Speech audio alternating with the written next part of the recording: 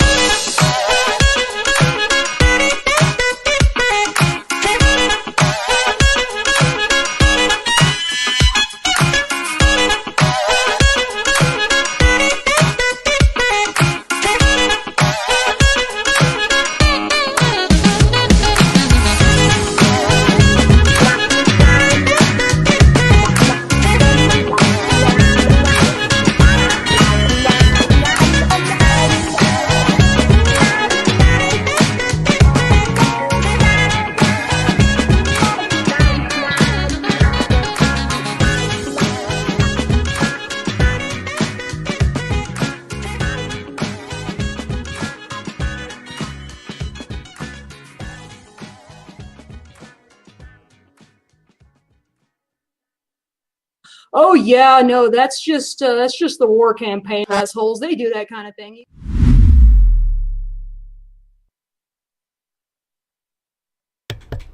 I said, hail, brethren, hail freedom, hail the chat. All right, let me take a look over here. We got Sid Swain working from home here. Good morning, all you bigots to Silver Links.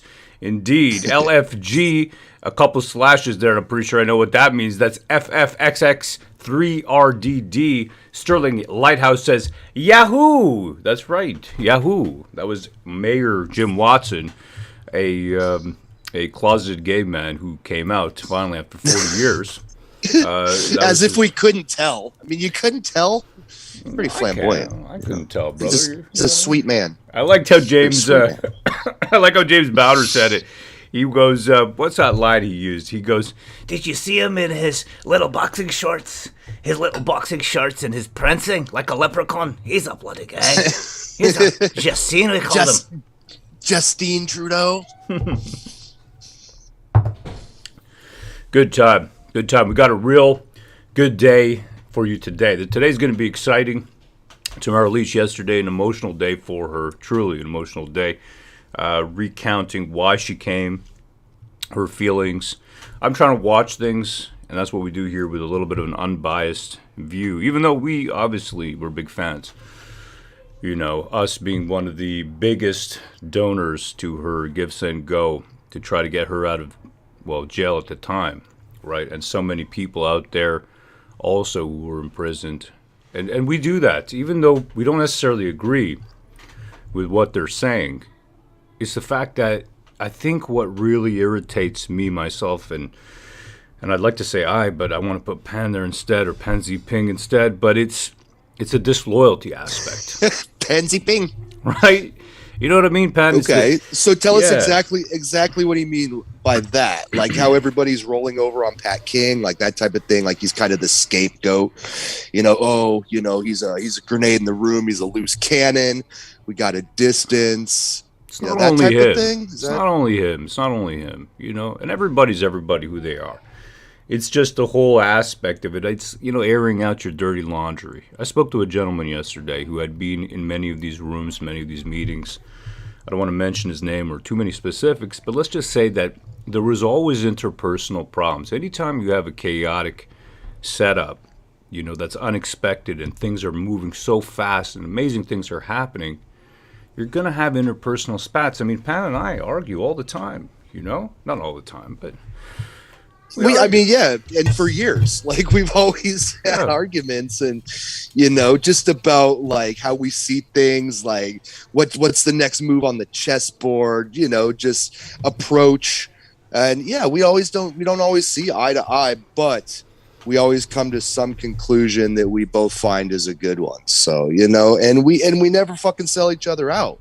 Oh, excuse me, I used the F word early in the morning, but we don't we're buddies, dude. We have the loyalty, the L in the H.A.I.L, and we just want to see everybody kind of conduct themselves in that way.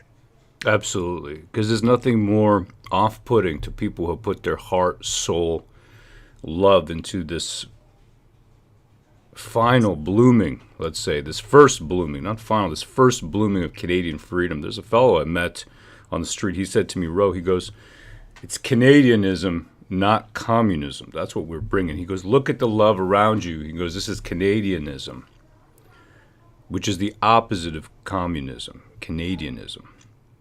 And he kept repeating that word, Canadianism, until it became like a mantra in my mind, until I understood what he meant. You could see that there, Canadianism. We got a little bit of that yesterday from James Bowder. His love for the country, for the land, for the people, his fear that it was slipping away. For me, watching a lady cry, it's always hard, which is why I had to turn the camera off yesterday when Tamara Lee started crying. It's hard for me. It's just. What about when James Bowder cried? When James Bowder Did you watch that? Yeah. Was that different than when Tamara cried? I feel...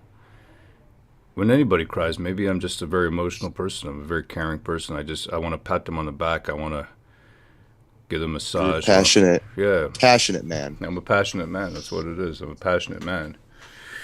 Maybe. Even when Peter Slowly cried, I wanted to... I laughed when he cried. I didn't laugh, man. I didn't laugh. I did. I didn't laugh. I laughed the second time, not the first time. First time he cried, I was like... I literally said, I love black people now. Now all of a sudden, because of Chief Slowly did it for you. I'm just kidding around. What a performance! Denzel Ottawa. Yeah, Denzel Ottawa up there. Mm-hmm. He pulled it off. I laughed when he cried.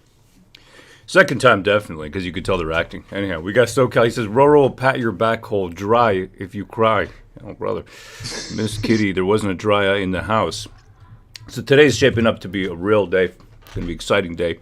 We've, of course, have Mr. Jeremy McKenzie, who I expect will be asked many questions about what Diagolon is, to explain his meanings.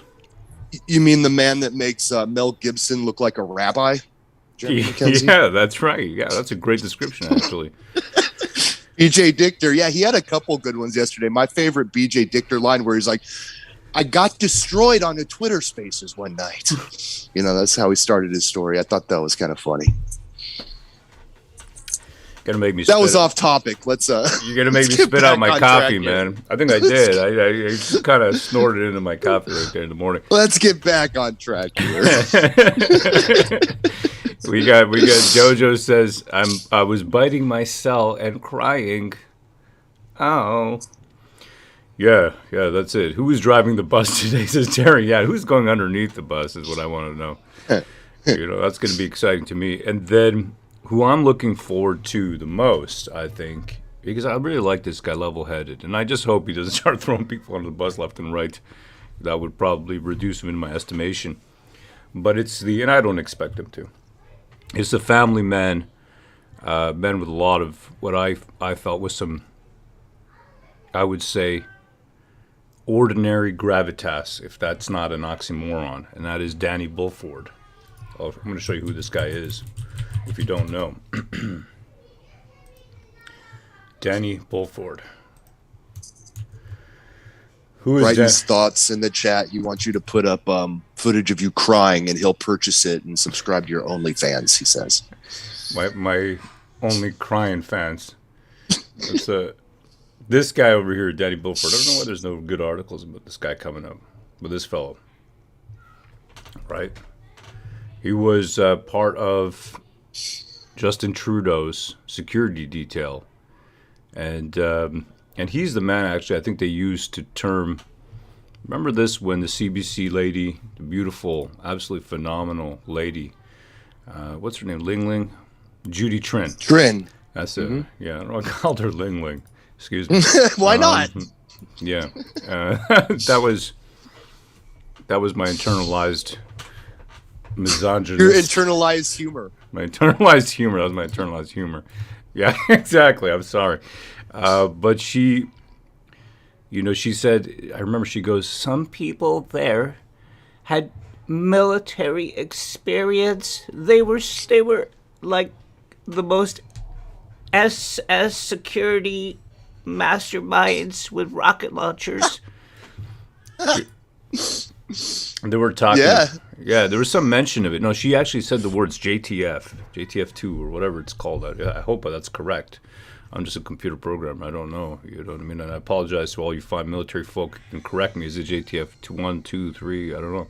Anyhow, so this outfit, which is, I take it, one of the most elite groups, right? One of the most elite outfits. And Mr. Danny Bulford was a part of that and then became part of Justin Trudeau's security detail. Oh, wow. Right. And then one day he said to himself, he goes, I can't protect this man. I don't feel right about this because it's so wrong what he's doing. He does have a soul. Yeah, he does. He's actually, there you go. This is Glenn McGregor. Take it away, Pen. Oh, God, Glenn McGregor. Okay. Protest head of security Danny Bulford turned himself in for arrest, but the SQ won't oblige him, so he goes and finds the OPS. And they do. They found him.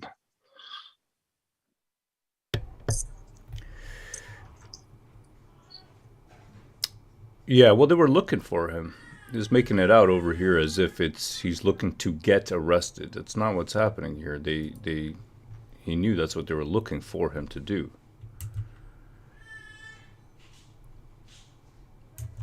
So, yeah, these guys. McGregor's a huge cuck, by the way. Yeah, that's right. Okay, sniper detail. There was somebody in the chat who wrote that. Sniper detail. Max Chapman, as well as, I think, Bone Pearl. There you go. So, is Brian Peckford going to testify as his promo code? No, I don't think so, brother. I don't think that's on the list. So we've got, as far as I understand it, we've got Tamara Leach going to be cross-examined today.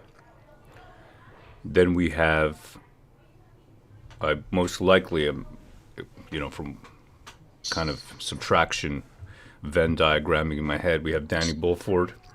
And then I expect we're going to have Jeremy McKenzie. Now, I'm hoping he's going to be there in the flesh. I don't know if it's going to be through a Zoom call or what, but it's going to be interesting, to say the least. We have In Darkness. Thank you, sir. Thank you. Appreciate the donation. In Flanders fields, the poppies blow between the crosses, row on row, that mark our place, and in the sky, the larks still bravely singing fly. Love you all. Beautiful. Hail, brother. Absolutely beautiful. Truly.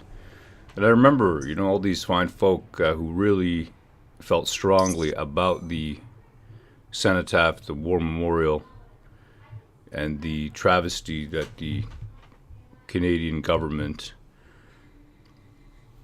and all its organs imposed on our city by enclosing that in a fence. So it is going to be interesting to hear the testimony of Danny Beaufort, a man who I believe to have a lot of character, great character. It's going to be interesting. I've seen him. We've met a few times downtown, here and there. He's got 2 beautiful daughters, if I'm not mistaken. My kids were there too one day when we met. My daughter was there, and I think 3 of my kids. I can't always keep count. Something like that. Yep. Wallflower says, having it fenced off was heartbreaking. Chinsey 13, the type of people who lay in Flanders Field are severely lacking these days. Hail the vets, says Aaron Finch. Major Ruckus, he says, no picking on Chump today. Okay? No guarantees. No picking on Chump today. Okay?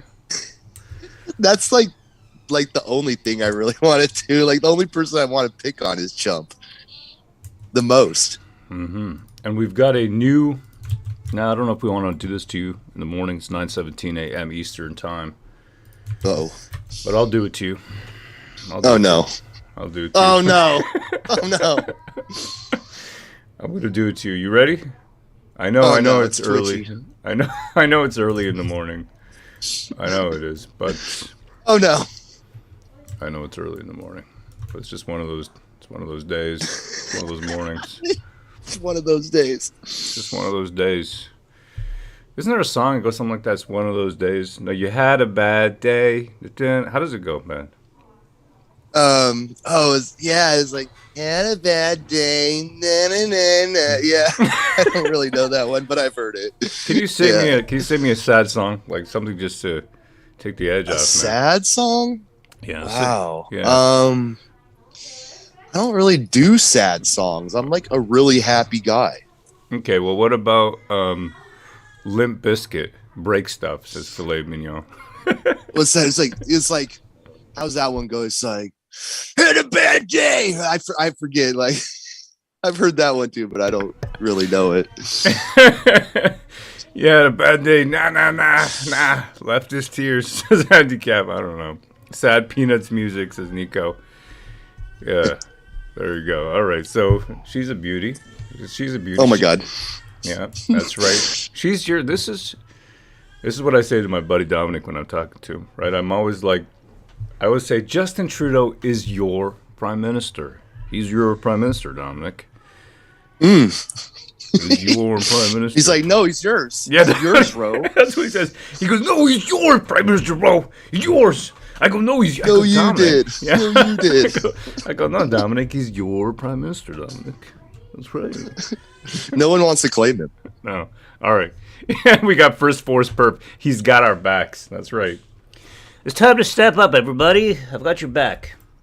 I'm here with our Deputy Prime Minister, Chrystia Freeland, and we just introduced the Fall Economic Statement, which I know sounds like a gripping read, but the reality is there's a lot of really concrete, practical things to help you and your family as we're getting through these difficult times, as we're building a stronger future for everyone. C'est important qu'on travaille ensemble, et c'est exactement ce qu'on est en train de faire. Some of my favorite measures, Prime Minister, are we are permanently eliminating the federal interest on Canada student loans and Canada apprenticeship loans. We're also creating a new quarterly advance payment for the Canada Worker Benefit. That means 4.2 million really hardworking Canadians who work so hard every day but don't make a lot of money are going to get a little extra support. And then one measure, which I have to tell you, my aunt, who is staying with us right now, has been bugging me about a lot. Credit card fees. We are going to lower them. That is going to help Canadian consumers, and it is going to help Canadian small businesses. Et finalement, Monsieur le Premier Ministre, on a des investissements pour la transition verte, des investissements pour créer des bons emplois et pour sauver la planète. Meanwhile, conservative politicians.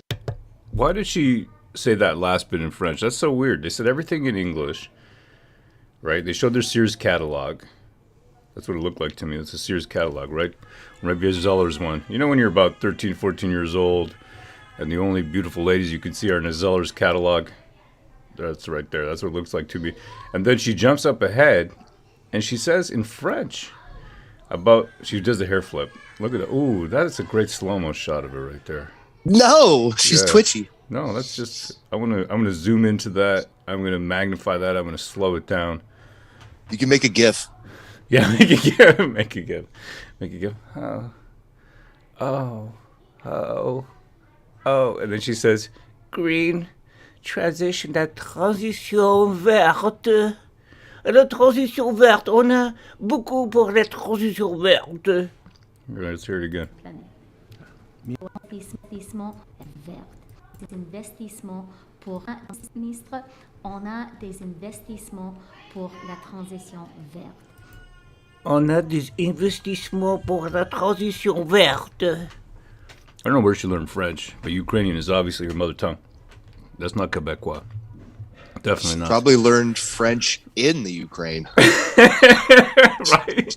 She sends her kids to Ukrainian school. Did you know that? I bet you didn't know that. She sends her kids to Ukrainian school. Wow. Yeah. She's a heavy duty, like, we homeschool because I just think society's perverted and degenerate and I want to be left alone. I don't want my children. Right. I don't want my Same children. here. Yeah, exactly, man. We got Brighton's thoughts. He says Freeland's granddad was a something starting with an N and gave Newts? Yeah, exactly. I can't get into all that right here. Yep. But her grandfather definitely, it has come out. He came out of the closet. Came out of the closet. I don't want to get into it right now. Came out of the waffen. That's right. But she is definitely a hardcore Ukrainian. It sounds to me like she learned her French in Ukraine. Why switch to French to say that right there? It's so weird.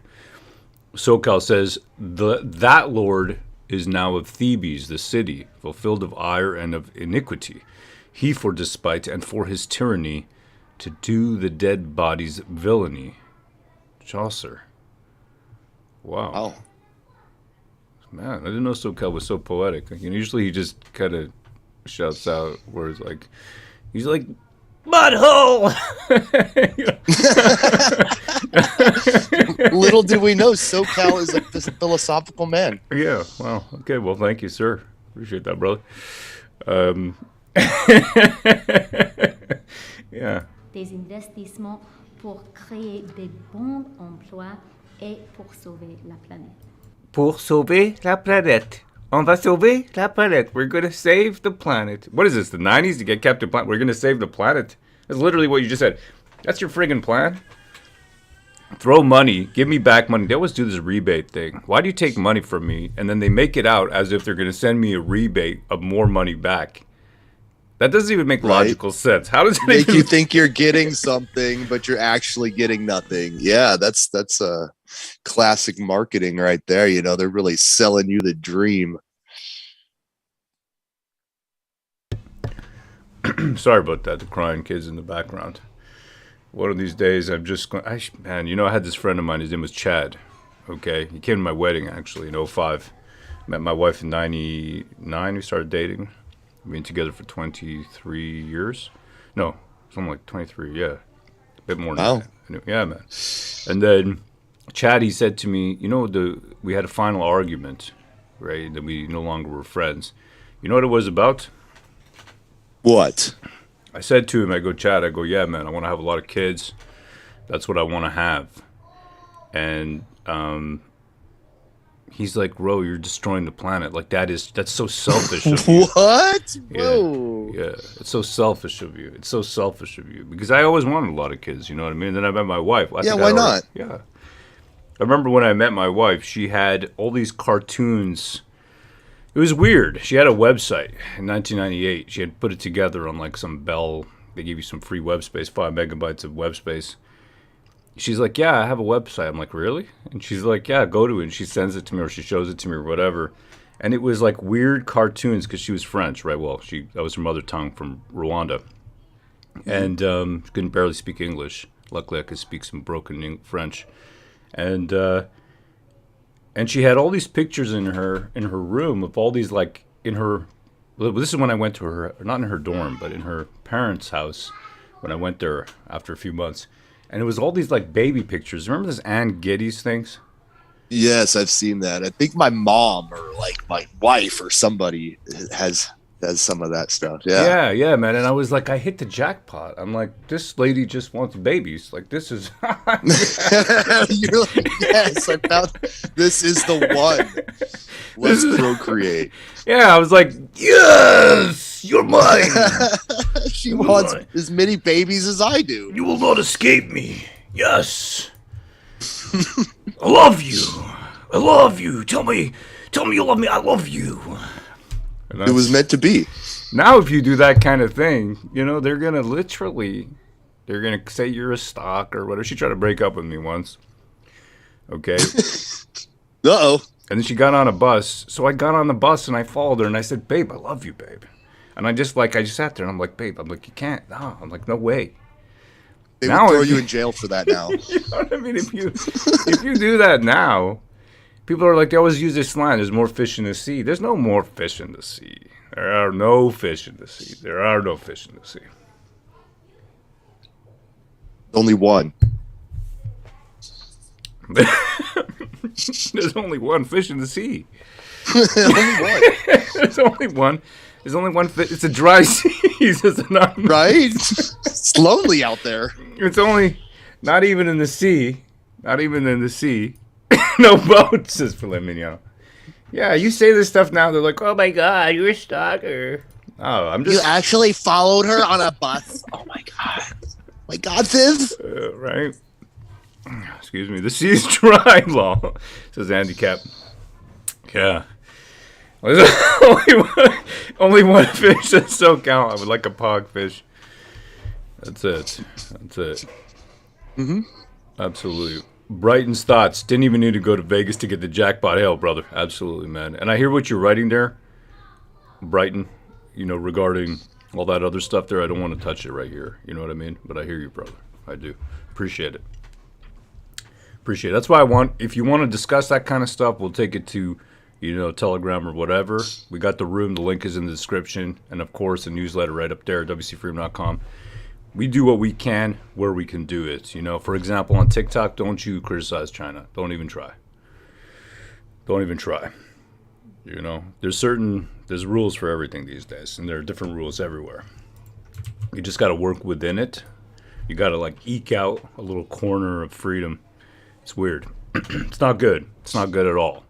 It's not, but yeah. And it sucks. You kind of got to play the game, but I think we can still get the truth out,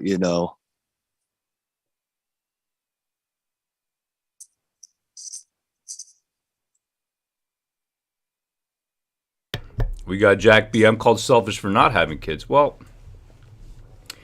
listen, not everybody's as blessed, and it's different. Everyone has their different circumstances. We got Dan Marshall over here. He himself looks after so many people in different ways.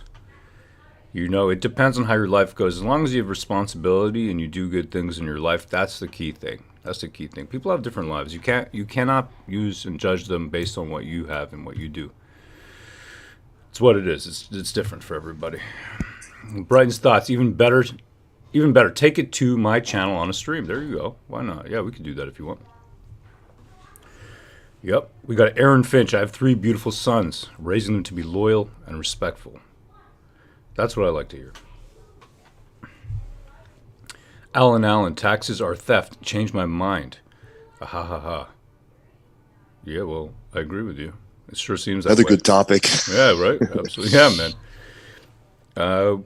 Let's see here. Freedom Cintrin Bomb. Where are you guys accepting crypto Monero? We're not asking for donations. Appreciate it, though. But thank you. Yeah, we're not asking for donations at this time. Let me see here. We've got Jane Tone. She says, sending hearts. Thank you. Here we go. We're starting. Looks like we're starting. Oh, see these 2 fellows over here? These 2 right over here? That's Jack and his wife. These are 2 great people. Really, really great. Okay. People. Yeah, man. I know these fellas. Actually, there's a place here, Reynolds. I met him up again. Place that never really bothered with the whole passport thing. You could just get in and buy yourself a BLT, right? And I know these fellows. This is the old school, the real people. You know what I'm saying? They're the real people right here. Heavy duty, man. Like the good people before it turned into Rattawa. People that were around before that new scourge of the McKinneys and the McFlurries. Exactly, brother. And we've got Mr. Paul Chump right over here, who really is a symbol for New Ottawa, which has absolutely no bookends. Yeah, there's no bookends here. None whatsoever. So there Mask up for safety, Paul Chump. Better be safe than sorry. Better be safe than sorry. We got Alyssa and Paul are obviously friends. Right over here. In the court right over here. Good morning, Paul. Good morning, Alyssa. That's it. Absolutely. We got Brian's thoughts. Serious question. Order or not? Whoa.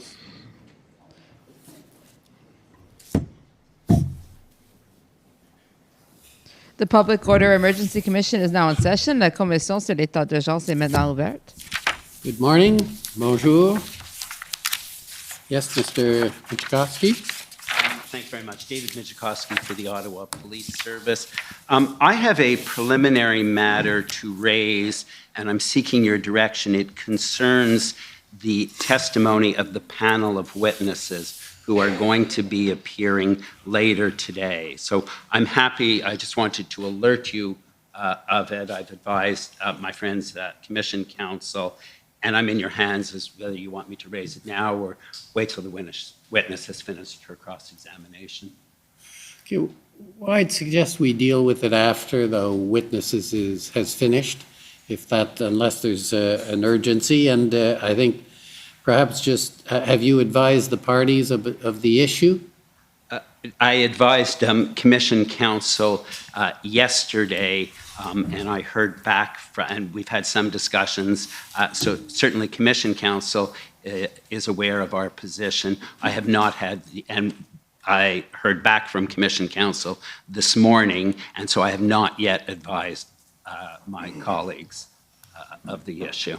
Okay, it might be worthwhile, and I don't know if you can do it by email or you want to do it orally, but just give a heads up to the parties so that when we get to it, everybody will have thought it through. Sure. If that's okay. Sure, thank you very much. Okay, and we can deal with that a bit later, but I'd suggest we complete this and move on to that issue once we complete Ms. Litch. Okay, so unless there's anything further, we can start the cross-examinations, and I believe the first is the Government of Canada. I can, but go ahead. My friend, Mr. Champ, and I agreed that if it's okay with you, he would take the first slot. It is not a problem with me, so go ahead, Mr. Champ.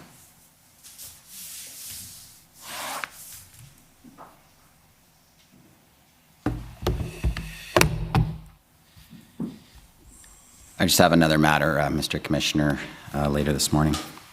Good morning, Ms. Leach. My name is Paul Champ. I'm lawyer for the Ottawa Coalition of Residents and Businesses, and I have some questions for you concerning your testimony yesterday. Now, I want to start with something, Ms. Leach, that I think we both agree on. You're not a national security threat in any way. I don't believe I am, no. And I also want to make sure that we're clear on the record. As you know, I've been able to see a lot of the financial information and so forth, and other proceedings and so forth. And you did everything you could to keep track of that money and deal with it responsibly, the money that was going through your hands. Absolutely, yes, sir. And in no way did you ever divert any of that money towards yourself improperly. No. And I'm saying that's what I've seen. You've dealt very responsibly in every way you could with the money. Yes, sir. And you also testified yesterday you wanted to come to Ottawa for the right reasons. And by that, I mean you wanted to organize with other people, bring people together over that issue that was important to you, and send a message to the government and to your fellow Canadians. That's what you wanted to do in coming to Ottawa? Yes, sir. And you testified yesterday that you originally thought you wanted to drive across Canada stand in front of Parliament with some signs, and you thought that's what the protest would be. Is that right? Yes, essentially. I had no idea that it was going to become what it evolved into, yes. For sure. But then once the enormous amounts of money started flowing in through GoFundMe, and people were energized around that, it opened up other options of what this protest could look like. Is that fair? I believe that everyone that was involved and that joined was in it to be listened to, have their voices heard as far as the mandates and the restrictions and the lockdowns went. But it made other things possible, like we were able to get the stages and the sound system and the resources to cover fuel and so forth for a much longer period than you had originally anticipated, correct? That the donations that came into GoFundMe, as we specified in the description, was for fuel to get them to Ottawa and home. Right. So, yeah. Yeah. So, but once you had a lot more, that opened up options that you could keep getting fuel to the trucks for a while they were here. That was part of the idea.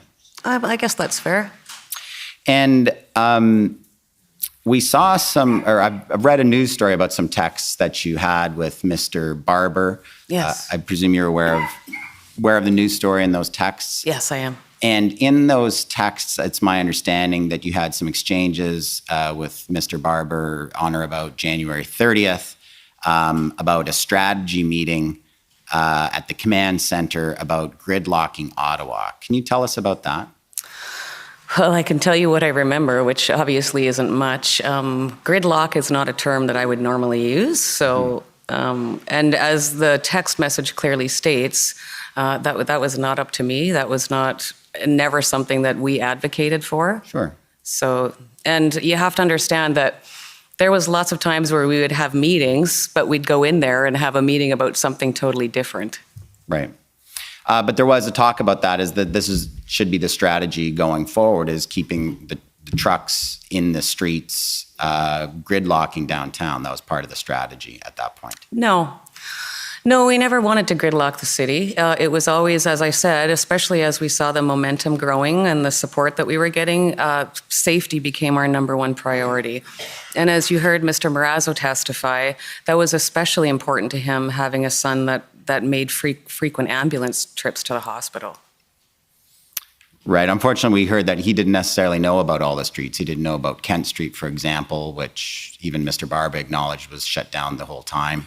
But you didn't have any visibility into that. That wasn't part of your responsibility, No. I gather. Okay. Now, I want to ask you some questions about the horns. You testified yesterday that at some point, even for you, the horns became a bit too much. You couldn't even carry on a conversation on the sidewalk when all those trucks were blaring. At times, yes. Yeah. And I think I'd seen a video once where you're talking about when all the semi trucks, when they blow their horns, it's just crazy. That was the experience, was it not? Well, I think that's taken out of context. Are you referring to the video that I made? Yes. Yeah, and I believe I said it was music to my ears. That was within a couple of days of getting there, and there was a lot of excitement, and it was a very jovial atmosphere. But Ms. Leach, I know you strike me as a very reasonable person. You would agree with me that having a big rig, a semi-truck idling right in front of your house 24 hours a day, emitting diesel fumes, honking horns, prolonged periods during all day, sometimes at night, that's not reasonable to a person that lives there. Would you agree? As I said yesterday, when I was in my hotel room, I didn't really notice it, the horns honking. And I was right downtown. But you wouldn't want a big rig to pull up, for example, in front of your parents' home and park and idle for 24 hours a day for several weeks honking their horn. You wouldn't want that, would you, Ms. Leach? Well, Mr. Champ, my ex-husband was a tool push on a drilling rig, and I've spent many days on the site of a drilling rig, and there's a lot of diesel fumes and there's a lot of noise. Yeah, it's not pleasant, is it? It is what it is. Yeah, but then you get to go home and you get to get away from that noise and those diesel fumes, right? Not when you're living on site, no. Now, I want to ask you some questions about the injunction. We, on February 4th to the 5th, you heard about that there was a motion from the residents of Ottawa to get an injunction to stop the horn honking, correct? Yes.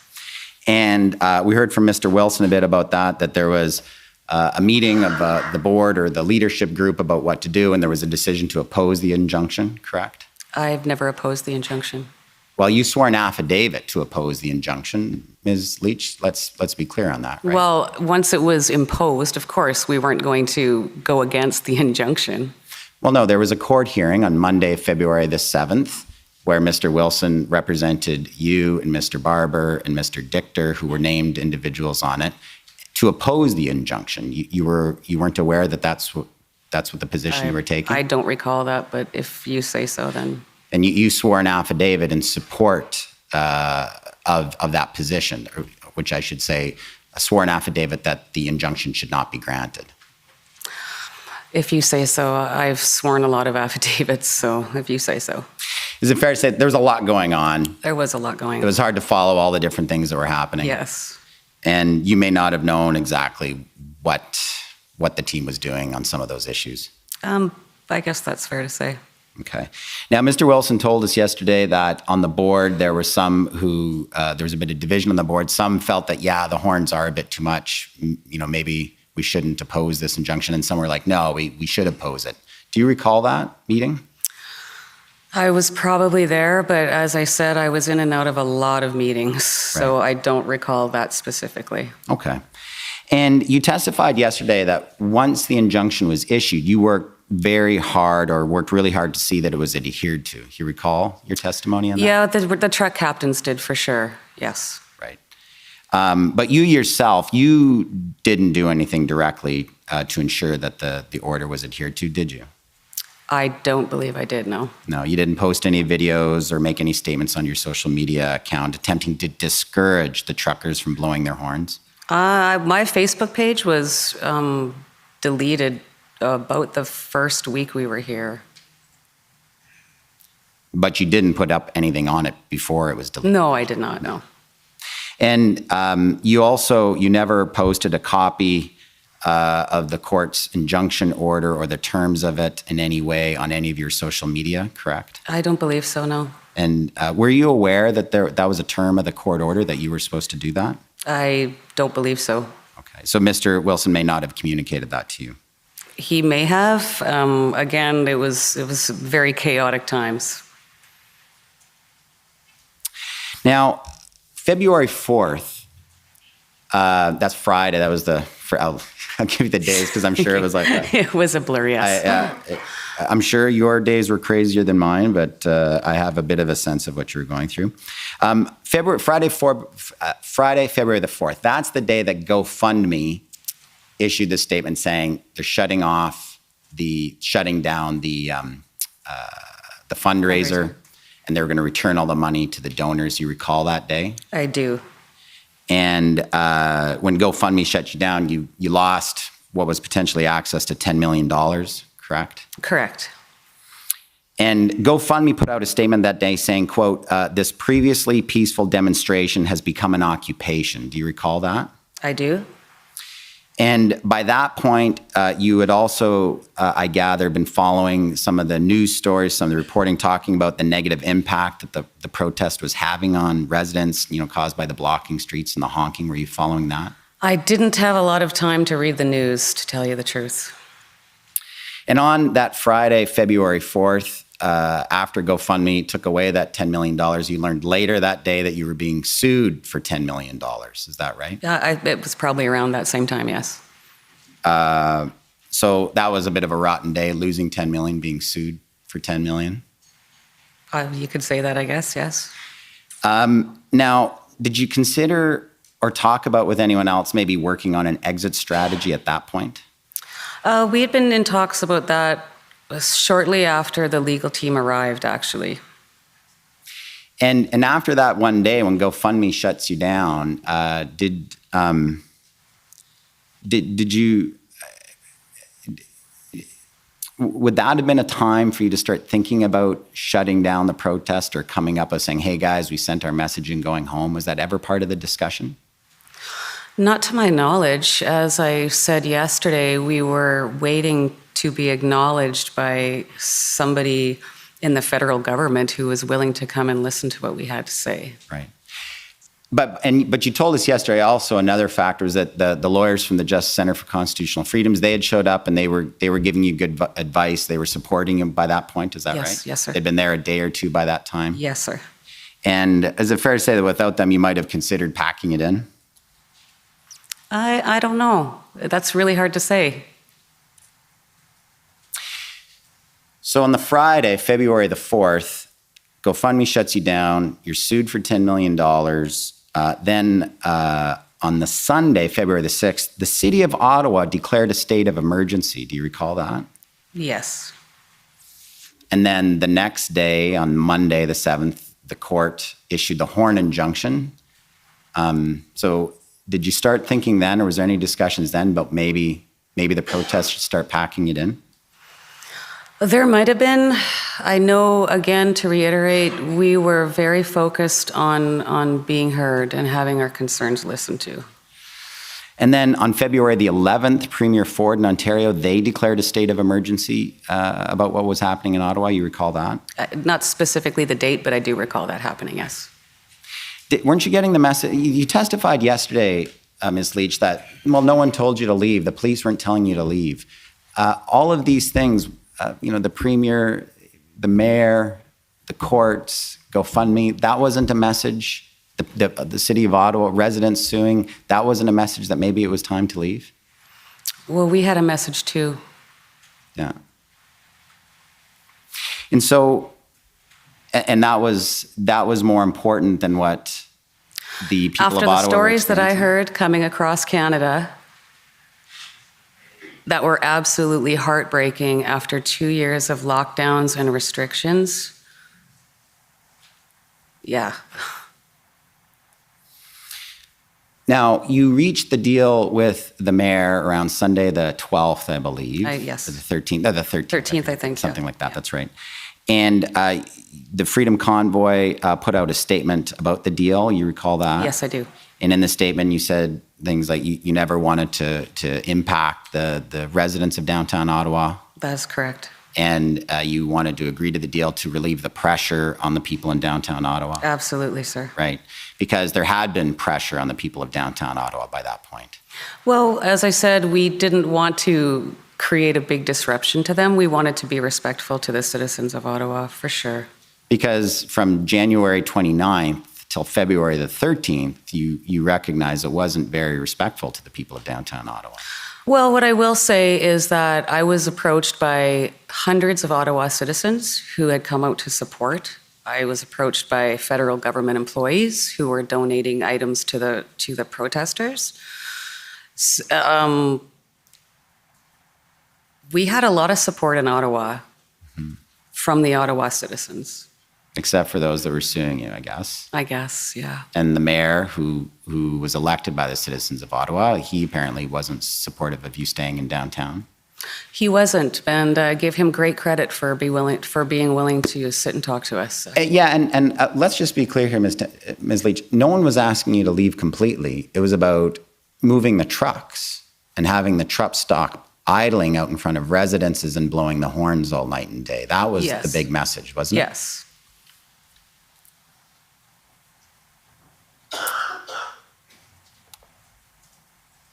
Now, you testified yesterday that once the Emergencies Act was issued, and it looks like there was going to be action, law enforcement moving in, you testified that you encouraged people to leave. Is that right? That's correct. But you didn't do that on social media in any way, correct? I did not. So it was just people who you saw face to face, you were telling them to leave? Yes, primarily our people from our team also. You didn't think maybe it would be better, you had so much influence on people who were here in Ottawa protesting, that you should put it out on social media that, hey, you guys, maybe it's time for us to leave? Obviously I didn't. Well, and obviously another thing that you did, Ms. Leach, is, from my understanding your testimony yesterday, you suspected you were about to be arrested and you went out to the street to ask the police officers, or have someone ask the police officers if they were looking for you, right? Yes, that's true. And you went out with someone who could record the arrest when it occurred, right? Everybody has a cell phone these days. For sure. And when you were arrested, I didn't hear Commission Counsel ask you this, but as you were being arrested, you were yelling, "Hold the line," correct? Yes. Well, one of the road captains that I was with said it, and I repeated it back to him, yes. Right. And by that statement, I take it you weren't encouraging the other protesters to leave Ottawa, were you? You were encouraging them to stay, to hold the line, correct? Well, that's a matter of perspective. My perspective on hold the line means stay true to your values in the face of diversity. Right. But you'd agree with me, Ms. Leach, that some people who were protesting, who were following you at that time, when they saw that message, they would have interpreted it to hold the line, to stay. Hold the line, don't leave Ottawa. Some might have interpreted it that way. Would you agree? I can't speak for what other people think. You don't think that's well, when you speak and you've got that kind of a platform, you recognize that people are listening to you, you have a great deal of influence on those people? Well, again, it comes down to how you define the term, I suppose. So just assist me with this, Ms. Leach. I'm trying to reconcile when you're telling us that you were encouraging people to leave, but you didn't put anything out on social media, but then you were with only one or two people at the time you were arrested, someone that you knew who recorded that video, don't you? I do, yes. Yeah, you know that person personally. I do, yeah. Yeah, and so they recorded it. You were aware, you saw them recording, right? Yes, I did. And then you yell out, "Hold the line," because you wanted the people to stay in downtown Ottawa. Is that right? Again, I was repeating what one of the road captains had said to me. Okay. Ms. Leach, just one last point. For reasons that remain utterly unclear to me, Commission Counsel asked you yesterday about the impact of your arrest and your charges against you. And I just want to make clear, you weren't charged with an offense under the Emergencies Act, were you? It's my understanding you've been charged under the Criminal Code. I believe so, yes, all under the Criminal Code. Right, you were charged in the Criminal Code for mischief and charged for interference with lawful use and enjoyment, both under the Criminal Code, is that right? Mischief, counseling mischief, intimidation, counseling intimidation, and a few more. Right, but no offense under the Emergencies Act? No. And the indictment talks about activities from February the 7th up till February, I think, 19th, or the date that you were arrested. Is that right? Perhaps. Or the start of the date is before the invocation of the Emergencies Act, right? I'm not sure. Thank you, Ms. Leach. Thank you, Mr. Champ.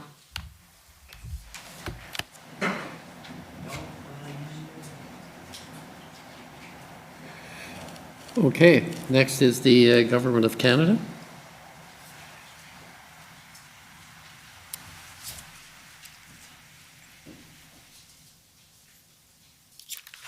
Thank you, Commissioner. Good morning, Ms. Leach. Good morning. I'm Andrea Gonsalves. I'm one of the lawyers for the Government of Canada. You've told us in your evidence that you were not one of the founders of the Freedom Convoy, but you became involved because you wanted to help. Yes, ma'am. And primarily your role was fundraising, and you were quite successful with that, right? Yes. You told us you're not a trucker, you don't have a truck. I do not. And in the time you spent in Ottawa, there were obviously protesters, truckers who were sleeping in their trucks. I believe so, yes. But you didn't. You were staying in the hotels, right? I was, yes. I didn't have a truck here to sleep in. Right. And during that time, you've told us it was incredibly busy and surely exhausting for you. Very much so. Lots going on. You said you were in and out of different meetings, briefings, on various calls. You were dealing with the crowdfunding platforms, switching campaigns, for instance. Yes, ma'am. You were dealing with the funds being frozen, setting up bank accounts. That all took a lot of your time. It did take some time, yes. setting up the finance committee and the various administrative aspects that went along with that also took portions of your time. Yes. And you were, through all of this, you've told us, constantly meeting new people. There were new people arriving all the time that wanted to meet with you. Yes, there was, yes. Yeah, lawyers, advisors, accountants. Canadians. Mr. Wilson, the other JCCF people, Mr. Eros, were just some of the names you gave us, right? Yes. And you said this was a lot of pressure for you. You felt pulled in different directions. Yeah, there was times when it was definitely very chaotic and very crazy. And you participated in many of the press conferences. You were getting put in front of cameras. Yes, ma'am. People were putting you forward as the leader. Mr. Wilson, you'll recall, describing you as the spark that lit the fire. I do recall that, yes. And you also said you felt at times people didn't see you, they just saw the money. Yeah, there was times when I felt that way. And all of these dealings were consuming a vast amount of your time during the days and weeks you spent in Ottawa. Yes, there was. You, I gather, in all of this, couldn't leave your hotel very often. In the beginning, in the early days, no. But as the days wore on, I was able to get out and to the crowds more, and occasionally, and get out and talk to the truckers and stuff like that also. Occasionally you spoke up in Parliament Hill. I did, yes. And you understand that the protest occupied quite a large physical, geographic area of Ottawa. Yes. Yeah, Wellington right out to SJAM. Yes. We've heard Parliament south as far as Somerset. I'll take your word for it. I don't know the streets here that well yet. Sure enough, and the evidence is in the record. You've heard there was trucks parked in the streets by the market in the Rideau and Sussex area. Yes. For a period of time in the early days anyway, they were out in Confederation Park. There was an encampment there. Yes, I believe so. And the one out in Coventry Road, the parking lot at the stadium. As well as those that were a bit further out of town, 1500 Bronson Road. Were you aware of that one? I'm not sure of the addresses, but there was some out of town, yes. You said yesterday something about 88. That would be exit 88 off of the 417? I think it's by Embrun. Embrun, sorry. Yeah, I believe that's the one, yes. Out in Armprior, you heard about Van Cleek Hill? Yes. Yeah. And you, with all the demands on your time, were not spending the vast majority of your time in any of those places, right? You just couldn't. I visited them, but yeah, not as much as I wanted to. Yeah. And I think I've seen you here throughout the hearing. You've been here almost daily. Yes, ma'am. And we've heard some evidence about some of the things that were going on in the protest crowds. I take it this was evidence you were hearing, information you were learning for the first time, like the threats to the mayor of Ottawa? I didn't know he was receiving threats. You didn't know that Chief Slowly had received death threats? No. You didn't know that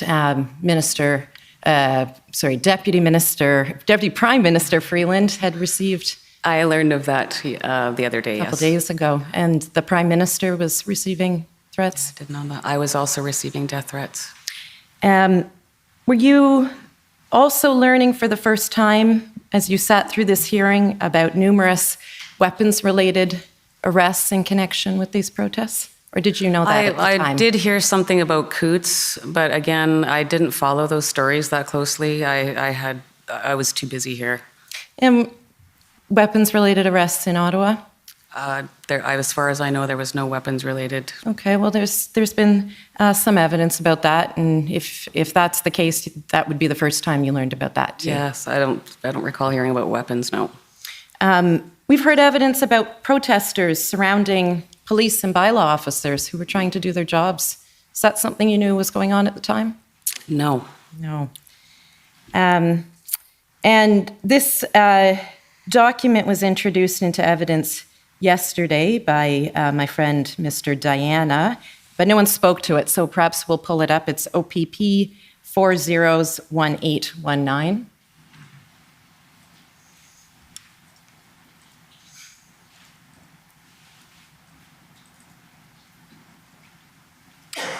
That's a OPP intelligence report for February 14th. And if we could please scroll down to page 2. And just, sorry, the very first paragraph there. And February 14th, of course, that's a big day. That's the day that the Emergencies Act invocation was announced by the Prime Minister, right? Yes. And the first bullet point there says Ottawa Police Service identified an online video in which a driver at the blockade had made inflammatory statements referencing violence, such as using a truck as a weapon. The video also showed him displaying a protective vest, which he claimed would stop an armor-piercing round. He claimed that he brought it with him to protect himself, and that he had worn it at the blockade. OPP field officers have spoken with this male, and his truck has been positioned in front of Chateau Laurier since the beginning of the protest. And I take it that's new information for you as well? That is new information for me, yes. And you've testified in this commission that you had to believe everyone who was getting involved was doing so for the right reasons, that they were joining with the best of intentions. And these are at least some examples of people who maybe didn't have the best of intentions, right? Correct, which is why I continually was online advocating for peace, to remain peaceful, to abide by the law, and to respect our law enforcement. Right. And in the various press conferences and press releases that you were involved in and that were being put out in the name of the Freedom Convoy, the message was repeatedly being communicated that the convoy was here to stay in Ottawa until the mandates were lifted, right? Yes. As long as that took was the messaging. Yes. Yeah. And you testified both yesterday and in response to questions from Mr. Champ this morning about the deal that, the exchange of letters that you engaged in with Mayor Watson. And as I understand the broad strokes, he sent a letter to your team with the assistance of Mr. Wilson. You sent a letter back, or a letter was sent back in your name, right? Yes, ma'am. And let's pull up that letter. It's HRF 6045.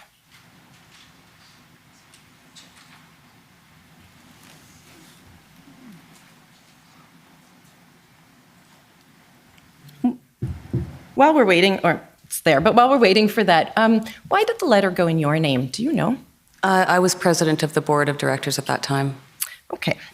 And the letter that's written in your name, if we just go down to the, sorry, a little too far, third paragraph, starts, "We have made a plan."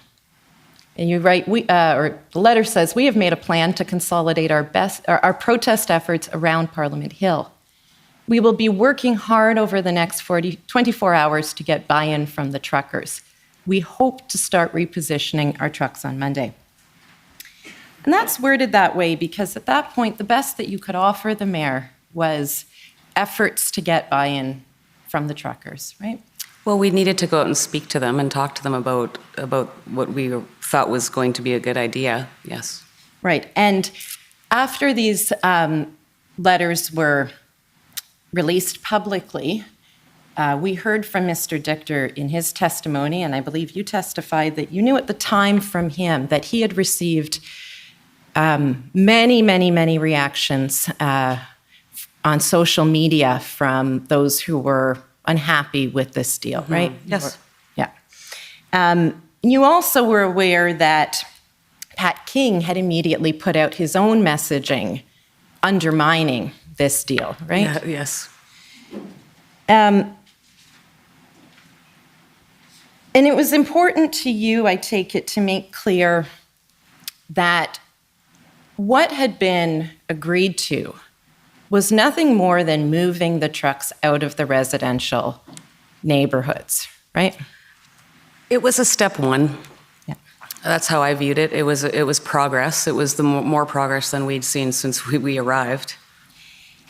You, at that time, would not have put your name on any letter that agreed to a meeting if it meant you had to force protesters to pack up, end their protest, and go home, right? Sorry, can you repeat that? Yeah. Maybe I'll do it a little differently. The understanding you had with Mayor Watson was that you were going to make best efforts to help get the trucks out of the residential neighborhoods. Yes. And then he would sit down with you for a meeting. Yes. You were not going to agree to a meeting if it meant you had to tell all those truckers, get out of Ottawa, end your protest, go home. Sorry, can you repeat that again, please? You did not, and you would not have agreed to a meeting with the mayor if the condition for that meeting was that you and other leaders would have to tell the protesters, get out of Ottawa, go home, end your protest. Well, that would have been something that we would have had to talk about. That's a what if. And when you messaged this deal, you remember Mr. Wilson drafted up the Freedom Manifest that was going to be used to help communicate to the truckers what exactly they were being asked to do and what the deal was with the mayor, right? And so let's pull that up. That's HRF 401285.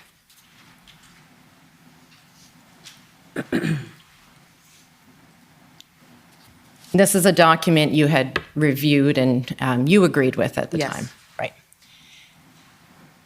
And in the fourth paragraph, what you're communicating here is we have to stay in Ottawa for the long haul to reach our destination. Just like we do every day with our routing logistics, we have to plan for the road ahead. Yes. And that's what you and Freedom Corp were saying to explain the deal to the protesters, that going along with what was being asked, moving those trucks out of the residential core to other areas in Ottawa, was a step necessary to make sure you could continue your protest for the long haul, correct?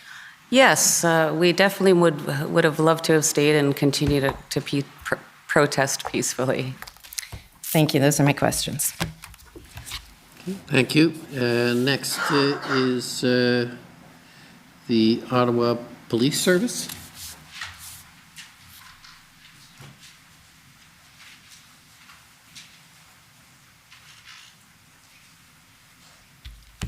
Good morning, Commissioner. Good morning, Ms. Leach. My name is David Michikowski. I'm a lawyer for the Ottawa Police. Good morning. You've been very clear in your evidence that it was your intent to plan a peaceful protest, correct? Correct. And that was very important to you as one of the organizers. Yes. And you did not plan to disrupt the lives of Ottawa residents or businesses? No. And you obviously, consistent with that, obviously didn't plan to break bylaws, honk your horns continuously, defecate on people's lawns, harass people, or block emergency lanes. That wasn't the plan, was it? I did none of those things. And it wasn't the plan, was it? As one of the organizers, you wouldn't have been in favor of condoning that kind of activity, would you? No. And because it wasn't your plan, and you, in fact, had a code of conduct, you wouldn't have expected the police to turn the convoy away when they came to Ottawa, would you? No, they were excellent to deal with right from the start. And if that had happened and none of the trucks were allowed in, we've heard from OPP witnesses that that likely at that point would not have deterred the convoy because some had driven from very far away. Is that fair? If we would have been told that we couldn't have driven up here, I don't believe that we would have. We would have found alternative places, I guess. I'm saying that if when you got here on the 28th and the 29th, the city was barricaded and you couldn't go anywhere, the OPP witness indicated that that wouldn't have turned the truckers away because they'd come pretty far for this. I don't know how to even answer that question. I guess if there was barricades in place, how could we have done that?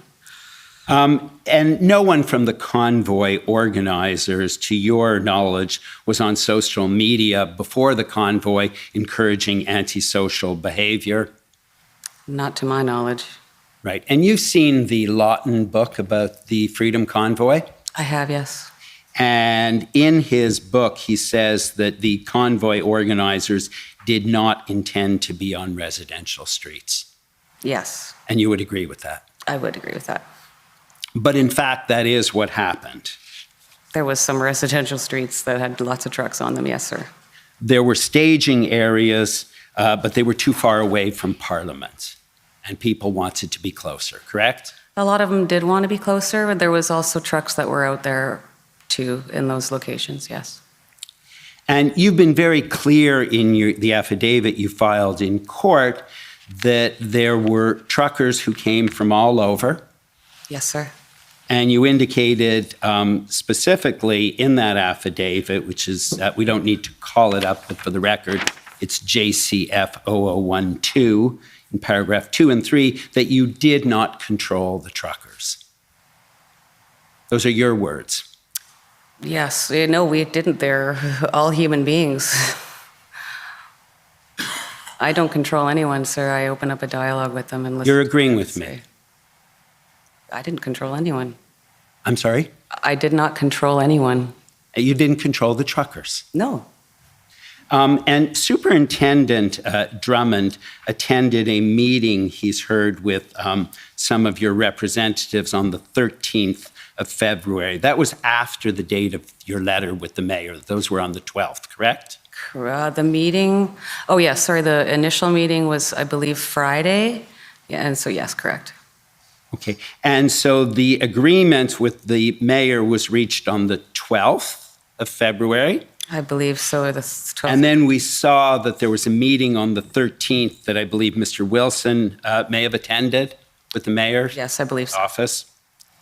And Superintendent Drummond records in his notes, and again, I'll give you the reference, but in the interest of time, I won't call it up, but it's OPS 14455 at page 47. The convoy organizers, the representatives at that meeting, explained that they did not control Rideau, Sussex. I wasn't at that meeting. But you're aware that that was said yes. At that, okay. And that your representatives also said they didn't control Coventry Road. Yes. And they also said they could not be certain if the truckers there would move. That's correct, I believe, yeah.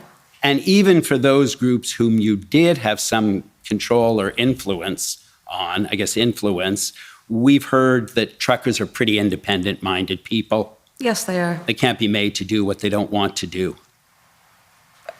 Yeah, I guess so. And in addition to not controlling the truckers, you also did not have control, obviously, of the protesters on the street and whether they could block trucks moving, for instance. We didn't have control, but we worked very hard and very diligently with the gentlemen and women that were down there to open up a dialogue and assist them in opening up that intersection. And in fact, we heard about a previous effort by Mr. Wilson and Ms. Chipiuk on February 10th at Rideau and Sussex, where police were going to move the barriers so trucks could move, but the crowd dynamics got in the way and the crowd stopped the trucks from moving because they didn't trust the police, correct? I was down there also, yes. You were there as well. Yes. And so you saw that and you agreed that that would be dangerous then. I didn't feel like it was dangerous. There was a large crowd presence there, and I think they were feeling that they had been lied to by the police. There was a lot of mistrust there, and they were down there singing "O Canada" and chanting freedom. And you agreed it would be dangerous to move the trucks in that scenario because the crowd swelled. There was a lot of people there, yes. And we have heard that notice was given to the demonstrators in advance that they would have to leave. You heard that evidence? Which what are you referring to? You've heard quite a bit of that evidence that demonstrators were told to leave. I've never been told to leave. Oh, you didn't know that? Okay.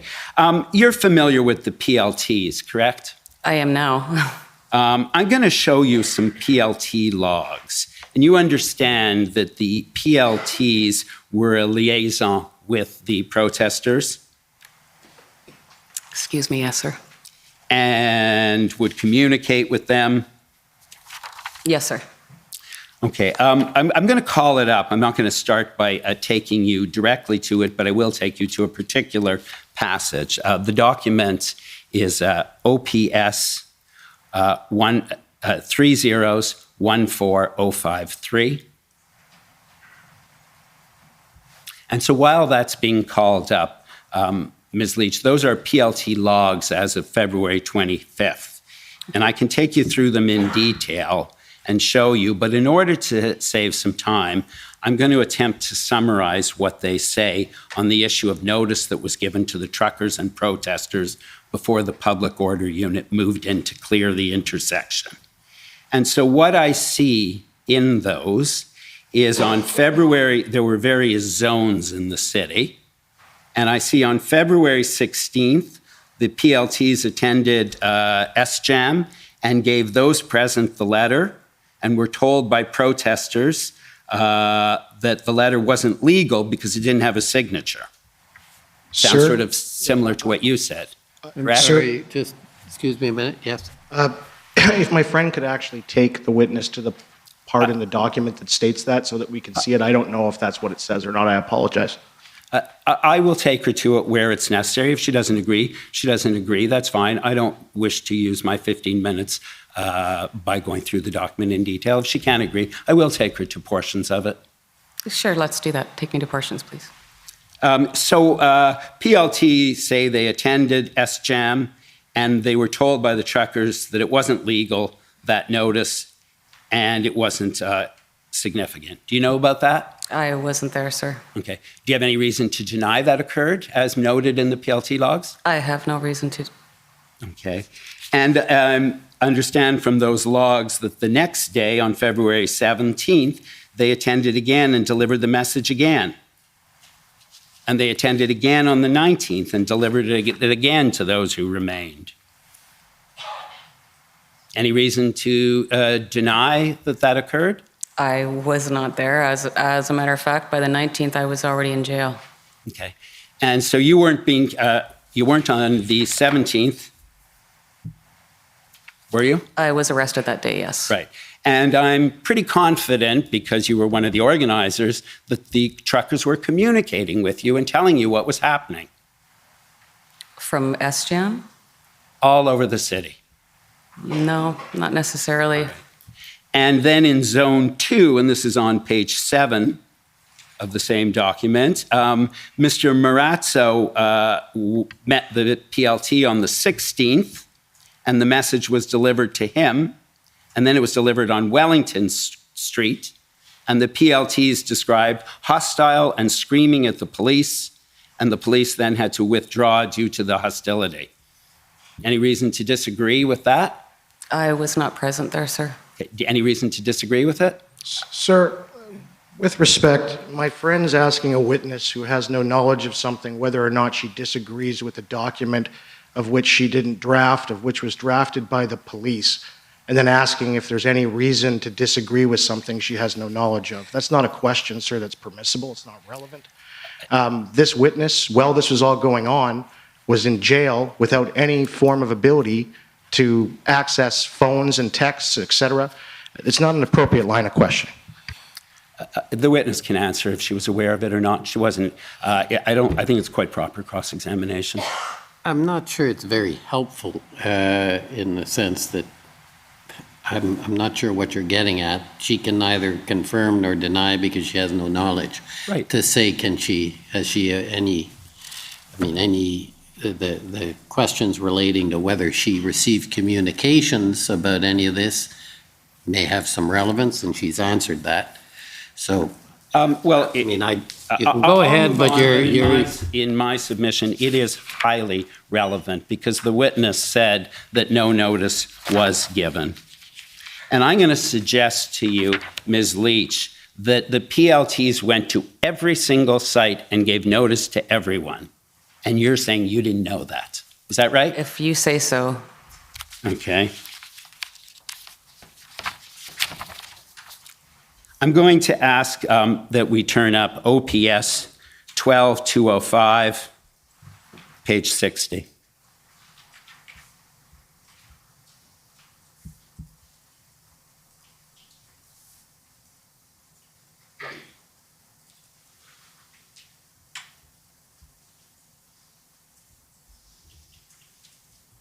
Yeah, just at the top where it says Swiss Hotel.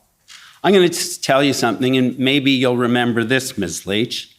PLT Peace, Jim, and OPS PLT Meg attended Swiss Hotel and met with Leach and Bulford and O'Connor. Message was delivered and explained. All parties were upset, and Leach was crying in regards to how unfair she felt this action was. PLT advised them to depart and message this out to others. All parties were upset when it was explained that people who are helping logistics can also be charged and held accountable. All understood messaging. They do feel that this message will harden participants' resolve as they feel that it is a tactic of dictatorial government. Suggestion was made to have children leave the red zone. Seems pretty clear to me that you were given the message, right? I was never told I needed to leave.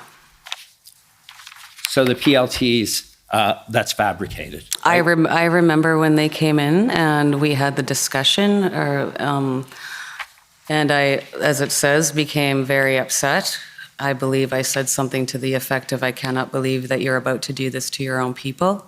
We were there protesting peacefully, and the rest of that interaction, I was upset and I was crying and I Right. don't recall the You rest were of it. upset and you were crying because it was over and they told you to leave. I was upset and I was crying because of what they were proposing to do to Canadian citizens.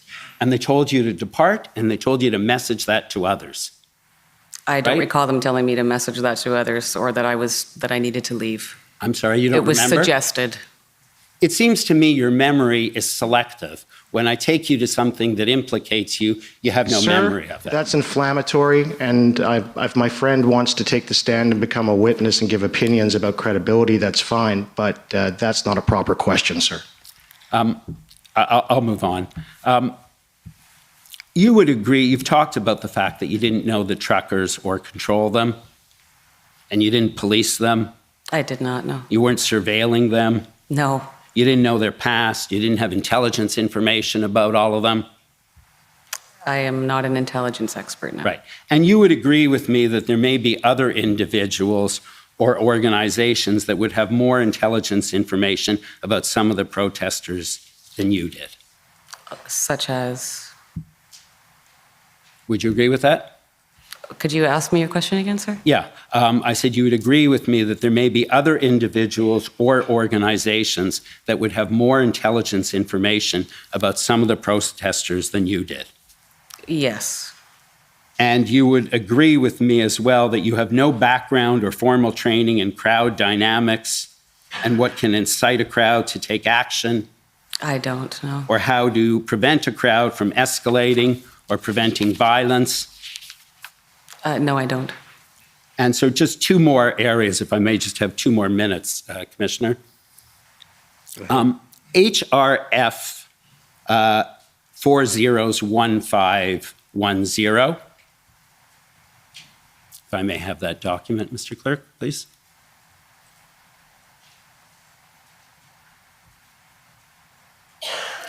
Is an email from Eva Chipyuk. Eva Chipyuk was one of the convoy lawyers. Yes, sir. And so this is on February 15th. She indicates, and for some reason we have not been given the attachment, although we've been told that solicitor-client privilege was waived. But in the email it says, I've drafted something on the right to protest and have taken a very cautious approach because I don't exactly know what the emergencies orders are. But it's my understanding that they can limit the right to protest.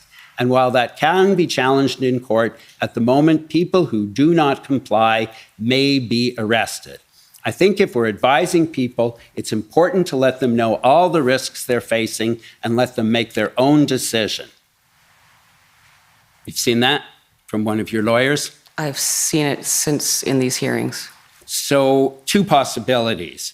Either your lawyers didn't give that advice to you, or they did give that advice to you. Sir, there's individuals CC'd or that emails too. She's not in it. And then the next day, or just in 2 days, she's not, you should first ask her if she got the email. God, sorry. I'm sorry, my friend will have a chance to examine. This is quite proper cross-examination. Yeah, I think it would be helpful to know if she received the email before you question her on it.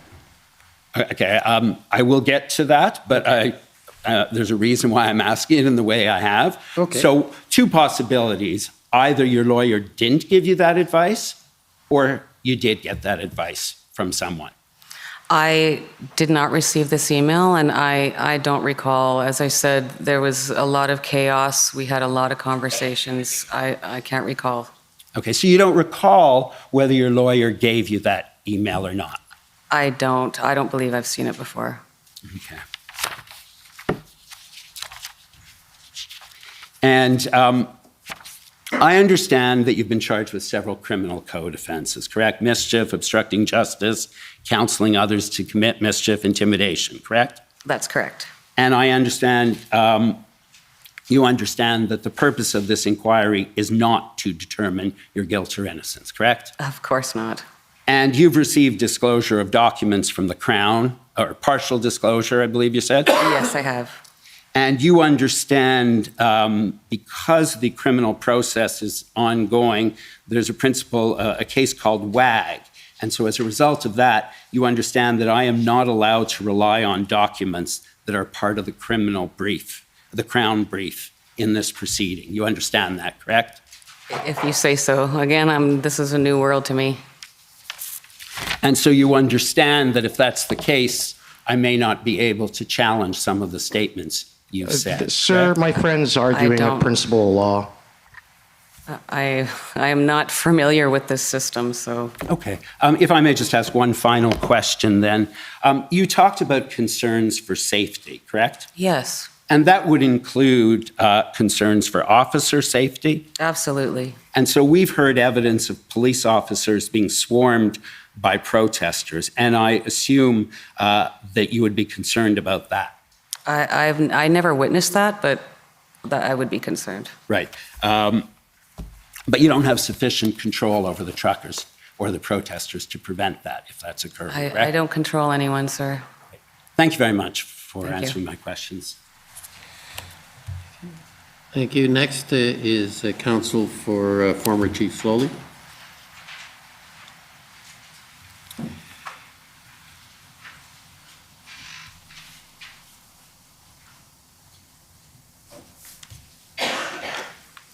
Thank you, Commissioner. Ms. Leach, Tom Curry for former Chief Slowly. Good morning, I Mr. just have a Curry. few questions. Yes, sir. Can I just show you the one thing that my friend for the Ottawa Police Service was speaking to you about, just so that you have the full picture? Yes, sir. Could I ask, please, Mr. Registrar of the witness to be shown HRF 401520? I think this is the attachment that was referred to. Just in case this helps your recollection, what is being projected now is a document with the title, The Right to Protest. And have you seen it? I appreciate you're going to take a second to look at it, but just let us know, please, if you have seen that memorandum before. I don't recall seeing this attachment, no, sir. Okay. And I gather from the record that it is the attachment to which Ms. Chipiuk's email, or that was along with Ms. Chipiuk's email, and refers to the limits of the right to protest that were expressed in that cover. But that's not something that you saw or heard of. I don't believe so, no. It does not look familiar. Thank you. Just a couple of things, and if I could, the commissioner, one of the things that the commissioner has to consider is recommendations about dealing with the Emergencies Act and presumably perhaps even the right to protest and some of the limits that we've heard about. Could I just have a couple of additional facts from you? You and Mr. Barber met, I think you told us, on the 24th of January to begin the trip. Yes, that is correct. Here, Yes. and you left from Redcliffe. Redcliffe, Alberta, yes. And arriving in Arnprior the 29th. We got into Arnprior the evening of the 28th, I believe, the Friday evening. I believe that was the 28th. 28th, Ottawa the 29th. Yes, sir. And what I'm interested in knowing is, of course, first of all, the numbers of protesters exceeded your expectations. Is that fair? Yes. Wildly exceeded? Yes. And I think you told us that you imagined that you might be able to raise $20,000 for this convoy, and of course the financial commitments that you garnered were far in excess of that. But then in terms of the numbers of protesters who you considered, and I presume Mr. Barber considered in his conversations with you, were not in the numbers that filled up the streets of Ottawa in the way that you found them on the 29th. Is that fair? Oh, sorry, could you repeat that? Sure. Your expectation when you got to Ottawa, you saw far more people than you believed would be in attendance. Yes. And am I right that you were not the person primarily or even at all communicating with police about how many people were going to attend? I don't believe so. I know the road captains were in constant communication with law enforcement, though. Got it. And insofar as you know, the road captains would have had some information about the numbers of members of their individual convoys that they had, but they would not have had a picture of the entirety of it because people were coming from far and wide. Is that fair? We tried every day to get solid numbers, and with people joining and leaving, some people would travel with us for 200 kilometers. Some people would travel across the province and turn around. It was very challenging, and as much as we tried to get a count, it was next to impossible. So much so that when you got here, as much as you tried to understand how many would be there, you missed the mark. Yes. Now, then, just a couple of other things. In terms of the company, the not-for-profit, it was incorporated January 30th, I understand? I think it was the 30th or the 31st, but it was right around there, yes, sir. And then I think in the record, the bylaws that organize it were prepared by February 3rd. So that was the company and the governance model that you had imposed was evolving only once you got here. Yes. Then finally, in terms of the description, I mean, you and Mr. Wilson have both called the scene chaotic. Can you tell the commissioner when did you first appreciate the sense of chaos that you have described? Was it when you arrived on the 29th? It was sitting on my kitchen table when we were organizing, and because I had messages coming in and emails coming in and phone calls, and it was very busy times. Right. Very busy times. And so by the time you got here and saw the situation in Ottawa, was it chaotic at that time as well? There were times when it was chaotic. As you referred to, there was a lot of people here. When we got into town, I just saw a lot of smiles and a lot of flags and people hugging each other.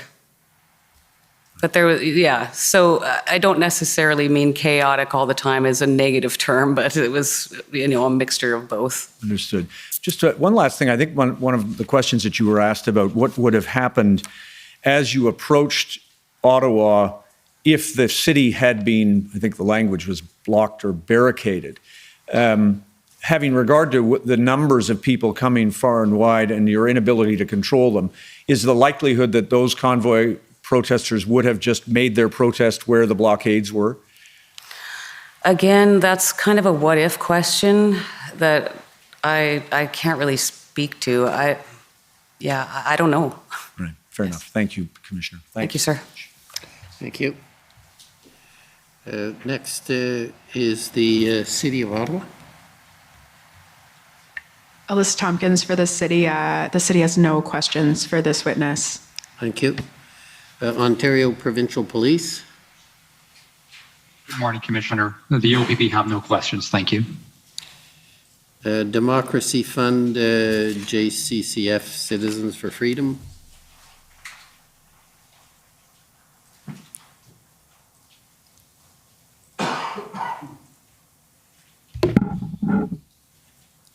Morning, Mr. Commissioner, Ms. Litch. Good My name's morning. Antoine Dailly, Council to Citizens for Freedom, representing peaceful protesters in Windsor. Ms. Litch, in yesterday's testimony, you indicated that at the beginning you were tasked with some of the fundraising and that you thought that a fundraising goal of $200,000 was way too much and that you expected maybe $20,000 in donations. Is that correct? Yes. And that you certainly did not expect the level of financial support that the convoy did receive over that period of time. Is that correct? I think we were all quite shocked about that, yes. Perfect. Do you agree that many Canadians who were unable or otherwise unwilling to go out and protest in the streets instead donated to the convoy as a tangible demonstration of their opposition to the government mandates? I do, and I remember saying, I think it was maybe to Mr. Wilson, that it wasn't even about the money, it was about the statement behind the money. Right. And so is it also your understanding that contributors to a GoFundMe campaign may leave a message of support when they donate? Yes, And did you review some of those statements of support? very briefly. I did scroll through some, yes. But so then, based on your experience, would it be fair then to characterize the act of donating to the convoy's fundraising efforts as a form of political expression? I would. And encouragement and support. I think as it grew, people wanted to be a part of it in any way that they could show support. And that was one way that people that couldn't attend or be on an overpass or drive to the side of the highway were able to support. Understood. And is it true that the GoFundMe campaign for the convoy was active for less than a month? Yes, it was. And were you ever made aware that the convoy's fundraising campaign in that limited amount of time enjoyed more donations from more Canadians than the Liberal Party of Canada did in either 2020 or 2021? I believe somebody had mentioned that. So we're Yes. talking about large amounts of money Yes. here, right? Yes. And are you aware of any other grassroots fundraising campaign which has raised comparable amounts of money since March of 2022? Not to my knowledge, but I haven't also looked any up. Fair enough. Yes. And lastly, we heard about some of the conditions and restrictions that you are now subject to while you wait for your trial next year. In addition to those conditions, how many days have you spent in jail since you started fundraising for the convoy? 49 days in total. Those are my questions. Thank you. Thank you. Okay, and now for the convoy organizers. Sir, I'm wondering if we can take the morning break a little early. I have to talk to 3 separate lawyers behind me about certain areas of examination. If we could take the morning break, I'd be very much appreciative. Only if you make the commitment to have a focused questioning so that it's useful use of the break? Absolutely, sir. Okay, well, we'll take the break early then. Take 15 minutes, please. The commission is in recess for 15 minutes. La commission est levée pour 15 minutes.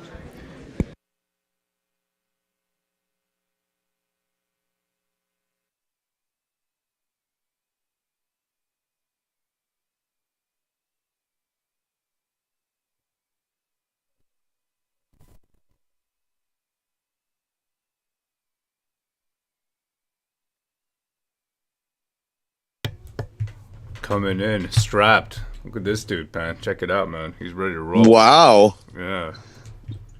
I like it. What's happening over here, man? This is a heavy-duty commission. Is that what I think it is, or is that just I where he mean, keeps his pencils? is he packing? I don't know. We call that open carry here in the States. Yeah, I don't know what's happening. I think those are just pencil holders, to be honest. It's got to be like a camera or something, you know. It's his camera strap. It's a baby carrier, says Honk Tube. Yeah, no, it's just man purse, says UBU. No, it's a camera. It's insulin. It's a heavy duty purse. LFC says it's insulin. Oh, brother. Wow. Carry. Yeah, it's just camera gear, says Wallflower. It's his makeup case, his mental lipstick. Come on. It's a sanitizer holster, says Can You Honk. It's a power pack. He's hooked into the Matrix. Take no prisoners, vloggers rule, says Global Dom. Love the sunnies on the egg, says Bush Rider. I got an interesting article for you here. Take a look at this. That one is saved to my, I got like this whole setup over here where I'm basically just saving the best of the best. You know, scrapbook. Yeah, it's a scrapbook collection because the thing is that you want to remember the trips that you've taken in life, in time. You know, you don't want those to get away from you. It's called making memories. We're making memories right here, right now. And not only are we making memories, but we're saving memories for later. For example, here's a picture of BJ from yesterday. You know what I mean? You gotta save your memories, man. Yeah, this is it, brother. All right, here, I got an interesting article for you. This is from the Toronto Star. Take it away, brother. It's from yesterday. Okay. Tears, outbursts, and monologues. Judge struggles to keep Emergencies Act inquiry on track if Freedom Convoy organizers testify. A judge who gave the floor to key Freedom Convoy organizers to vent about personality conflicts, power struggles, and fights over who controlled millions raised for their cause wrestled to keep Friday's hearing on track. As witnesses broke into tears, recounting the frustrations with their pride and too soy couldn't pull it off. You tripped on the soy, man. You're tripping all over the soy. I couldn't be soy enough. Try again, I got tripped up there. What you got to do, listen, the trick is you got to actually squeeze your bookends while you're reading it out. That's how you Ow! Wait a minute. I don't know. I don't want to go the extra mile just for acting, just for the sake of theater here. But let me try again here. No problem. As witnesses broke into tears recounting their frustrations and their pride about what they achieved in last winter's blockade and occupations. Yeah, that's right. All right, so basically they're ranting about this because Rowley, they're not happy. Rowley ain't keeping everybody on track. He says here they're venting about personality conflicts, power struggles, and fights over who controlled millions. We got Brighton's thoughts. He goes, he says, reaction to your hard drive will be legendary. I don't know if they're going to testify, brother. We'll see. And as witnesses broke into tears, recounting their frustrations and their pride about what they'd achieved. See, they don't want that coming out. They don't want those emotional, right, James Bowder. They don't want you to inspire people when you're on the stand. They want you to instead, they want you to break down.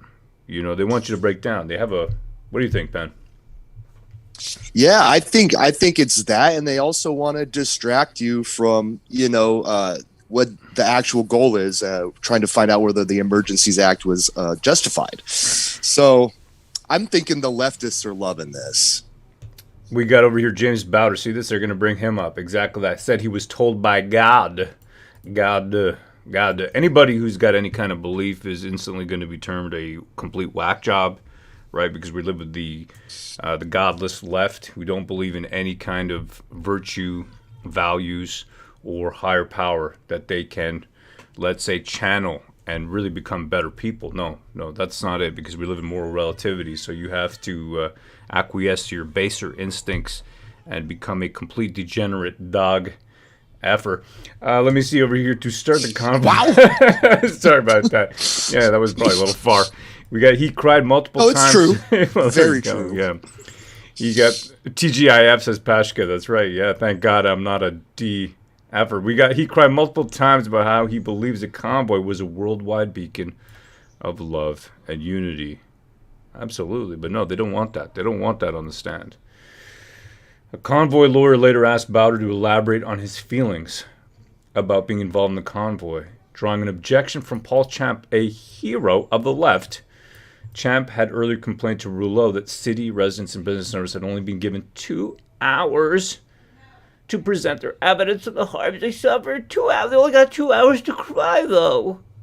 While the Conway leaders will be given a platform all week. I don't get it. Paul Champ, my favorite, wants your money. I'm just going to make it, in case you don't know who Paul Champ is, you just type in Paul Champ and then GoFundMe. That's all you really got to type in here. Where is it here? No, it's lawsuit. You got to type in lawsuit. Here we I go. just get on his Twitter timeline and type "chump" in all caps. All Freedom Conway truckers donors. Donors? What's going on here? Donors? Donors as well could be drawn into a class action lawsuit over protest disruption by Glenn McGregor, of course. Famous man. Glenn McGregor. Famous Super cuck. Super cuck McGregor. And here, you want to read this one, Pan? This one's for you right here. Sure. If successful, the legal maneuver. No. Soy? Okay. Okay, like Glenn McGregor would. So, like, okay. The lawyer leading a potential class action lawsuit against the Freedom Convoy wants to expand the list of defendants to include all truckers who occupied Ottawa earlier this year, as well as anyone who donated to the fund and to the protest. If successful, the legal maneuver could make the owners of approximately 400 trucks and tens of thousands of donors financially liable for a share of $300 million in damages, the lawsuit claims.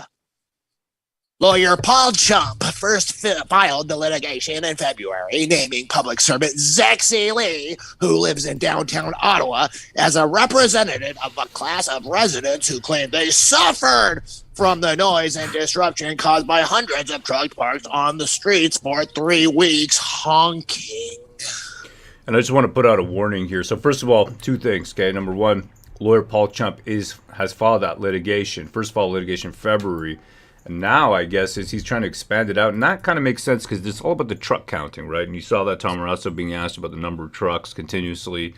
You don't want to give them too much information because whatever information you give them can and will be used against you. Even from an inquiry, this is just an intel grab. That's what this is. That's what is becoming clear. It's nothing to do with the Emergency Act, whether it was used justly or not. No, this is an intel grab.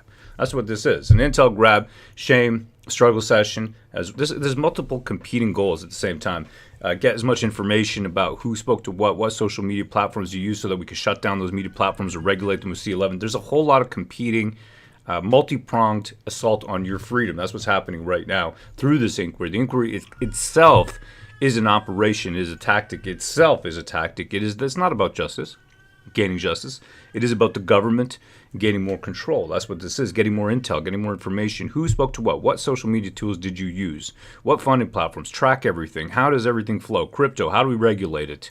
All those kind of things. Okay, here we go. $300 million in damages for the lawsuit, naming public servant Zexy Lee. Now, here's the thing. I want to make sure, this is the little warning I got for you. We don't have too much time. These guys are going to start back up in a minute. But Zexy Lee is a sink. She's a sink for your emotions. I truly believe that. They know 100%, just like when I used to go to the hospitals and at the hospitals to see my wife in June, July, okay, coming up in August. It was July and August, actually. That's right. 6 weeks she was there. She was not well at all. Thought we were going to lose a baby. She was 13 weeks pregnant when we brought her in. She was down to 75 pounds.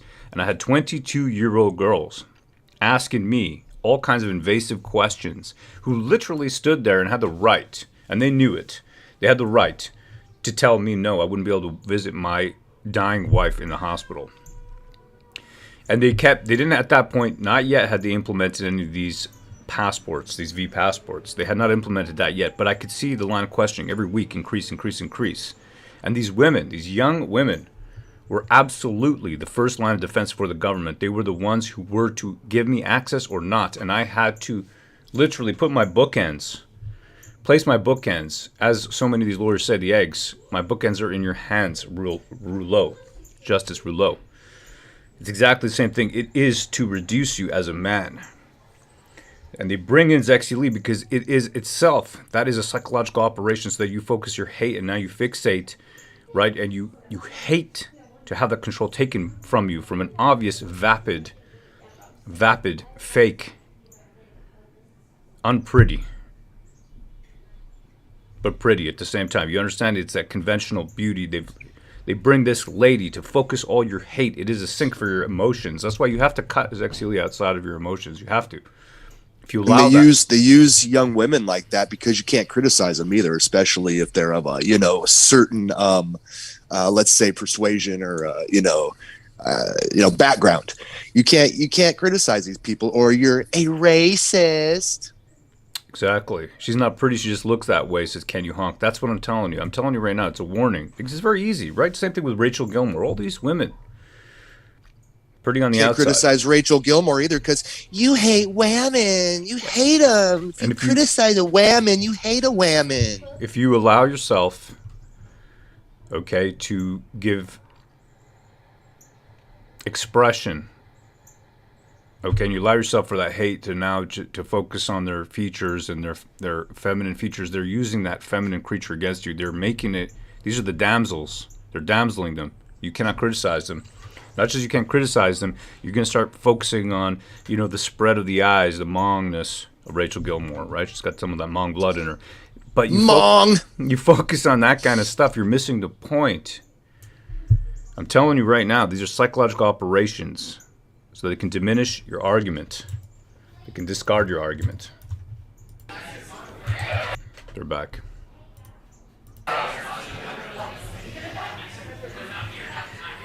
Allen says it's fun getting banned from a hospital. I couldn't take that liberty, brother. I couldn't take that. I couldn't allow that to happen to me. We call it toxic femininity, says Brighton's Thoughts. Hell, brother. I couldn't allow myself. The murmurs of freedom. Murmuring of freedom. I couldn't allow myself to get banned from the hospital. Let's get a hot mic drop. Good idea. Yeah, man. Yeah.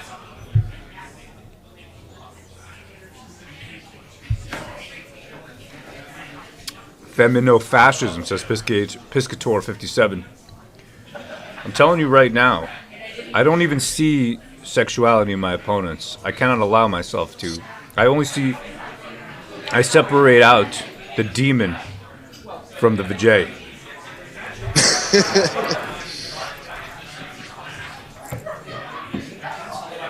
They're laughing at us. We're laughing at them. Hail, brother. Hail.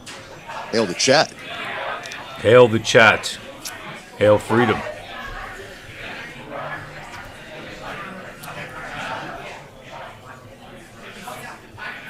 Kita Cheetah, as a stapler, I see all paper as arousing. Yes, brother. Yes. Absolutely.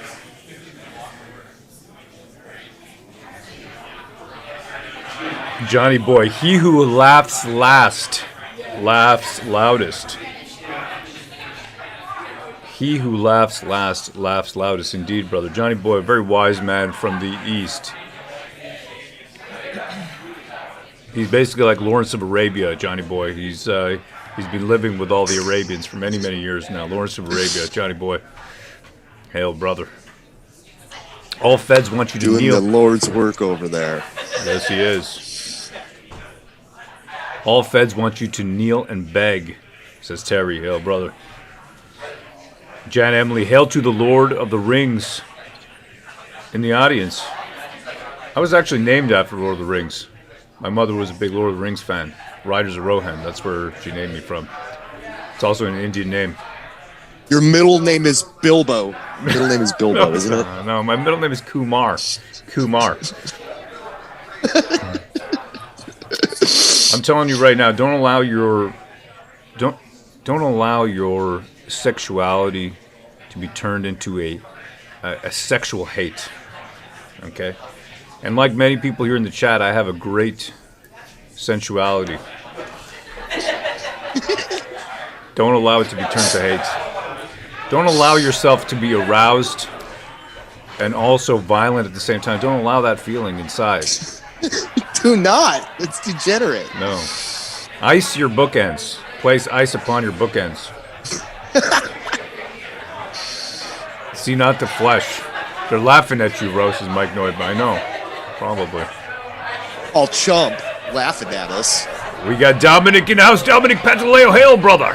Hail, Patriots. Is this live? Is this live? Can you touch your nose to prove it? Lol. Love you, bro. Wait a minute. He knows touch nose?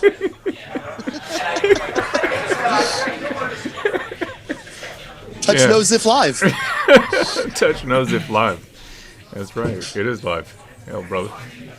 Any moment now. We got Brighton's thoughts. Never seen Paul Pot and Elon Musk in the same room. Yeah, right. That's weird. Yeah. Oh, they turned off the audio? These guys, I don't know what they do. Wow. They are really, they need to get it together. Pick nose and eat if live, says Mike. Come on, brother. No, don't do that. That's degenerate too. What is it? What's wrong with you? What is wrong with this chat? What is happening here? The chat wants you to do crazy things. They just want you to do crazy things. Yeah, come on, man. Come on. Caught onto a hot mic. Smoke if live. I'm too sexy for my body. Too sexy says no name. Hail the chat, says Temple Hat Nick. Hail, brother. Absolutely. You know what? You want to keep in touch with us. You want to share information with us, graphics, images, videos, whatever. The best way to do that is Telegram. We got a room. The link is in the description. I'll drop the link into the chat. But that's the best way because you can speak a little bit more openly. Okay, and then the other way to be on the up and up with what we're doing is to get on that wcfreedom.com right there. That's a link to a mailing list, newsletter, and then that way we're able to stay in touch with you because we can't say everything we want to say everywhere. Let's put it that way. There's different rules everywhere. So that's how it goes. I like watching people kind of settle into their places. Oh, he's waving. Yeah, man. Yeah. He's like, what's up? Yeah, he knows it. He's like, hi, war campaign. How you doing? We're like, hey, dude, what's up? How are you, bro? So that's Hail, brother. Yeah, he just broke the fourth wall. That's what he did. He just broke the fourth wall. We know he knows. We know he's live. We know everything. Yeah, hi, Mom, says Blessed Immunity. Hi, Mom. I'm just in a Freedom Inquiry. We got Vinny. Vinny's a great guy, by the way. Vinny from VNA, old school journalist, and he's been going down kind of filling me in. He waltzes around, right? And he's like, he's an old school journalist. He's spry, all right? And he's just having to smoke, and he's like, bro, man, I'm telling you, I got the inside scoop, and he just tells me what's happening. And Vinny says, Ro, call me and throw my voice on it so we can really wake these people up about the main points of what they seem to not be seeing or hearing because they just can't. All right, hold on a second, brother. Let me see. I don't know if we got time for that. I think Rolly's just getting started. Look at that, sitting down. Maybe at lunch hour. Yeah, here he goes. Yeah, there he is. Here's Rolly. The commission is reconvened. La commission reprend.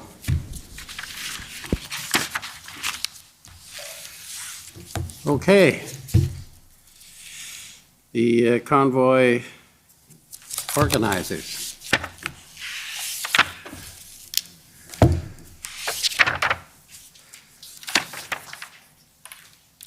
Good morning. For the record, Brendan Miller appearing as counsel for Freedom Corp, and I think you know who I am as I'm your lawyer. Good morning. So I just want to start out with some just general question. At any time during the protest, had you been given a court order injunction to move the trucks or leave or what have you, what would you have done and how would you have acted? I would have obviously followed the injunction. I never intended or came here to break the law. I would have asked if there was a way that we could remain, if there was anything that we could work out so that we could remain and continue our protest. Okay. And you heard yesterday the evidence from Mr. Dichter, did you not? I heard some of it, yes. Right. And he testified about not knowing about the deal that the Convoy Corp or Freedom Corp and the board were going to enter into with the city. Do you have any comment about that? I believe he was obviously not able to attend because he was in a cast, but I believe we had dialed him in on the phone to be present at that meeting.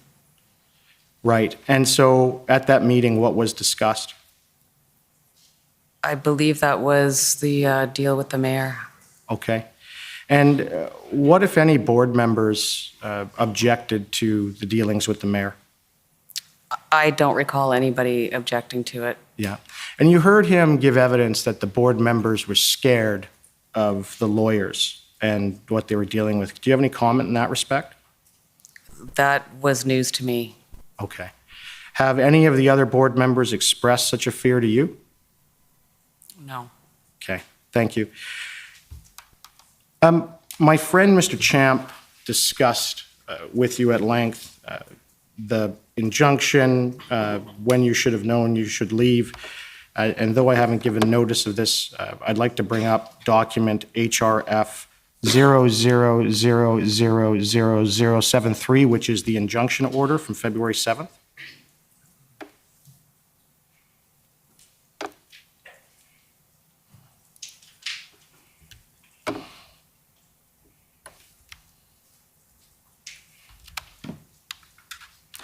And if we could just scroll down to the terms.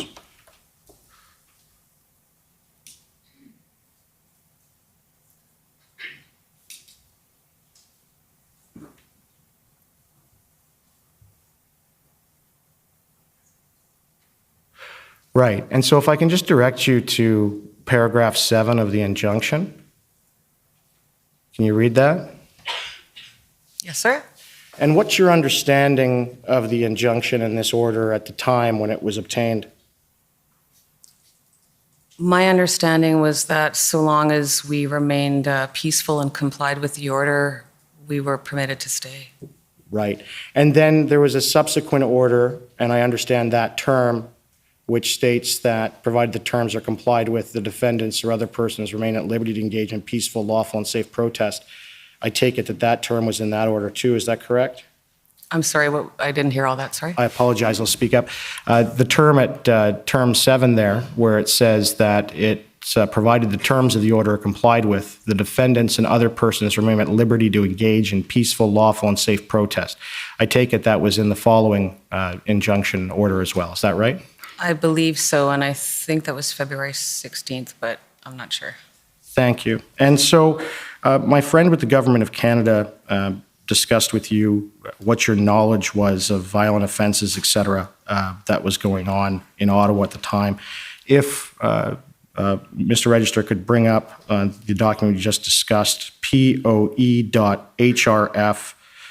a whole bunch of zeros, 2.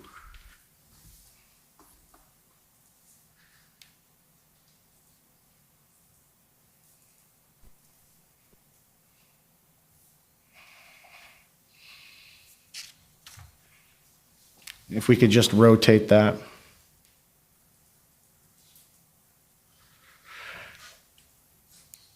And so the coloring on this is gone, and this is already in evidence, but between the date of the beginning of the protest and the invocation of the Emergencies Act, there was a total of 4 violent offenses individuals were charged with in that time period. Did you know any of those individuals? I did not. Okay. Did you hear about individuals being charged with violent offenses? Since the convoy. Okay.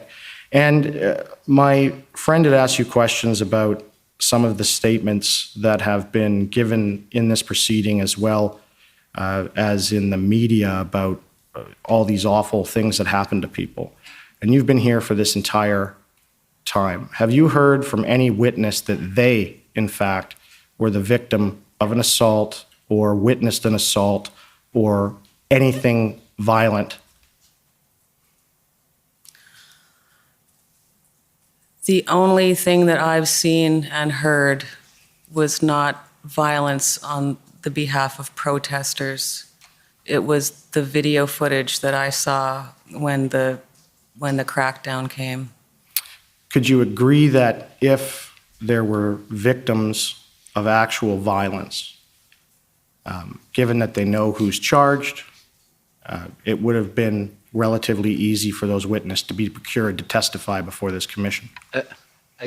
David Mitchell. I withdraw. For the Withdraw. Ottawa Police. I withdraw. Now, I just want to talk with you about the letter and some of the reactions that you got from some of the protesters. Of course, we know that Mr. Dichter didn't appear to like the letter, and Mr. King didn't appear to like the letter. What was your general responses that you were getting at the time with respect to the letter and the deal that was going to be done through the city? Well, I can't speak to other places. I know that we printed off that letter, and I went out to 88 and spoke with the gentleman that owned the property out there, and some of the truckers that were there. Their response was very positive. I think that everyone felt that, as I stated earlier, this was a step one. Okay. And again, what was the sort of responses, though, that you were getting on the street from some of the truckers after that deal was announced? I don't remember. Can you remember if was there some negative responses? Was there some positive responses that you personally witnessed? I didn't witness any negative responses, no. Okay. And I understand that Mr. Marazzo, as you sat through his testimony, he stated that the purpose of the meeting and the goal of Freedom Corp and its board was not really to get a deal with the mayor, a meeting with the mayor, but it was to get this deal to make things work peacefully. Can you elaborate on that? Can you repeat that, please? So the actual goal with respect to Freedom Corp as well as the protesters that you were representing, their actual goal was not to achieve a meeting with the mayor, but it was to deal with this in a peaceful manner. Can you elaborate on that? Yes, well, that was obviously our goal, and again, to get the trucks off the residential streets. We were hoping to find a way that the trucks that did have to move their vehicles out of the city would be able to come back in and continue the protest.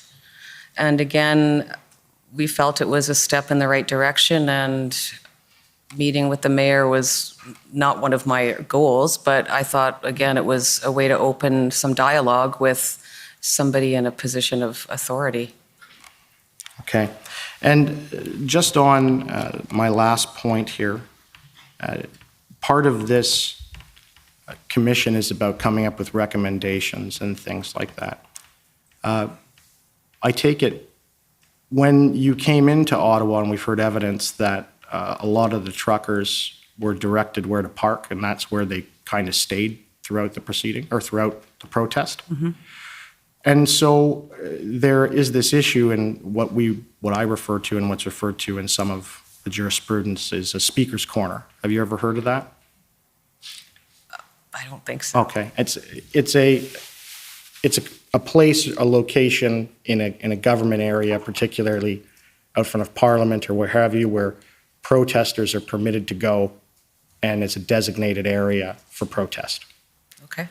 I take it when you were trying to get the protest moving, most of the protesters were wanting to get onto Wellington because it's in front of Parliament, and they were protesting the federal government. Fair? Correct. All right.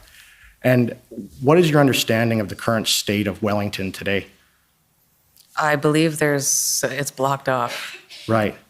And if that area that's blocked off became a speaker's corner, where individuals at any time could go and protest the federal government, what are your thoughts on that? I think that would be a good idea. I think Canadians have a right to exercise their democratic rights, and they have a right to have their voices heard. Right.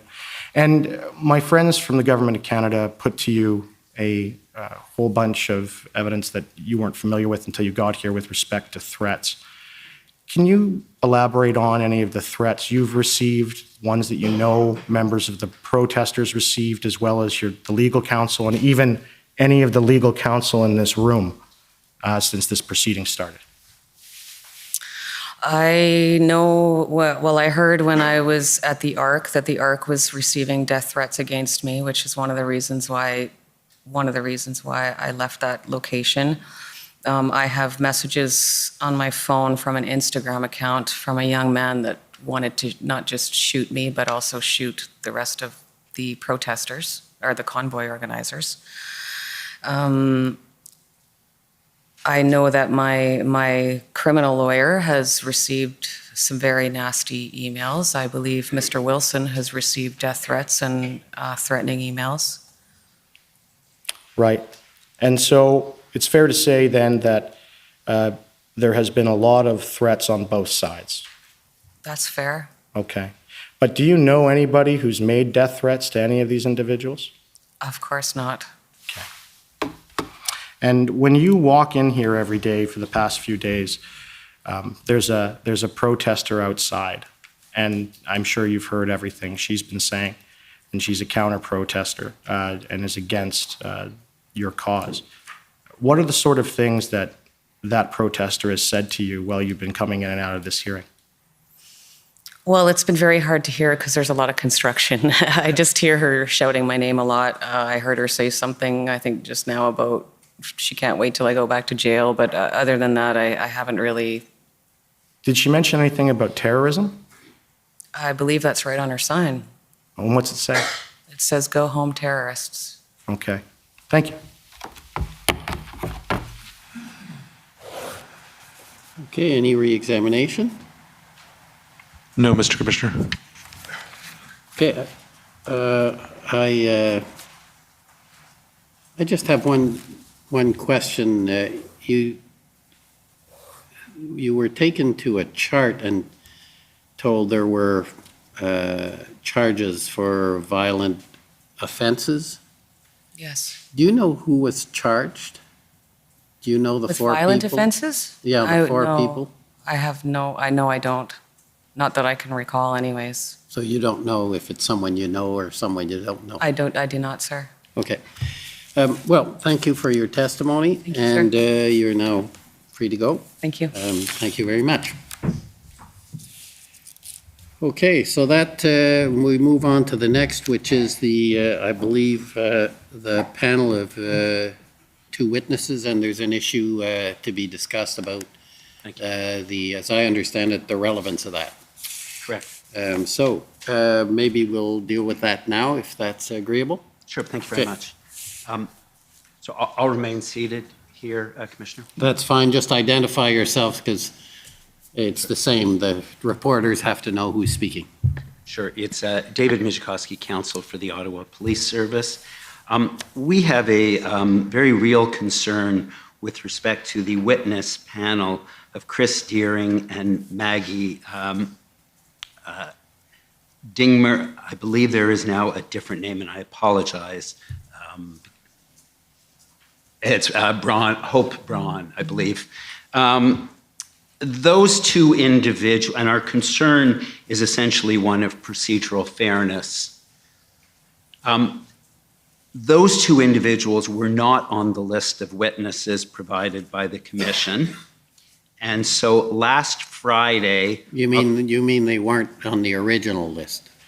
Correct. And what we found out was on last Friday, October 28th at 12:37 p.m., we received an email from the commission saying that these two individuals would be called as witnesses and attaching two statements from these individuals. No information had been previously provided about these individuals or about the issues that they were going to testify about, which are the how their arrest was handled, nor were there any documents provided by the parties, including the Ottawa Police Service, about the manner of arrest. It appears that both of these individuals, from their statements, are going to give evidence about the circumstances of their arrest by unknown officers. I've been able to determine in one case that it was not an OPS officer, one of them, but we are trying to find out information. These are arrests that took place on February 18th after the invocation of the Emergencies Act. These individuals were not arrested pursuant to the Emergencies Act. They were arrested based on common law powers and the criminal code. And my concerns really are twofold. Firstly, the information we say is not relevant to your mandate under the Act. And the second question is one of procedural fairness. There were over 275 arrests made by the police in that period of February 18th to the 20th. None of the police witnesses were asked specifically about those arrests. No documents were requested. The last police witness who testified in this proceeding was on Wednesday, October 26th. Had those witness statements been provided prior to the completion of the police witnesses, then at the very least we could have asked our witnesses to provide evidence with respect to the arrest plan, with respect to the circumstances of the arrest of those two individuals and the other 275 people who were arrested. I am not faulting Commission counsel. I understand that the statements were provided to them and they provided them to us immediately after. But it was 2 days after the last witness testified. Those statements were in the those were witnesses who are here represented by counsel. They had an obligation to produce documents. They chose deliberately or otherwise to not present that evidence and not allow me then to respond to it. And it's obvious that some of that information they had beforehand. And in fact, to add to the procedural unfairness, last night we received an email from counsel for the convoy organizers attaching 7 more videos that also would have existed that were not disclosed. There's no explanation for why the convoy organizers have not had to follow the same rules as everyone else. Those statements, even if they were relevant, and I don't concede that they are, should have been provided prior to police witnesses testifying. It creates a serious and irreparable breach of procedural fairness to have you left with 2 arrests out of 275, which I am unable to provide evidence in response to, both those specific arrests as well as the arrest plan in general. And there are, I say, 2 possible solutions. The first is to not allow that evidence to be heard. It's not relevant to your mandate. And even if it was, it would be very difficult to draw any conclusion from the evidence of 2 individuals out of 275 arrests when you've heard no evidence about any of the arrests of anyone else or the arrest plans or any explanation of those 2 particular arrests. Alternatively, if you are inclined to allow that panel to testify, including adding new documents that were not on the database and were provided last night, then the OPS must, we say, as a matter of procedural fairness, be allowed the opportunity to call another witness to provide evidence about the arrest plans and the exercise of use of force options in connection with the exercise of police powers, generally and specifically with respect to the scene that the officers encountered on February 18th. You have not heard about what is involved when a public order unit has to exercise tactical options. The Commission didn't lead this evidence, nor did we. Similarly, we didn't provide any documents surrounding those arrests. So while my first submission is that you should not allow this evidence, as an alternative, if you are inclined to do so, then I would ask for the opportunity to call evidence so that in fairness, the police witnesses can address what should have been put to them by the convoy organizers and which for some reason was not. Those are my only submissions. Thank you very much. Okay, thank you. Any other council wish to make submissions? In response, sir. Okay, I'm just canvassing first. So you'd like, yes? Yes, Commissioner. Okay. Go ahead. Should I go ahead? Emily Tamman for Can I the, take it you're supporting the proposal that, or the objection? that's right. Yeah, we agree. Just on behalf of the Ottawa Coalition of Residents and Businesses, we share the view conveyed by the Ottawa Police. We understand that the Commission is working under difficult constraints, and there have been limitations in Council's ability to get documents and other evidence to the parties in a timely manner. But in this case, we would agree that there is prejudice and that the evidence, at least as it pertains to the arrests, should not be admitted. Thank you. Any other? Yes, Commissioner. Commissioner, it's Chris Diana for the OPP. Can you hear me? Yes. Yes, the OPP agrees with the position of our friend, Mr. Michikowski, both the main position or the alternative position. At this point, we don't know if the OPP was involved or not in these incidents.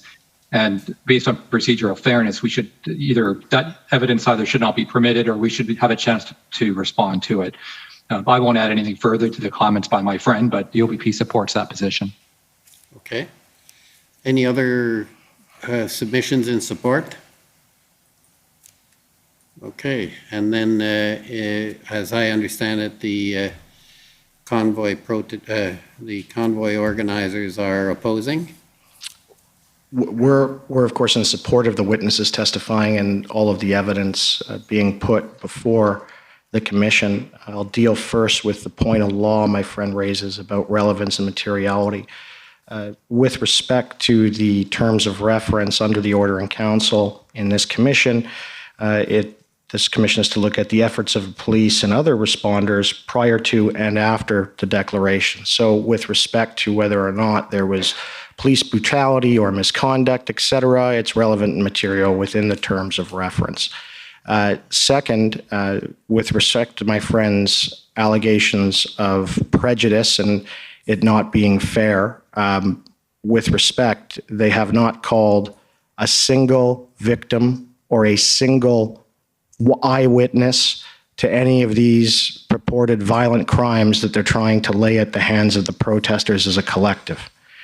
I don't see how our clients being able to find some witnesses of which they had no control of and which approached them in trying to be able to call actual evidence of actual violence that isn't just an assertion.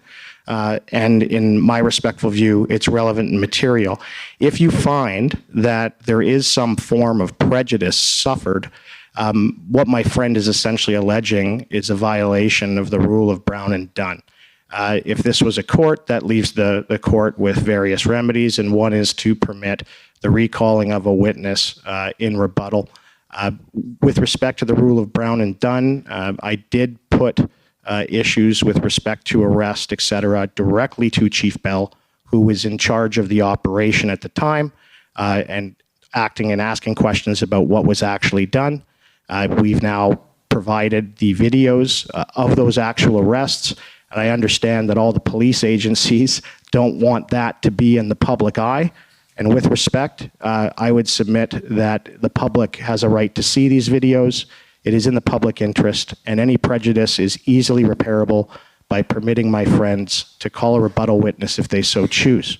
Subject to any questions, sir, those are my submissions. Okay. And any other party is opposing the application? Adam Pure for the Justice Center for Constitutional Freedoms. Yes. We support the Freedom Convoy organizers' position, and if I could just make a few points. So first, the terms of reference in the Emergencies Act do require investigating and looking into the appropriateness of the measures that were used. Interim Chief Bell testified that using emergency powers were used to create an exclusion zone, and then they relied on that authority. And so I would expect that these witnesses as arrestees would have evidence that would be relevant to the implementation of that authority.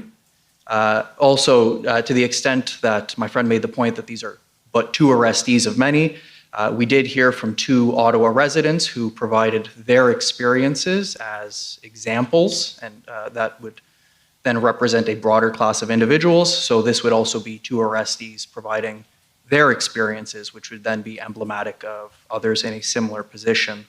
And I would just like to add on, my friend, Mr. Honor from the Democracy Fund provided submissions through email. He's not here. I would just briefly read it in just to provide his perspective as well. The Democracy Fund submitted that the evidence of these witnesses is relevant to the Commission's mandate. Specifically, the Commissioner has been directed to examine issues to the extent relevant relating to the efforts of police and other responders prior to and after the declaration. Superintendent Robert Bernier and others testified about the mission statement contained in the OPS operational plan of February 13th, which speaks to enforcing legislation with the, quote, utmost respect to the individual's Charter of Rights, end quote. There was evidence before the Commission that this plan evolved after the declaration of the Emergencies Act, and there was also evidence that the OPS found the powers available to them under the Emergencies Act to be useful. The Commission should hear evidence from these witnesses as it will speak to how police enforcement was carried out during the state of emergency from a protester perspective. If there are objections as to relevance as the evidence unfolds, those objections can be dealt with orally. If other witnesses need to be recalled, that decision can be made after the hearing of evidence from the witnesses in question. So that was Mr. Honor's submission, which the Justice Center also supports. Thank you.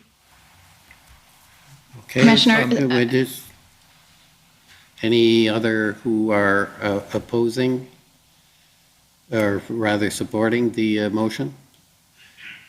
Okay. Yes, Commissioner Mr. Commissioner, at some point, Commission Council would like to provide some points of context, but if you're still canvassing, we can wait until that's done. Okay, you'd like to add something? Yes. if I may, Commissioner Emily Tamman again for the record. I just wanted to respond to one point made by my friends regarding the absence of evidence with respect to residents of Ottawa who experienced violence in the convoy.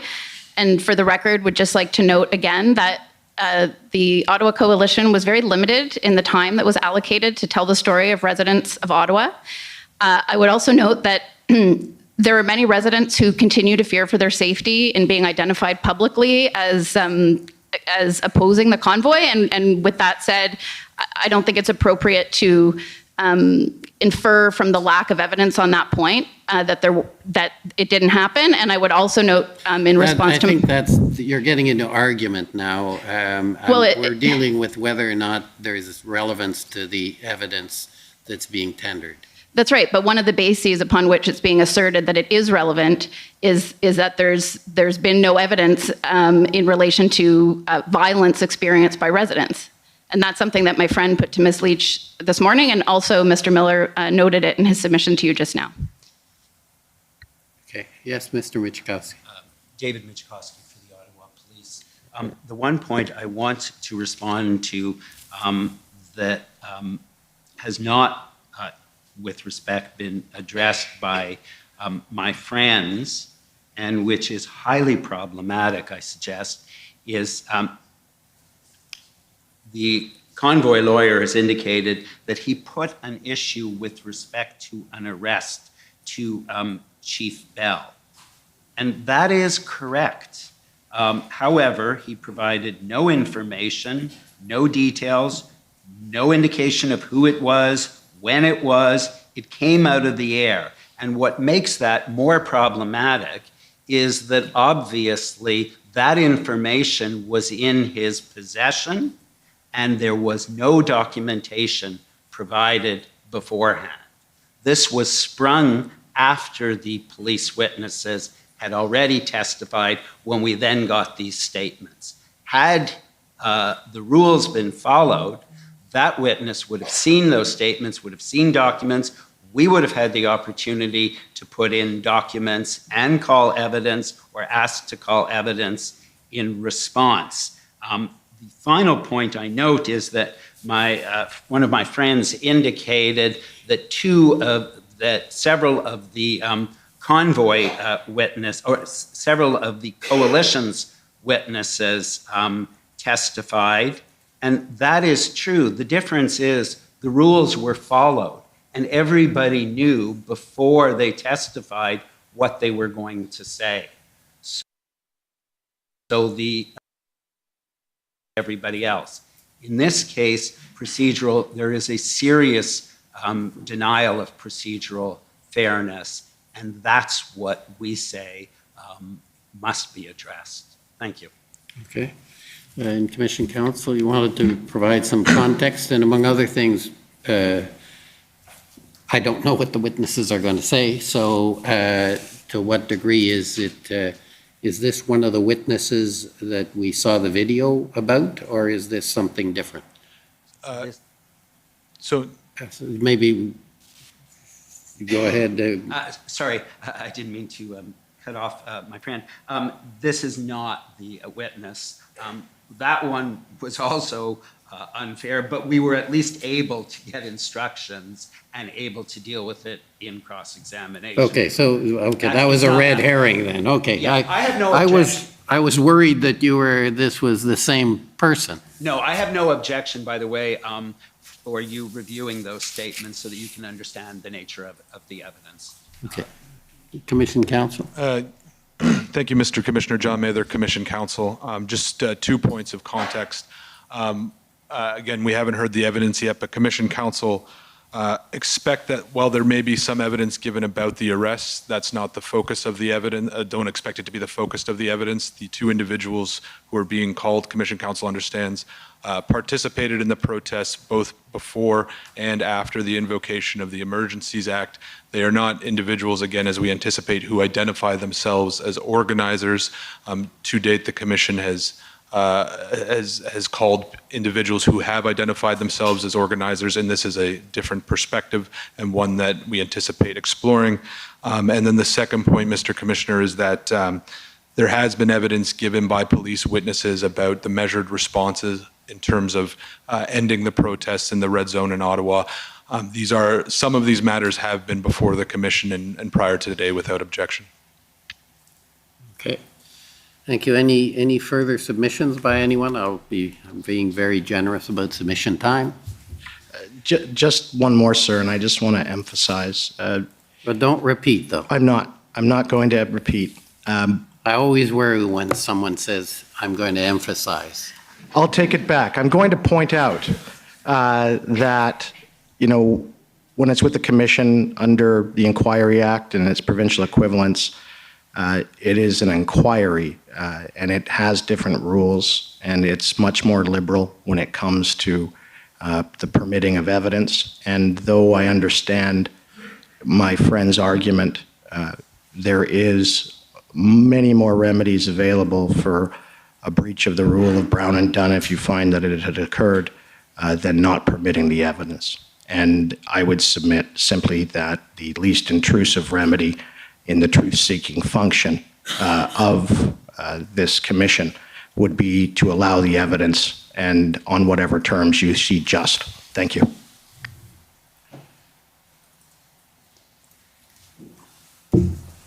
Okay, just give me a moment.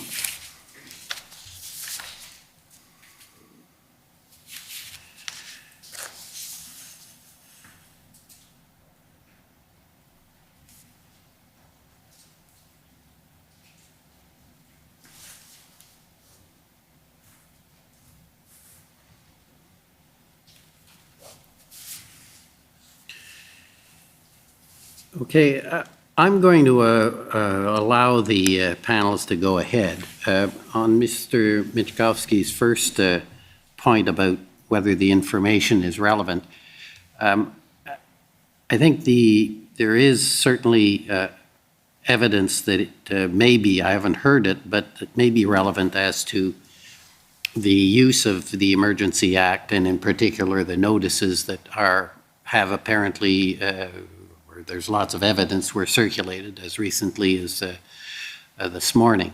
So the use of the notices, the setting up of exclusion zones is squarely within the mandate. And therefore, I think the information may well be relevant.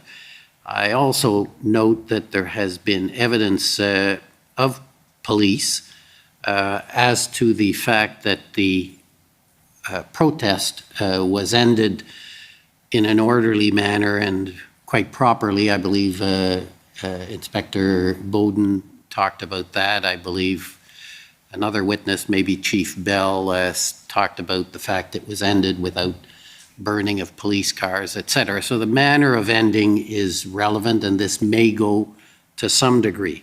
I think there was also cross-examination or in I believe of Inspector Bernier as to the arrangements that were made and the processing, how the processing was done. So there is evidence about how the operation, if you like, was carried out, including how the detainees were treated and the system arranged. Now, having said that, the impact and relevance diminishes to a point where it in fact becomes questionable as we get further from the use of the Emergency Act notice, etc., because this commission is not mandated to deal with arrests that were or were not done in accordance with the appropriate police procedures and so on. That's a matter for civil or criminal courts if there have been issues in that regard. So I think it moves quite, I would say, of marginal relevance, if any, to what the commission is doing when you talk about the actual manner of arrest, as opposed to what I've described that is more squarely in the relevance. So having said that, I'm not prepared to accept that this panel is not relevant. I expect the accent will be on what I have set out is clearly relevant and what's related to that, and obviously there'll be some context. Context has been provided by other witnesses sometimes, and while I may hear that, it may not become an issue that I have to deal with. Now, on the second point, the procedural fairness point, I have some concern about that because obviously it is, as I've said many times, and I'm going to repeat it, the public wants to get to the bottom of this, and that means fair to all parties. And I am concerned that there may be unfairness to some of the parties, in particular the police forces, whether it be the OPP or the OPS, or in fact to former Chief Slowly or anyone else. So fairness is front and center in my concerns, and if after we hear this evidence there's a need to call further evidence, we've said we would sit evenings and we will sit Saturdays. We will get the information that the public needs to know and that will lead to a fair treatment for all. But I guess that's my ruling. Now, if you want something more formal in writing, I'm happy to do it. But since the panel is here waiting and we all want to make sure we fully use our Friday, I thought I'd give my ruling. Now, if any party wants it in writing and expanded upon, I'm happy to do that, but I think that sets out really my thinking in a general way. And with respect to whether we will have another panel or another witness, I think that's something we can deal with after the evidence is heard.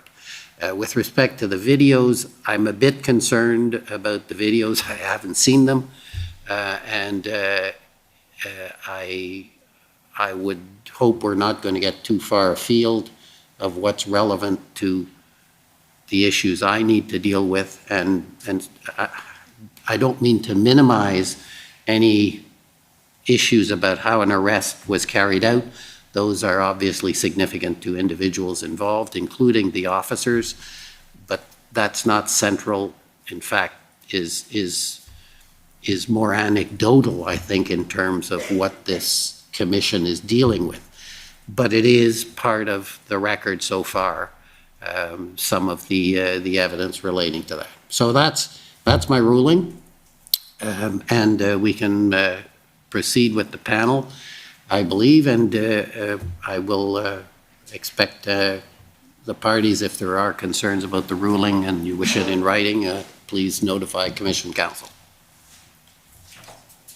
Well, it will be in writing because it'll be in the transcript, but expanded upon, I mean. Sir, I don't believe the witness chair and desk are set up for 2 witnesses right now. They need to get another mic as well as another Okay, chair. well, we'll take 5 minutes then to set up the panel.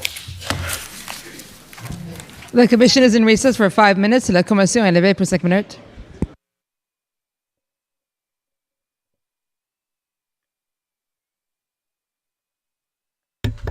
That was a lot of nonsense.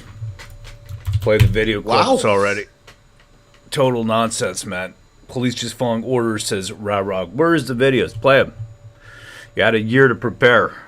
Right? I saw somebody say that more. Come on, how long did they have? Well, not a year, but they had 8 months, 9 months. Roll the clips. Let's see it. Show me. They're not prepared. They're still, getting chairs in order for people to sit, Tell it's me gonna why. take 5 minutes. Tell me why. Ro, can you sum that up for me? Man, you lost me, except for the end where he's basically, it's blah, blah, blah, blah, blah. I'm not prepared to show the video. That's what it sounded like to me. And now let's take 5 minutes to get chairs. But really, I think they're going to confer, and they're going to see what they can do. That's what it's going to be. A lot of bluffing. Why don't they show it? Show me the horses. Get the horses to testify, says Betty Blanco. Yeah, roll the clips. Cops don't want video of cops violating rights, says DeCurly Deck. It's incredible. And you can see this is all nonsense because we've had live footage, apart from our channel, from many, many, many other people. Right? We were putting out all those live videos, continuously live feeds. Actually, I got a whole section of stuff that I had a second body cam. I've spoken about this before, from February 18th. And it's all high def. It's all high def footage. And the brown, the man there, the one with the brown jacket, that guy, he's in it. He's got a little toque on. So, and why don't we know his identity? There's too many unanswered questions. Let's see if he allows it. I don't know. Let's see what he does. They don't want tyranny to be seen or highlighted, says Jojo Q. Absolutely. What about the veteran that was beat the hell out of, says Lillian Lovely. Now we keep rules, says Vania D. Hearts and Minds, says New England. Show them smashing trucks, is Joanne's creation. I love how he said it was done in, and there's a tell here. I'm gonna play. Let's see. I don't know how much time they're gonna come back, but I think we can do this. There's a tell here, and I'll slow it down so you can see what I'm seeing. Because there's an absolute tell. And in that tell, I'll call this little video Rolly Tell. Rolly Tell. Yeah, that's a good name. Rolly Tell. You can see it. I'm going to slow it down.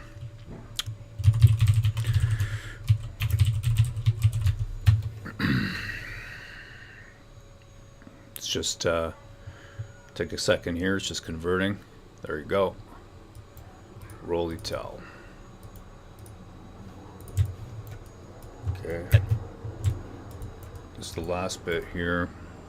You ever watch somebody edit their own stream while they're streaming? Perspective. Cutting edge. Right, cutting edge stuff. Doing it live. Yeah. Okay. And therefore, I think the information may well be relevant. I also note that there has been evidence of police as to the fact that the protest was ended. Here it is. Watch his face. I'm going to slow it down. I'm going to zoom it. Man, I'm good at just finding these timestamps. I don't know. I've got like this feeling. I got this spidey sense. Where I can... Okay, here we go. In an orderly manner. Here it comes. And quite properly, I believe,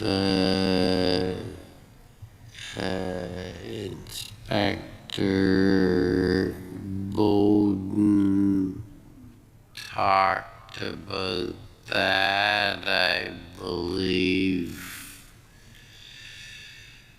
L'autre? Another witness, maybe. That was trippy, man. Wow. Order à l'autre. Here we go. Slowly's best. The commission is Del, reconvened. La talked commission about reprend. the fact it was ended without burning of police cars, et cetera. So the manner of ending is relevant, and this may go to some degree. All right, let's Go ahead. continue. Good morning, Mr. Deering and Ms. Hope Braun. My name is Stephen Armstrong, and I'm Commission Counsel. Thank you for coming today. I have 45 minutes to ask you some questions, and because you're a panel, I'm going to ask questions mostly one at a time, but when I have questions for you as a group. Sorry? Oh, sorry, you have to be sworn. Forgot about that. I got too eager.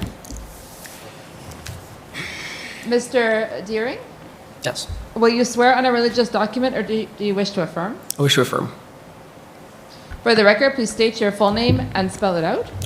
Christopher Gregory Deering, CHRISTOPHER, GREGORY, DEERING. Do you solemnly affirm that the evidence to be given by you to this commission shall be the truth, the whole truth, and nothing but the truth? I do. Ma'am, will you swear on a religious document or do you wish to affirm? The Bible, please.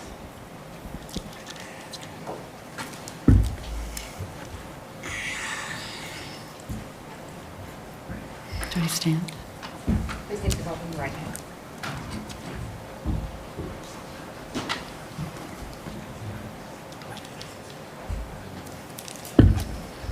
For the record, please state your full name and spell it out. Margaret Hope Braun, MARGARET HOPEBRAUN.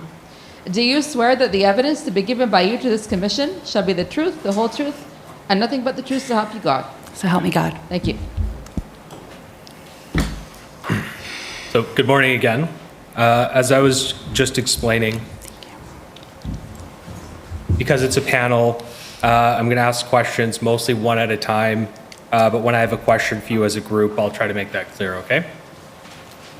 So I understand, and this is for the panel, I understand that you both provided statements to your counsel. That's correct. Yes. And have you had a chance to review those statements before testifying today? Yes. Yes. And did you want to make any corrections to those statements? No. No. Okay, and so in the interest of time, I'm not going to put them on the screen, but for the record, Mr. Deering's statement is produced at HRF 00001598, and Ms. Hope Braun's statement is produced at HRF 00001606. So I just want to ask some questions about your background really quickly. So, Mr. Deering, I understand that you're a veteran of the Canadian Armed Forces, Yes, sir. and you served a tour of duty in Afghanistan. Yes, sir. And I understand that you were wounded on that tour. I was. Can you briefly tell the commissioner about that event? Sure. I joined the military quickly in 2007, finished my training very quick. I was deployed to Afghanistan in 2008, so in less than approximately 2 years, I was in Afghanistan. 4 months into my tour, my vehicle was hit by a IED, which took my vehicle, it blew my vehicle about 100 feet in the air, killing 3 occupants immediately and leaving me seriously wounded. I came back to Canada and, lost my train of thought, I'm sorry. That's okay, thank you. I also saw, sir, and we'll take a moment, I saw that you're wearing medals. Yes, sir. Can you just explain what the medals are? So left to right, left would be my Queen Jubilee Medal. It was lost during the protest with the scuffle with the police. Second is my campaign star for my tour to Afghanistan, and my sacrifice medal that I earned for being seriously wounded in combat. And I understand now that you're retired from the Canadian Armed Forces? Yes, sir. And you reside in Hanwell, New Brunswick? I do. Thank you. And Ms. Hope Braun, I understand that you're from Peterborough, Ontario, Yes. and you studied environmental studies at Sanford Fleming College? Sir Sanford Fleming. Sir Yes. Sanford. And you're a mother to 2 children? Yes. Thank you. So if I can ask Mr. Deering, I understand that you traveled to Ottawa to protest with the convoy. What made you want to come to Ottawa and protest? It really wasn't that I wanted to come to Ottawa, it's that I felt it was my duty and that I had no choice to be there. Seeing what was happening over the last few years was troubling.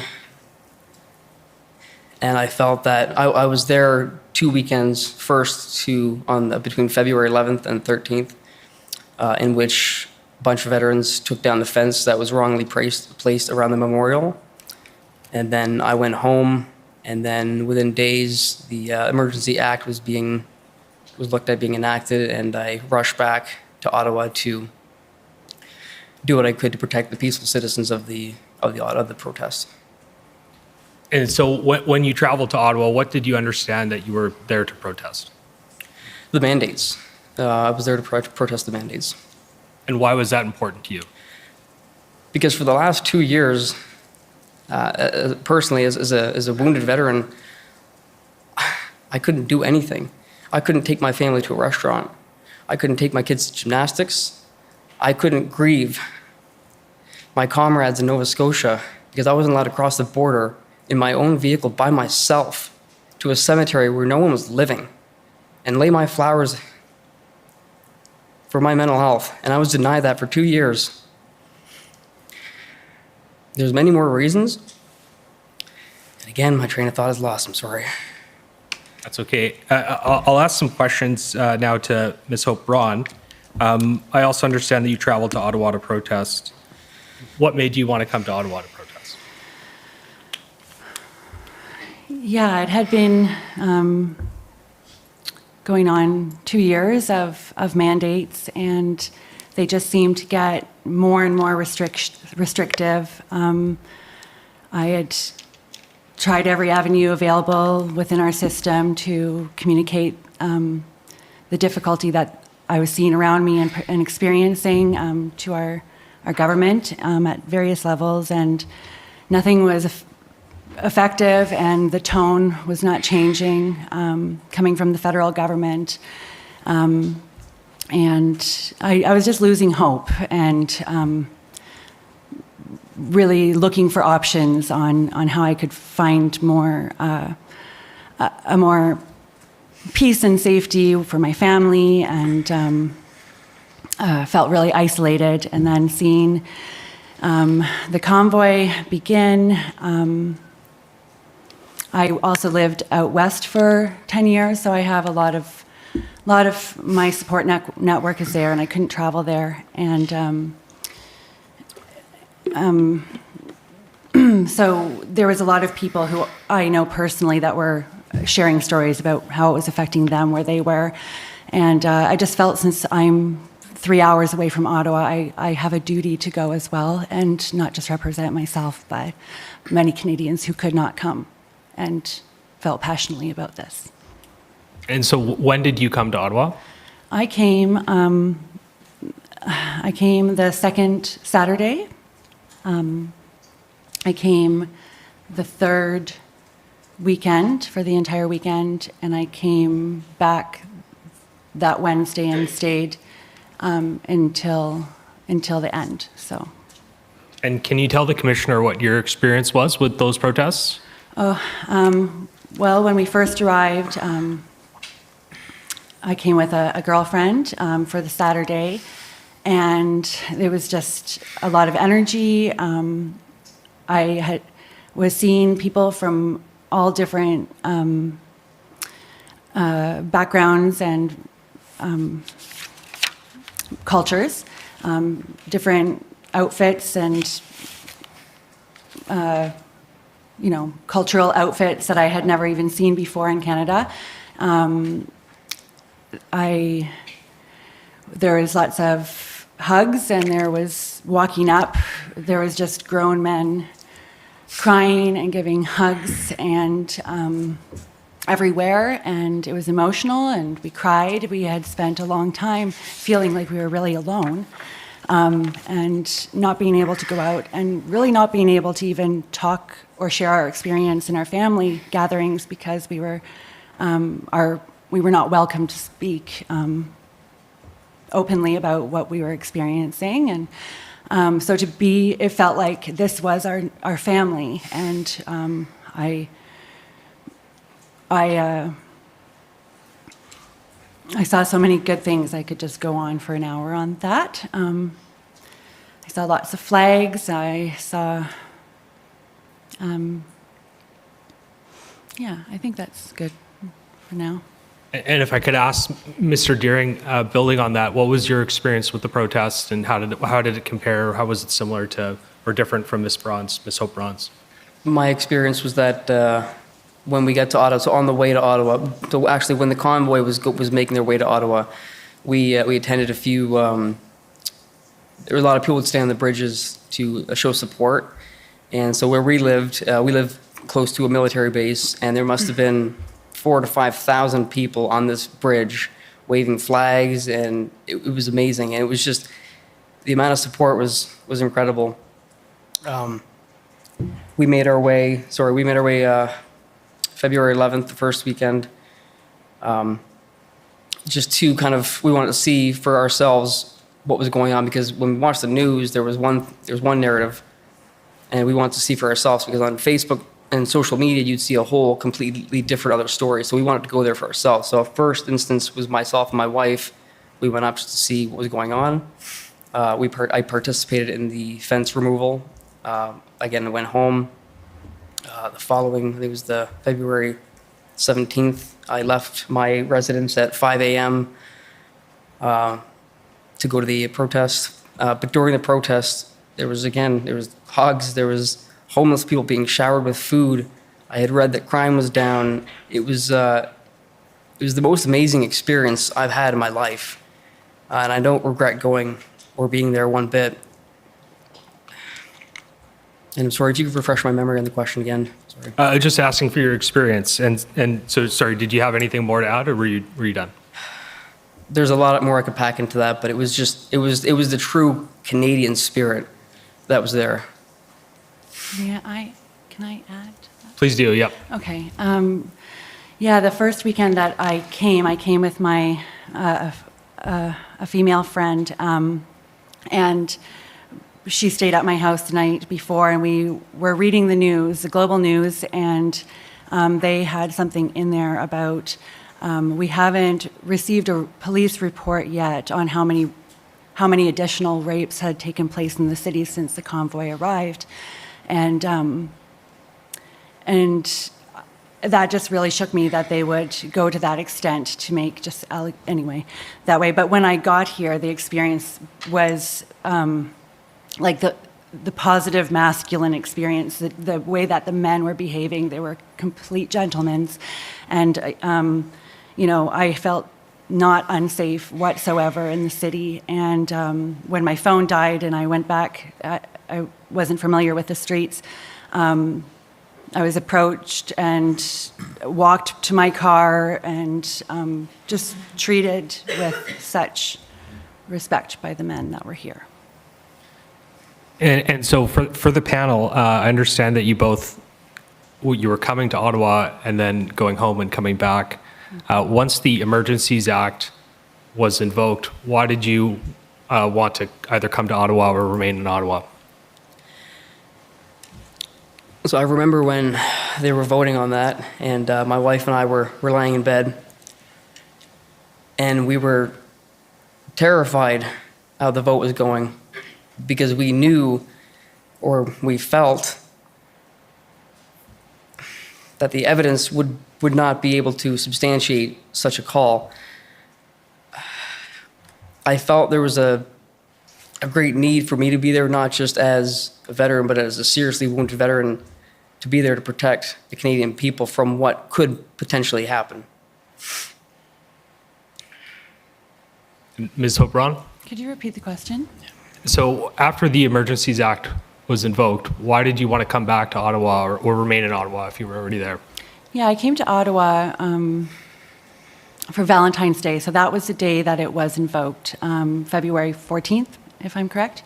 That day, I witnessed hundreds of roses being offered to the police officers. There was a lot of love. There was a lot of trying to heal the divide that was being created between us and the police. And the streets of Ottawa were covered in roses that day. And further to that, just listening to the senators give their speeches, I felt that that as they were supposed to approve it, but then it was removed before they had a chance to approve it or not.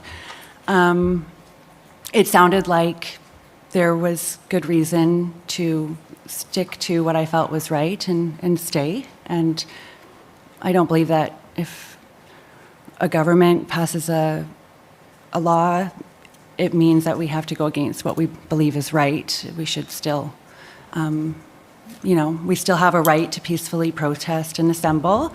And if we can't do that in front of the Parliament in Ottawa, I don't know, And so building on that, Ms. Hope Braun, once the Emergencies Act was invoked, what was your understanding of your ability to lawfully protest in the downtown area? Well, I believe that we still have a right to protest in the downtown area or anywhere. That we were peaceful, and as long as we remained so, we had a right to assemble. And I had another point to that, but you could repeat the question again. Well, that's okay. We can come back to it. I'll just ask Mr. Deering, what was your understanding once the Emergencies Act was invoked of your ability to lawfully protest in the downtown area? My understanding is that it was a mandate. In my eyes, it was an unlawful mandate. I'm a free citizen of this country. I'm a taxpayer. I'm a veteran. I'm a good person.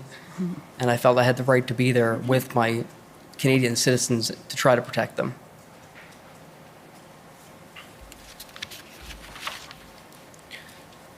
And so, Mr. Deering, I understand that on February 18th, 2022, you were in Ottawa protesting as well, correct? Yes, sir. And where were you staying in Ottawa that day, at that time? So I drove up February 17th. I left my house at 5 a.m. because it takes me approximately, the drive is 10 hours. With my back and my foot, my conditions, I have to stop every few hours. So I arrived in Ottawa sometime that evening. I parked my car, I remember, on Bank Street.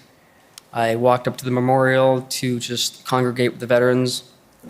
I went back to my car, and knowing me, I got lost for an hour and a half. I walked around the city. I eventually found my car, which is where I slept. We had came up the previous weekend, which was about $1,000 for the hotel and food, and I didn't really have the means to pay for more hotel and lodging. So I slept in my car the previous night. Do you recall where on Bank Street you parked? No, I don't. Was it in the downtown area? I believe so. And so when you drove in, did you pass any police checkpoints or anything like that? I forget. Okay, and Ms. Hope Braun, I understand that you were in Ottawa protesting on February 19th. Is that correct? That's correct. Where were you staying at the time, or how did you find yourself in Ottawa? I was at a hotel that was very close to Metcalfe and Queen, I believe. So I'm not sure the names. I was at a hotel that weekend. And when did you begin staying in that hotel? It would have been on the Thursday night before that weekend. 17th, maybe? Not sure. Okay, and Mr. Deering, on the 18th, and I'm going to stick with you for a few questions. On the 18th, where was the protest that I understand you participated in? Do you recall where in the downtown it was? So I was at the memorial that day around 8 in the morning. I had my coffee. I was congregating with a few different vets. And then just, I would say north or south, my navigation's a little off, but just about 100 feet from the memorial is where the police started to line up. And that's when the call out went, and all the veterans, or there was about 20 or so of us, we lined right up, we linked arms, and the consensus was we were going to stay there and try and protect the Canadian people. And why did you want to do that? It was our duty. When I joined the military, I swore on an oath to protect people. I went to a war zone to protect those people, and I never thought that someday I would have to do it on Canadian soil, but I did, and I will again. I would. Were you told at any time or informed at any time that you couldn't be there or it was unlawful for you to be there? No.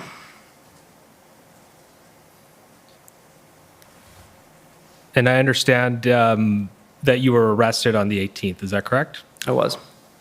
Can you tell us briefly how you came to be arrested? Sure. So I remember about 12:45 is when we lined up, we linked arms. 12:25, sorry. And we had a chance before the police decided to make their push. We had about 15 minutes to kind of converse, and I had the chance to speak with 4 or 5 officers. I let them know who I was, why we were there, what we were doing, the fact that we were peaceful. I showed them the photo of my crater of my bomb just to get them some reference so that if they did arrest me, I mentioned to every policeman I talked to, I said, if you arrest me, keep in mind I have a really bad back, please. Sorry, if you can repeat the question again, sorry. I'm just asking about how you came to be arrested. Okay, right. So I had a chance to converse with the police. Multiple police, after I spoke with them, they would move down the lines. They didn't want to really have anything to do with me. Finally, there was one member that came up. He didn't know my situation as much. I did have a chance to refresh to give him my reference points, my photo and my story quickly. But about 45 minutes into the pushing, I kind of underestimated the amount of physical toll it would take on my body. After 14 years of not being able to do what I could do when I was 20, my muscles and my body was just, I had given up. I was finished. And the video would show that I succumbed and I gave myself to the police. And as the police took me down, again, he knew he kneed me in my side, kicked me in my back. I was laying down. I was in the fetal position on my back. He kicked me in my ankle, my foot. As I was laying down, I had my hands completely up. I'm saying, I'm very peaceful. I'm peaceful. I'm not resisting. I was then punched 4 or 5 times in my head. I had a knee on my back to keep myself down. I was on the ground for 1.5 to 2 minutes. My hands were zip tied. The officers slowly picked me up, and then we slowly proceeded to the processing line. We get to the processing line. The day was -20. I had no gloves on. At the beginning of the processing line, we were standing there, and I had asked, the duration of the processing line was 1.5 to 2 hours. So I was standing there in the cold for 2 hours. I asked the policeman who was on both sides of me, I said, do you mind, you know my conditions, is it okay if I sit or kneel because I'm in chronic pain? It was obvious, my face was flush, and I had cried multiple times, and I don't cry ever. It was the worst pain I had felt since I'd been blown up. The fact that I couldn't sit or stand was to me cruel and unusual punishment. We would go 15, 20 minutes without even moving. I also asked if I could have my medication, in which I had my prescription and my medication on my person, so that if I needed it, I could ask. I asked, and I was denied my medication to comfort my duress. We finished the processing line after about 2 hours. Police took on the whiteboard, they put down my name, they took my photo. They then placed me in the back of the squad car. They read me what I was being charged with, which was mischief, public mischief, and sorry, I'm forgetting the other one. Public mischief and Resisting? Sorry, 1 minute. Take your time.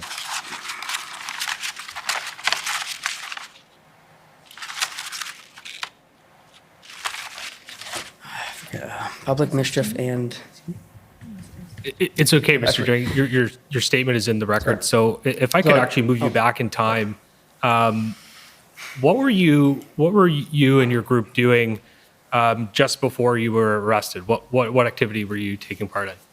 So we were linking arms. We were standing. We were not moving. We were not progressing, moving forward. we were telling the cops what they were doing was unlawful order. We had every right to be there under our Charter of Rights and Freedoms to peacefully protest, which we were doing. They had no right to do what they did. And at any time, either before you were arrested or after, were you given the option to go to another place in Ottawa to protest? No.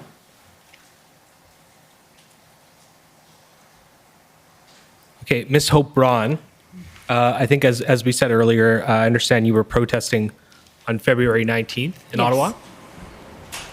Where was that protest that you participated in? It was all, I guess at that point, we couldn't really go past Chateau Laurier, so I, for the most part, spent most of the protest up on Wellington, right in front of the Parliament building. I did walk around and see the sites a little bit, but that day, it was from Chateau Laurier to down Wellington, and then I was arrested when they had cleared Wellington, and protesters were then on the side streets, so I was on O'Connor. And were you told before or any point that day or before or after your arrest that you were not allowed to be where you were?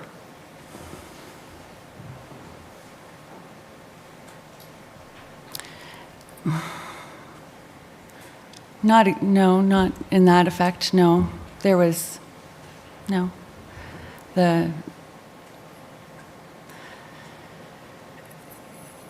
Obviously, we got the sense that we weren't welcome there, but I wasn't directly told that I wasn't allowed to be there, and in that way, that it wasn't lawful for me to be there. What gave you the sense that you weren't welcome there? The massive amount of police and their presence was taking over the city, it seemed. So and the news media and Justin Trudeau's words, and like more that I wasn't welcome there, not that that it was not lawful for me to be there. I believed it was lawful for me to be there, and I didn't hear otherwise.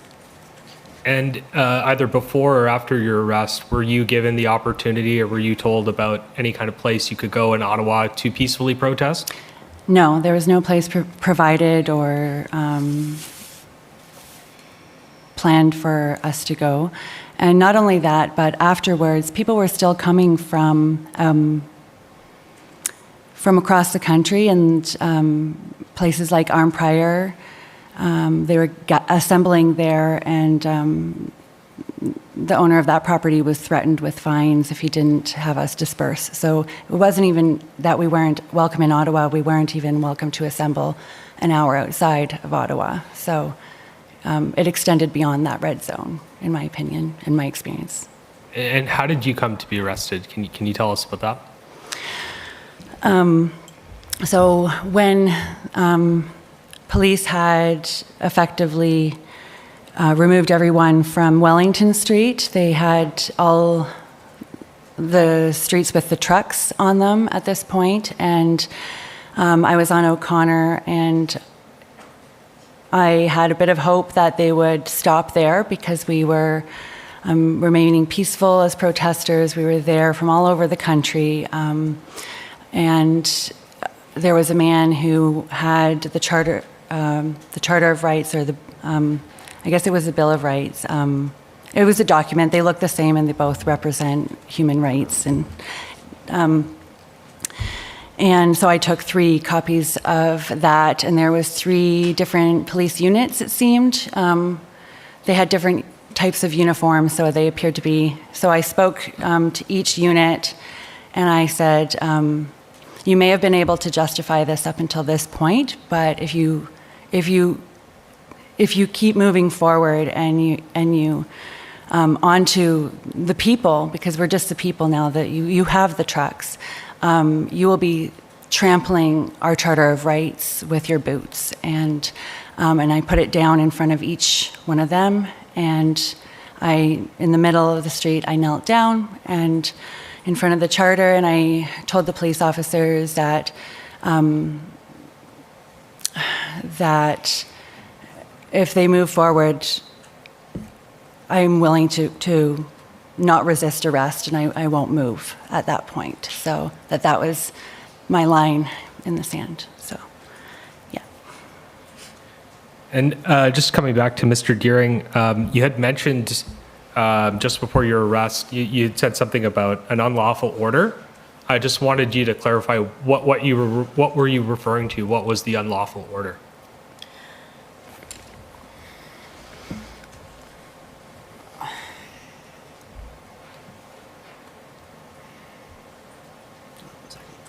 Can you Take your repeat the time. question again, sorry? Sorry? Can you repeat the question again, sorry? You had mentioned an unlawful order, and I just wanted you to clarify what you were referring to.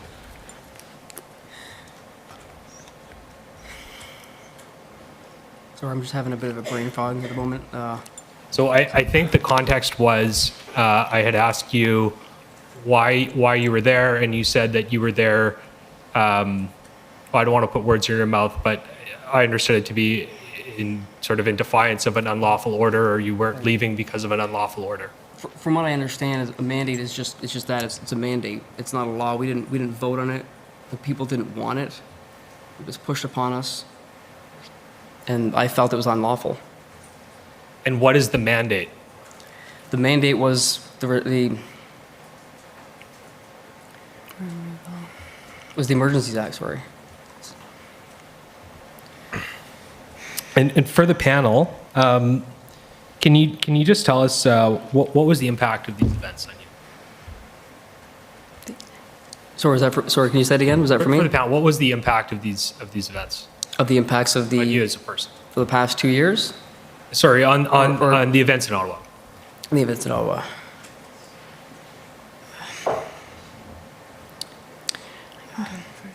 Sorry, I just need a minute.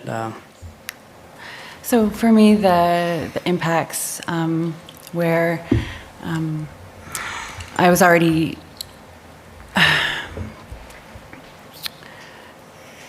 I've always been concerned about our government overreach, and we have to keep an eye on our government. That's what our duty as people, the citizens of the country are, is to be politically active and involved and aware of what's going on. And over the years, I'm just increasingly starting to lose faith in the institutions and what we say is we are Canadian. We're a democracy. We attract people from all over the world because this is a place where we have rights and freedoms. And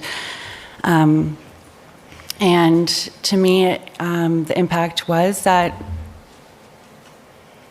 it was evident to me in a very clear way and seen among the entire world that the Canadian government is not acting on this is my opinion, obviously, not acting according to what we mandated it to. It's not protecting us. It's not upholding its job. It's not doing its job. And to me, it just broke any illusion of that. And at the same time, I think it's important that we see that as Canadians in the world so that we can fix it, so that we can make it better. And we need to kind of keep that in check, It's the nature of being in a world filled with people. We have to balance it out.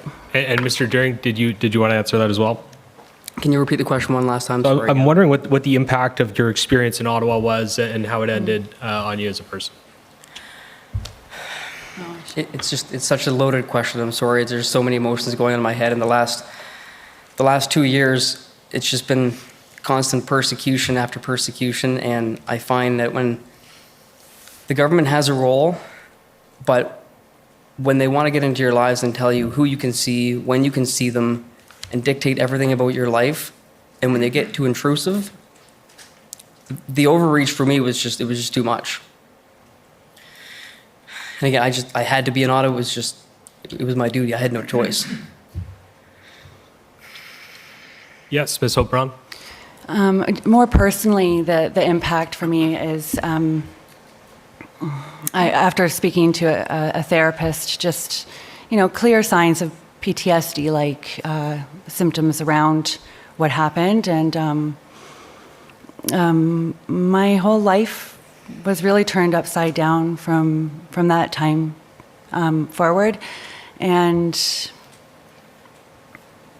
has impacted my life. It's a completely different life now, before and after that day. So.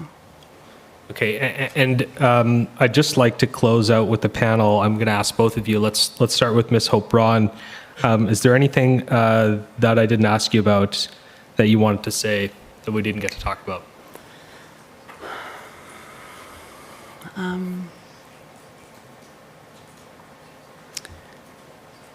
don't think so. I'm good. Thank you. Mr. Deering? If I could, I'd like to speak directly to you, sir. I think I'd like to ask you, and as a veteran, I'm asking you that this never happens again. You have the power of a whole country behind your opinion.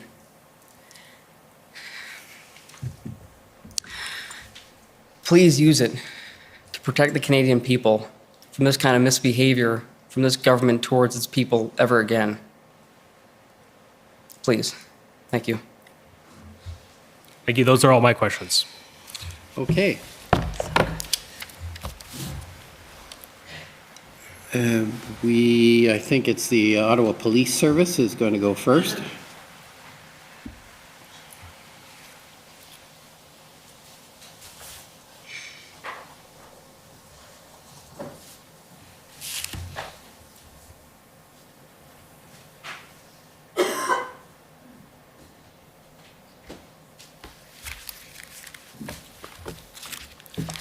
David Michikowski, I'm counsel for the Ottawa Police.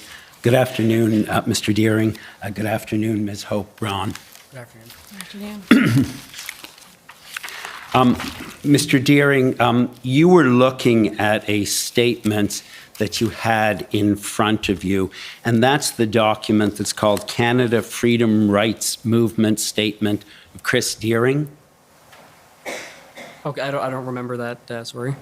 You have a document in front of... These are just my notes, sorry, they're so I can reference, because of my traumatic brain injury, I need some things to reference, so. Sure, I just want to see what those notes are. Is it the same as your statement that you were referring to? Yes. Or is that... It's in there, yes. Right, and so what it is, it's a document, we can put it up on the screen, but I think you have it in front of you. It's called Canada Freedom Rights Movement Statement of Chris Deering. Is that right? I'm not sure of that document, sir. I'm going to look, but I don't recall that. Sure. Have a look at it and tell me what it says, or if you want to show it. Can you repeat the title, please? Sure. It's called Canada Freedom Rights Movement Statement of Chris Deering.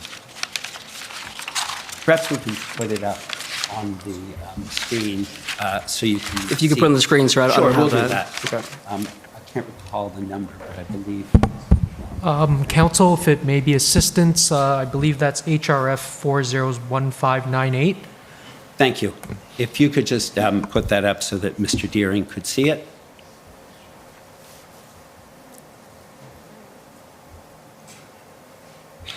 Is that what you had in front of you? I don't have that with me, sir, but I have seen it, yes. So sorry, did you have something else with you? Notes to reference, sir. These are notes that you made when? Just recently, so I can remember, sorry.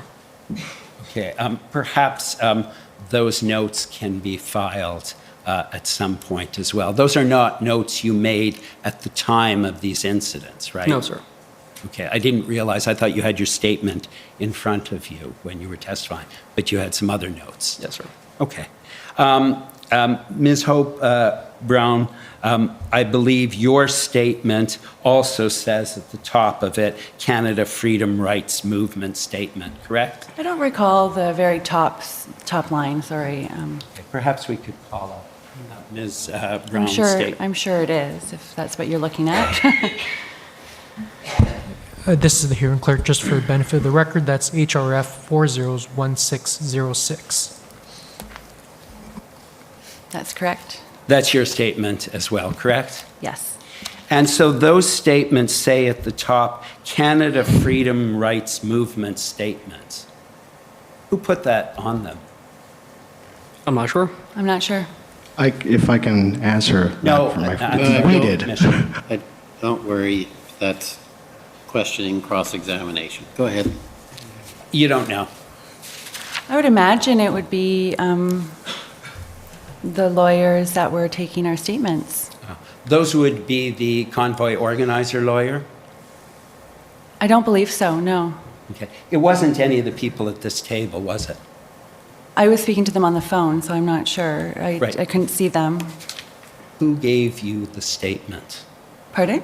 Who prepared this statement, typed it it up, was the- and gave it to you?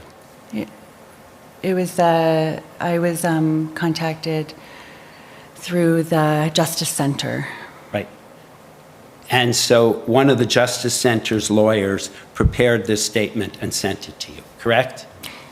It was basically word for word of, they asked me questions and I gave a response, and this is exactly what I said to them on the phone, so yes. And then they gave it to you and they typed on it Canada Freedom Rights Movement statement of Chris Deering and of Maggie Dingman, the original one said, correct? Okay. Yeah, sure. I'll agree with that. Right. And that's the same heading that we see on the statements of Tom Marazzo, Canada Freedom Rights Movement, but you don't know what that means. I don't know. I'm not somebody who, I understand that words can be titles for things. To me, Canada Freedom Rights Movement are 4 words that represent what I believe I'm part of. So I don't know. Looks Okay. like a good heading to me.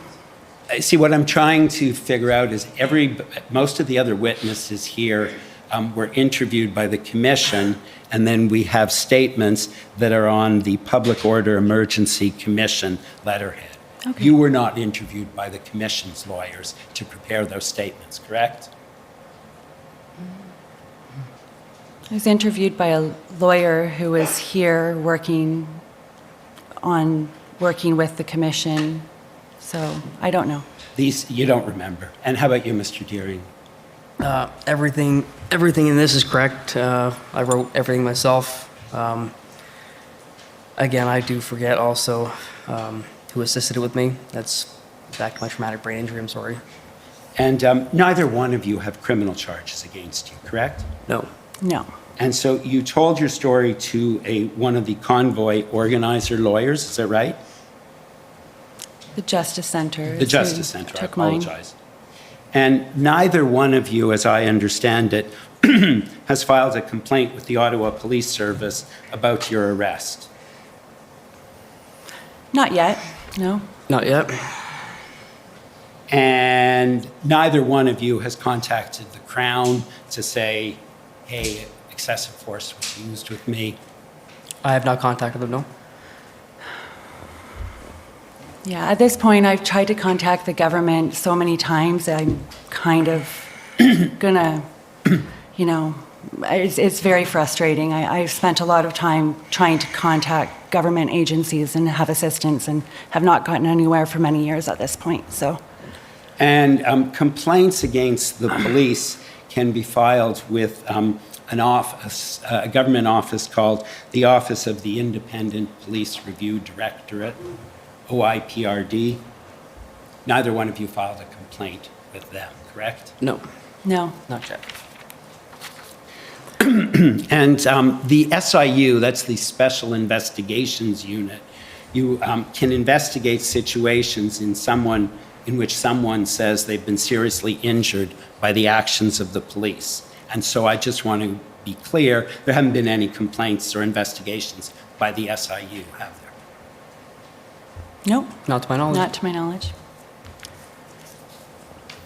And I understand, Mr. Deering, that you have some notes and you're going to share those notes with me, correct? Sure. Sure. And I understand, Ms. Hope Braun, you do not have any notes. Not here with me, nope. And you haven't filed any notes with your lawyers or the Justice Center lawyers? I provided them with a letter from my chiropractor who spoke to the state of my back afterwards, also with a trauma specialist, a psychologist, filed a letter from that professional as well. And I believe that's all the notes that I've provided them. And I didn't see that trauma specialist note in the database, but perhaps I missed. I don't think it was submitted. It wasn't. So no. you did not give any documentation. Mr. Deering, I understand from your evidence, sorry, that you were in Ottawa on February 11th and then returned on the evening of the 17th and 18th? Yes, sir. And at that point, the Emergencies Act had been passed, correct? Sure. And there was an exclusion zone. You knew that, correct? I did. You did? Sure. And you knew what the newspapers were telling people not to go there unless you have an exemption. I didn't read the newspapers, sorry. I'm sorry? I didn't read the newspapers or listen to the news because they were lying constantly, sorry. And none of the sources on which you get information were telling you, don't go into that zone. Can you say it again, sorry? I'm sorry? Can you say it again, sorry? Yeah, none of the sources from which you get information were telling you, don't go in that zone. Sorry, I'm gonna have to ask you to repeat one more time, I'm sorry. That's okay. Ms. Hope Braun, you presumably knew that you were told not to go into that area unless you had specific reasons to be there? That's not what I was gathering from it, no. You didn't turn on the radio, you didn't read any social media, you didn't go on Facebook? I knew that they wanted to clear the area. I was aware of that, yeah. And you knew that the Emergencies Act had been passed? Well, they were still debating it in the House the day that I was arrested, so I wasn't really... What day were you arrested? On the 19th? Yeah, the Emergencies Act had passed. Okay, it passed, but it was still being debated and it hadn't passed the Senate, so... And so both of you, you were in the area, you did not live in the area, you were not on your way to an appointment, correct? No. No, I had a hotel though booked, so I was... And you both, I believe, fell to your knees and refused to move while the police operation was being carried out, correct? No, it's incorrect. I was pulled down and beaten, sorry. I'm sorry, I didn't hear you, I apologize. Sorry, I said I was pulled down. I was not on my knees. I was pulled down and beaten. Right, Sorry. you were on your knees and you refused to move. No, I was standing up. Sorry, I was pulled down.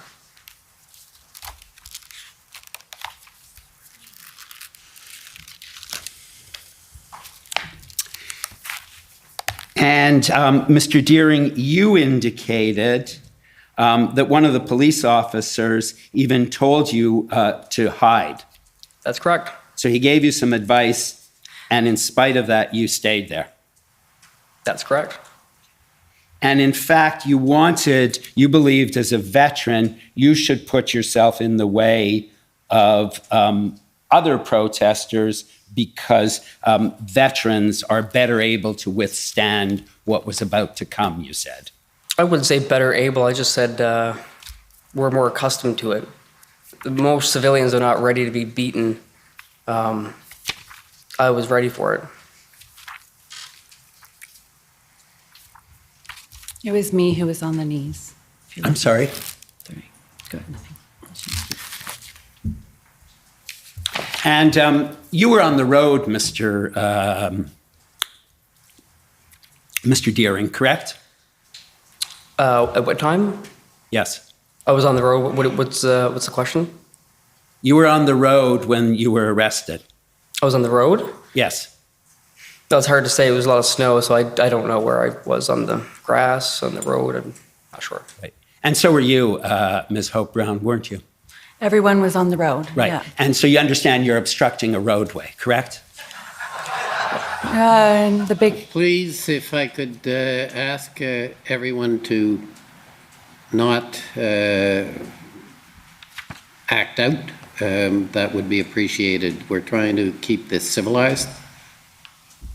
Go ahead, I'm sorry. Everyone was obstructing a roadway that day. So everyone, all of the protesters who were arrested were obstructing a roadway, correct? And the police were also obstructing the roadway, and if you think of it like that. And so. there were also announcements made in both official languages telling people to move. Yeah. Didn't hear that. I did. And you were there, Mr. Deering, you said 15 minutes before, and you saw the police were looking violent and aggressive, you said, and so you decided to stay on that roadway, correct? Absolutely.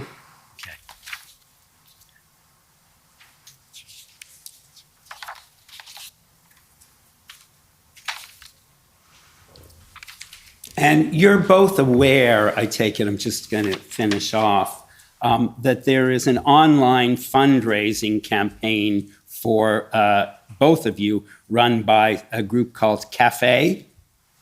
I'm not aware of that until just now. Okay, Derek Sloan, he's actually sitting in the audience.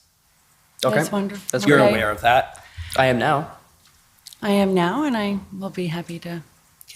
And in fact, I see on that fundraising that he is fundraising for Chris Barber, Maggie Dingman, Bridget Belton, Chris Deering, Danny Bulford, and Tamara Leach.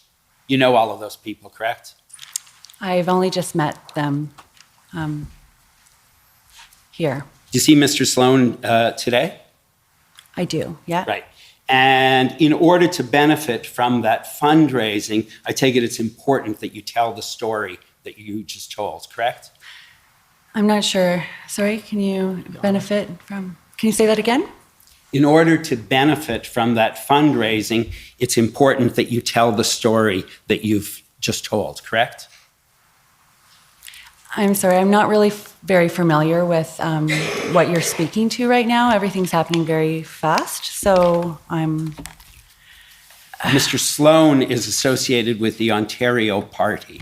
I understand, yeah. Right? Right. Okay.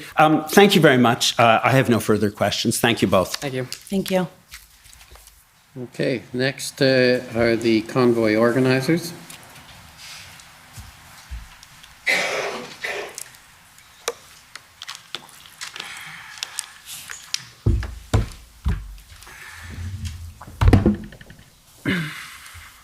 Good afternoon, Mr. Commissioner. Good afternoon, Chris and Maggie. Afternoon. My name is Bathsheba Vandenberg, and I'm counsel representing Freedom Corps and the protesters. I'd like to start by asking you, Chris, a few questions about what happened to you on that Friday, February the 18th, 2022. I understand that you were wearing your medals when you were arrested. Is that correct? I was. And did they get damaged when you were arrested? They did. The first 20 minutes, I had my medals in my jacket, and with the shoving with the police, at one point, one of my medals, my Queen Jubilee medal, broke off, and I lost it. Could I call up HRF 401566? Just to perhaps, there are a lot of documents, obviously. David Michikowski, sorry, for the Ottawa Police. Perhaps before my friend introduces one of the documents, she could just confirm whether it was something that was uploaded last night for the first time. I know there are 7 videos that were sent to me last night that were not on the system. So if we could just indicate for the record whether that is one of those documents, because I may have specific objection to that. Okay, given the late disclosure, apparently, could you make sure you tell us beforehand what it is we're going to? Just so we can, if there are problems, we can outline them in detail?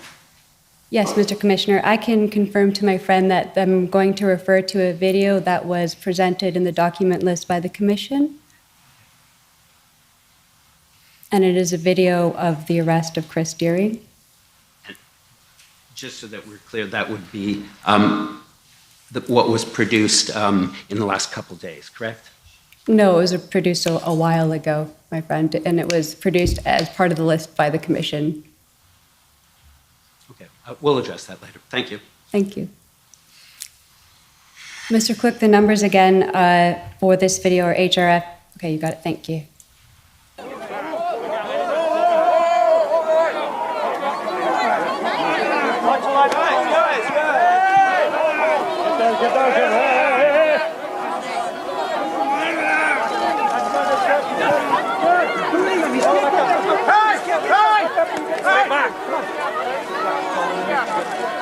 That's a wounded veteran! Yes, sir! That's a wounded warrior right there! They got a Okay, we can pause the video. Thank you. Chris, can you confirm that that is you that's being thrown to the ground and beaten by the police? Yes, it is. Hey, I'm not sure about that question. Let's be a little careful with how we do that, please. Can you confirm that's you, Chris? Excuse me? Can you confirm that is you in the video? It is me. Thank you. Now I'd like to ask you, Maggie, a few questions about what happened to you on Saturday, February the 19th, 2022. And I'd like to bring up a document. This is a video that I did disclose yesterday, and it's a video of it's a photo. It's a photo of when Maggie was kneeling in front of the police. David Michikowski for the Ottawa Police. For the reasons I've already articulated, that should not be allowed. These are things that should have been disclosed long ago, and we've had no explanation. I get it, sometimes things come up at the last minute, but we've had no explanation for why this was not disclosed. Okay, well, let's see what the photo, if it's just a photo of Ms. Hope Braun kneeling, is that all it is? That's all it is, and Mr. Commissioner. Okay, I'm not sure what the prejudice would be, but let's go ahead. And the number for that photo is HRF 00001612.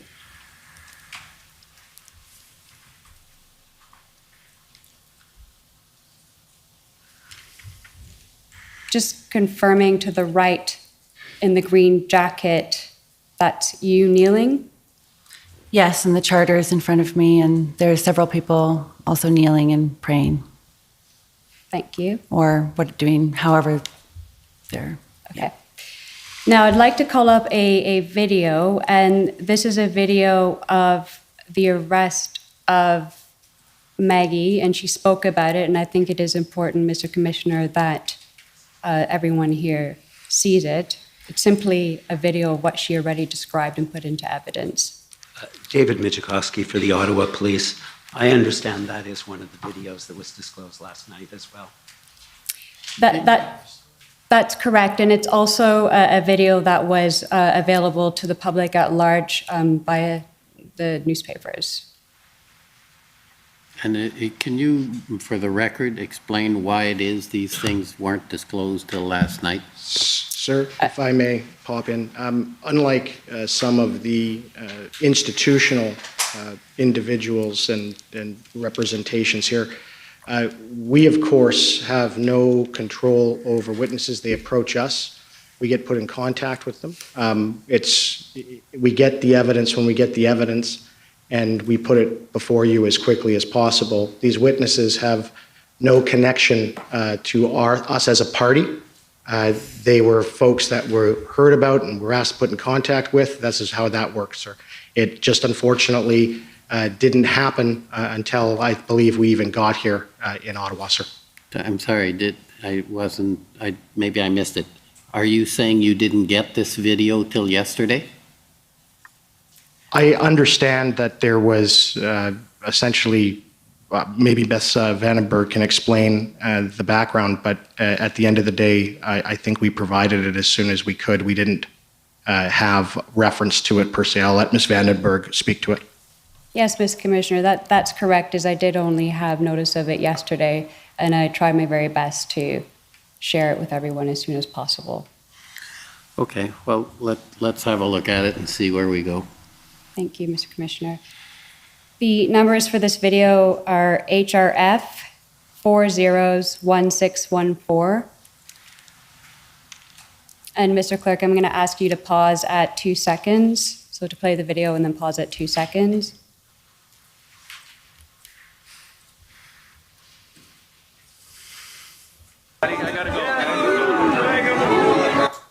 Thank you. Maggie, can you confirm that that is you in the green jacket and the blue toque? It's me. Thank you. Do you agree that the meaning, because I'm going to go into, we're going to actually just, let's continue playing the video.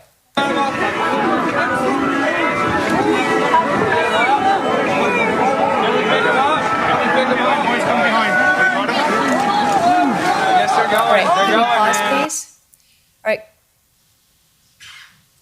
Do you agree that that appears to be a snatch and grab method? Snatch and grab meaning Sorry. snatching and grabbing? Firstly, this is a little bit leading, which I don't think you're entitled to do. Number two, I'm not sure this is a witness who can talk about police tactics, and I think now you're getting into something that's a bit unfair. So, I mean, you don't have much time. In fact, you have 1 minute left, so you might want to use it more appropriately. I would like to call up another video, unless I'm going to get ejected to it and lose another minute of my time. It's a video of Maggie being arrested. I'm not sure if this is really very relevant to what I have to decide, how the arrests were actually carried out and where there were no complaints. Now, if that's how you want to use your last minute, I'm prepared to have a look at it.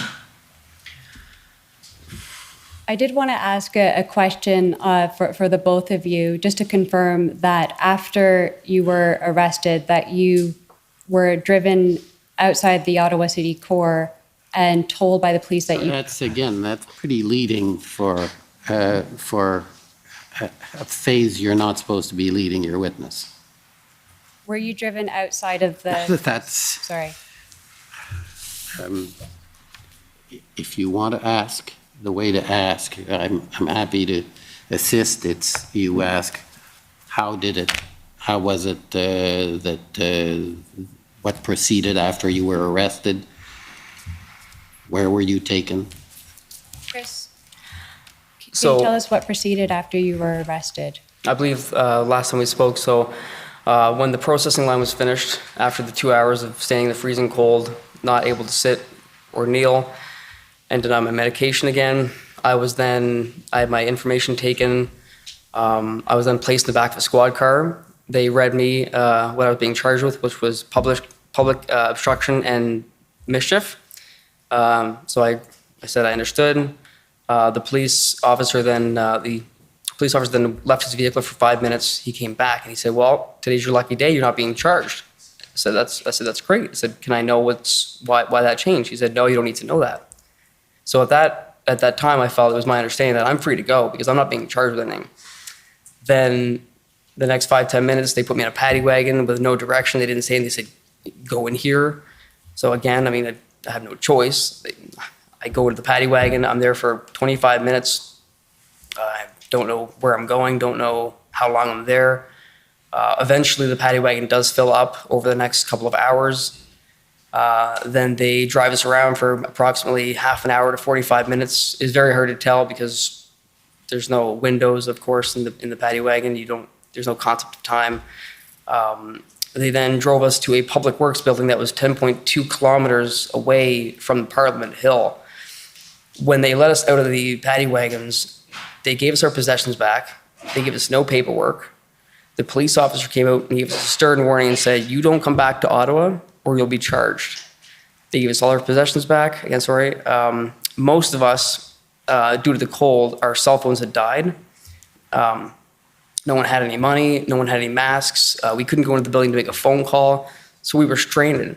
So we were forced to walk to a Wendy's that was, and I forget the approximate distance. So we had to walk from that public works building in the snow, in the freezing cold, to a Wendy's. I had called a friend that I had just met prior the night on the 17th. I met someone for 5 minutes And he said, if you need anything in Ottawa, and this is the type of people you met in Ottawa. I met him for 2 minutes, 5 minutes, and he said, if you need anything, you call me and I'll pick you up right away and whatever. And he did exactly that. I picked him up, I called him at Wendy's. I said, can you please pick us up? We have no money, we have no means, we don't know where we are, we're not from Ottawa. It was just, I never thought that I would get dumped out of the city like trash by the police. It was. And Mr. Commissioner, You're way over your time. thank you. I was just going to ask if the same thing had happened to Maggie, just to confirm. I'll be very brief. So when, after I was behind the police line, it's all in my statement, that's there, but I was thrown to the ground and there was a lot of weaponry around, and I looked up and there was a gun pointed, it appeared to be at my head. And from there, I was taken outside the city and dropped off. And again, I was at a towing place where they were towing the trucks, and there was no shelter, there was no place to plug in your phone, there was nothing. And thankfully, people came and got us. So, yeah. Thank you. Okay, thank you. Thank you. Ottawa Residents Coalition?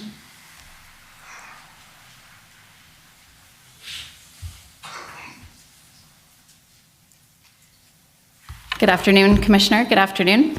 My name is Emily Tamman. I represent the Coalition of Ottawa Residents and Businesses. You've both described to us, and we've heard from other convoy participants, that your experience in Ottawa was generally a positive one. It was. And that you found it to be a peaceful and loving atmosphere when you attended the convoy? It was amazing. It was the Canadian spirit. It was, and even between us and the police up until those last days, it was a wonderful experience. I'm going to ask that a video be pulled up. It's COA 50135. And just before we start it, this is a video, a compilation of images that were submitted to the Commission before these proceedings commenced. And for the purposes of the record, the video was accompanied by an affidavit with the number AFF 7 zeros and a 2, explaining the origins of each part of the video and where it came from. But generally speaking, I can tell you these are videos that were taken by people in Ottawa during the convoy occupation. So if we could play that video, and then I would just ask you to reflect on whether it accurately represents what you witnessed while in Ottawa.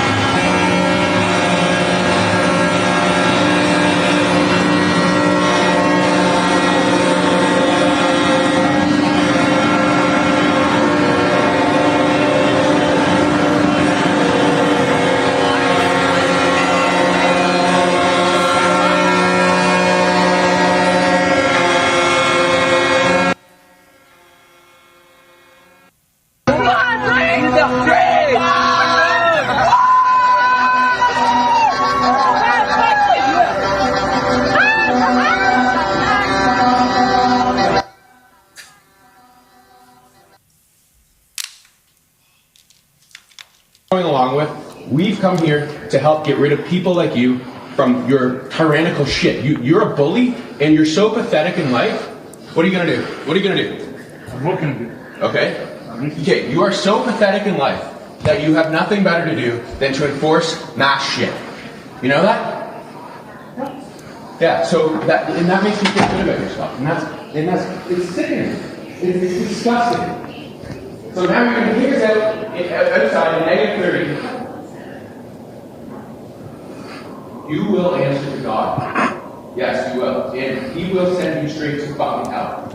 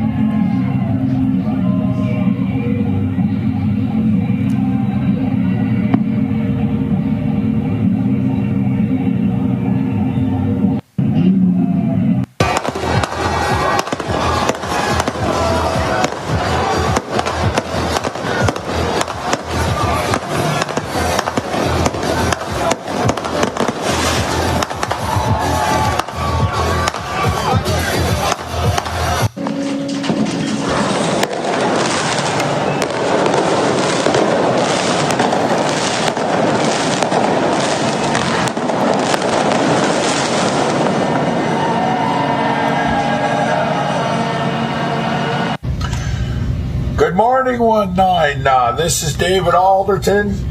It is now 8:01, and we just officially let the cabinet ministers and all the people of Ottawa sleep in. Are we going to have that? Let's give them a wake-up call, boys. Give them.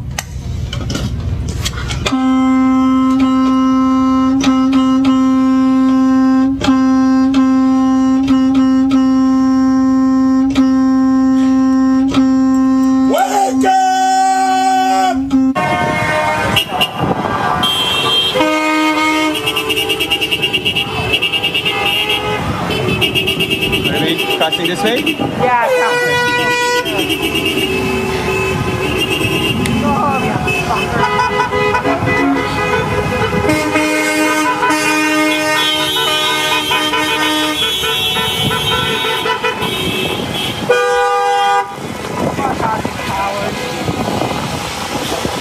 This poor guy doing his job.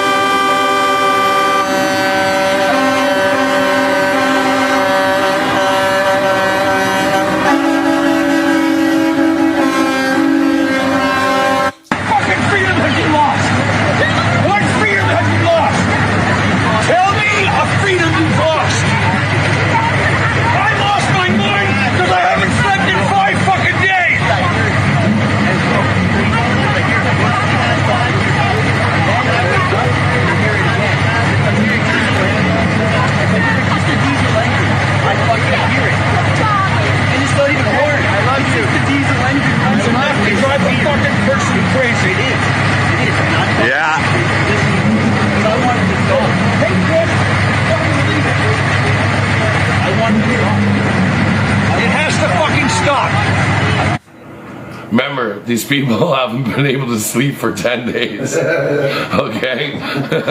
It's kind of funny. I'm not gonna lie. It's pretty hilarious.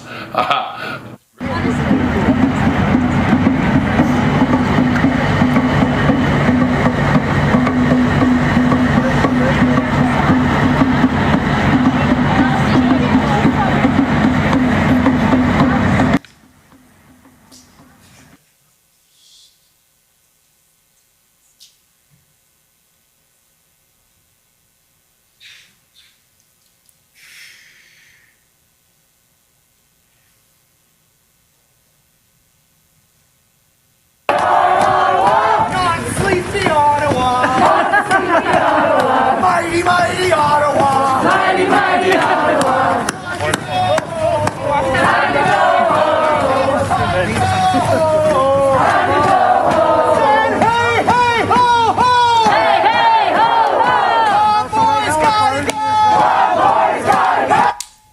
Almost out of time. Yes. Okay, well, I guess we'll leave it there. Can I just ask each of the witnesses one question, please, No, Commissioner? you still have, it's still have a minute or two. Yeah, no, I understand that. It's been difficult to find an appropriate time to put this video into evidence by virtue of the limitations on cross-examination. So yeah, if we could just finish it, and I would just have one question for them.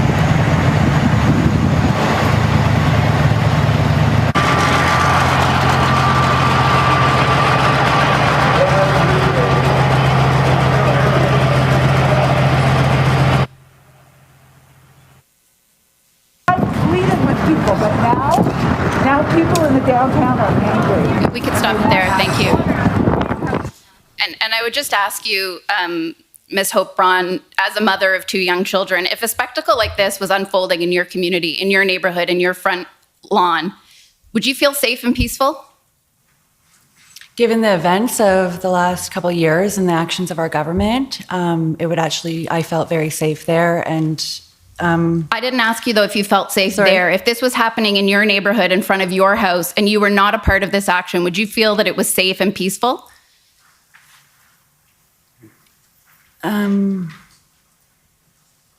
Again, I'm just going to say, given the context of the last couple of years and the actions of our government, I would be there with that. Yes, if it happened outside of my door and I had people and I hosted people afterwards. While your children were trying to sleep? That would be okay with you? I won't deny the fact that would be, that there was a lot of energy being brought to Ottawa But I asked if it would be okay with you. It would be okay with me, yeah. Mr. Deering, if that was happening in your community, in your front lawn, would that be okay with you? I'd probably join in, yes. Thank you. Those are my questions. You're welcome. Okay, next is the Ontario Provincial Police. Thank you, Commissioner. My questions have already been asked and answered, so I have nothing further. Okay, next is counsel for former Chief Slowly. Thank you, Commissioner. We have no questions. Thank you. Okay, Democracy Fund, JCCF.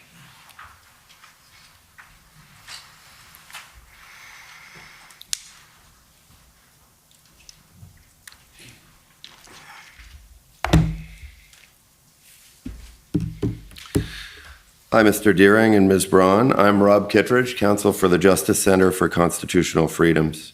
Mr. Deering, I think counsel for the Ottawa Police Service asked you a question about whether you saw news reports telling you not to come to the protest area after the Emergencies Act was invoked. You replied that you weren't watching the news around that time because the media had been lying about the protests. Do you remember that question? Yes, I do. But you saw news reports about the protests before that time, didn't you? I may have.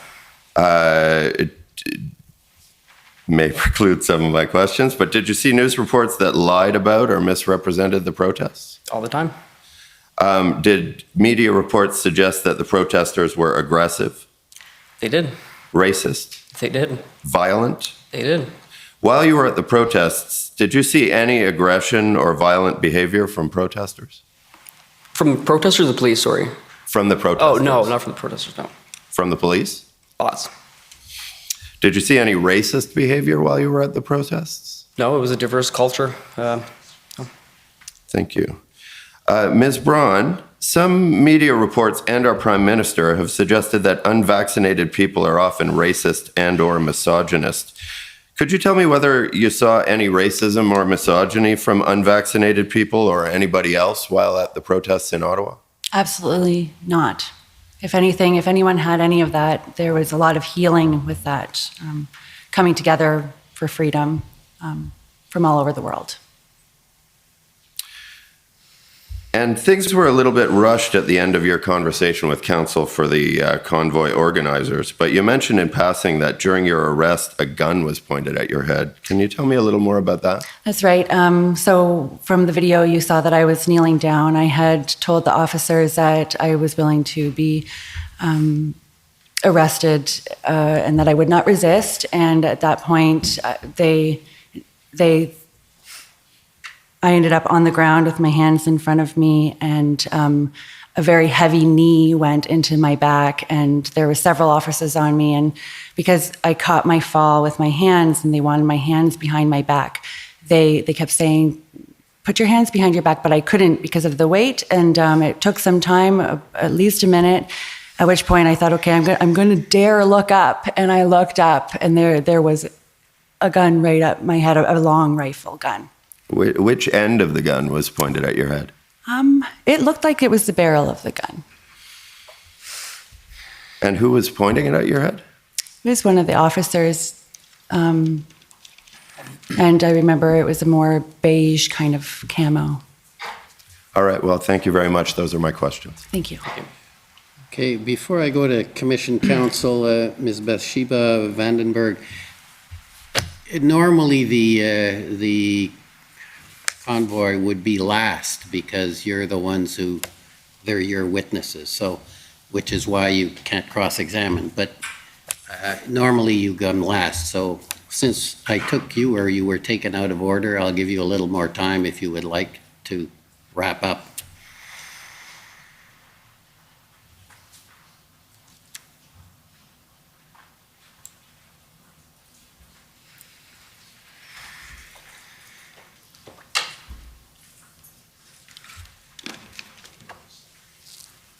Pardon me?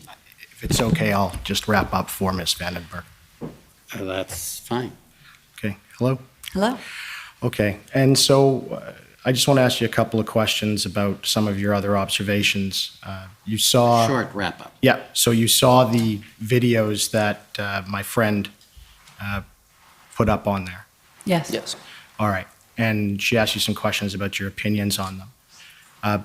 Other than those incidents, and first it wasn't asked, did you observe those events that were in those videos?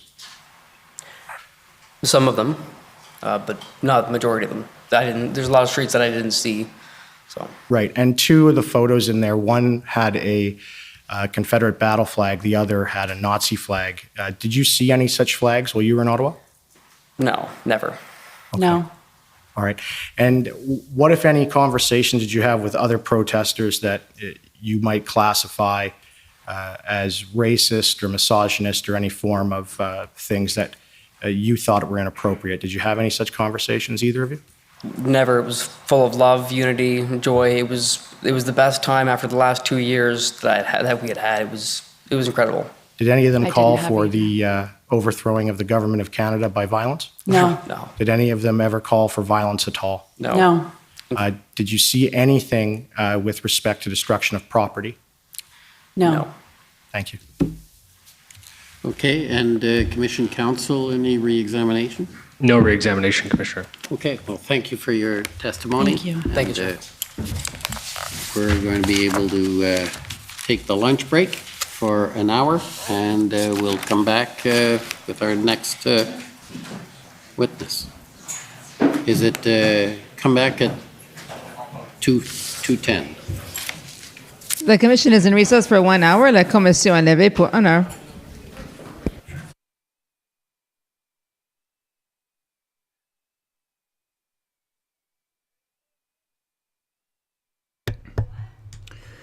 All right, that was astonishing to hear their response, the response that they gave to the video of Chris Deering being beaten up and his wife Maggie Hope Braun. Absolutely astonishing. That was the response. And of course, leave it to Paul Chump and the BIA, Ottawa Business Association, that requires to be fed the money that is in escrow. That video right there showing people peacefully protesting an absolute injustice for the last 2 years was incredible. That was the response to Chris Deering's video. I don't have the words for that video, and they did not stream that video, by the way. That was not a technical error here on this end. They did not stream that video. They didn't show it. Why? And you're telling me this is a just inquiry? Out of all the videos, every single video being played, that one was not streamed through. That was censored. Show the video, Roe, says Tracy Couture. Absolutely, I will. 100% I will. Really, and it takes me back to this article come out yesterday. Tears, outbursts, and monologues. Judge struggles to keep Emergency Act inquiry on track. As Freedom Convoy organizers testified, they struggle to keep the narrative on track. What did you think, Ben? Yeah, I mean, it's completely off track. I mean, is this about trying to find out whether or not the Emergencies Act was justified, or what is this even about? Because that doesn't seem to be the focus. I mean, the one of the things that sticks out to me is that over and over again you hear that we came peacefully. We stressed nonviolence. We stressed being kind to the police officers. It was all about peaceful protests. That you keep hearing that over and over. But the only violence they can show, from the freedom convoys, end quote, would be the honking, the violence of honking. Oh my God, you disrupted these people's lives for weeks, and it was so intense. It was violent. They got nothing.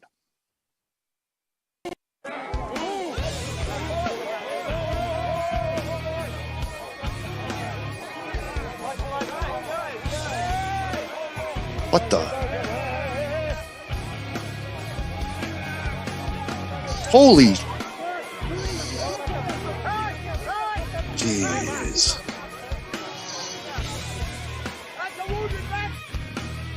And when the right thing is not arresting and injuring Afghanistan veterans, like this man. He was arrested yesterday seriously beaten. Look at the cuts on this guy's head. If you don't mind, I mean, we're live streaming to a lot of people now. Just say what happened. Say it loud. So I was in the protesters line, holding line very peacefully. I had just holding line. The police grabbed me. They pulled me down. They meet me in the back. Need to get more footage of this, but there it is. It's horrible. Chris Deering, absolutely. There's many interviews with him. I'm going to show you some footage. I mean, we can watch the footage from that day. I seen women being pushed, old men being pushed. And I'll show there's so much footage of this, and I can't believe they did not show it. This is a speech by Chris Deering. They never could. Our freedoms that we enjoy today. I would love to take the opportunity to honor my brothers that never made it home. This is not to take away from the fallen in the past, but to allow me my chance to honor them in a way that I never could. Starting with our crew commander, Corporal Thomas Hamilton.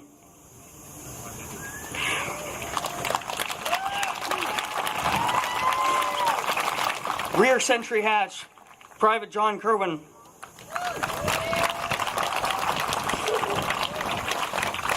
And Lav Driver, Private Justin Jones. Thank you for allowing me to do that. I have been worried the past 2 years. I have been scared. I've cried, felt hopeless. The feeling of our future is slipping away day by day. I didn't like what I was seeing.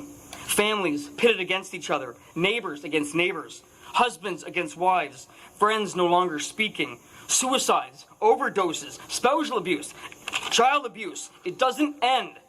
The hurt we are feeling is profound. The division we are experiencing is a coordinated attack on all of us, and the pain we all feel for our country, for our kids, and for humanity is palpable. The convoy in Ottawa was a glimmer of hope and a chance to heal after 2 years of nonsensical dictating coming from our government and spouted out from the media.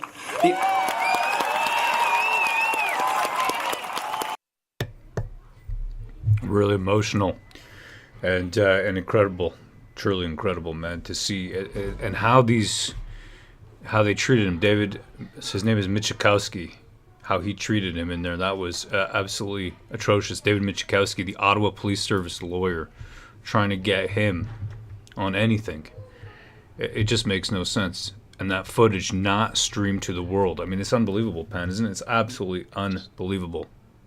Yeah, I mean, there's no transparency here. Very little. I'm going to show some. I think it'll be good to show some video footage from that day. I think that's what it'll be good. It'll be good to show that from that day. On the 18th specifically, because it's going to bring it into context, going to bring it into relief, what actually happened that day. Because they're trying to make us forget. They're talking about amnesty. You've seen them talk about amnesty for everything they've done. Why? amnesty for what they've done, because it's in their function. How can you show them amnesty after things like this? If there's no accountability, there cannot be amnesty. That's what I would say unto you, my brethren here. It is unbelievable. And then for the Ottawa Business Association, Paul Chump and his lackey there come in and try to say that that was acceptable, the way that he was treated, because of this footage that they then ensued to show us about honking. Sure, I mean, it's got to be absurd. It's got to be some kind of... And I'm going to edit that together. I'm going to do that. I haven't been editing the last couple of days. I've been after the shows have been done. I've been kicking back. Why? Because take a break from all this. But this has to be put out. I want people to see how they treat a veteran, somebody who's put his life on the line. He lost his brothers with him out there. That's how you treat them? Why would I tell my children to join an army that this is how you treat them? You know, my father worked for the Department of Defense many years. My brother as well. Designing all the armament and all the rest. Working on the Navy systems. And this is the thanks you get when we send people out there to die. To fight for our freedoms. This is what they get. They get beaten.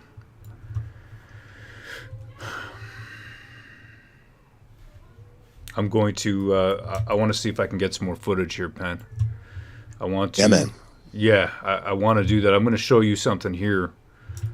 I'm going to play this while I'm doing that. This is from that day, February 18th, where I had to go in and get that footage. A lot of people at that time, you know, left because they knew what was coming. But the horses coming by, I mean, very narrowly missed that. Very, very narrowly missed that, because I mean, it was just a literal moment here. One more yeah, I moment. think like Yeah. you and I lost connection, and you like kind of backed out of the front lines to fix the connection, and that's when it happened. Yeah, this is the part here. This is the video clip. Here it is. I want to play it without commentary.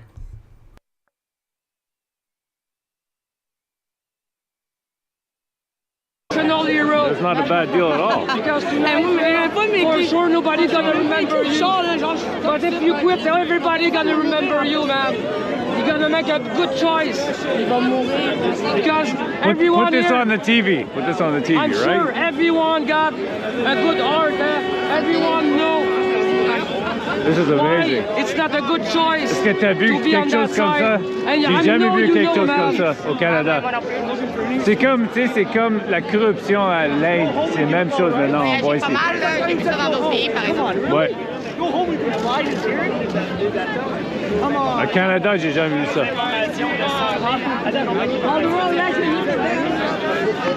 If there's one person who can talk to you people, is you.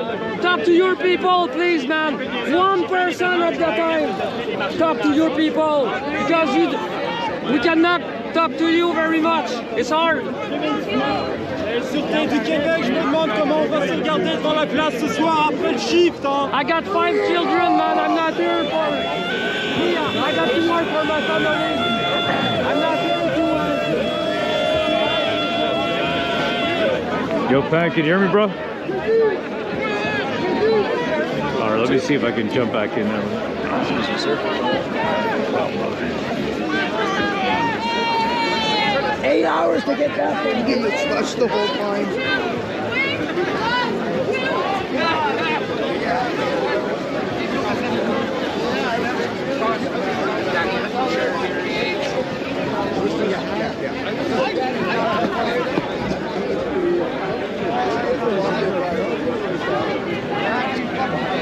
All the action's here.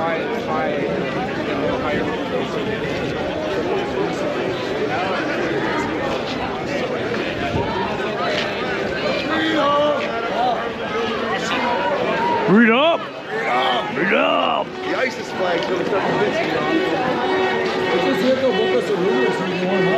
They're online too, right? The police are walking along the street. Like these guys are important. Oh yeah, but once I get this far, they're like, can't get the whole time.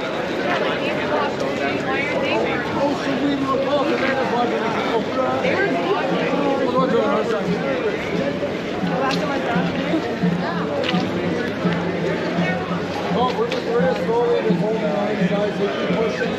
We keep rescuing you. They just keep going. So what is the plan exactly? What are they doing? Keep pushing. I don't know. They're going to pull all this way for them to even get up to the monument up there where they'll never take it.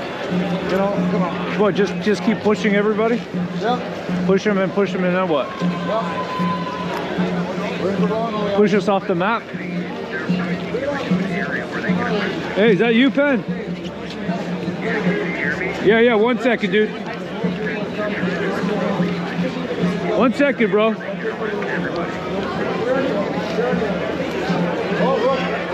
Hey, can you hear me now? Yo.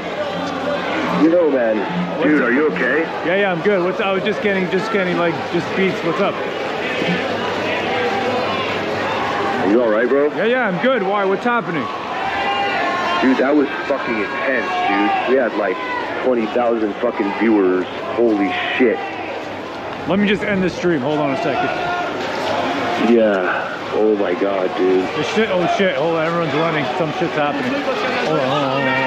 Oh fuck. See if you can get it back up. Hold on. They got some tear gas and some bullshit. They're fucking shooting shit. Oh shit. You gotta get that on film. Holy fuck. I got the GoPro on. It's taping right now.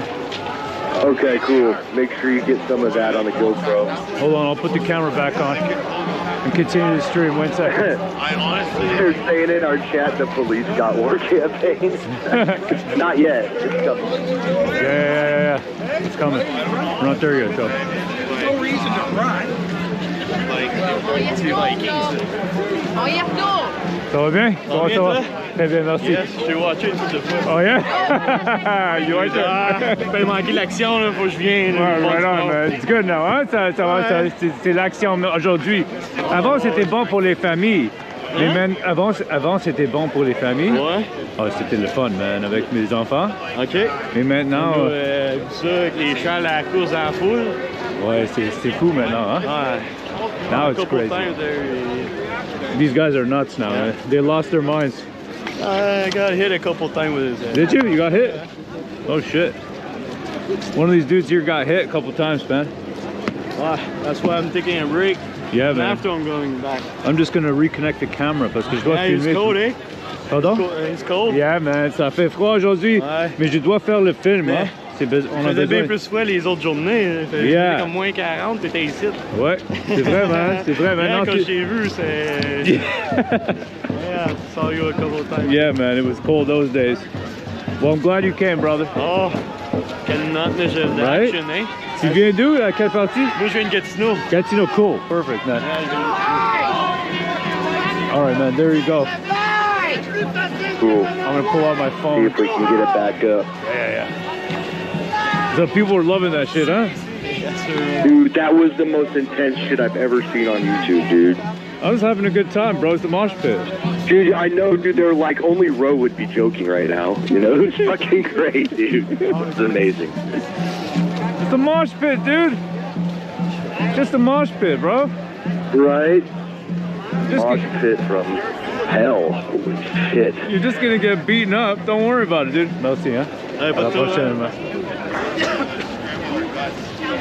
You're just gonna... People are saying, tell him to sit down, but dude, don't sit down. You'll get trampled, dude. Oh, Do not sit down. Yeah. I'm not stupid, dude. I'm just holding my piss. All right, here we go. We should be back up. You can refresh it and take a look, man. Hey, how are you, brother? How you doing, buddy? How you doing, man? I'm listening to you. Oh yeah. I've been down here. I don't want to be on. Well, maybe I don't even give a shit, but I don't really want to be on the camera. But yeah, I've been down here since day one. Happy, man. Yeah, and I recognize your voice. You know, I never saw your face, but I recognize your voice. Yeah, man. Yeah, and they ran through us with horses a minute ago. We're not being violent. Somebody threw something and everybody policed them right up. Don't throw anything. Don't throw anything. We're pushing. We're making them work for their every inch. But here's the thing. Yes, sir. Everyone listening should understand they are going to retake this territory because we're not going to fight them. Exactly. Okay, and they have like an armored vehicle. I don't know what, Right. I actually know a lot about this stuff. I'm not sure what that thing is up here.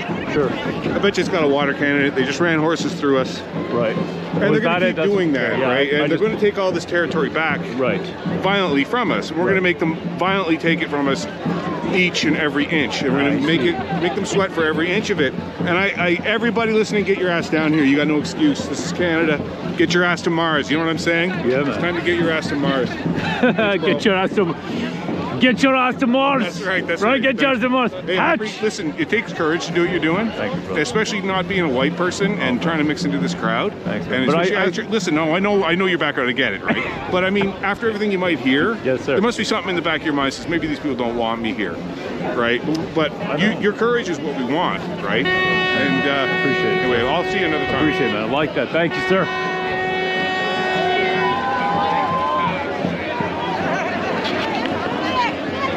All right, are we back, man? All right, man. We are back. Yep, we're back. All right, man. We are live, everybody. Thank you. Check it out, man. The horses are coming. We are live from Ottawa. The horses. This is awesome, man. Let me see if I can see this.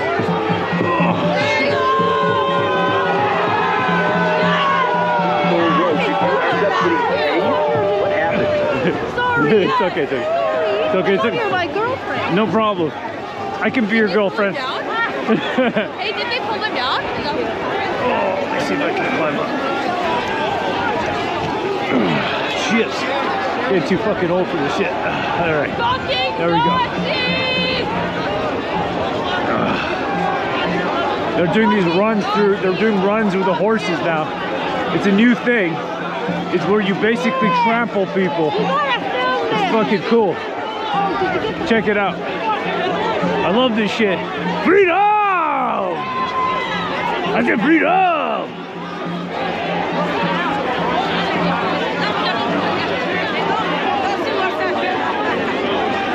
Fucking cool, huh, man? What do you think of this shit, man? You think you'd ever see this bullshit in your life? No, I've never seen it up close and personal like that live. That was something else, Good job holding the line. Continue to hold the line. Yeah, I'm just kind of chilling up here right now. I mean, some dude was touching my butt for a while. I think he was an officer, but he's just like kind of hanging on to my butt, and I think the other hand was just cupping my balls. So I kind of was like, I mean, this is cool and all, but you know what I mean? Wait a minute, getting a little fresh with you, huh? Well, that's what I mean. You know what I mean? You gotta take me out on a date first. But hey, man, it is what it is. You know what I mean? When you're freedoming. So is the police presence trying to move towards where you're at? Are they pushing people back that way? Is that what's happening? They're doing horse runs. They're doing these runs with the horses now. So it's like they all get on horses. Well, there's like a horse brigade, and then they kind of do like a little horse thing, like a horse maneuver, and they just run through the crowd. Wow. Okay. What is this? Medieval times? You know what, man? There's a restaurant called Medieval Times. It's really, really good, actually. It's in You like that? Yeah, man, it's cool. It's good. Go see some jousting and eat some red meat. Sounds like a nice Friday night. Yeah. Oh, man, you know what, man? I mean, all this is unexpected for me because I came realistically for the bacon sandwiches. You know what I mean? Well, yeah, can you get one? Can you still find a bacon sandwich? I'm going to, right after all this. I think I may go get one. I think you earned a bacon sandwich. Oh, thanks, bro. Appreciate it, man. Appreciate it. Yeah, if you haven't already, please like and subscribe. Ring a ding a bell. We'll be freedoming all the time, everywhere, holding our pee in the cold for freedom with all these fine folk over here. A big hail to the truckers. Thank you for doing this, being here. We've got an arm. I found the brown jacket guy. Here he is. Okay, so if you want to get a close-up, this is the time to do it. Take a look at this. I'm just going to show you. Here he is. This is the guy. I'll back it up. I'll back it up. This is the dude right here. You see this brown jacket guy with the hoodie? Not hoodie, the toque. This is the guy right here. This is the guy that gets trampled. This is just before he gets trampled. Nobody's seen this footage. This one right over here. So this is it right here. I'll throw all this up. I got so much to do. I got to put anyhow. Here, check it out. It should be a shame, master! Man, let him go! Oh, man. Let him go! Hey, Pat, can you hear me, bro? None of us want to be here, come on! Yo, Pat, can you hear me, brother? Hey, Pat! You just want me to go through. Hey, Pat! This over He's an old man. Let him leave. Yeah, let him go. Let him leave. Let him leave. I'm trying Let him leave now. How? Move. Move which way? Move which way? Don't push it! Uh-oh.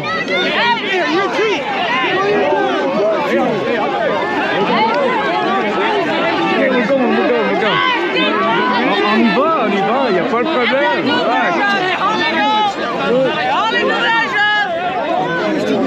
Relax, please.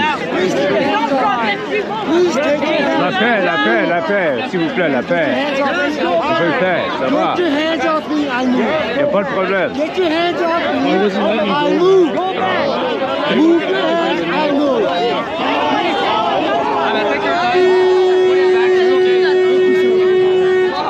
Thank you guys, thank you.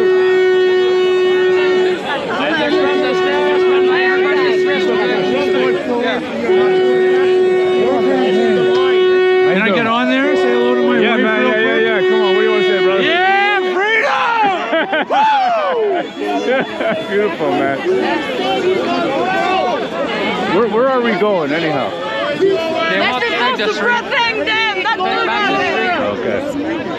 Excuse me. Sure. That's okay. That is okay.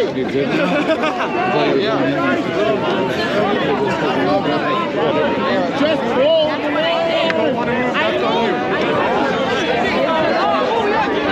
Just hold the line. We don't live west, we live right here. Yo, Pat, can you hear me, brother? I'm pretty sure there's almost there must be one people with the drum. If we decide to take one step backwards, would you guys decide to take one step backwards? But we live here. This is our home. You're telling me to go west.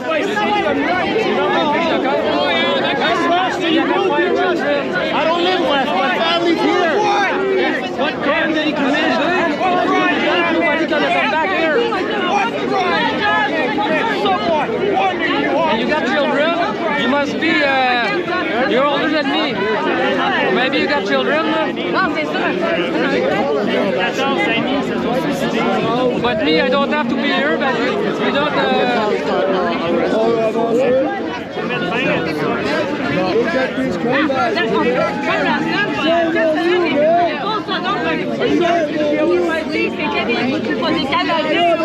Trampling like all brothers and sisters. Gassing and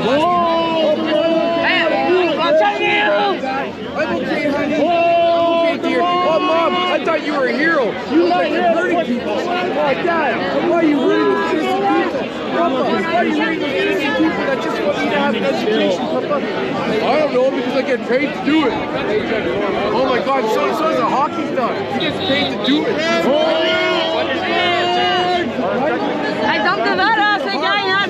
What's doing in your heart? Is this right? Hurting people against us for a paycheck? People lost their jobs to stand and fight for their freedom, and you're willing to trample on it. That's what you're doing. And in your heart, I can see it. All your eyes, you know it's wrong, and you're doing the wrong thing. Follow your heart. Stand down. Hard 40.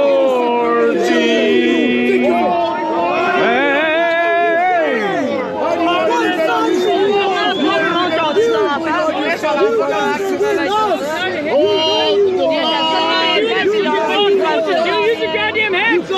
are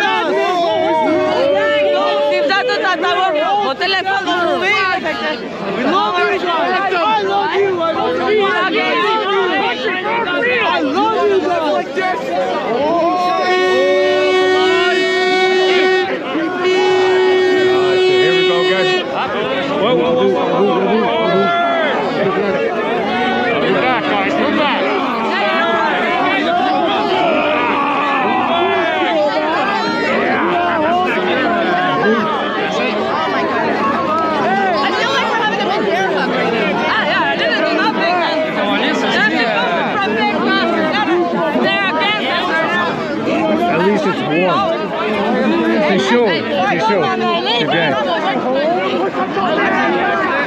Ça faisait froid, mais maintenant ça fait chaud. I need you guys to back up. I need a bacon sandwich. Just tell him to let you go. I need a bacon sandwich. I need a bacon sandwich right now. I need a bacon sandwich. I need a bacon sandwich right now. The guy behind you, stop pushing on you. Hey guys, do you know where I can get a bacon sandwich? I just want a bacon sandwich. Anybody? This is a thick point here.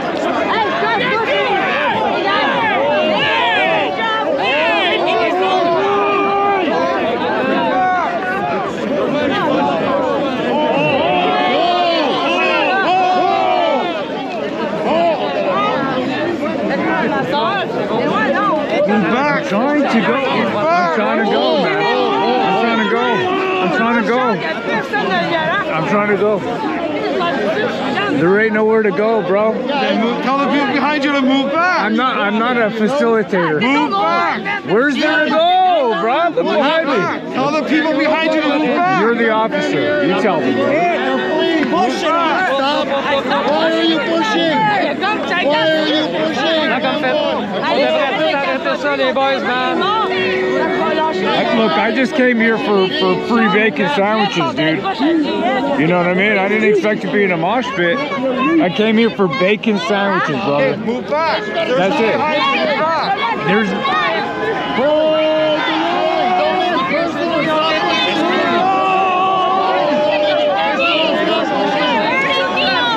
Oh my God.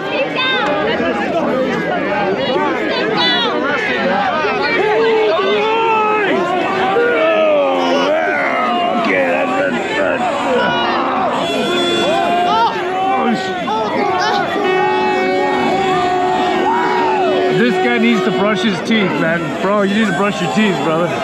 This officer here, some of these officers need to brush it. They need better teeth hygiene. A little bit better. Because right now, I'm telling you, I can smell their breath. And it ain't clean. Just gonna pause it right here. This is the moment, if you see right before this, yeah, this is my footage. Right before this on the GoPro, I had a second camera. If you see it in my hands, I got a phone, and that was being streamed live. At this point, my stand had run out of juice, so I had to hold it in my hands. In the end, I got a little bit of frostbite, but nothing really. Didn't get beaten or nothing. But you can see the horses right over here coming up, okay? And it's right at the end of the film, you're going to see that I actually lose connection on the stream, but my GoPro, because I had a second body cam the entire time, that was recording. But you see the horses get into position for the trampling, and then I lose juice. Not juice, I lose connection on my stream, and I walk away to reconnect where there's like a little bit more peaceful out of this area.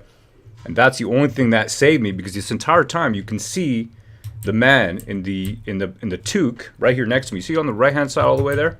Yeah, right next to you the whole time. That's the dude that gets trampled right next to me. But because I ran out of signal with my camera on my hand, the one I'm holding, I walk away. And those are the horses right there. You see them in the background there? You see that? They're all getting ready to roll over everybody. You can see that right there. You caught it, but from further away where you stood on, it was like some sort of a concrete, piece that you stood up on and got some footage. And you even said it. You said, look, they're trampling people with horses. Oh, this is neat. They're doing the horse runs, you said. Yeah, that was right. Because that video that I played earlier was the one that came right after this video. Right after this. Yeah, exactly. Right. That's why the man in the brown jacket's standing right here, right now. And you're going to see him, and you see the horses getting into position of these fellows. Here, I'll continue. This is the guy right here, by the way. This is the toque guy.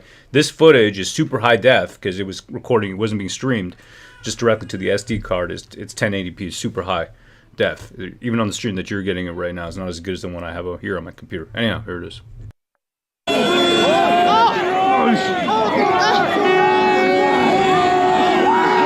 This guy needs to brush his teeth, man. Bro, you need to brush your teeth, brother. This officer here, some of these officers need to brush it. They need better teeth hygiene. A little bit better. Because right now, I'm telling you, I can smell their breath. And it ain't clean. Hey, who just touched my butt? That would be me. I'm sorry. My hands are stuck. Yeah. My hands are That's stuck. all right. I thought it was this dude next to me.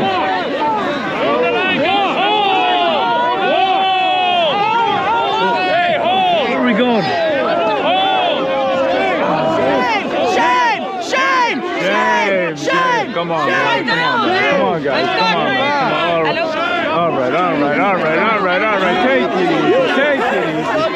Take it easy. Take it easy. I love being in the mosh pit, but take it easy, eh?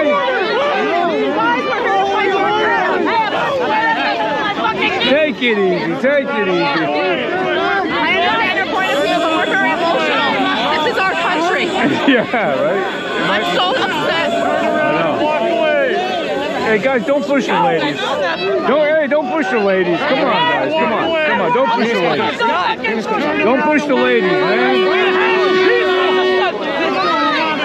Don't push the ladies. Don't push the ladies. Guys, we're here to stand up for our rights. I can move back, but I'm not leaving.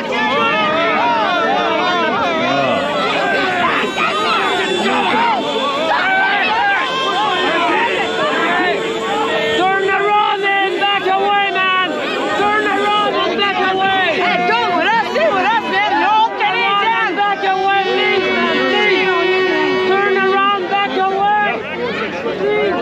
Please. Hey, you gotta turn around and back away. Turn around and back away, man, please.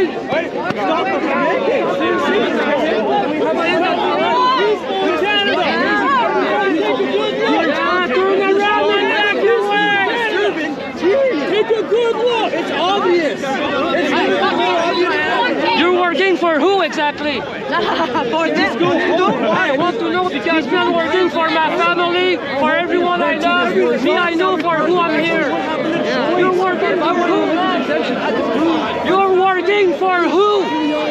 Hey, I'm here for my family, for my children, for the one I love. You're working for who? Turn back and go home, ST, please. Please. Please. You're working for who? For who? Are you even in the eyes anymore?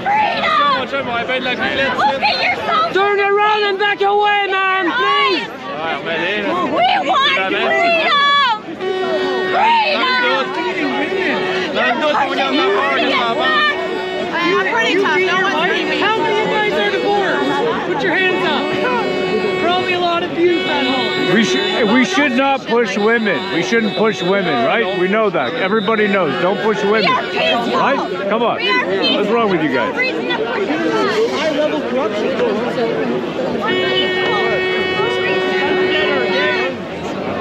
If one person go out from the road, it's gonna change everything. Everything's gonna change, man. They're gonna be fucked up. Please, man, one person at a time. If one person turn around and go away, it's gonna fuck all the road, man. It's gonna be fucked up. Please, man, you're gonna be the example of everyone. You're gonna be hero today. Hey, my wife's gonna make you a massage. It's for free to do that. You're gonna give a massage? For free. But if they quit the job, yeah. Hey, no, you know what?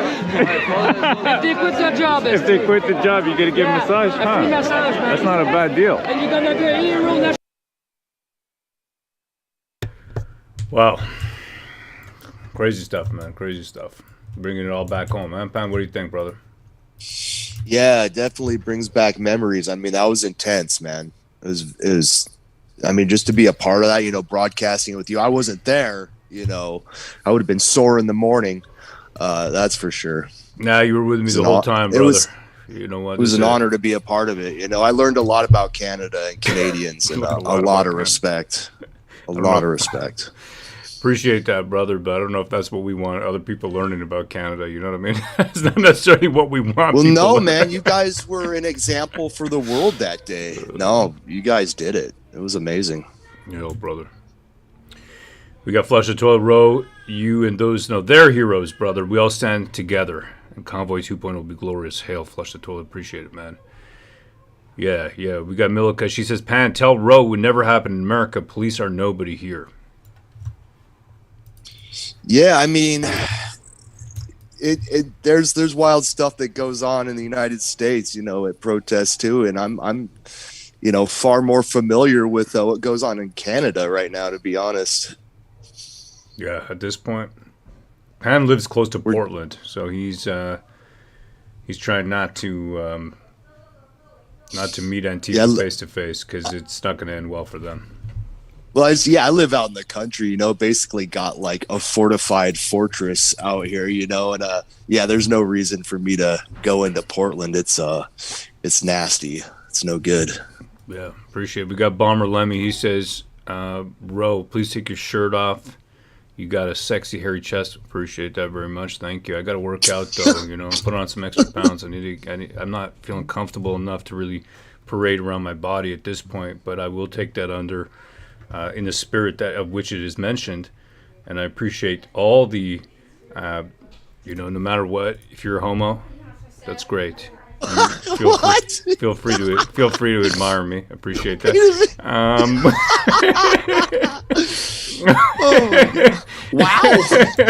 No, feel free not to worry. It's okay. That's totally fine. You know, touching is a different story. You know, we'll have to discuss about all that. But what is happening right now? But feel free. Let me see here. We got. Hold on, I'm going to play this in the background here. There you go. That's from that day there. Same day, February 18th. Yeah, the night is falling here. We've got Sanico. He says, has there been any more information about the guy in the beanie and brown jacket after being trampled? I never got it. Never got it, man. Never got it at all. And we go, Rickardy, he says, no, disgusting, bro. Well, it is what it is. I am what I am. Well, we got Brighton. Hell, brother, appreciate your generosity today, Brighton. Always, though, appreciate you, brother. He says, if you feel sad about this because of the protest, the fringe became the majority, and those who advocate for mandates became the fringe. As I said during this, even if we lose, we still win. We did. You know, it's interesting because I'm thinking back here. I spoke to a fellow, right, good dude, and he said to me, he knew when these guys used the Emergency Act and they pulled all this that they had already won. We had already won. Why? Because at that point, they've lost the high ground completely. There's no high ground left. They've played their card. They've played their hand. They've already shown that they're willing to trample you with horses. They're willing to freeze your financial assets, take your financial assets, in other words, confiscate your literally how you buy food and pay for heating and pay for gasoline. Or diesel, as the case may be. So they're really showing that they do not have any qualms about crushing the people. That's what they've shown here. So the friendly, happy face that Trudeau puts on every day, you know, as he says, hey, look at our new economy recovery plan. He announced that yesterday, economic recovery plan with Freeland. Well, we know exactly what that means for us. It means that they do not have any care in the world for us at all. That we are literally the chattel. That's how they see us, chattel. And Chris Deering, unfortunately, as we just saw evidence there, he learned it the hard way, and that's why he was weeping, okay? Because he wept for the country, not for himself. He's already had things happen to him. He's weeping for the country that he stood for. That's what it is. He's weeping for the country that he stood for.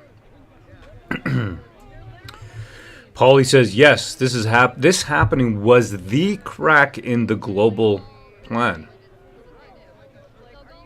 Why didn't they show the video? Why didn't they cast the video? Why didn't they do that? Why was it completely censored? Why did the person manning the video feed, did they get orders? You're telling me that out of all the mistakes, because we've seen videos play ahead of time, right? We've been watching now for 16 days. That is the 17th day, I think. Day 17 today. We have seen them manage videos, and then whenever there's any error, like it starts to play without being cast on the video, what do? They back it up and they start playing it again. But they didn't do that this time. So explain that one to me. And you know what I saw here when I was here on the February 18th? So many women, so many beautiful women standing up for freedom. Really, it really shows me a lot, actually. I don't know why there's so many women on the front line. Where are the men? I don't get it. I mean, to me, you know, like, I'm not super averse to, like, physical whatever. I'm not. It doesn't really bother me too much, all this stuff, you know. Mosh pit, whatever. I used to go to metal concerts and have a good time. You know, just growing up, you know what I mean? Just kid stuff. Get into little scraps and all that kind of thing. So it didn't really bother me too much to be there, but I don't understand why there were so few men at the front lines. I don't get it. There's so many women. There's a woman in a friggin', I got the footage. She's in a wheelchair, man. And she wheels herself up to the front. Explain that one to me. Mama Bear, says Bozena. Yeah, but I don't get it, though. It bothers me. It really does bother me. It bothers me that you know what I'm saying, Pan? It bothers me. This is where I say culture informs political and everything else. Like, people are so... The guys are taught now to be weak. Yeah, I mean, I think it's, you know, been happening for generations, you know, increasingly, you know, just through the media and the messages that are pushed by demonizing the family and traditional values. Yeah, man.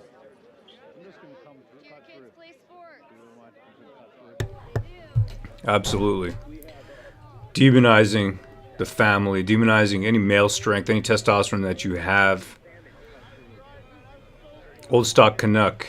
The women have replaced the men because the men have been systematically emasculated by society. Women have had to fill the gap. This is, I can't take that, man. I can't take that. That I can't take. I can't take it. Brighton, he says, yeah, I remember when you played in a System of a Down. I did not. That is incorrect information right there. That did not happen. Wrong bearded guy. Right. Derek Sittler, he says a lot of real men had jobs still, construction, etc. Don't mess with the mama bears, says Jeff Lilly. So, you know, here's what I don't understand. It's about coming up to 2 o'clock. It's 5 to 2. We got Jeremy McKenzie. It's going to be super interesting. That we're looking forward to seeing. We want to see this man, how he's questioned, what he says. Right? And again, him, just like Pat King, you've seen them espouse messages of peace continuously. Of course, they speak off the cuff and the rest, but always messages of peace. Always. Oh, there he goes. Yeah, I made the cop laugh over here. This is Oh, no. Yeah, this one's better, I think. Yeah. Oh, man, so what's the plan? Are we going to get hot chocolate after this or what? Cop's having a good time, man. I think we deserve They're it. like, no, we're going to beat you after this. Hot chocolate? What are you talking about? You're dreaming. I can't take it seriously. Like, that's the thing. I can't take all this stuff too seriously. When you're there, I don't know what it is. It's like my mind flips into some other zone. I think it's because of just past experience, you know what I mean, in my life. It's not... And I've always, I'm a computer programmer. I'm not one of these veterans like these guys over here. Come on, they're serious business, man. The things these guys have done, wow. This guy, Chris Deering, come on, seeing the guys, your brothers with you out there, all get shot up and killed in front of you, and then to come back. It's like Rambo 1, if you ever watched Rambo 1. You know? Rambo 1, by the way, is a real film. It's not like Rambo 2. This guy's crying, by the way. This cop, I have a ton of footage of this guy. He's a redhead. This one right over here. This guy right over here. Sensitive ginger. He's crying the entire time. He's crying. Tears are coming down his face. You can see his lips trembling. He's crying the entire time.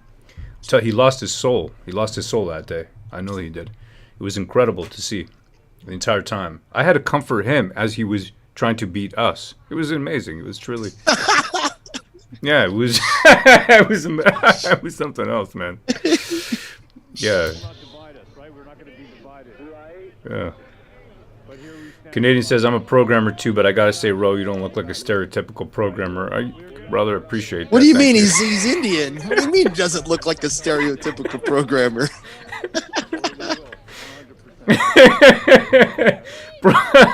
Yeah, man. I'm looking forward to seeing Jeremy McKenzie today. We also got Danny Bulford. So I don't know. We're going to be going till 8 o'clock or something today. It's going to be interesting. Already on. Yeah.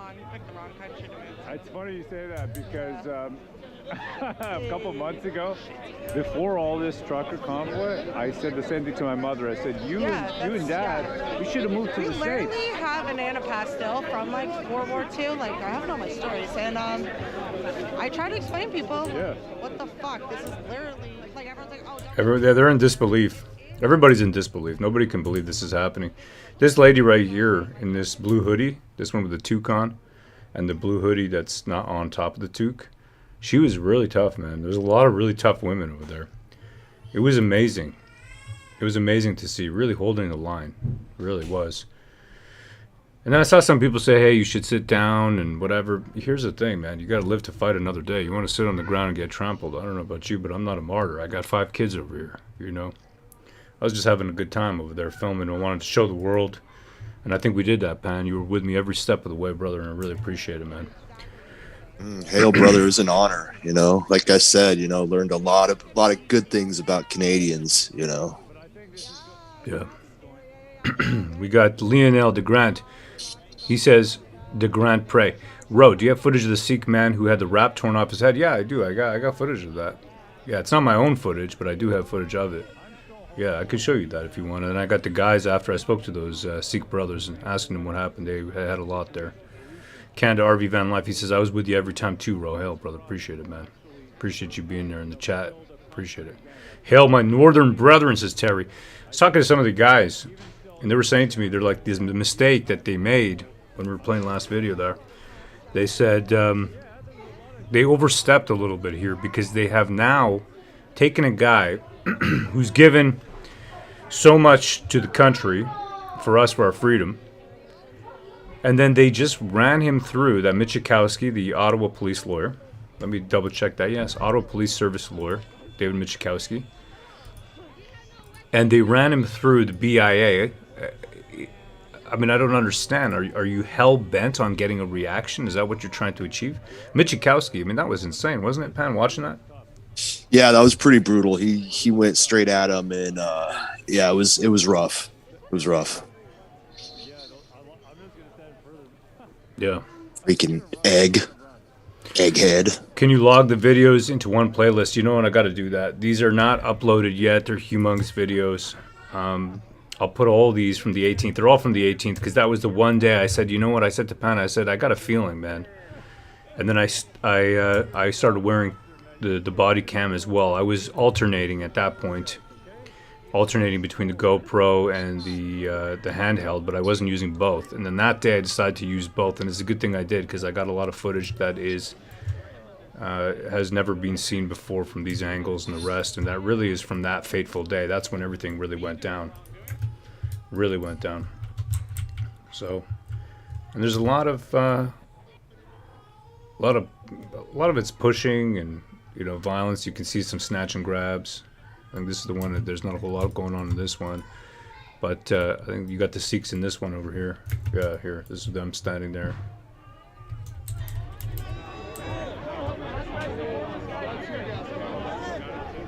Anyhow, man, everybody was there. Everybody was there. That's the thing. That's why when people say, oh, racism and the rest, I don't want to hear it. I don't want to hear it. I have no time for that kind of thing. I got no time for that thing at all. All right, we got 10 minutes left, and we're going to be going. We got your fave, Karen. Holy crap, bro, I remember you from there and Canada Day. The GoPro handheld just reminded me. Yeah, that's it. There you go. Jeremy up next. Let's go. All right, man. Is it him or is it Danny Bulford? I don't know. But I think I'm hoping, man. Let's get some entertainment. I want to see them say to him, and explain this joke to us, sir. Have you ever said? Right. Oh my goodness. Yeah. Explain your jokes. Holy cow. This can be ridiculous. You said here that we need to create a new country that spans the globe through a diagonal. Explain it to us, please, sir. I like Paul Chump the other day, and he's like, you created this fictional country, and is it true that the inhabitants are all white? White? White? Yeah. That's good stuff. What a chump. No, this guy is something else. He's a He's a real loser. That's what he is. He seems like the kid who's picked last in dodgeball. Look at this. Paul Chump, I mean, who's he even represent? He represents like the yuppie business owners on the outskirts of town that weren't even in the center of the honking. What a dope. Come on, people are singing "Oh Canada." You want to trample him. You want to beat him. See, that's the stand. At this point, it's got battery. Then it doesn't have it anymore. You call it a stand. Some people call it a selfie stick. Yeah, selfie stick. Nova, will they ask why Trudeau's personal photographer was following the flag guys? You see, that to me is a setup. I hate to say it, man. That's a setup right there. I can guarantee that's a setup. Locked in with Lovebirds. Did any live streamers get asked to be witnesses? Not that I've heard of. Why would they want to use all this footage? Why would you want to use Right? Yeah, they don't want that. You tell me, Pan. Why wouldn't they want to use this footage? Oh, man, because all it does is show a peaceful protest, and it shows the cops surging and violently assaulting the protesters. Uh-oh, we got Deb. She says, bring on the Diagolon cocaine-addicted goat. That is going to be... Oof. Uh-oh, watch out. Uh-oh. Watch out. I don't think you can bring a goat on the stand. I don't think that's that's not something you're allowed to do.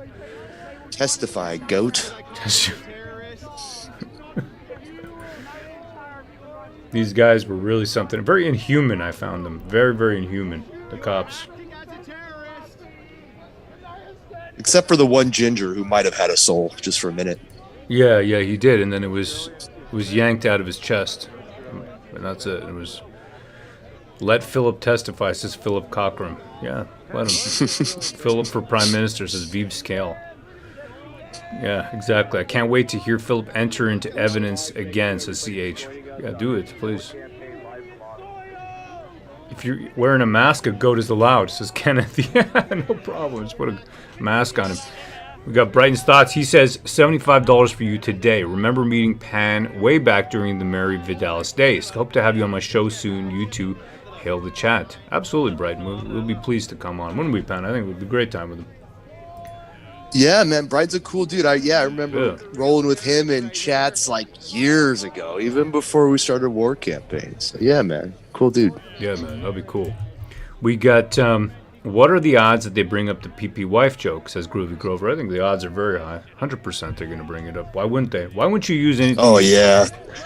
Yeah, they will for sure. Yeah. Absolutely. Mind you, you should never, I mean, you got to be careful. You know us, we go a little bit on the edge out there too when we're talking and the rest, because we like to make jokes and laugh. You know, so a lot of this stuff too, see, we grew up in a time where you could laugh about stuff that you can't laugh about now. For sure. Like, I mean, we do these impressions and these, people will call them racialized voices or whatever. But, where I learned how to do that? I learned that from a gay black man named Eddie Murphy. Have y'all ever seen Eddie Murphy Raw or Eddie Murphy Delirious? That's where I learned it, from a gay black man. And you're going to tell me this is racist to do these type of voices and impressions? Hold on a second. I beg to differ. I learned it from a gay black man. Whoa. Eddie Murphy, is he gay? Yeah, I mean, he was caught, or I don't know if he caught, but he was caught. He was caught picking up a trans lady of the night, I do believe. Did he know? So yeah, I learned my comedy from a gay black man. Huh. Did he know though, or was he, just like a very sensual woman? Whoa. Well, they do call it a trap for a reason. We got Mr. Hammer Dance. He says military style assault officers. Yeah, you're seeing that. You're seeing that, brother. Yeah. That was years ago, says James Dude, but that was just years ago. He could just be blind, says Surfer 4. Yeah, well, maybe he didn't know. Maybe. He could just be blind. Who knows, man? Wait, is that the crying game plot? Says SCVM. Right? Scum. It is. Right? It is.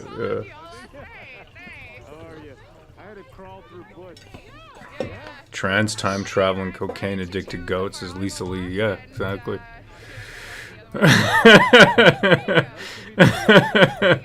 Bommy Lemmer, he's not leaving me alone. This guy, man, he wants a piece of me. Take his Louise, you know. This reminds me. Clyde's having a laugh. We got Al Stern.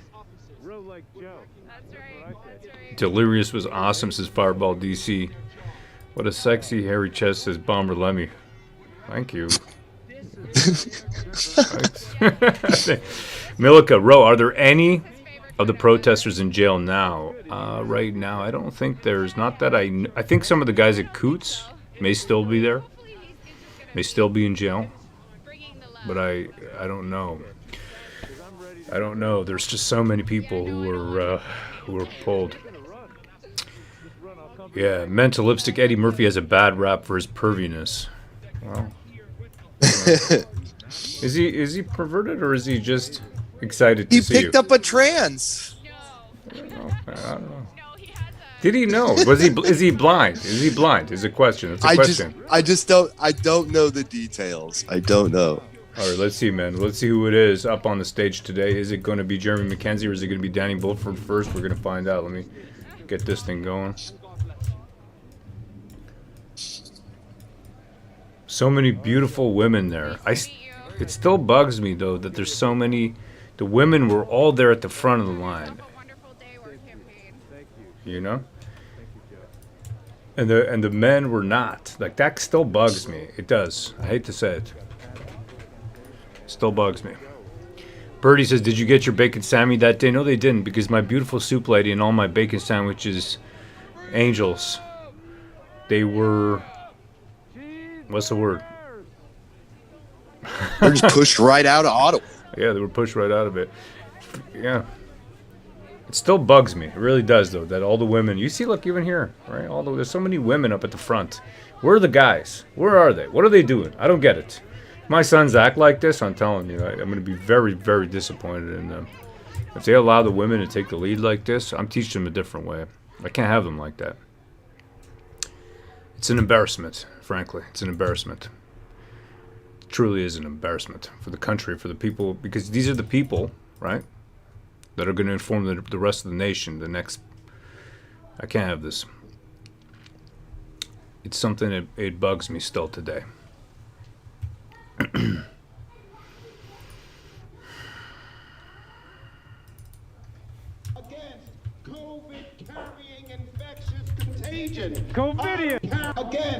Okay, this right here is a counter protest that we taped.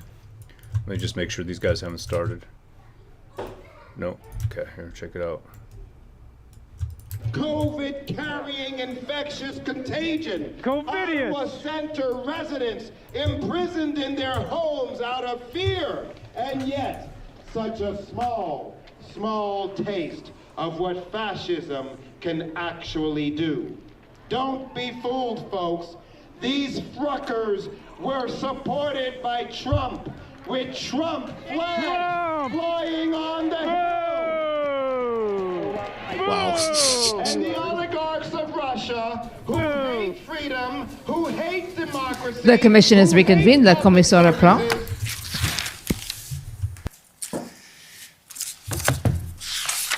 Good afternoon, Mr. Commissioner. John Mather, Commission Counsel. The next witness is Jeremy McKenzie. Mr. McKenzie will be testifying via video conference, so if we could just make sure that Mr. McKenzie can hear us and that we can hear him. Can you hear us, Mr. McKenzie? Yes, I can, sir. Okay, good. Well, we're ready for your testimony, so we're going to have you sworn, and I see you have counsel here. So let's, should we first swear the witness and, okay? Mr. McKenzie, will you swear on a religious document or do you wish to affirm? I will affirm. For the record, please state your full name and spell it out.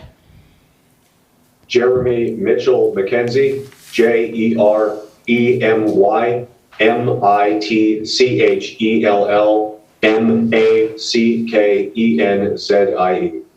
Do you solemnly affirm that the evidence to be given by you to this commission shall be the truth, the whole truth, and nothing but the truth? Yes, I do. Thank you. Okay. Mic on. Afternoon, Mr. Commissioner. My name is Sharif Boda. I'm counsel to Jeremy McKenzie. Mr. McKenzie was summoned to testify here this afternoon. His testimony is compelled. I would just like to make clear that he is invoking his protections under the Canada and Ontario Evidence Acts to protect his interests against self-incrimination. And of course, he benefits from the protection of Section 13 of the Canadian Charter of Rights and Freedoms. Okay, and I will deem that the witness has objected to answer each and every question on the ground that his answers may intend to incriminate him or tend to establish his liability to a civil proceeding at the instance of the Crown or any person, but for the acts you've invoked. Okay, is that adequate? Absolutely. Thank you, Mr. Commissioner. Okay, so Mr. McKenzie, we're ready to go. Commission Counsel, go ahead. Thank you, Mr. Commissioner. Good afternoon, Mr. McKenzie. Can you hear me? Yes, sir. My name is John Mather. I'm one of the Commission Counsel. You are appearing today via video conference from the Saskatoon Correctional Center. Is that correct? That's correct. And we understand that you are being held in relation to charges in a matter that is unrelated to the protests in Ottawa and Coutts. Is that correct? That's correct. The Commission understands that you are from Nova Scotia. Is that correct? Yes, sir. And where did you grow up? I grew up in Pictou County, Nova Scotia. And we understand that you were a member of the Canadian Armed Forces?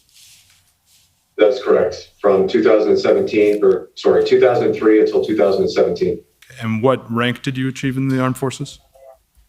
I retired as a Master Corporal. And you have produced a letter through your counsel to the Commission, and it's a letter that you sent to the Senate. Do you know what I'm referring to? I believe so, yes. So if we could pull up JMK 703. Mr. McKenzie, can you first just let me know if you can see the document on the screen and you're able to read what it says? Yes, I can. Okay, thank you. And this is a letter that's entitled Diagolon's List of Demands to the Canadian Senate. Do you see that? Yes. Okay, and I'll ask you some questions about Diagolon in a moment. And can you just confirm for us if we can scroll down to the bottom? Just again, for the Commission's benefit, but also potentially yours, we see that it has a signature block for you at the bottom. And there's no signature here. Do you know if you ever signed this letter?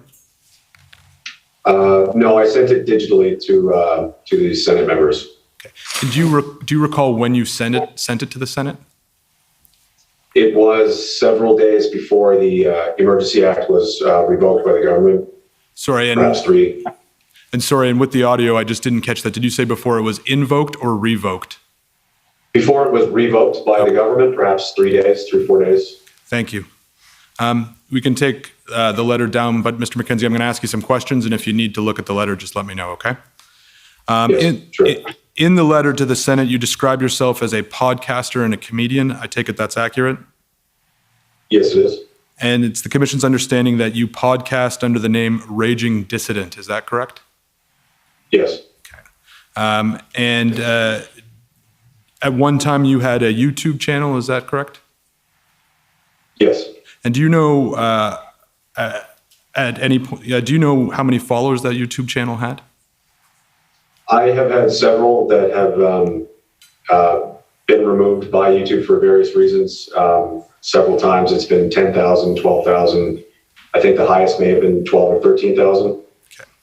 And you also have a Telegram channel? Yes, sir. Okay. And how many followers have you had? I appreciate you were giving some ranges there on your Telegram channel. Roughly, I would say upwards around 14,000. Okay. And on the YouTube and Telegram channel, are you posting under the name Raging Dissident? Yes. And I understand that you also have an Instagram account using the name Raging Dissident. Is that correct? Yes, I do. And are there any other social media that you use? Those are the primary one. Rumble as well is another video sharing website. Primarily, those are the ones I use most heavily.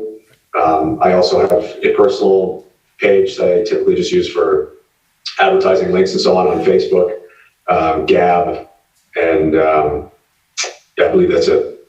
And what's the URL for that personal website? My own personal .com website. Yeah, the one you were just referencing. Oh, I have just a Facebook page. There's a Rumble website and URL, but my personal website is ragingdissident.com. Okay, thank you. And do you use the messaging service Slack to communicate? No. Have you ever used Slack? No, I've never heard of it. In the letter to the Senate, you identify yourself as a founding member of the People's Party of Canada. Is that correct?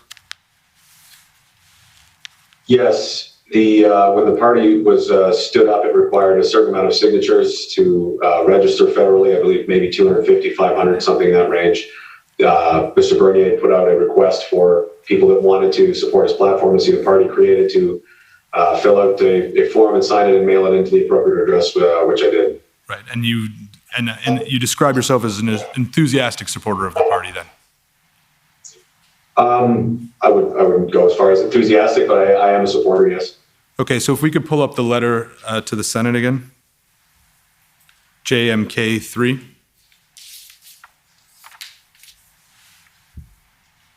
And if we could zoom in, please, and just give me a moment. If we can continue scrolling down.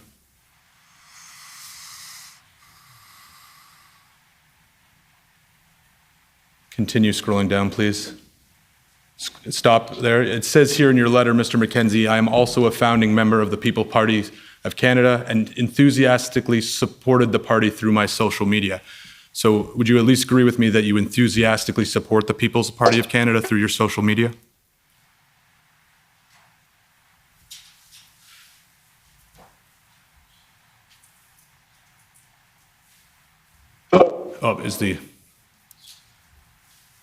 It appears we're having some technical difficulties, so if everyone could bear with us for a moment.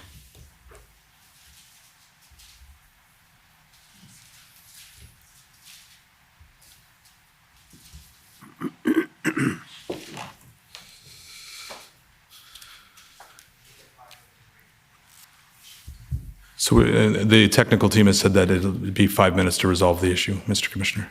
Okay, we'll take a 5-minute break and then come back. The commission is in recess for 5 minutes. La commission est levée pour 5 minutes. Guy's looking good, at least. I'm not sure if I can get used to him clean shaven, though. You know, that pen, it's a little bit much for me. But I'm biased. Yeah, I'm biased. We're beard boys, you know. I'm biased for the beard. Yeah, but yeah, you know, it's good to see him. You know, he is looking good. You know. Their government is not good at internet, says ProPass. That's right. I don't know if I can get used to it, but he looks good. He looks good, man. He looks like he's going to a wedding or something like that, or his wedding or someone's wedding. He looks good. He looks good. I like it, man. I really do. Shout out to my beard fam, says Filet Mignon. I'm going to read through the chat. I know he's got a lot of supporters here. And a big hail to Diagonal, and a big hail to everybody out there. I know that you guys are feeling it. You got that loyalty for your brother out there in Saskatoon jail, and now being obviously a narrative being created, crafted, as you can see in real time here for the PPC, against the PPC, against anything that he said, and canon will be used against him in a kangaroo court of Canada. Let's see over here. We got PPC all the way, says Nancy Oswald, because he looks decent but uncomfortable, says Wallflower. Thinking his lawyer wanting his face clean, it says Lionel. And then we got DML, cross between Kevin Spacey and a young version of that guy from Grumpy Old Men. Smooth as a babe's bum, it says Y. Looks like Al Capone, says La Grosse Patate. Political prisoner, says Scobie. I'm going to read as many as I can here. I know you guys have got a lot of feeling for the guy. Your brother. He needs a beard back. Reminds me of Kevin Spacey with that. It says Remote Viewer 57. Some people are having a hard time with the lack of beard. Brighton's thoughts. Glad to know that our prisons have 5G Wi-Fi. Say Diagolon, says Benoit Leferrier. That's right. Well, they've said it. I think they're going to continue to say it. Hail Diagolon, says Bad Grandpa 0169. Prayers for his children, says Robin Kirk. Absolutely. Yeah. Yeah. Please explain why he is jailed. People. No way, no how. Assault charge is more likely, says Ghost. Looks better in play, says Onda. Flip side. Hail, Jeremy, says the Fairman's Toll. Absolutely hail, brother. I know it must be hard for you watching him over here and seeing him, you know, especially through a prison cell. It's hard, but at least the guy looks good, I got to say. Jeremy and Morgan, heart, says Mothers of Drummer. Internet is scrambled, there, says Groovy Grover. Weapons charges, says Canada RV Van Life. Yeah, and the guys had talked to us about that a little bit. That was Ferryman as well as Derek the other day. Bomber Lemmy, let's raise money for Daglon. I think there is a Give, Send, Go available for Jeremy. Let me throw that up here if you want to give that out there. Okay. Give, Send, Go. Give, Send, Go, Jeremy McKenzie. Hold on a second here. There you go, just coming up. There it is. Last time I tried this, it didn't work, but it is live today. Here's a link right over here. Let me throw that up here. Is his legal fund sitting at 24K out of 50K. Link is right there. I'll drop it one more time. Brighton's thoughts. Jeremy looks like he's about to host Coach's Corner. He looks like Kevin Spacey with a nose job, said Sanico. He looks good, man. He looks good. I think he looks good. You know that? I like him more with a beard, but you know what? You got to remember, it's the inside. That's what counts. Absolutely. We got people giving. 9 minutes ago, people are still giving, so that's great. Great to see. Yeah, man. Hard to see, though. You know, hard to see all this. The fact that you speak out, and he said in his message over here, I'm going to reread this one portion from his letter.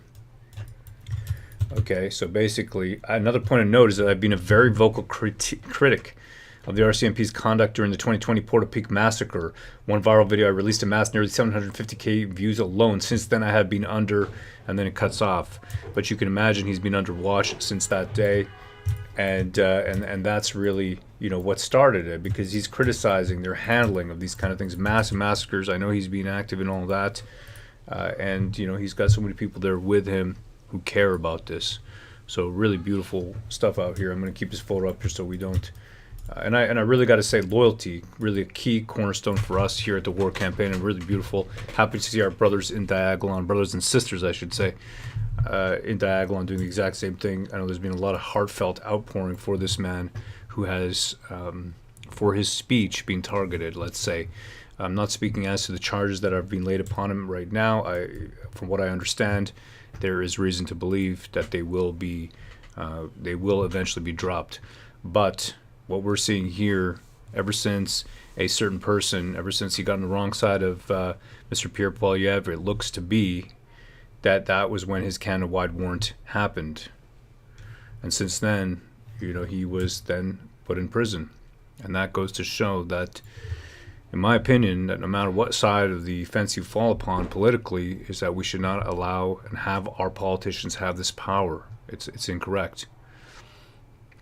We got Brighton's thoughts. Agree about the inside. I use paper bags with women. Angry atheist. This is a test of emergency broadcast system. If this was a real emergency, police would be there shortly to beat you up. Absolutely. Political persecution, says Elliot Ward.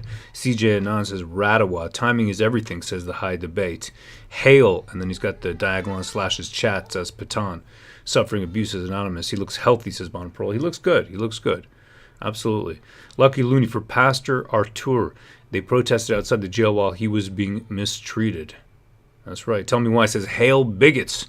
And then got the diagonal slashes going on. No rage, no peace, says Philip Cochran. Absolutely. Why did they even ask about PPC, says Maria Simova. Why ask about the PPC? What do you think, Ben? Oh, yeah, they just want to set up arguments against him and paint him in a certain light. And, you know, that's how they're going to do it. Yeah, yeah. No, he looks good, man. He looks good. At least I like the white shirt and the white tie. You know that? I think it's a good look, man. I think it's a good look. I always go with the black shirt, black tie, but I'm a black shirt guy. But I like this. I like this view. I think it's pretty cool. I like what he's doing there. We got Bomber Lemmy. Give half of this to the Diagolon War Campaign, please. You both rock. No hard feelings. Was just having fun with you, says Bomber Lemmy. Hey, don't worry about it, man. We're laughing too. It's all good, man. A little bit of homoerotica. Do your thing, brother. And then yeah, we're not taking it seriously, man. Don't worry. We're not taking it. It's the internet. If you can't have a laugh, what's the point even, right? And I think a lot of the problem where we are today is because of that. Right? That's the thing. We got our brother over here, El Hombre, who's here all the time. We're not even quite sure if he is a homosexual, but we call him one. So, right? We just call him one anyway. It's like, I don't even know if he is gay. But like for 4 years, we've been like, hey, it's El Hombre, our gay fan in the chat. Hail, brother. Yeah, well, he always makes comments about me, so that's what it is. The cabal is terrified of the PPC, says Jordan Johnston. He has 3 provinces to answer to court, says Canada RV Life. Absolutely. Trudeau Foundation. Ooh, I can't read that one, but I hear what you're saying there. Let me see here. We got Snowflake Sizzler, lol. Elliot Ward having a laugh. A. Richard says, I ran for local government and Anti-Hate wrote me up because I shared a raging dissident video, lol. Anti-Hate, you know what? And I seen Pat King talk about Anti-Hate and the fellows behind it. There's a Bernard or something like that behind it. I want to look more into these guys because I believe them to be truly the root of this, in quotes, what's it called? Open source intelligence. That's the word they use. And I got a video that we did, actually. And there's a guy who looks like he worked at Anti-Hate. The way he was talking, it sounded like it. He was the guy, remember that guy who was all revved up on the coffee? Remember that he kept licking his lips and he was so weird. Was that during the Tupac protest, or when was that? Yeah, exactly. That was at the Tupac protest. So I'm going to show you that right over here. This guy seems like an anti-hater. Maybe some of the Diagolonians we got in the chat can tell us if this is correct. It looks like they're coming back. Here we go. Give them hell, Jeremy.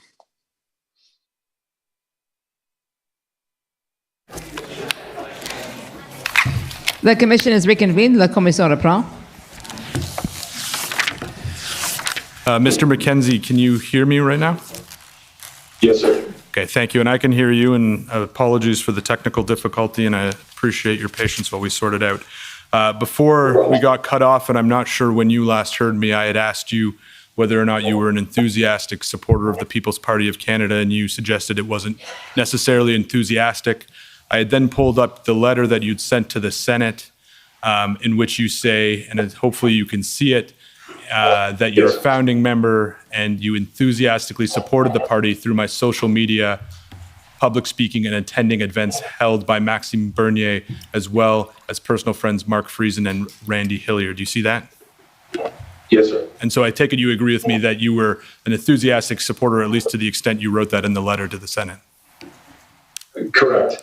I misinterpreted the question. I thought you maybe perhaps meant at the current time. I haven't been really involved in any party politics since around this time, and in as pertains to the letter, enthusiastically, I guess I was referring to throughout the previous federal election that had just transpired in the fall. And on your, and you mentioned earlier that you are a podcaster. The commission also understands that these podcasts are often videotaped as well, and the video is streamed. Is that fair? That's correct. Okay. So it's not just an audio format when you talk about a podcast? No, it's both. I usually extrapolate the audio and then upload it after to several streaming platforms for typical, more typical podcasting consumption. Right. And on your podcasts, I take it would you agree that you're an outspoken about your criticism of the federal government? Yes, sir. Okay. And you're also outspoken about your criticism of the RCMP? Yes. And you were, as a general matter, opposed to the COVID-19 public health mandates that were imposed by the federal government? In general, yes. Okay. And with respect to the RCMP, as I understand it, you've been critical of how they handled the mass casualty event in Portapique, Nova Scotia in 2020. Is that fair? Yes, sir. Several days after that event had taken place, I reached out to some people that I knew in the area and tried to get a sense of, before I had just, started speaking haphazardly without really having any, as much information as I could. And then I released a video on YouTube, which garnered roughly anywhere between 500,000 to 1 million views across various platforms in the following week. I'm now going to ask you some questions about Diagolon. Again, referring back to the letter you sent to the Senate, you explained to them that Diagolon is a fictional country. Is that at least that's how its origin? Is that fair? Yes, sir. Right. And from the material the commission's reviewed, Diagolon, the origin of it was something you drew on your phone when you drew a line over the continent of North America from the southeast to the northwest of the continent. Am I describing that correctly? Yes. So the concept was born out of a sort of a long kind of stream of consciousness. I do a lot of analytical commentary on current events, politics, these kinds of things. At the time, I believe it was January 2021, I had observed, as many others had, the Midwestern United States, Texas, Florida, North, South Dakota, and so on, Alberta, Saskatchewan, Alaska, geographically formed sort of an oblique line that were resistant to or handling the COVID-19 approach in a different way. These were traditionally conservative areas in Canada, Republican in the United States. So we, kind of found it amusing that there was this kind of geographical divide almost that you could find on a map, and it became sort of a joke that if this was a pretend place, a different kind of parallel universe, a different world, and so on. And that's how the concept was born. The flag you're referencing is what I created in the weeks following on my phone, just as kind of as a mechanism for branding symbolism kind of thing for community members, and it started to become synonymous with myself and the podcast, kind of as I guess a branding mechanism that people would display, and they could buy patches, stickers, and things like this to basically to know that they're a fan of mine. So, and I take it from reading your letter to the Senate and what you just said, you don't take any issue, and you agree that you are associated with Diagolon and the Diagolon flag? Yes, it came out of my imaginations. Yeah, yes. Yeah, okay. And you talk about, you mentioned there, I think you said it began as a bit of a joke, but as I understand it, that joke has now evolved into an international community of your podcast fans. Is that fair? Yes, it's also fairly synonymous with another thing that's been referenced, the so-called Plaid Army, which was me and several other guys were just having a conversation one day. We all had similar shirts on. Someone made a joke about, what is this, the Plaid Army? So it was kind of, that evolved into this. It's essentially the same thing. It's the same group of people, and it's just again, a kind of a branding mechanism, a way for to unite community followers and so on. Right, and you specifically reference in your letter to the Senate that it has created an international community of your podcast fans. Is that correct? Yes, there are followers in fans in the United States, some in Europe, Australia. And as I understand from your letter, that this community engages in regional meet and greets, barbecues, and family gatherings? Yes, correct. Yeah. Sometime in the summer of 2021, I believe, we kind of hosted just people wanted to come out and have kind of a meet and greet with myself and some other guys, and we had, as you said, a barbecue. I had some drinks. Some guys were playing guitars and so on. I observed that there was a few dozen people that came from as far away as British Columbia, Ontario. We met in Saskatchewan, and it struck me as in this time of a lot of people feeling very isolated and depressed, a lot of them expressed to me how much this meant for them to feel as though they had some kind of connection and kinship with other people that felt the same way as they did about the future, and shared their fears and concerns and so on. And I just observed how much it seemed to help them and heal them and make them happy. So I began what I called a Find Your Friends campaign. So I used using my online presence and my Telegram channel and so on, set up kind of regional areas or chat channels to facilitate not everyone can come all the way to Saskatchewan from PEI, Newfoundland, or so on. So if there's people that are like-minded, that are in your area, that share these, that are a fan of my podcast and so on, and you'd like to meet each other and share in this kind of activity, then you could do so this way. I was just trying to create an avenue for them to pursue, and I encourage people to do that rather than sitting at home looking at their screens and being fed fear and what I believe is a lot of toxic messaging on the media and television and so on. And I thought it would be good for people to get out and have real face-to-face human interactions and relationships again. And I thought it would be beneficial to their mental health, and I saw nothing but good things coming from that. So I encourage people to do so. Okay, and you mentioned a first or an initial barbecue in either the summer 2020, 2021. After that, have you attended personally any of these other meet and greets that you encourage people to participate in? There was one other one in Saskatchewan that I was present. There was another party sort of barbecue in Ontario in perhaps April of this year, and there was another gathering outside the city of Ottawa during the convoy period of time in February. And are there other former Canadian Forces members in the Diagolon community? Yes, there are.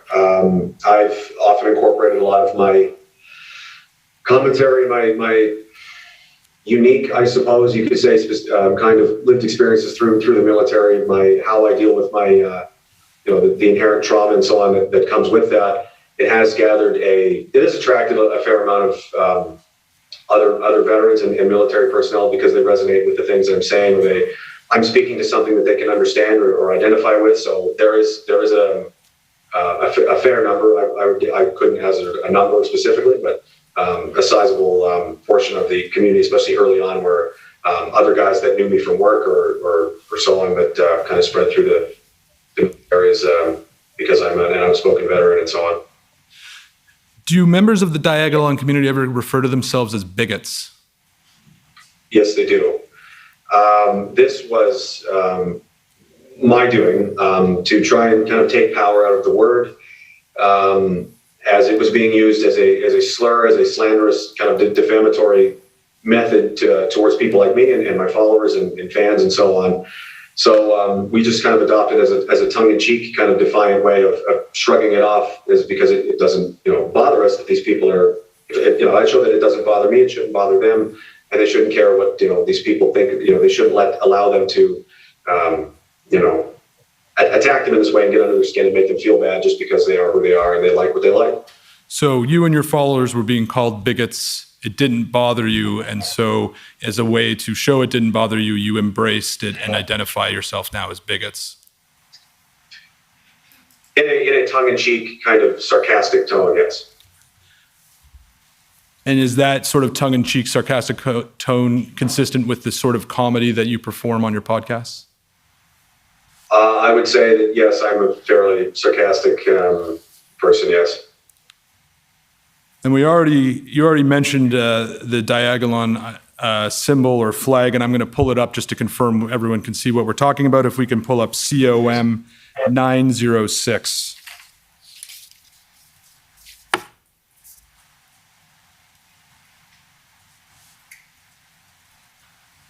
And again, Mr. McKenzie, at any time, if you can't see anything that I've put up on the screen, just let me know. So is that you in this photograph that's on the screen? Yes, it is. This was at one of the gatherings, I believe, outside of Ottawa, sometime in February.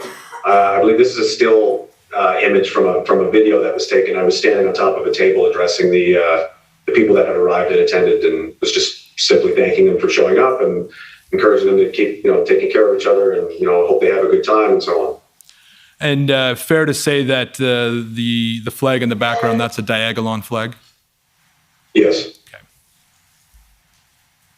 And the commission understands that on February 15th, 2022, you said in a video that you could not wait until that flag is seen as is described as a hate symbol. Do you know what I'm talking about?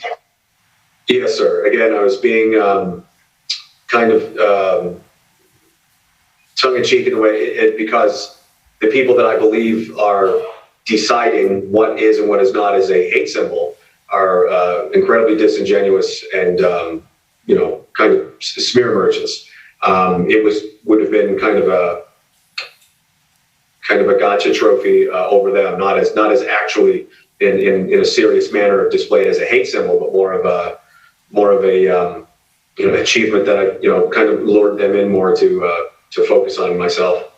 And do you see, and I take it then that this is another sort of part of your comedy, wanting this to be called a hate symbol? Yes, it's because it's, again, no one in my community would be surprised to hear me saying these things, and it certainly isn't a symbol of hatred, but we find it amusing that our I guess, enemies, if you could say, do believe this and believe these absurd claims about us, and it's just kind of an inside joke at this point. You sell Diagolon merchandise, is that right? I personally, I have a shop that has just recently gone online in the past 2 or 3 months. Previously, other friends of mine offered, like the flags, for example. Another man was selling patches. He was making it cost just to help promote community visibility and give people something to. I thought it'd be nice for some people to have something to hold in their hand and kind of have them bring them some attachment and just something for them to enjoy and display.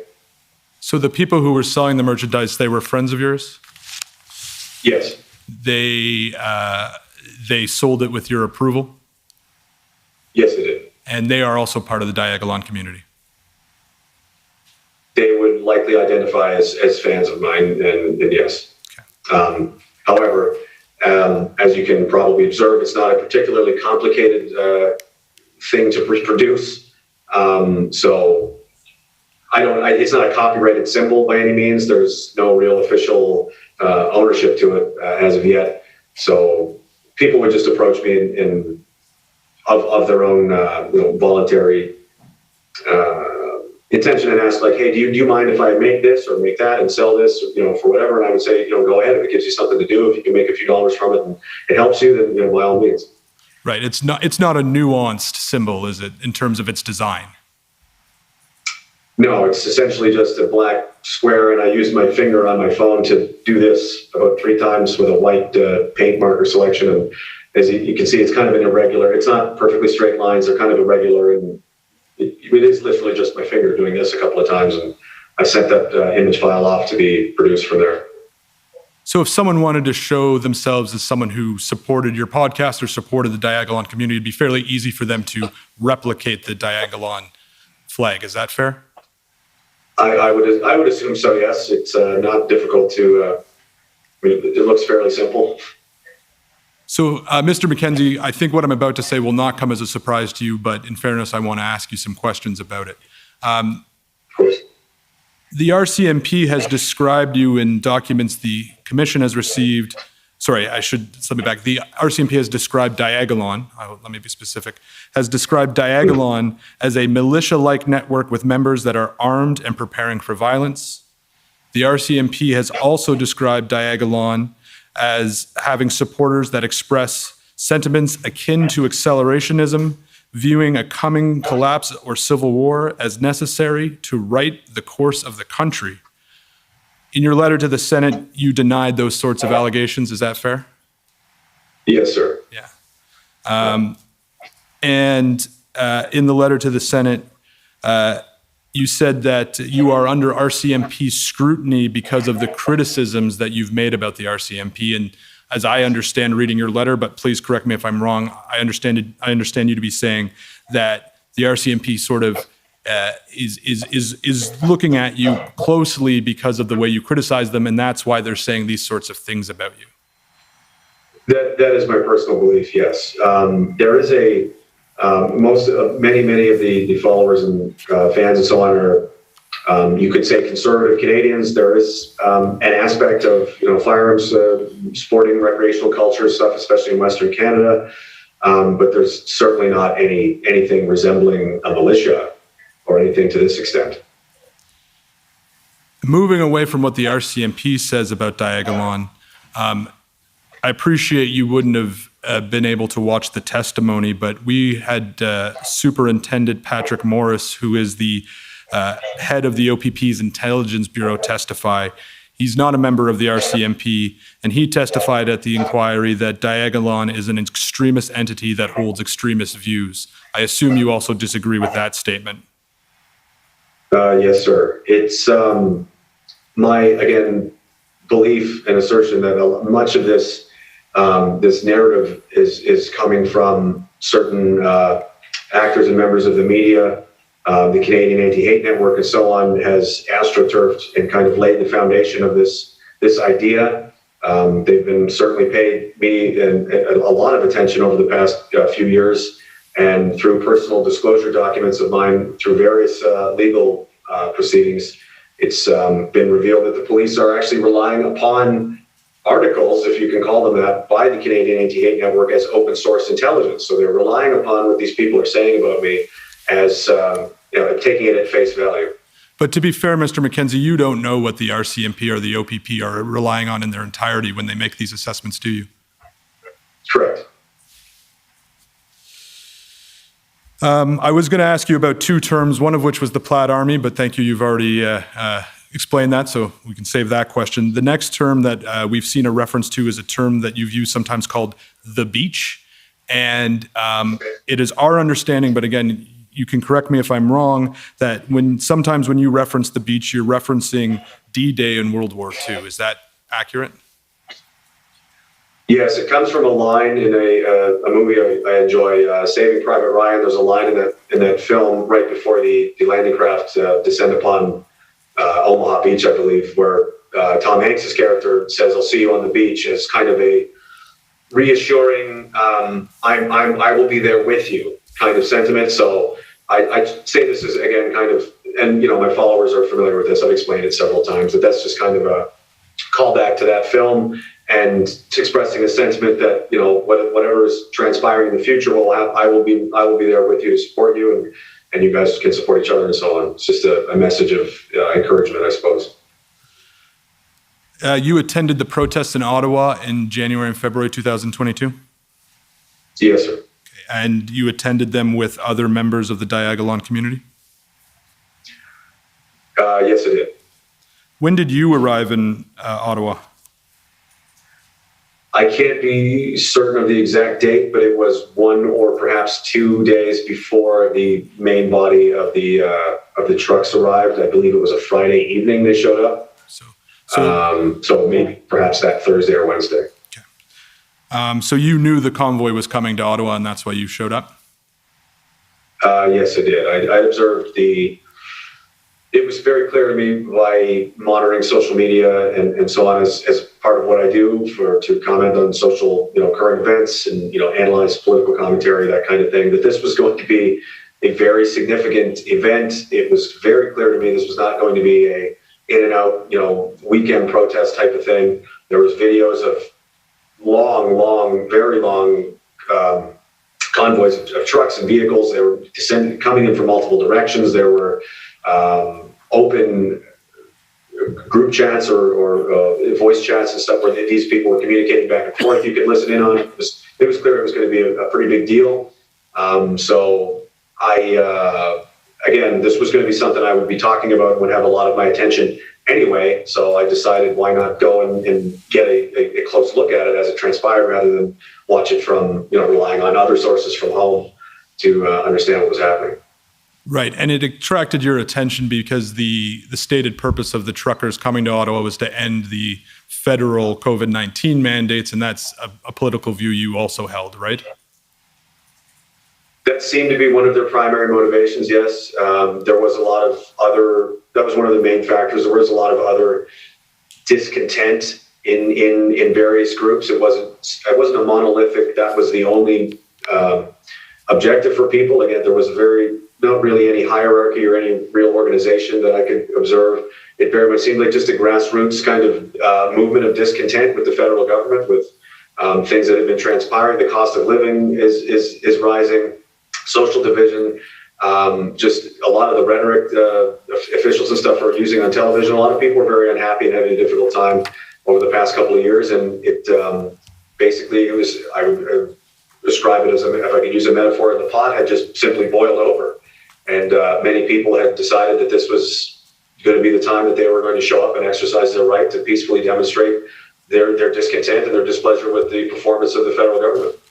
And when you arrived in Ottawa, you met people there who were members of the Diagolon community? Yes, sir. And presumably, if you met someone who hadn't heard of you or hadn't heard of Diagolon, you would tell them about it, and you'd tell them about your podcasts and encourage them to listen and support? Yes. If someone was unfamiliar or they asked a question, I would just simply say, "Hey, I'm a social media guy. I'm online. I have a podcast. It's political commentary, comedy, and some analysis and this kind of thing.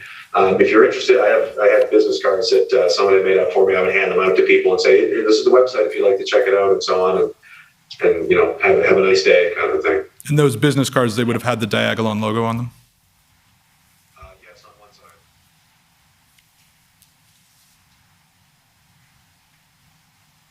Did those, sorry, it might have cut out. I asked you, did the business cards have the Diagolon logo on them?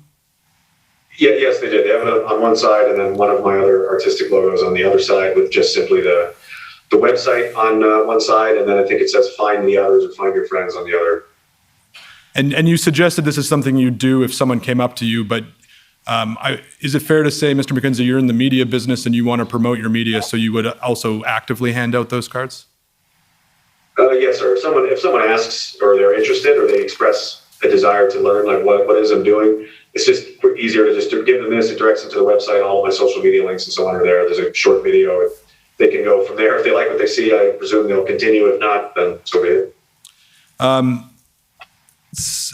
Did you attend at any point in the protest with a person named Alex Vrend?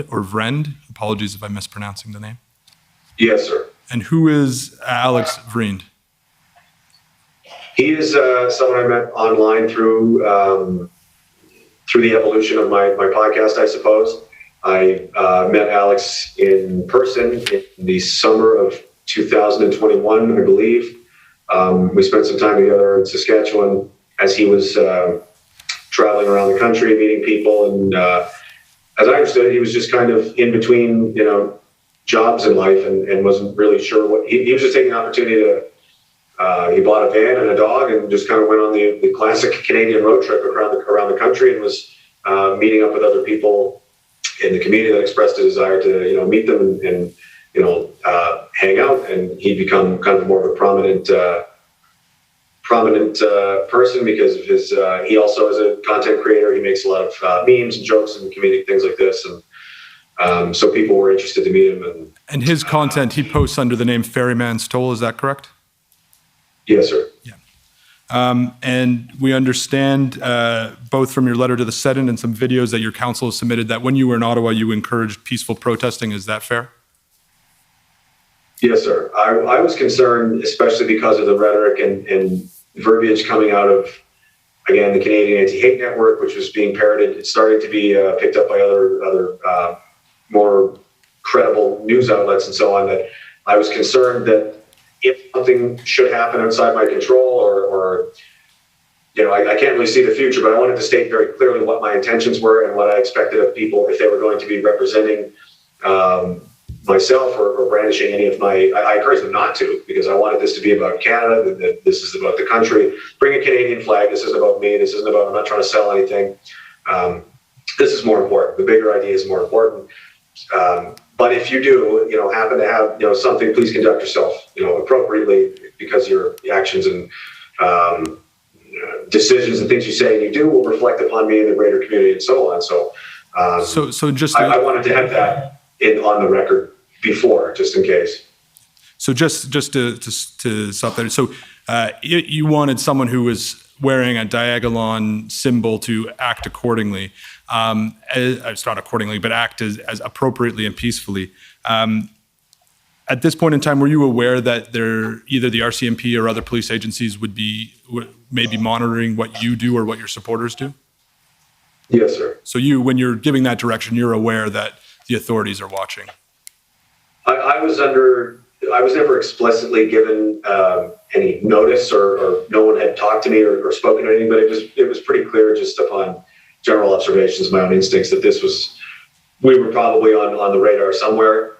So I didn't want anything to be misconstrued. I was trying to be very clear about my intentions, and Jokes aside, this is about, protesting the government's performance and people exercising their rights to do so. I didn't want this to be misconstrued in any way. We were simply there to protest peacefully. I said things like, if there's a speed limit on walking for some reason, then you will walk slower than that. Don't even litter, don't spit, don't even throw a snowball. Don't give anyone any excuse to point at you and say that, look what you've done, look what you've, incited or created or fomented and so on.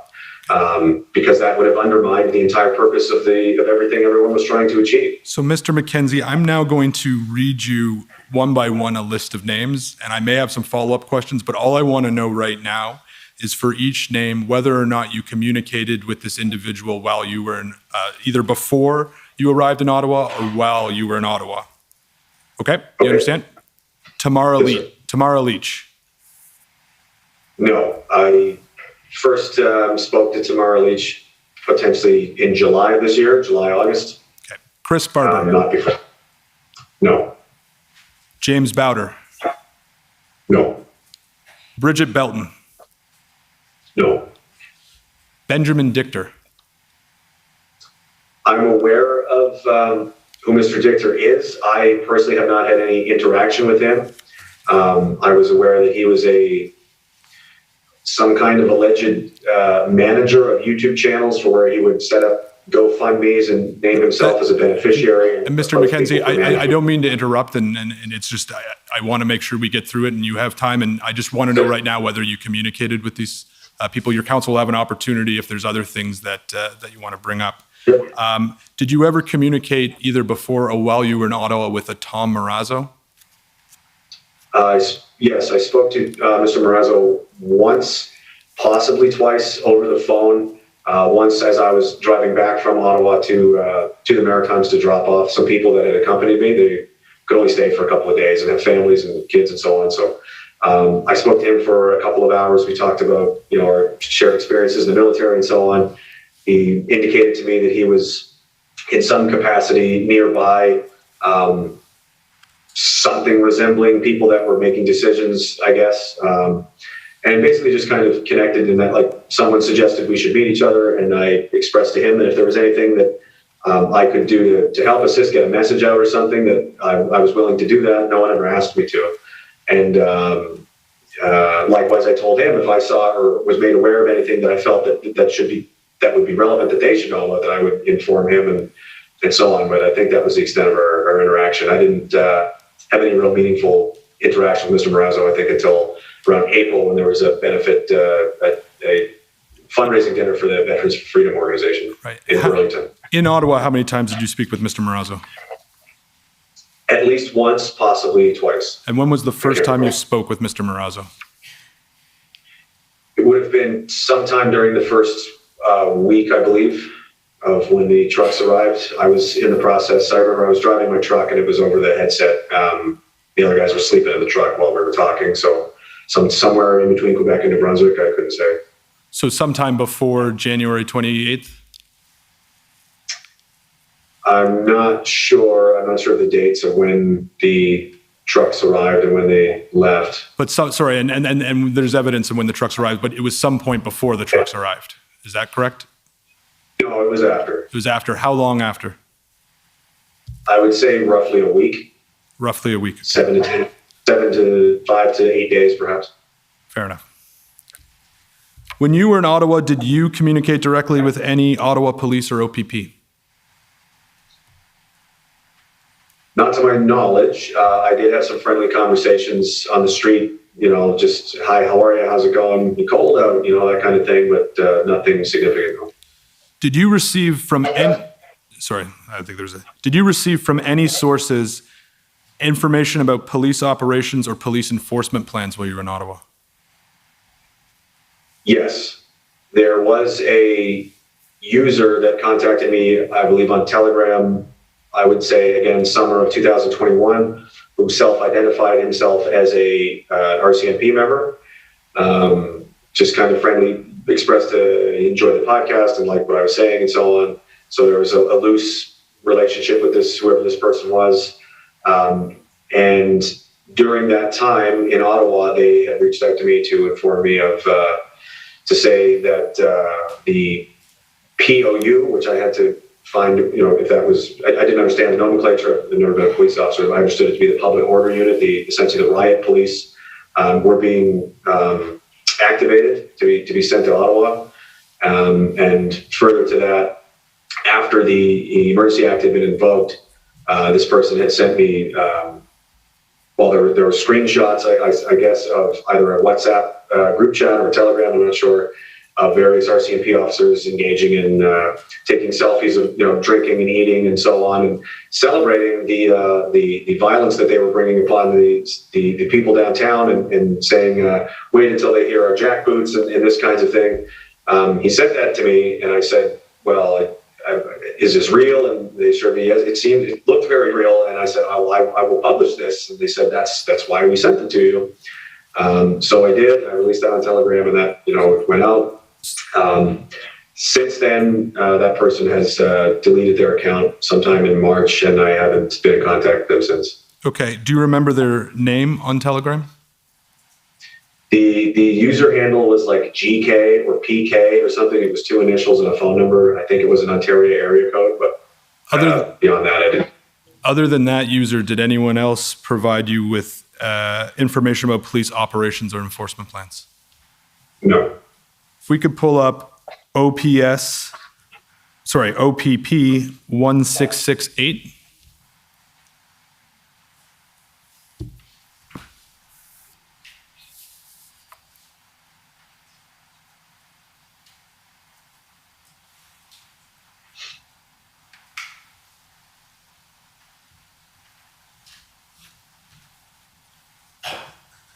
And then I'm sorry, if we could go to page 5, please.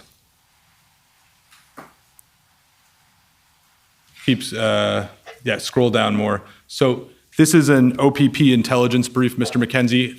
You may have seen it with respect to some of the disclosure we provided, but I assume you wouldn't have seen the document before today. I'm going to ask you, if you look at item 2, it says, actually for context, look at item 1. It talks about a video posted to, the name is redacted, but it says the name of the Instagram account, and it says Raging Dissident. So that would be you, Mr. McKenzie? Yes, sir. As far as you know. And then item 2, again, talks about a video posted to the Raging Dissident account in which the poster shares information credited to police sources that disclose enforcement plans, and then it provides a bit of a description. Is that the information that the user on Telegram provided you? Yes, sir. Okay. On the same on the same page, if you look at item 3, it talks about on February 8th, a user posted 2 videos to his Telegram channel, Rage Board. Is that your Telegram channel? That was one of the previous names of it, yes. Okay. And if you look there, there's a line break, and then it says, again, name redacted, says there's supposed to be some negotiations taking place with a government delegate, but he hasn't heard how it went from organizers yet. He goes on to state. Do you see that?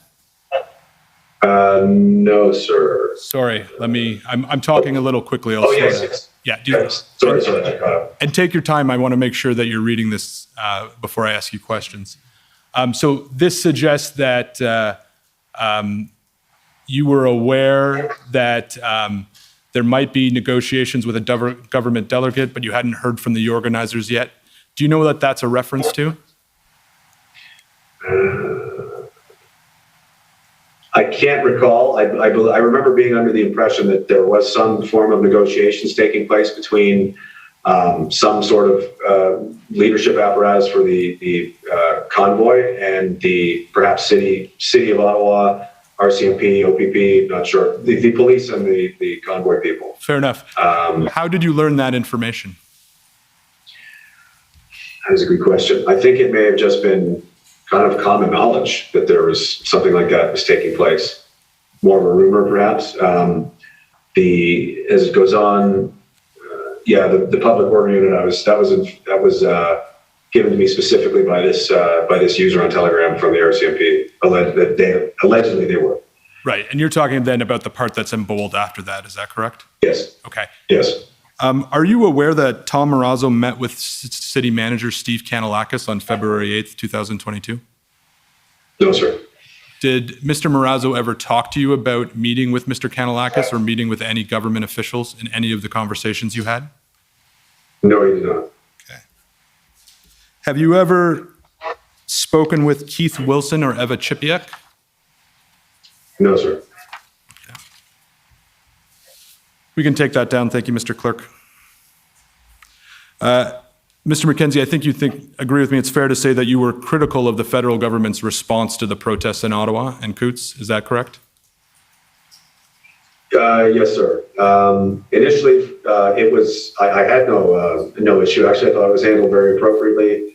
There was a strong police presence, but also there was a large number of people. So inherently there is a danger that there's going to be, something can happen. So it made sense.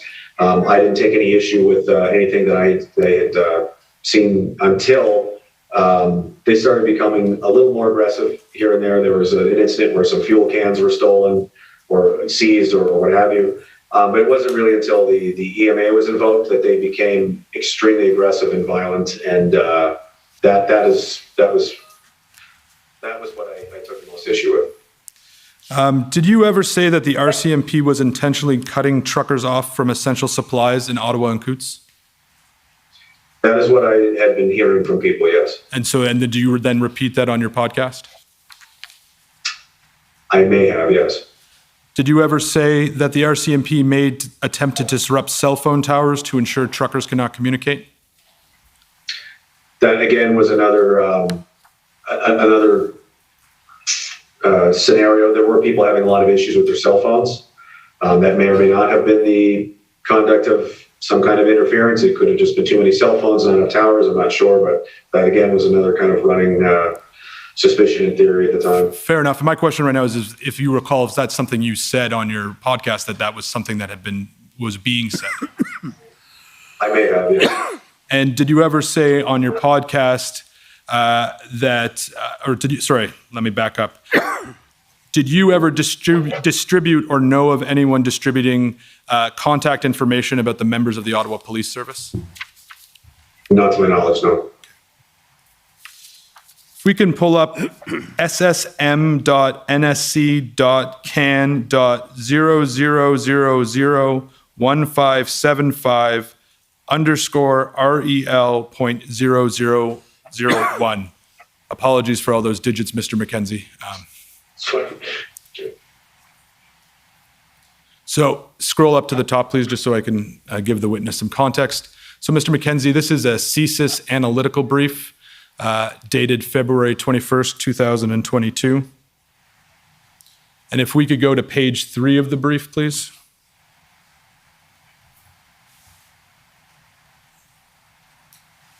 And scroll down a bit further, please.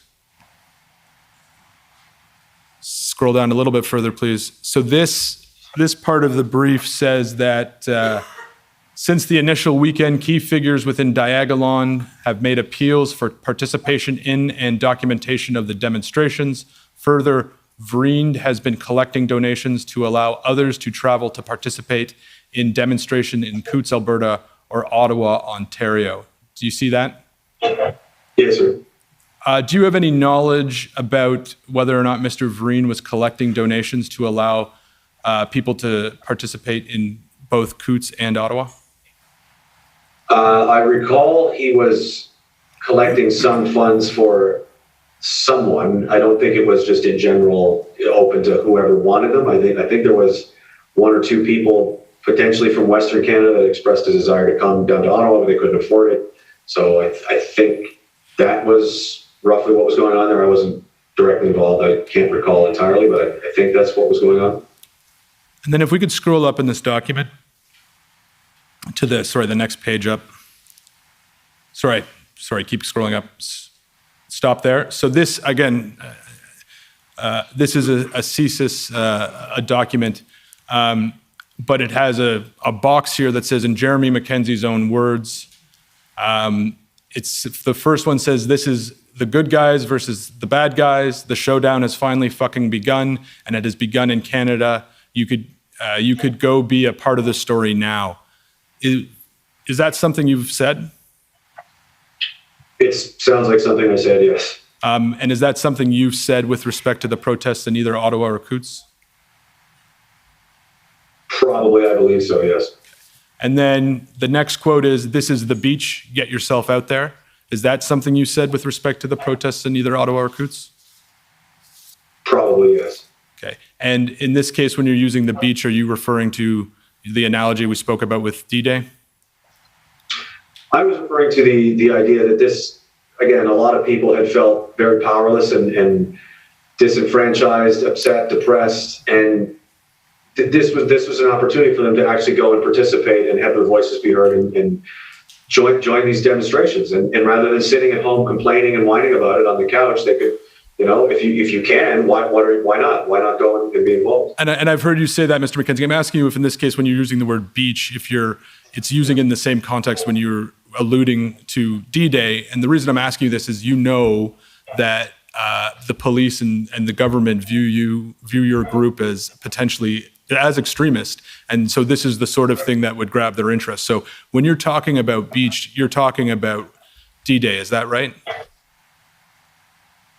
I was trying to speak directly to my audience that are familiar with my verbiage, my kind of terminology and things I referenced, in the way that they would understand that this is something important that we should you can do together. It's not. I certainly didn't mean it in any kind of violent context or D-Day invasion type scenario. I just simply meant it as an encouraging kind of call to the community at large that hey, if this is something you could be involved in, rather than just, again, sitting at home by yourself. So, Mr. Clerk, you can take that document down. Thank you. I now have some questions for you, Mr. McKenzie, about the protests in Coutts. Just first, simple yes or no, did you ever travel to Coutts personally? No. Did you know anyone who was protesting in Coutts in February 2022?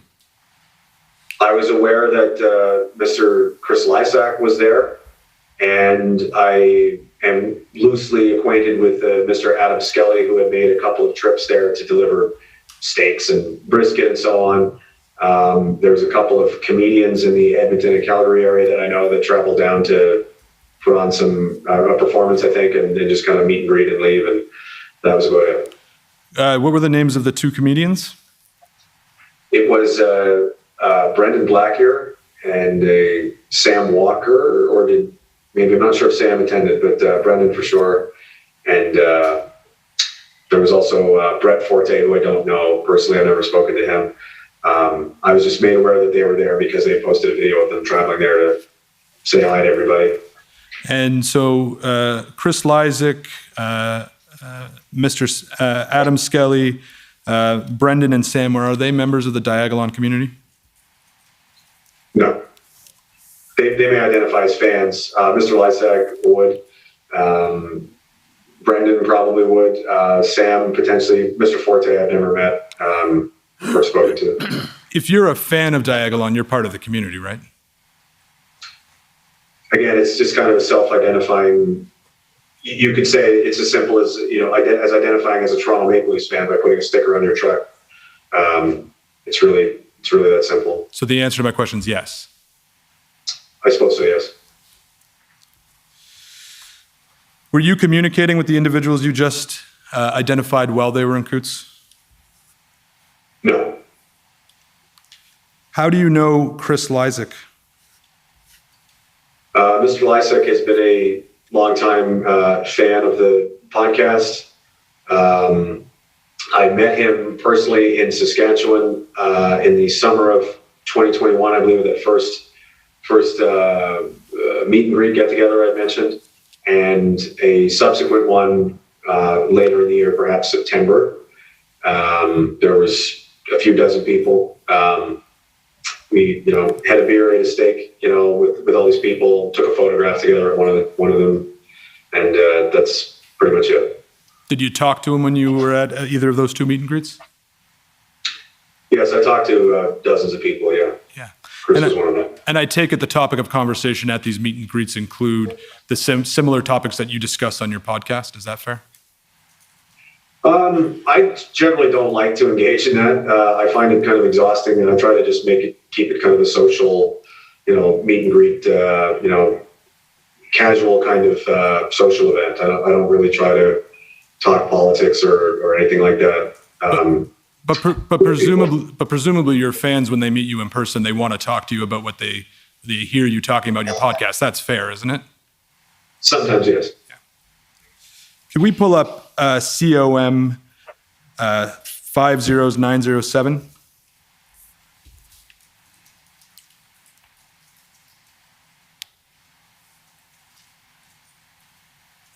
So, Mr. McKenzie, can you please identify the people in this photo? Yep, that's the photo I just mentioned. I posted it to my Instagram page. That's myself on my left and Mr. Lysack on the right. Right, and was this at the first event in Saskatchewan? I believe so, yes. Okay.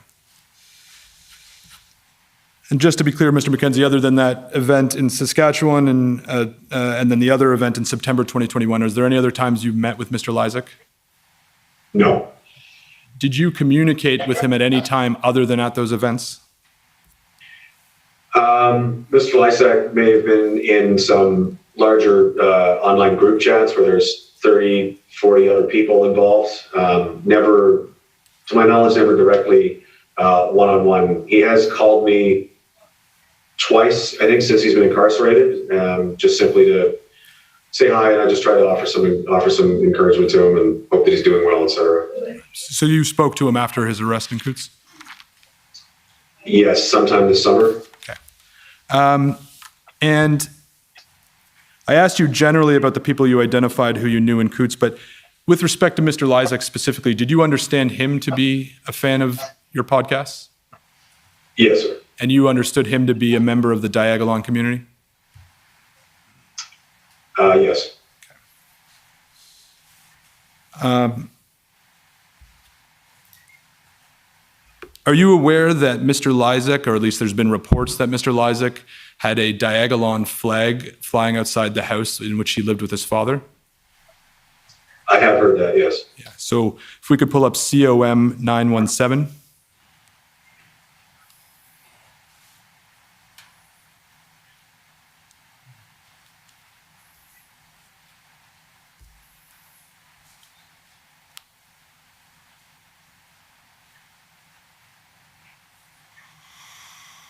And so, have you ever read this article that's on the screen, Mr. McKenzie?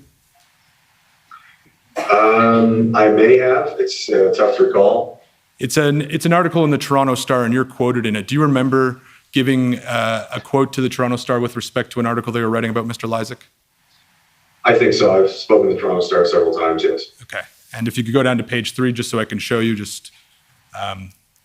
you'll see in the middle of the page, it says, when reached by the Star this week, McKenzie said in an email that he'd met Chris along with thousands of people by now through my podcast and travels around the country, which is, as you explained. So we can take that down.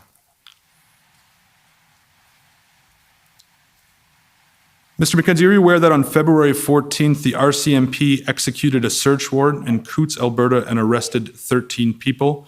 And as a part of that arrest, they seized several weapons and body armor. Is that something you're aware of? Yes, sir. And how did you become aware of that? I was made aware of it by once it hit the media either that evening or the following day. And when did you become aware that Mr. Lysack was one of the people who was arrested? It was right around the same time that word had spread around the community that he had been arrested as part of the 13 or however many other people were arrested. And are you aware that Mr. Lysack was charged with conspiracy to murder, uttering threats, and possession of a weapon? Yes, sir. After the arrests, as the commission understands it, you posted a video in Ottawa where you talked about the people who'd gotten arrested in Coutts. Do you know what I'm talking about? Yes, sir, I think so. What I'll do is I'll pull it up. I'm not going to play it for you because of our time, but if you can identify it as a video that you participated in, that would be helpful. COM 50911. Actually, we might just play the first maybe 30 seconds or so. Try and type if you're not, and if you just want to give a shit, please, in your thoughts, keep the boys in Alberta. They got arrested. We haven't heard from them. We don't know what's going on. There's some rumors they're getting fucking charged with some heavy shit. I don't know what's going on there. I don't know. I know as much as you do, but I Okay, know you they're can not stop it there. So is that a video you posted, Mr. McKenzie? Yes, that appears to be a clip from one of my podcast episodes, probably shortly after that had taken place. At the time, and still presently, I'm very skeptical of law enforcement, especially considering the political nature in which there appears to be a lot of interference going on in the country. I was concerned that from that aspect of what was happening out there.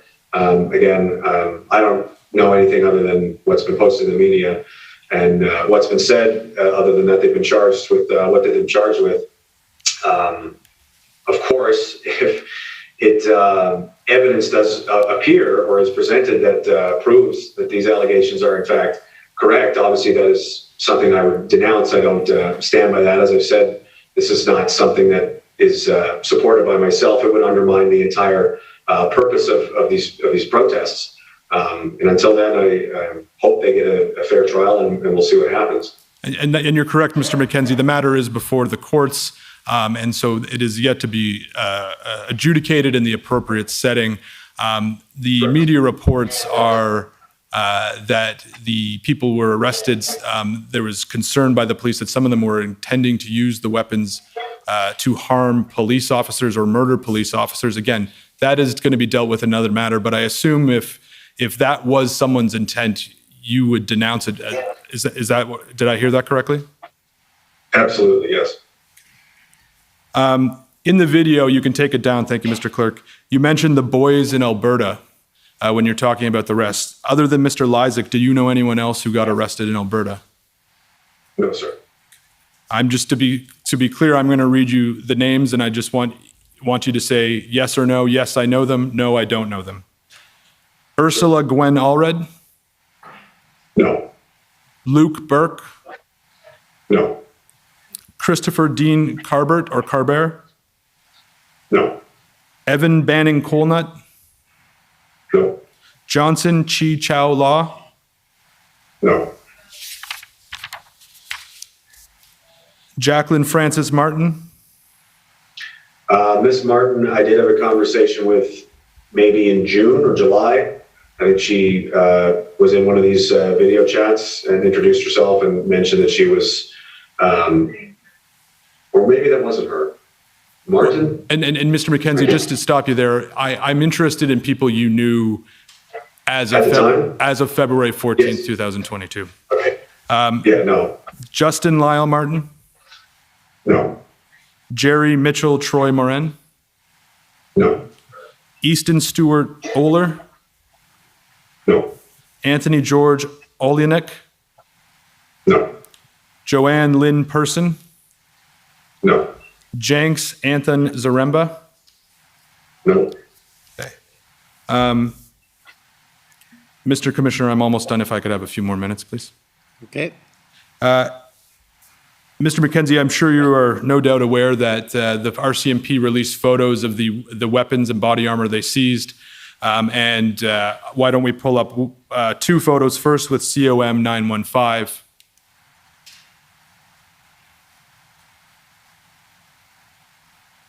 And if we could just scroll out, and this is just to give you some context, Mr. McKenzie, this is the larger photo showing the weapons and the ammunition and the vests that were seized. And then if we could pull up COM 916, and what I'm going to show you is a photo that's zooming in on the vest that if you're looking at the photos to the right. I expect you know what I'm going to show you at this point, Mr. McKenzie. So yes, this is a zoom in of the photo we're looking at, and that's one of the pieces of that's a ballistic vest, as I understand it. Is that correct? It appears to be some kind of tactical vest.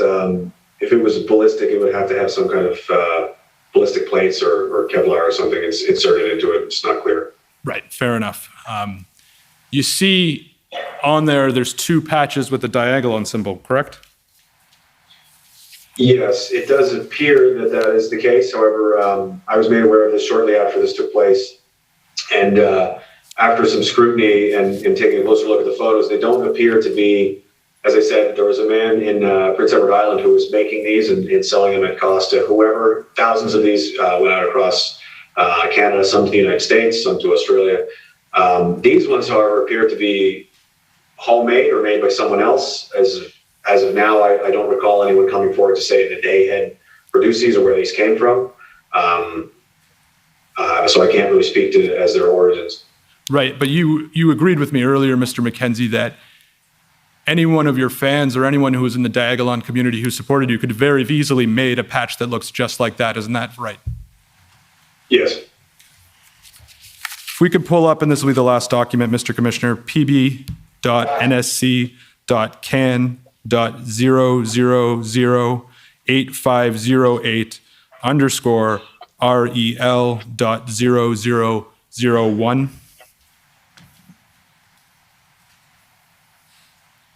So, Mr. McKenzie, again, this is a document. This one's from the RCMP K Division, and it's a form of report about the arrests that we've been talking about in Coutts, Alberta. And if we could scroll down to where it says current situation, it says in the second bullet point, a ballistic vest was seized during the search warrant at the residence in Coutts, which contained a patch reflective of the Diagolon flag. It is believed that this vest belongs to one of the accused, Christopher Lysak. Open source information has linked Lysak to a redacted name. So, Mr. McKenzie, this isn't your report. I know you didn't produce it, but you would agree with me that from the RCMP's perspective, they believe that the vest with the Diagolon symbol was Mr. Lysak's, correct? That does appear to be what they believe, yes. Yes, wait a moment. Sorry, your counsel had an objection, so. Yes. It's unfair to this witness to ask him to speculate what is in the RCMP's mind and their perspective about intelligence. I think maybe the question wasn't that well framed, but the quote speaks for itself. He could ask whether he agrees with the quote is on the RCMP letterhead. I mean, it's really not much further than that, I take it. No, I actually withdraw the question, Mr. Commissioner. I agree that he has no, he doesn't know why the RCMP made their observations. So I agree with that, and I withdraw it. And those are my questions. Thank you. Okay. So now we'll go with first the convoy organizers. The convoy organizers are ceding their time to Mr. McKenzie's counsel, sir. Okay. Government of Canada.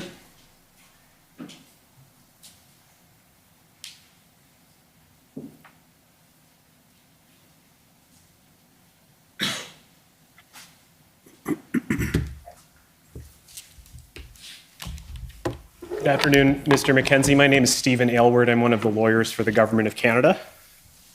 Hello. Mr. McKenzie, you described Diagolon as a grassroots community. Do I have that right?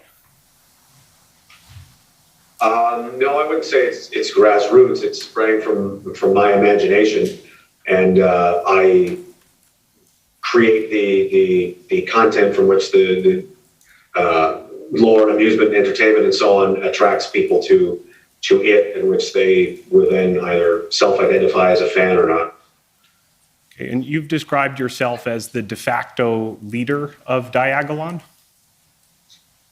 No, that's not correct. I've never described myself in that manner. That's been put forward into the media again by people at the Canadian Anti-Hate Network. Again, this is a figment of my imagination in a fictional world. I see. So can't really lead a fictional world exactly. The letter to the Senate that the Commission Counsel brought up earlier, you had described yourself as a de facto leader in quotes. If I take it, then you're saying that was being used ironically in that context.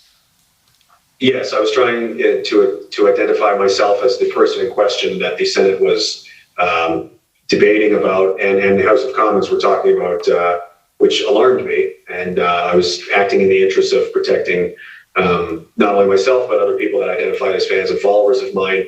And it was clear that this was an issue of national importance, and I felt obliged to say something about it rather than ignore it. Right. And you have no formal authority over anyone who's part of the Diagolon community, is that right? That's correct. There's no hierarchy. There is no rank system, membership, code of conduct, uniforms, and anything like this. It's a very informal, again, I would pose it as if you're a fan of the Calgary Flames or Montreal Canadiens or not or something. It's just as simple as saying you like it or you don't. Okay, and you view yourself as somewhat of a calming presence within the Diagolon community? No, I would view myself as the I guess, central figure from which the rest of it sort of orbits.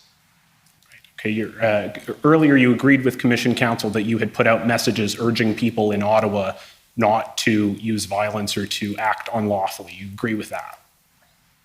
Correct. I did use my platform to try my best to, again, put forward messages and that's I guess, responsible messaging, yes. And you're putting out those messages because you were concerned that some members of the Diagolon community would use violence or would act unlawfully. My concern was that something could happen outside of my control, and I would rather have had say something on record of what I would expect people to, to behave lawfully and peacefully, so that if they follow me and listen to me and they've heard that and then chosen to act on their own and do something something outside the desires of myself, and that's not really something I can control. I can't control what other people want to do, but I did want to make it clear that this was my intention, was a peaceful demonstration. And you explained that there were other members of the Diagolon community with you in Ottawa at the time of the Freedom Convoy? That's correct. How many, would you say? There was a property that we were staying at outside the city limits that had been offered up by someone who was a fan. He had a vacant building, no furniture, but it's got a roof, it's got heat, so you could stay there. At times there were 3, 4, or 5 of us, other times as many as 20. And were there other people that you saw in Ottawa with Diagolon symbols who weren't part of that group?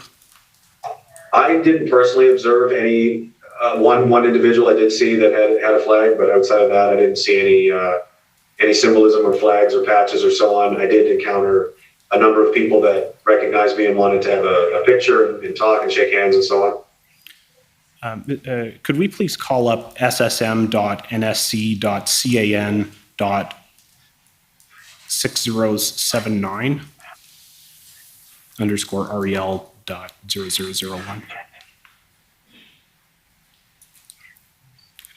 Mr. McKenzie, are you aware of reports that members of the Plaid Army put out a YouTube video in which they expressed the hope that the Freedom Convoy in Ottawa would be the Canadian version of the January 6th riot in Capitol Hill? I believe I know the clip that you're referring to, which is again taken out of context of a much larger presentation broadcast of which I was not party to. Obviously, I can't speak to that person's intentions or what they meant by that, but I will reinforce that, it was not my intention to see any kind of violence, political violence, or anything like that, because it, again, undermines the intentions and objectives of the protesters, which was to peacefully demonstrate their discontent. Thank you. If we could actually pull up the next documents, a video, pb.can.401820 _REL.0001. And if we could start the video at the 55-second mark, please.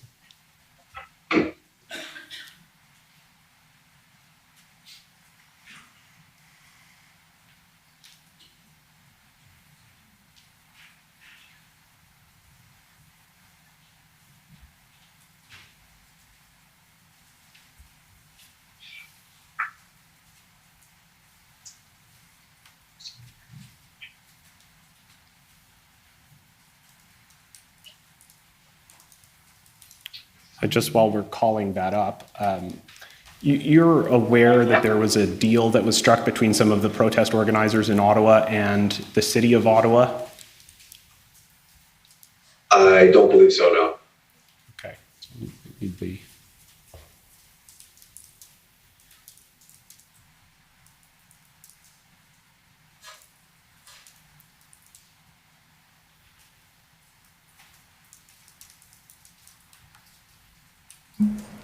Council, if you'll just allow a brief indulgence, we're having a bit of difficulty locating that.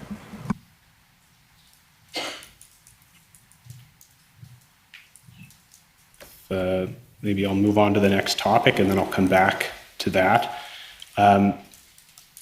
In terms of the Coots incident that Mr. Mather was just discussing with you, were you aware that there were a number of individuals who traveled from Ottawa to, who were at the Freedom Convoy event in Ottawa who then traveled to Coots?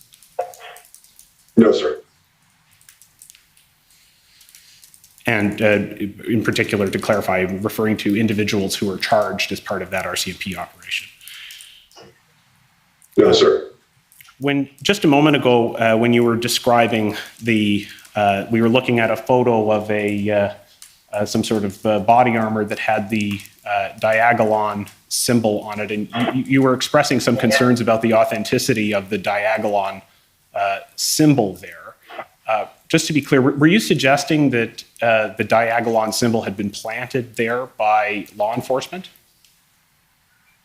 Again, at the time and still, I am skeptical of the RCMP in particularly, but of law enforcement in Canada. There is a history of things like this taking place. It's not outside the realm of possibility that something like that is very easily replicated, could be planted. I'm not suggesting that it certainly has or has not, but I would leave that open to possibility, yes.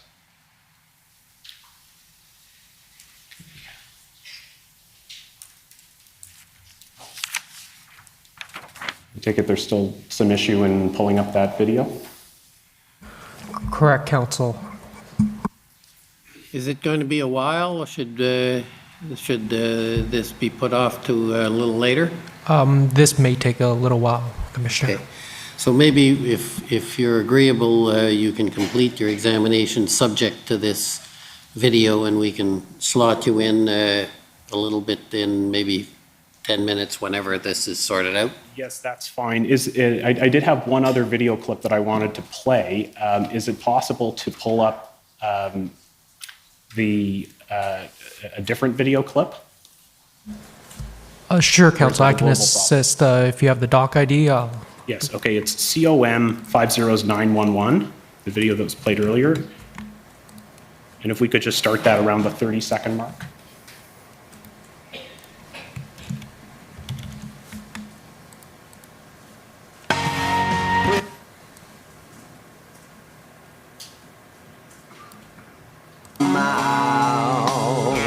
With that, thanks, from me to you in this palace that I occupy as a federal agent. When there isn't anything I want. I'll see you when I see you, and I'll upload what I can upload and do what I can do. Cheers, guys. Thank you so much. I appreciate it. I hope you had a good time. I hope you feel about all you truckers out there, all you guys. Hold the fuck down. Nobody's going anywhere. You're not scaring anybody. You want to fucking dance? Let's dance. Force a tyrant to act like one. And oh, did we succeed in that? And as promised, I want to play you this video. It's from my good dear friend Greg Arcade. You're a legend and a wonderful man. I love you, brother. Thank you so much for the work that you've done and continue to do for this country and your people. You're an underrated person, and in the words of the ferryman's toll, and so earlier you mentioned that there were some videos in which you had urged people in Ottawa not to use violence, not to act unlawfully. Do you view your comments, you want to dance, let's dance, or hold, I believe it was hold the fuck down? Do you view those comments as in line with your earlier messaging? It was my intention to convey that the protesters and the demonstrators had no intention of relinquishing their right to peacefully demonstrate. It was clear at the time that the rumblings and things I'd been hearing and seeing, that it was the intention of the federal government to use to use force to dispel these people. So, as I said in the video, and I've been saying for a long time, is to force a tyrant to act like one, you simply refuse to bend to their will, and they will reveal themselves to be who they are. And in this case, they deployed the RCMP and various police forces and beat people with batons and shot them with tear gas canisters and trampled an Indigenous elderly woman with a horse. Another man was dragged lifelessly through a crowd, and so on. So that was the price that people were willing to pay and endure for the Canadian people, to show them the true face of what it was they were standing against. Okay, thank you. Subject, if I might ask for just 2 minutes later to address that issue with the video. I think it's now available. Oh, it is. So, Council, I believe it's been renumbered to POE.DOJ 6014. Okay, it's an understood. 8-minute long video, correct? Yes, that's right. Okay. If we could start it at the 55-second mark, please.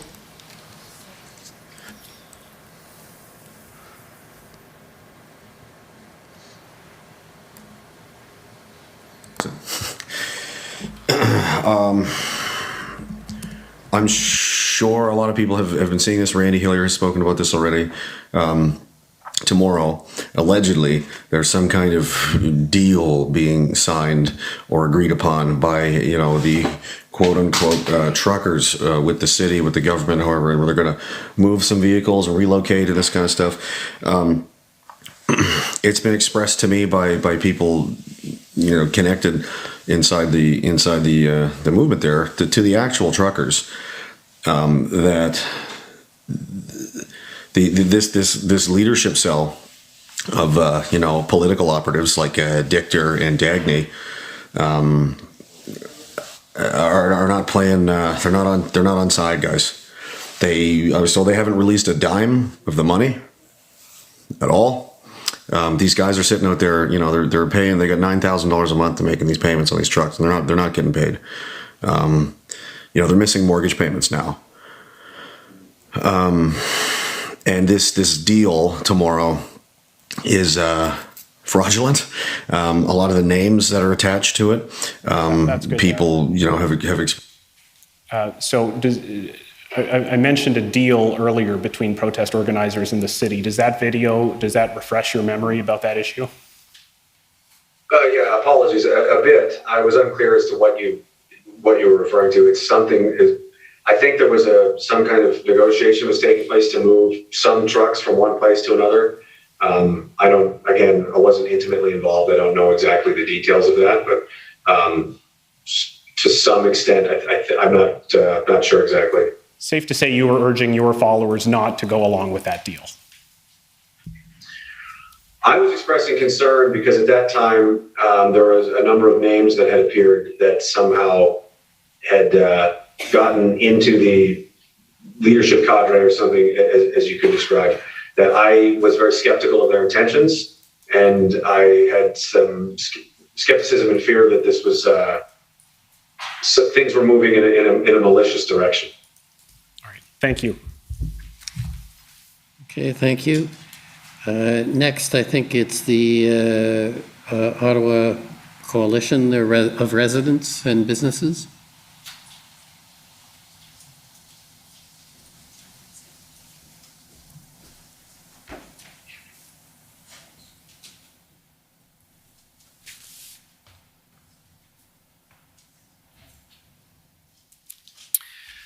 Good afternoon, Mr. McKenzie. I'm not sure if you can see me there. My name is Paul Champ. I'm a lawyer for the Ottawa Coalition of Residents and Businesses, the people from downtown Ottawa. Just have a couple questions for you. You mentioned in your testimony about getting the screen captures of text, group texts from RCMP officers. You got that from a current RCMP member, is that right? At the time it was delivered to me, I understood that to be the case. I couldn't speak to if this person is still employed or not. Okay. And do you occasionally have interactions of people who are fans or are interested in what you say, or supporters who are current members of law enforcement? Yes, that's correct. And while you were in Ottawa, were you, during the convoy protest, were you in communication with some of these individuals who are current law enforcement members and are supporters of yours? Not directly, no. And have you ever been in contact with or anyone communicated to you who is a current member of the Canadian Security Intelligence Service who's a supporter of you or a fan of you? No, I've actually made numerous overtures and offers to speak to the Canadian Security Intelligence Service to try to shed some light on myself and this community that they seem so concerned about. And as of today is the first day that I've ever been asked a single question by anyone in any official capacity about it. Right. And you mentioned that you had 3 or 4 people, or sometimes as many as 20 people staying with you in the same location in Ottawa. Is that right? Correct, yes. And those were up to 20 people who were supporters or fans of yours? Yes, that's correct. And some of these people were former members of the military or current members of the military? Veterans like yourself? Do not think so. I'd have to go through a list and refresh my memory, but no one's jumping out at me. I don't think so. I believe they're all civilians. Okay. Did any of them bring any firearms with them? No, sir. I actually went out of my way to make sure that was adamantly very clear that would not be something I would endorse, and is not a good idea. And again, would be a very dangerous situation. It's illegal and it's undermining the objectives of the protesters. For sure. Yeah, you were concerned about that, right? That some people in the protest might undermine the purpose of the protest by becoming violent. And you didn't want that to happen, correct? That's correct.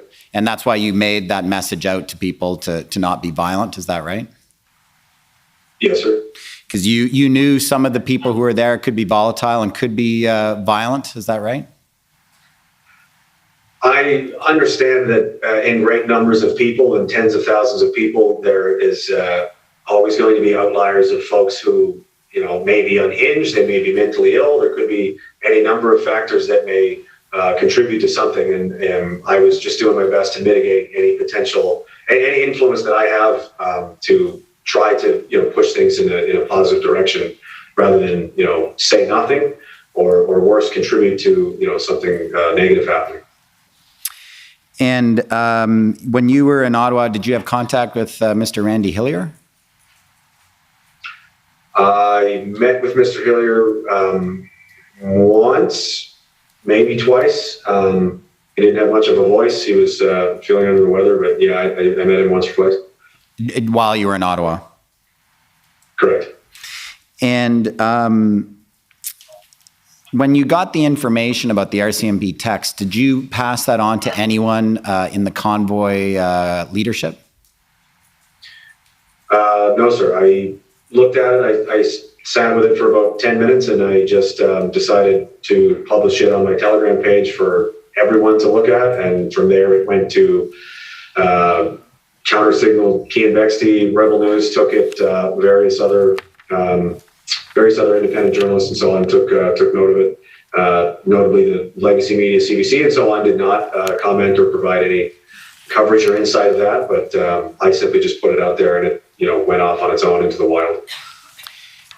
And you met with Mr. Hillier. Did you meet with any other elected political officials while you were in Ottawa during the convoy protests?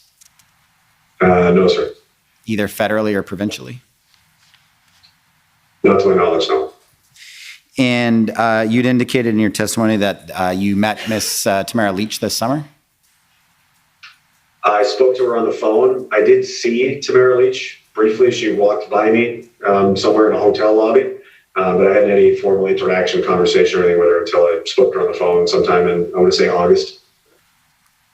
And the two of you, you were discussing, what was the topic you were discussing? The upcoming inquiry or other issues? No, she had actually called to express concern and so on for my legal situation. For your legal situation? Yes, outside of this. Okay. Thank you very much, Mr. McKenzie. Okay, thank you. Next, the Ottawa Police Service.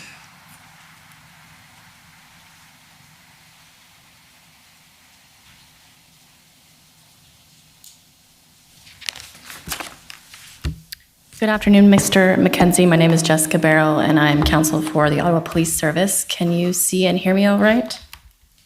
Yes, I can. Hello. Excellent.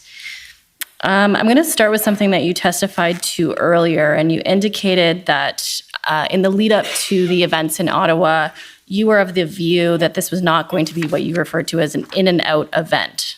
But just to be clear, you were not one of the organizers of this event, correct? That's correct. I believe I may have been misconstrued as such or perceived to be a bigger personality in this simply because of my social media presence and a video that I had released basically reacting to the convergence of the trucks moving towards Ottawa. I was, kind of excited by it and interested in what was going to happen. That video achieved a fair amount of traction and plays, so I think maybe people associated me with that for that reason. However, I had no time to have any contact with any organizers. I didn't ask for any money, take any money, give any money. I had no hand in logistics, planning, anything like that. I was simply there of my own volition to observe and, just be there for the experience. So you really had no knowledge as to the specific intentions of the organizers, except for whatever perhaps you were seeing online. Is that fair? As far as the intentions were concerned, I was basically just collating the information that I could find in social media, what people were saying. I was aware of who some of the people were for that reason, and they were echoing the same, similar kind of sentiments. They were there to protest and show their discontent and exercise their rights to do so and so on. I didn't see anything disagreeable with that. I didn't see any intentions of violence or so on. Right, but with respect to your comment in terms of this not being an in and out event, are you aware that the organizers or some of them testified earlier this week that this event became much more significant than they had really anticipated? No, I was not. I haven't been able to view much of or hear much of what's transpired earlier. It was apparent to me just simply because of the Canada's a very large country, and the effort required just to simply go to Ottawa from Alberta and British Columbia, in Halifax and so on, indicated to me, and the numbers at which people were going indicated to me that this was not going to be a quick trip to the city, as it were. Are you aware that, similarly, that some of the organizers testified that they had not anticipated staying as long as they ultimately did? No, I'm not. Okay. I'm going to move on to the issue of social media. Obviously, we heard some testimony from you today about your particular use of social media. Would you agree with me that social media is a tool that some people use to influence the actions of others? Yes, of course. In fact, it's actually a career now, being a social media influencer. Yes, some people make a living that way. And it's a tool that's used to encourage people to buy things or used for social advocacy? Yes, I think it's empowered a lot of people to express their voice in the world and establish themselves as such if they want to act similarly to the way that corporate broadcasting and larger companies and stuff do to push whatever products, ideas, and things that they want to. They can now compete with them in that same kind of space, I suppose. So then I take it you would agree with me that social media has the power, both unintentionally and intentionally, to influence the actions of others.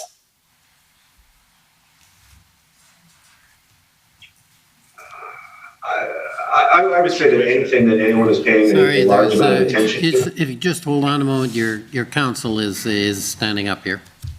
I'm not sure social media can have an intent. I'm not sure the question is precise, and I'm not sure how relevant it is in the circumstances. Perhaps social media users could have that kind of power, but my client, I don't think it's fair for him to testify about the power that social media has in terms of intent and lack of intent. I was speaking specifically to social media influencers, but I'm happy to be more clear if that's required. I think we have to be more clear. Social media is something we should be looking into, but Sure. you could try and rephrase the question. Happy to. So to be clear, Mr. McKenzie, I'm speaking obviously specifically to the users that are using social media. And in terms of influencing others, my question was, would you agree with me that those using social media can both intentionally and unintentionally influence others? Yes, of course. I would imagine that any form of media, whether it's social media, television, movies, music, and if they're inundated, especially in sort of a way that becomes a large focus of their day-to-day lives, then it would have an impact on the way that they view things, of course. And you indicated earlier that depending on the platform and depending on the specific post, that anywhere between tens of thousands to hundreds of thousands of people have followed you. It's unclear. There's no real way to measure, but tens of thousands would probably be a fair assessment, yes. I think you may have indicated that one of your YouTube videos may have garnered up to 500,000 views. Do I have that incorrect? No, several of them have in the past, yes. Okay. So I'm not going to take you to this specific document, but for the record, it's OPP 835, and it's a document published by the Canadian Anti-Hate Network, which I take from your earlier testimony you disagree with, but it describes Diagolon, also referred to as Plaid Army, as a conspiracy-based network that is increasingly evolving into a militia comprising neo-fascists who anticipate a violent revolution which they will seize power. I take it you disagree with that assessment of the organization. Is that fair? Yes, I disagree, and I don't agree that this is my imagination is an organization of any kind. I'm not clear on what neo-fascist accelerationist means, and in my opinion, the Canadian Anti-Hate Network is not a credible news or information research source. Fair enough, but I take it you would agree with me that at least some people might interpret your messaging in that way, because obviously the Canadian Anti-Hate Network does. Again, sure, I can't control how people interpret or don't interpret, any number of things. I can only control the things that I say and conduct myself the best that I can. And if it's interpreted the wrong way, then I'm happy to clarify, but I can't, again, be expected to control the interpretations of other people. Fair enough. I'll just ask one more question because I believe I'm getting the signal that I'm out of time. But as a follow-up to that, there were a few veiled references to violence that we saw earlier council take you to, and you indicated in response to those that it certainly wasn't your intention to promote violence and that your followers would know that. Is that a fair assessment of your answer? Yes, I think so. But it's true that you have not obviously spoken to all of your followers, right? Well, I don't exactly take attendance, so there's no way to know who is listening to me at any number of times. All I can do is use my platforms accordingly, and if it's listened to or not by individual people is not within my control. And so you obviously couldn't know how they're interpreting your message. No. Okay, thank you. Those are my questions. Okay, next is the Ontario Provincial Police. Commissioner, I have no questions. Thank you. Okay, next is counsel for former Chief Slowly. Commissioner, also no questions for the witness. Thank you. Okay, next is the Government of Alberta.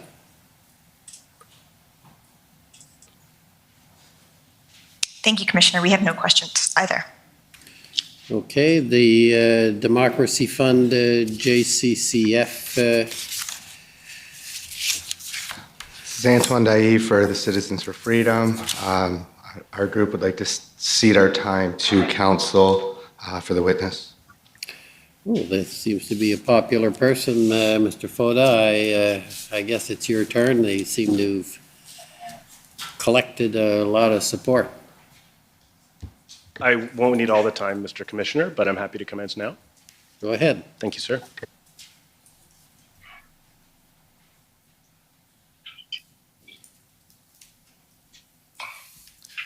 Good afternoon, Mr. McKenzie. Can you see me? Yes, sir. This is the first time you've seen me actually on video. That is correct. I want to start off with just covering some of the questions that you were asked by the last council for the Ottawa Police Service. Okay. The Canada Anti-Hate Network, you were asked about sort of the information that they've put out there about you. Are you aware if the Canada Anti-Hate Network has itself spread any misinformation during the convoy? Yes, as a matter of fact, the president, or the chief, as I understand it, Mr. Farber, was on national television advising the nation of Canada that anti-Semitic flyers were being distributed throughout downtown Ottawa as a result of the nature of the people involved, when in fact that was a screen grab from an event in Miami, Florida that had taken place weeks earlier. And do you know if the Canada Anti-Hate Network's views about you have been relied upon by law enforcement or other senior officials in the federal government? Yes, I have, through, again, legal disclosure, documents referenced by law enforcement, open source intelligence, and so on. There are a number of pages and articles and things written by the Canadian Anti-Hate Network used as justification for their assessment of me. And have you ever had any communication with anyone from the Canada Anti-Hate Network? I have, actually. One of their journalists, Mr. Smith, I believe, reached out to me in just as late as February of this year. Previous to that, no one had ever approached me for a comment or explanation. They were content to just publish things, sometimes with no bylines whatsoever, written by ostensibly no one. I attempted to explain and kind of level, man to man with Mr. Smith about, who I am and so on. That didn't really go anywhere. I'd also been in contact informally, casually with Mr. Kurt Phillips over Twitter over the past several months before I was banned. And did your conversations have anything to do about the convoy or your alleged extremist activities? No, they were pretty casual in nature, just about kind of surface level things about other personalities and stuff. Other maybe casual bits, sometimes different beers that we enjoyed, things like this. You were asked questions about social media and social media influencers and their ability to either unintentionally or intentionally influence others. What are your views on legacy media being able to do that? Well, again, with seeing the size of the platform that it has and the amount of funding that's being dumped into it from the Canadian taxpayer, it's one of the bigger microphones that exists, and it's my opinion that it has an extreme amount of bias and has been almost weaponized in that way to push state and government messaging, to influence and perhaps correct the way that people are thinking as it benefits the people that pay their bills. I'd like to pull up POE.JMK701. It's an article from the Globe and Mail.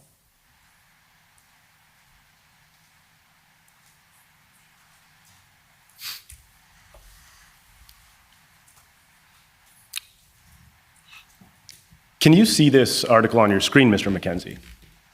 Yes, sir. Are you familiar with it? No, I've never seen this before. Okay, if we could scroll down a little bit and stop right there for a moment. Could you please read that, Mr. McKenzie, and tell us when you're done? Yes, sir. You want me to read it aloud or just quiet? Sorry. No, just to yourself. I'm going to just cover some of the content in that. Okay. Yeah, I've got it. Thanks. Okay, if we could go down a little bit further.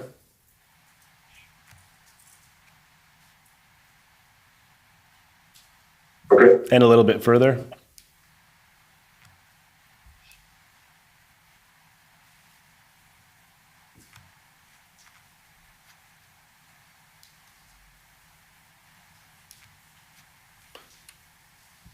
Okay. And then just a little bit further.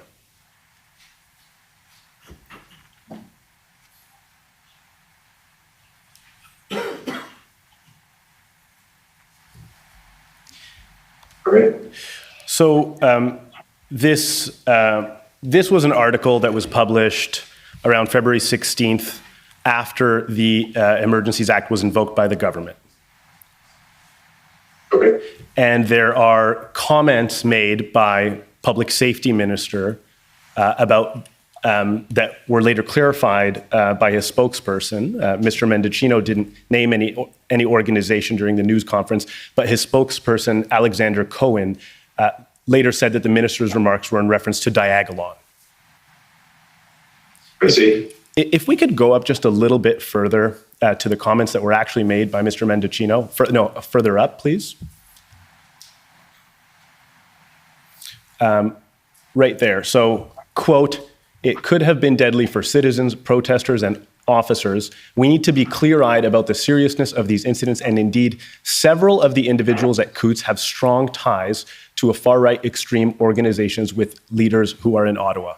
How many members, how many of the individuals at Coots did you have any ties to?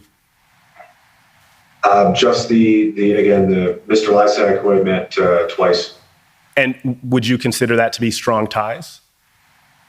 No. Would you consider this to be an example of misinformation or no? Yes, I would. I'd like to pull up some of the clips, sir, that council have referenced, but that we've not actually gone over with you. If I could first ask that JMK 000, I think there's 7 zeros and 4.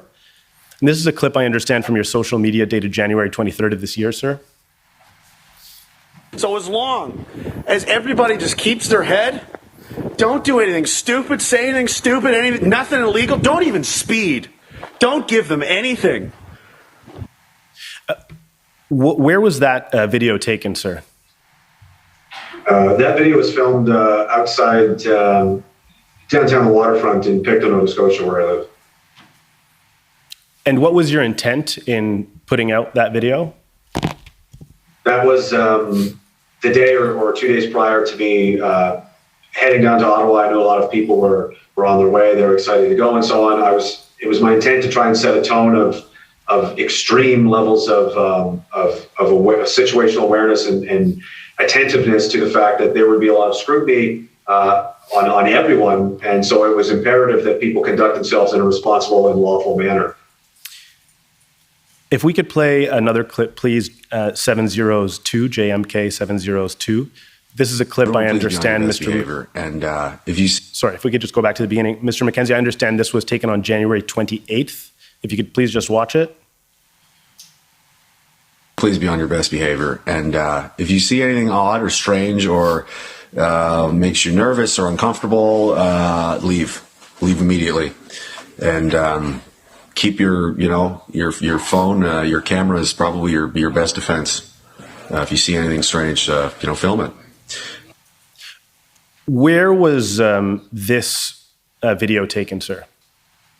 That video appears to be taken in the video taken, residence sir. I mentioned earlier that we stayed at a large amount of the time outside the city of Ottawa. And what was the message that you were trying to convey? I was just trying to keep people safe, and again, if they know, I obviously wouldn't want them to intervene into something that seemed, unsafe or dangerous. But if they could, I believe that as dangerous as they can be, the smartphones that people have can be their best defense. They can film, what's happening around them and protect themselves in that way. And if they were to encounter or see anything disturbing or frightening or alarming, then they should leave and get away from that, and then potentially even report it to authorities if necessary.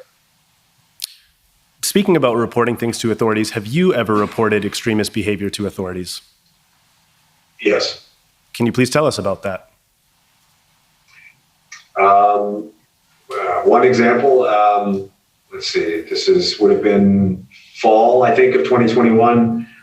There was a group online identifying themselves as Lynx something. It was armed men in the woods with masks. One of them specifically said, this is a call to arms, which, as I understand, is an illegal thing to do.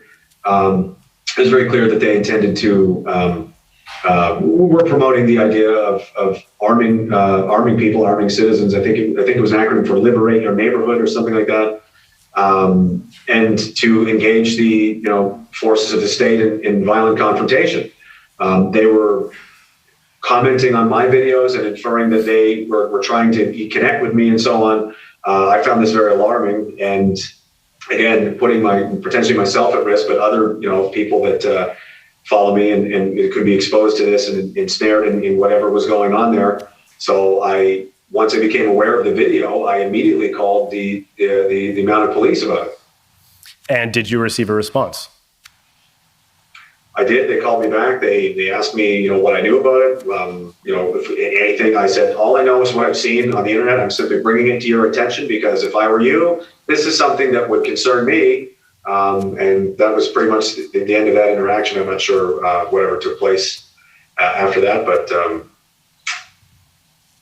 you didn't have follow-up after that? I don't think so. I think there was one constable from Saskatchewan that may have called me to say they may have more questions in the future, but that was the end of that interaction. Were you willing to have a continuous relationship with law enforcement to assist them in identifying legitimate threats to public safety? Of course, if there was anything for me to give them or assist them in any way, I would have, yes.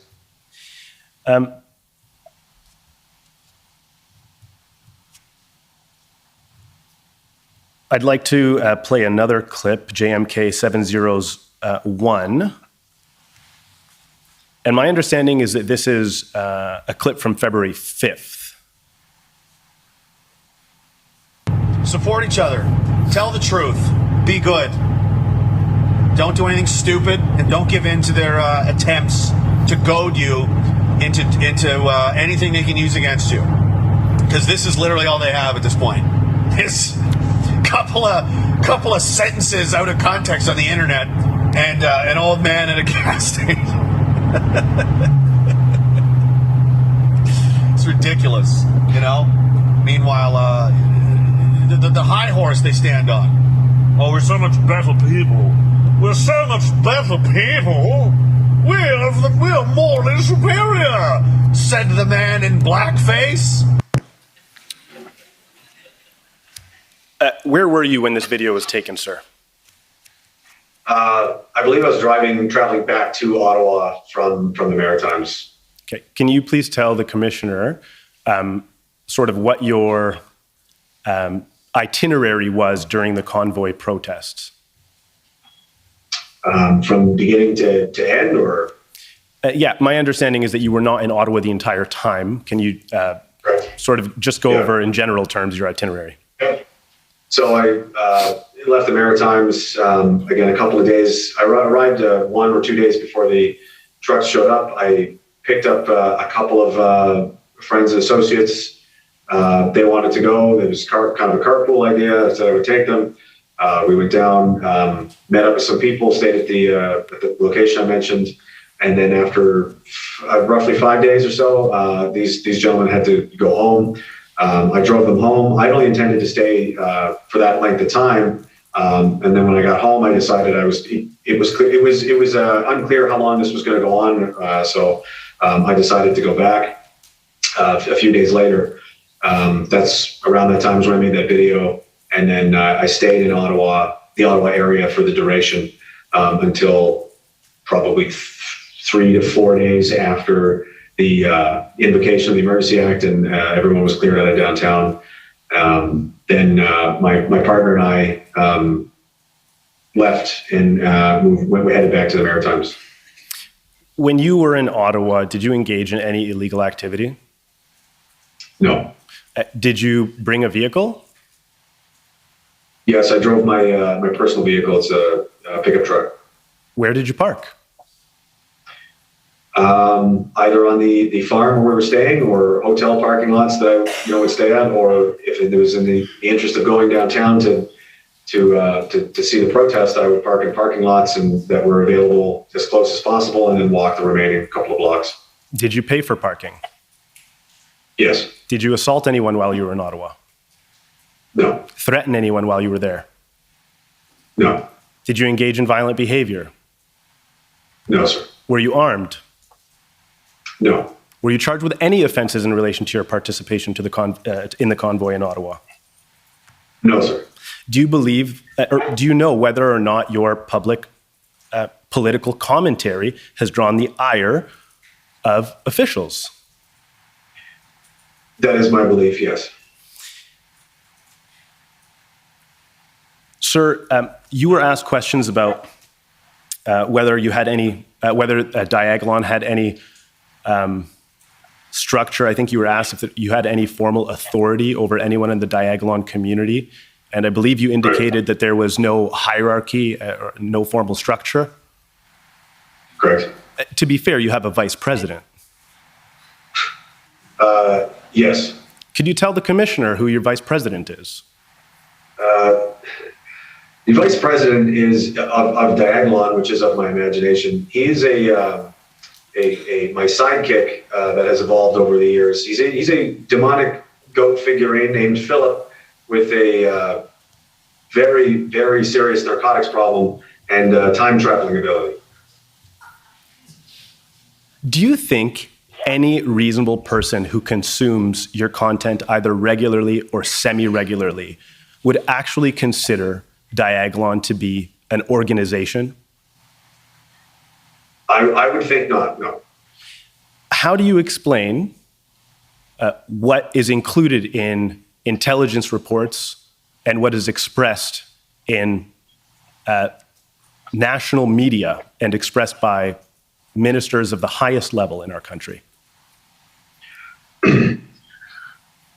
It's my opinion that the foundational work by the Canadian Anti-Hate Network as pertains to targeting me as a previously government-funded, has enjoyed a fair amount of government funding to target and smear people that they consider perhaps politically inconvenient or people that just want to shut up. They regularly engage in defamatory statements, libelous action, things like this. Out of context statements, they'll take a clip here, a sentence there, and stitch it together and make it appear as something that it is not. From there, some media outlets, legacy media outlets, lazily, unfortunately it appears, took it at face value, copy, paste, print the story, then which is consumed by police officers, which, again, unfortunately, rather than doing any digging themselves or investigating or asking me a single question, take these things at face value and compile these reports, and up the network it goes until it lands on the desk of the public safety minister or perhaps even the prime minister's office, where they're faced with these scenarios that have no basis in reality. I consider this entire situation entirely avoidable. None of this needed to happen, and it's absurd, and I consider it the single most embarrassing and grotesque intelligence failure in national history. Mr. Mather, when he first started asking you questions, clarified that you're obviously testifying from in custody? Yes, sir. Okay. And my understanding is you have no criminal record? That's correct. How do you intend on pleading to all of the charges that you face? Not guilty. Those are my questions. Okay. Thank you. Any re-examination? No, Mr. Commissioner, thank you. Okay, well, thank you for your testimony, Mr. McKenzie, and good luck with your trials. Thank you, Commissioner. Okay, next, we're going to take the afternoon break, and then we'll come back with our final witness of the day and of the week. La commission is in recess for 15 minutes. La commission est levée pour 15 minutes.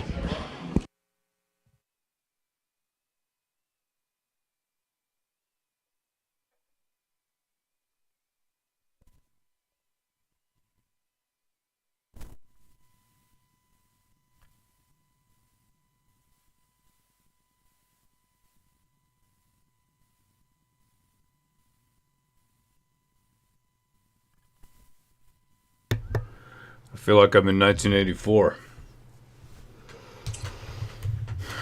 Yeah, that was wild. Trying to, they were trying to like make it seem like he was responsible for the things that his fans might do. That was incredible, absolutely astonishing. It was surreal. Actually, it was surreal for him to be starting out explaining memes, and then to end up,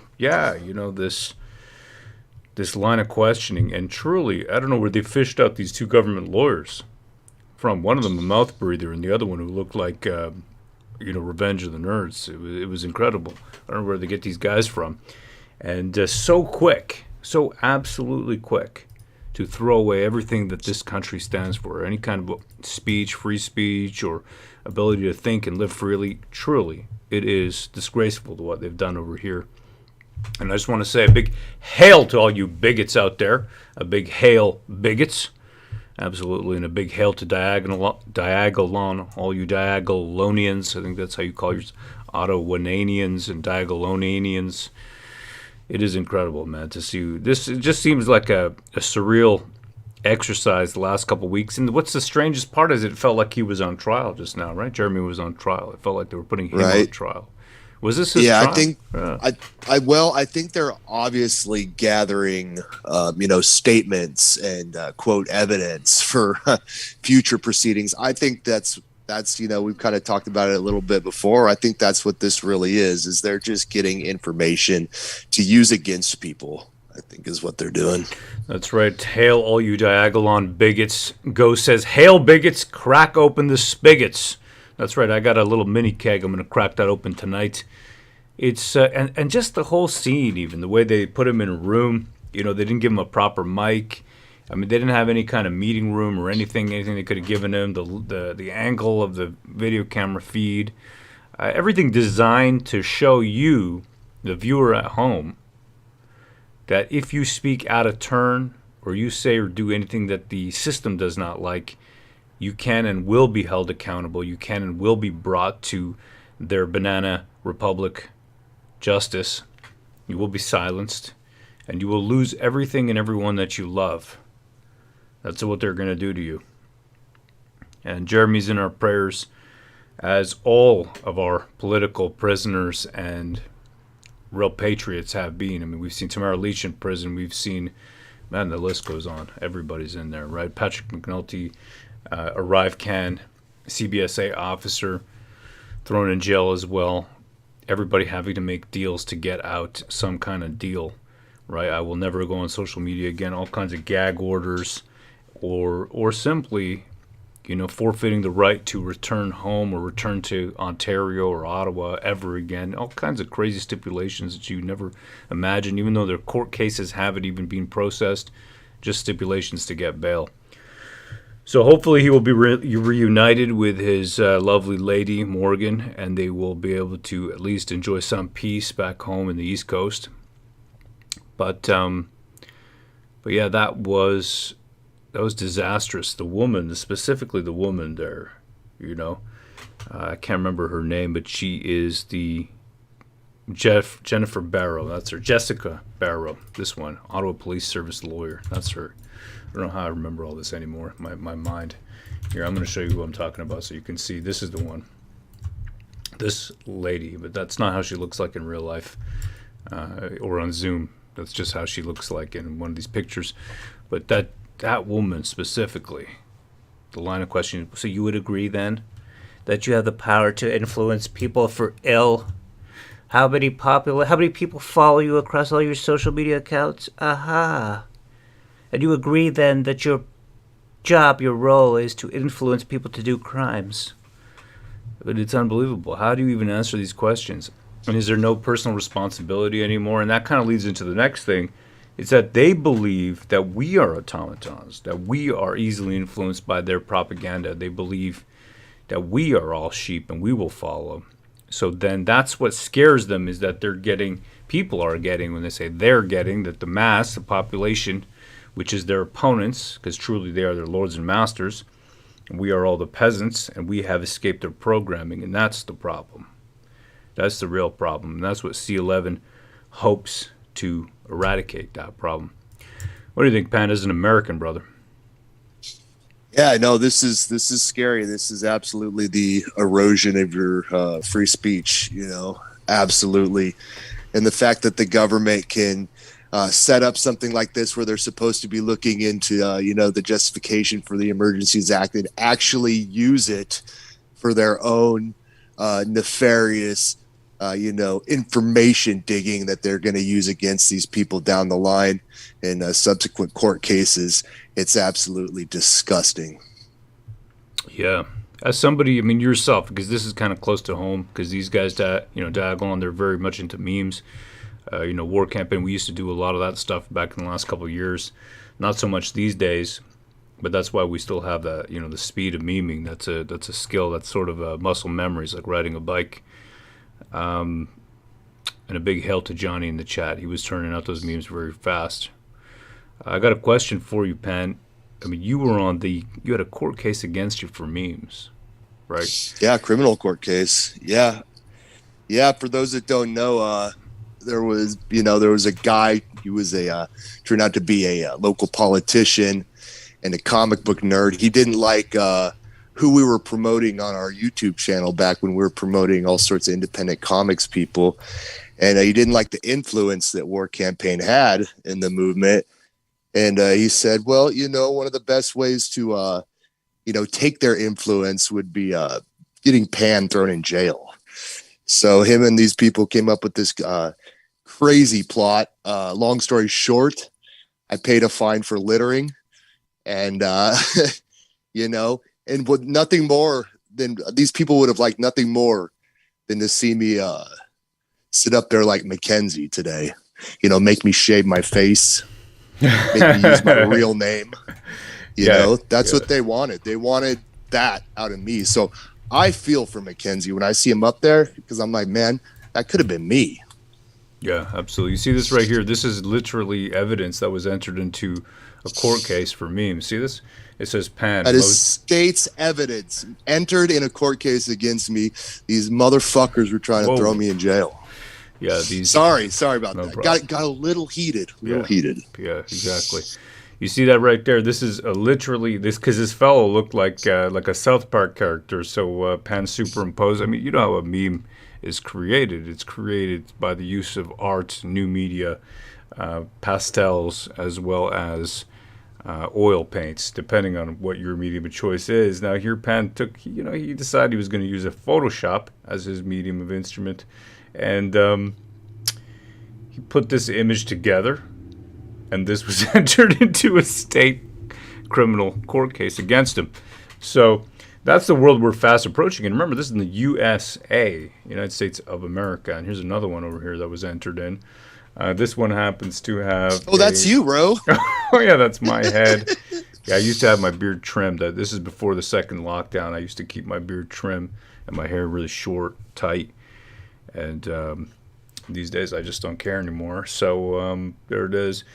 And so this was entered as well into, because it says here, you wrote this, Pan. You wrote, cry more, wah, war campaign bad, lol, pathetic, laughing emoji, hashtag blame war campaign.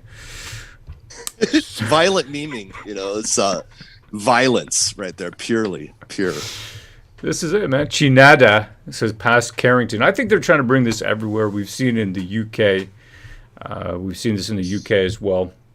People, police officers coming and arresting middle-aged people for what they posted or reshared on Facebook. We're seeing that again. And of course, why Jeremy specifically? Why come after him? Because he obviously has influence and people are unhappy, and he's a focal point. He's a locus for people's dissatisfaction with the status quo. And he's obviously hitting too close to home, especially like he was mentioning. I wasn't aware because I haven't, haven't followed what he's done for years or anything. So that Porto Peak shooting stuff, that obviously hit home, and that attracted a lot of attention to him. And this anti-hate, we've heard many people now talking about anti-hate. They seem to be, and we know they are a government-funded organization. This is the reason that I hate to say it, but I'm going to use my brown privilege at all times. Now, will it save me? I don't know, but I'm gonna try. I'm gonna use that brown privilege, because if I was white and I say, I'm just saying it, if I was white and I say the opinions that I have about immigration, about basically anything, then they would call me a white supremacist. It's just a lot harder, and that's the society we live in. So I believe you got to use it. You got to use the privilege you have. It's too bad there's no such thing as white privilege. I'm sorry to tell you. That's like Santa Claus. But I'm going to use my brown privilege. That's just what it is. I have to. It is absolutely very bad to let in so many refugees. They are destroying this country. Yeah. Okay, these guys aren't back yet. Danny Bulford up next. I feel for him, man. All lives matter, says Laura Puck. Absolutely. Jeremy is guilty of loving his country, says Elliot Ward. Yep, you know he does. You know when he kind of breaks character and then he just talks openly. You know the guy loves his country, man. He's got a lot of love in his heart. There's no doubt about it. Truly. A lot of, also, he loves that rant energy. You know what I mean? He's angry. Angry at what we're losing. And that's why they want to shut him down. It's the influence.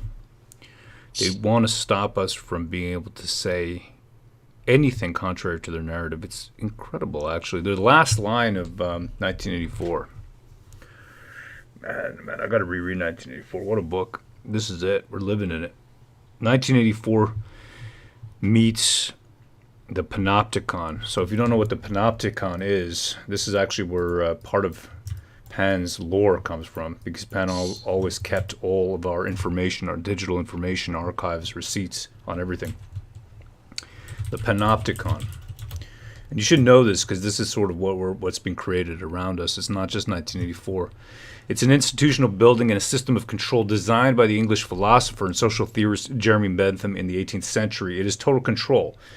It's a type of institution. Imagine the perfect prison, where there's not a single place to hide at all. Okay, that's what this is. Prison of the mind. Basic principle was to monitor the maximum number of prisoners with the fewest possible guards. So we want to collect the maximum amount of prisoners and the fewest amount of guards to keep down the prices, you know, the cost of running the business. So the business here is prison. The layout consists of a central tower for the guards surrounded by a ring-shaped building of prison cells. Total observation all the time. The building with the prisoners is only one cell thick, and every cell has one open side facing the central tower. Look into this when you have some time. It's called the Panopticon, and this is what they're trying to create, the Panopticon and the prison of the mind. A little bit of old school history to this guy right here. He's brushing his jacket to kind of bring you back into it right there in the corner. Wow, you got some fast fingers there to catch that. Thanks, brother. Thanks, man. I pride myself on my fast fingers. Ladies love me. That's it. Yeah, look at him just all chilling. That's right. Yeah. We're here. Danny Bulford already taking the stand. Yeah, I can see him there in the back. Right there. Looking off forlornly into space. Saying, will we ever? That's him. I can recognize the shape of his head. Nice. Yeah. It's like it's going to be a long day. Yeah, there he is right there. I know the shape of his head. I met him in real life, and I've already got the dimensions inside of my head. I can tell. That's him right there. Yep. And like see the phrenology and like measure the skull with your eye. So next one is JTF2 member Danny Bulford. Let's take a look. Another great patriot, Danny Bulford. I'm going to show you here. Danny Bulford, JTF2. Not loved by Ling Ling. Okay, so former RCMP. No, Judy Trin. Judy Trin. Oh, sorry, Judy Trin. That's right. Calling them far right here in the World Socialist website. I'm pretty sure that he's part of JTF2. I have to triple check that, but I think that's where this is coming from. Task Force JTF2 unit. Convoy's head of security I'd have to double check that. If you know, let me know in the chat. I don't want to put out incorrect information. So I'm gonna put a caveat. I might be incorrect. I think I did see people confirming that for you earlier in the chat, but yeah, confirm. Okay, let me know. Let me know if that's the case. You tell me. Let me see here. Ginger Shapes is anonymous. That's it. Cheryl Rosema says, "You're not the Indian face of white supremacy." No, I think I am. I think that's what I am on me. A what? An Order Indian white allowed? supremacist? How does that even work? Roman, he says The not commission is reconvened. La commission reprend. He says not JTF2. He was an RCMP sniper and personal guard for Prime Minister. There you go, right there. Thank you, Commissioner. Jeffrey Leon, co-lead counsel for the commission. The next witness is Daniel Bulford.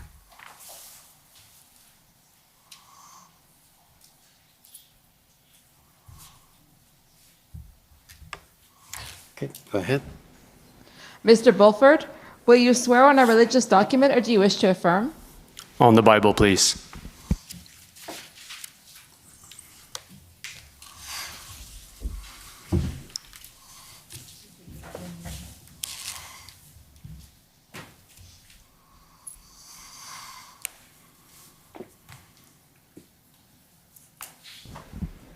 For the record, please state your full name and spell it out. Daniel Joseph Bulford. B-U-L-F-O-R-D. Do you swear that the evidence to be given by you to this commission shall be the truth, the whole truth, and nothing but the truth so help you God? I do so swear. Thank you. Good afternoon, Mr. Bulford.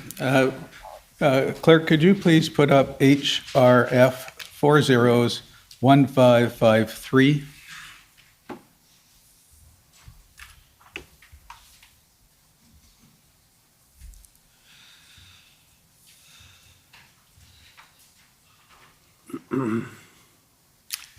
You recognize this as a statement that you prepared for the commission? Yes, sir, I do. Okay, we will put that in evidence. And if you ever need to refer to the statement while I'm asking you questions, you'll let me know, okay? Yes, sir. You can take that down now. I understand that you were born in Saskatchewan and resided in northern Alberta for several years. Yes, that's correct. And is it necessary that council speaks to the protection? He's already given that okay, thank you. protection, Well, we but he can may just- want to do it again. Sir, that's protection's already been marked as an exhibit. You're listed in the Okay. written invocation. Thank you. Just simply for the record, I'll refer to the statement that's in the record and the fact that you are under subpoena from the commission, and as a result, it will be deemed that you've objected to each answer to seek the protection of the relevant evidence acts. Okay? Thank you, Commissioner. Thank you for that reminder. Now, I understand that you spent 15 years in the RCMP? That's correct. And tell us briefly your career in the RCMP. I joined the RCMP in August of 2006. I graduated from the Depot Training Academy, January 2007. I was posted to Whitehorse, Yukon as a general duty constable for roughly 4 years. In December 2010, I transferred to Mayo, Yukon, a smaller, more remote community 4 hours north of Whitehorse. I was posted there for roughly 2.5 years. And then I transferred to Ottawa, where for the remainder of my career, I was a full-time sniper observer on the National Division Emergency Response Team. You resigned from the RCMP in December 2021? That's correct. And why did you do that? I spoke out publicly against the federal government vaccination mandate for COVID-19 vaccines. And after speaking out publicly, my security clearance was revoked. And I knew that I would be subject to disciplinary action. And after I reviewed what my options were in regards to that, I discovered that if I was terminated for misconduct, which I suspected would be the case, I could potentially lose roughly half of my pension transfer value. So I made the decision to resign out of fear that I would not be able to set my family up adequately financially in the future. Thank you. And beyond that, have the COVID-19 public health measures affected you or your family? Yes, sir, very much. Can you say briefly why?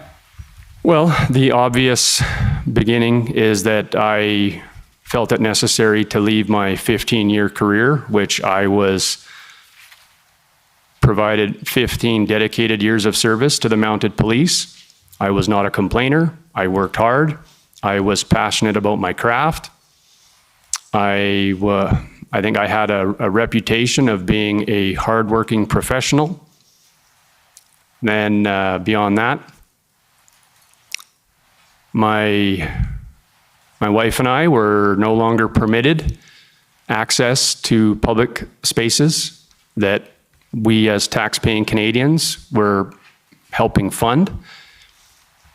And that prevented us from being involved in our children's activities, such as minor hockey, which we were both heavily involved in for a number of years, roughly 6 years.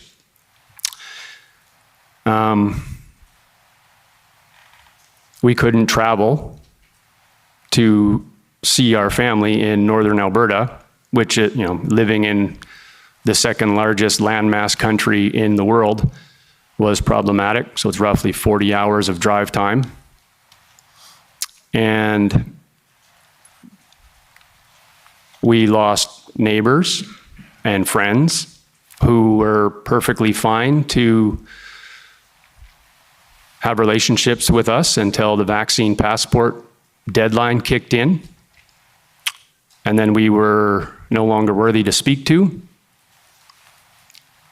And beyond that, there was a very heightened state of anxiety about how much further the situation in Canada would degenerate. And what I mean by that is that the dehumanization effort had begun. And that was I believe that was in August of 2021, when the Prime Minister had initially announced the impending federal vaccination mandate, and then he was campaigning into September for his snap election. And he was making comments regarding. Okay, sir, we only have an hour, so Okay. Can we, I think the commissioner understands what you're saying. The ultimate problem was that the Canadian population was led to believe that people like myself and my family were a threat to other people and their children, which was not true, by his own admission in July of 2021 on camera. Okay, and you're a member of an organization, Mounties for Freedom, that opposes public health measures and specifically COVID-19 vaccine? That's correct. And also Police Stand on Guard for Thee, which are police officers, active and retired, whose stated mission includes to repair and regain public trust being damaged or lost due to the enforcement measures of due to the enforcement emergency measures, correct? That's correct. And then you're also on the advisory board of Taking Back Our Freedoms. That's correct. And we've heard Taking Back Our Freedoms about that organization in the previous evidence. I take it was founded to push back against COVID-19 vaccine mandates? I would say that's accurate, but in general, the COVID measures that were resulting in a segregation of our society. So not just the mandate, but the passport as well. And its mission has expanded to focus on rejuvenating Canada's democracy and institutions, correct? That's correct.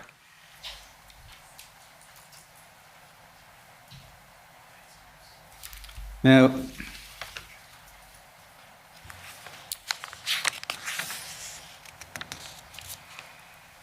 when did you first learn of the Freedom Convoy?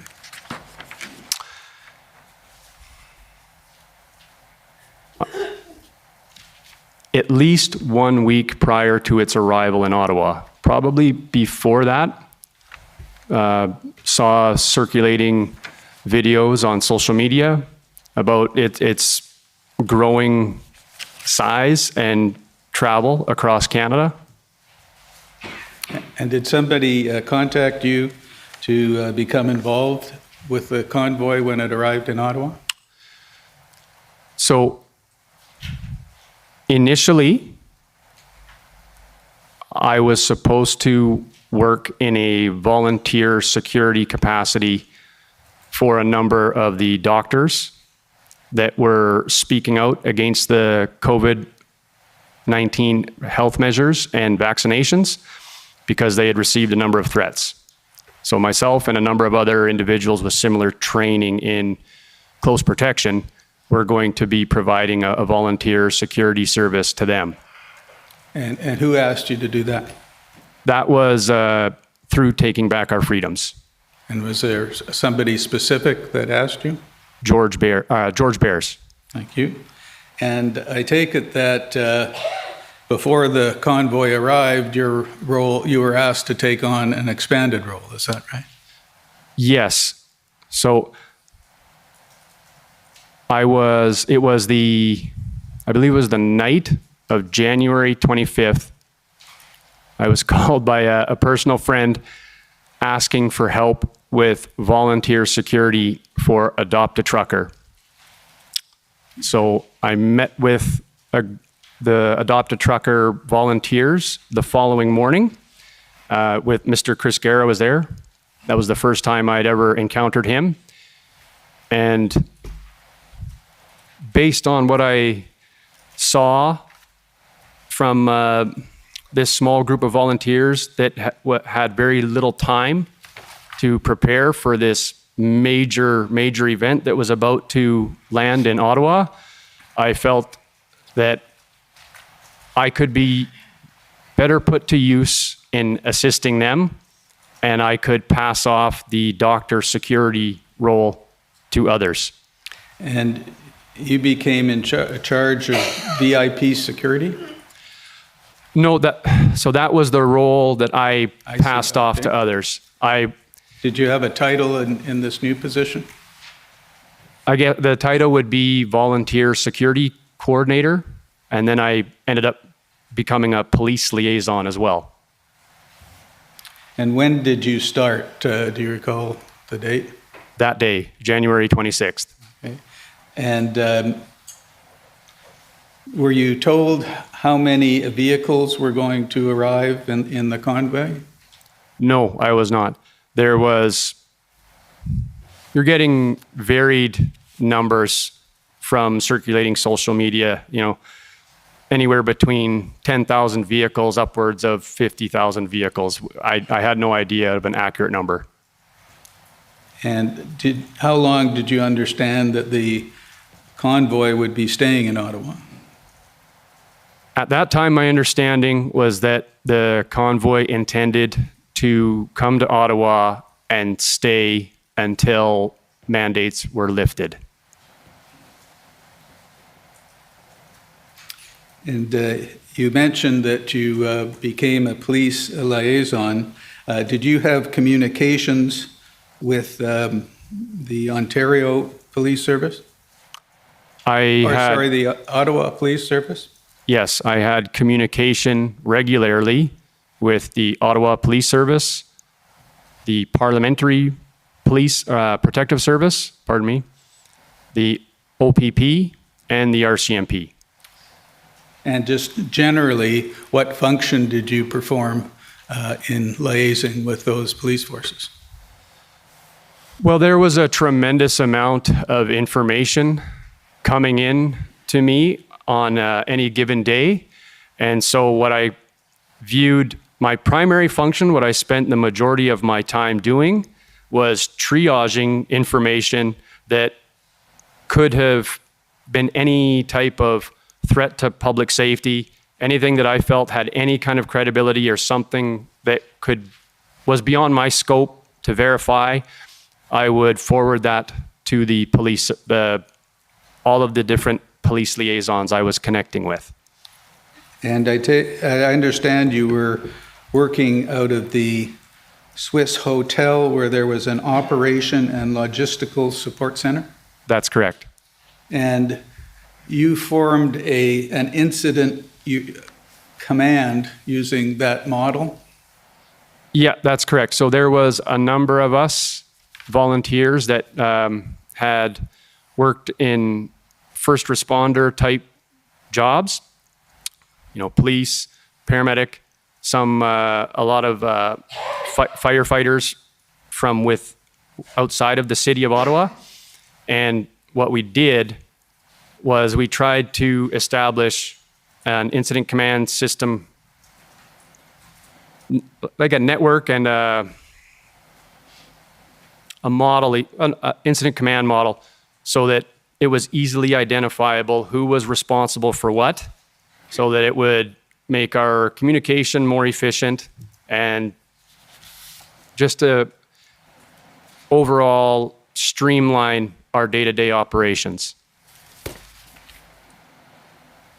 And one of the other individuals working with you was Vincent Giersis. Have I got that right?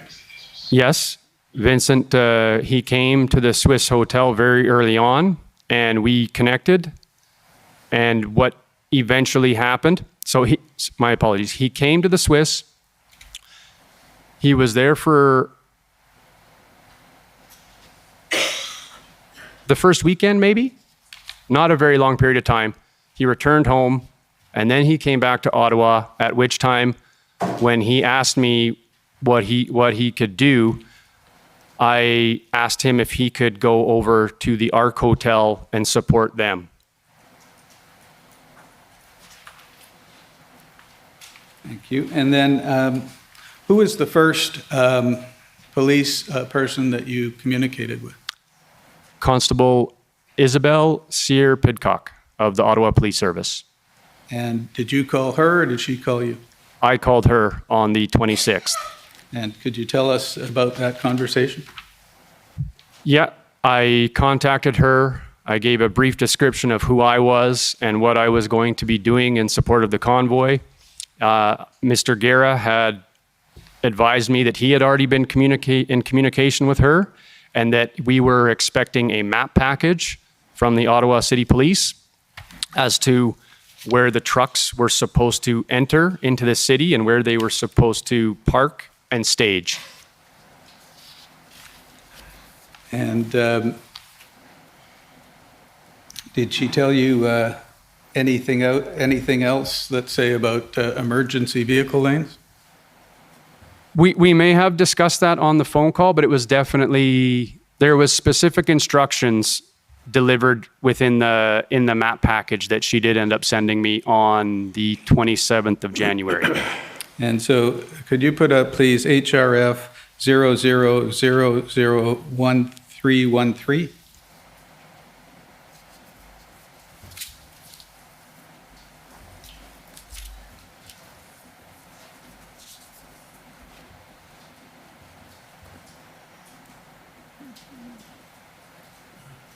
If you could go to the next page, please. Is this the map package she sent you? Yes, I believe so. And we see it says under Ottawa Truck Convoy, take direction from police whenever applicable, leave open space for emergency vehicle access at all times, no closed trailers permitted on Wellington near Parliament Hill. All staging areas must be kept an adjacent emergency access lane and emergency routes that are listed there, no convoy access at any time. Correct? Correct. And did you communicate those instructions to anyone? Yes, I emailed this map package to Tamara Leach with the understanding that they would be receiving a briefing in Arnprior the night before entering the city. And how did you know to email them to Ms. Leach? Well, Ms. Leach had contacted me prior to the convoy arriving in Ottawa, not in regards to this, but for support with monitoring and responding to social media, which I said that I agreed that the Mounties for Freedom could help her with. And so I forwarded her contact information off to, we had a social media committee at the time. And then, so I was already aware that she was, like, I would describe her as the face of the convoy. And so that's who I communicated the map package to. Thank you. And if you can just scroll to the next page, please. This is one of the maps. There were 1, 2, 3, 4, 5 maps, if you can scroll up.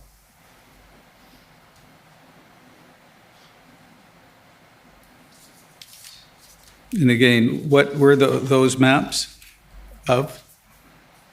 What was that telling you? These are the entrance routes for the various convoys that were approaching from different directions, and where they would be directed to enter the city and where to park. And if we can go to the next page, please. This is from Constable Sarah Piddock, and it says routes to staging areas. And what did you understand that to mean? Exactly what it says. And so you knew that you understood there would be certain staging areas? I did. And if you can go to the last page, or sorry, the next page over. Sorry, there. There are certain instructions there, including no parking on Elgin Street from Wellington to Highway 417, and so forth. And all of that, you say you passed on to Ms. Leach? Yes.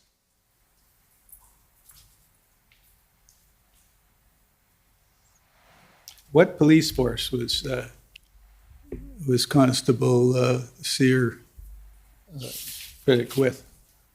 Ottawa Police Service. Thank you.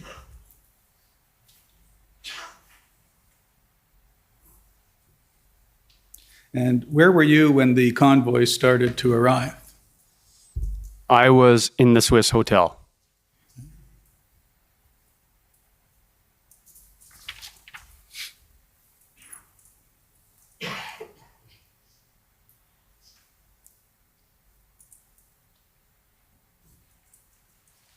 Now, we've heard evidence that from time to time, some emergency lanes were blocked, either on a short-term basis or, for example, on Kent Street on a long-term basis. What observations did you make about emergency lanes? I did see when I would do let's refer to it as a perimeter walk, that the only place that I ever observed that the emergency lanes were blocked was for roughly, I would estimate 2, maybe 3 blocks north and south on Kent Street.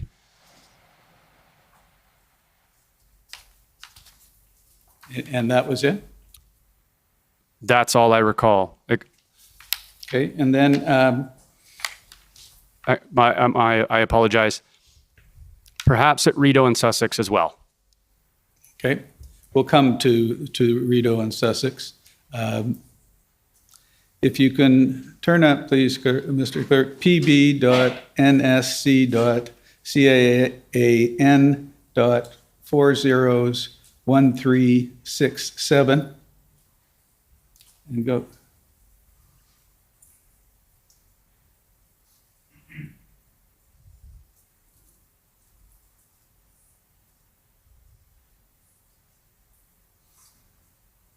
And if you can go to page 10, please.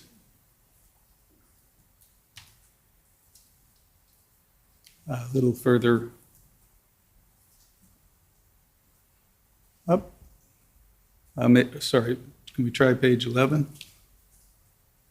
Oh, no, excuse me for 1 second. Well, let me just ask you the question. Did you have a further conversation with members of police forces on January 28th?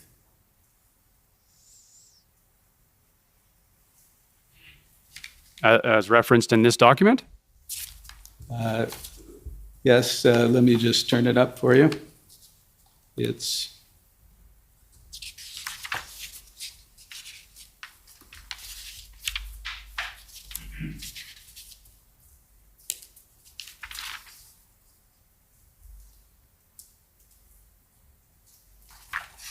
excuse me at one moment.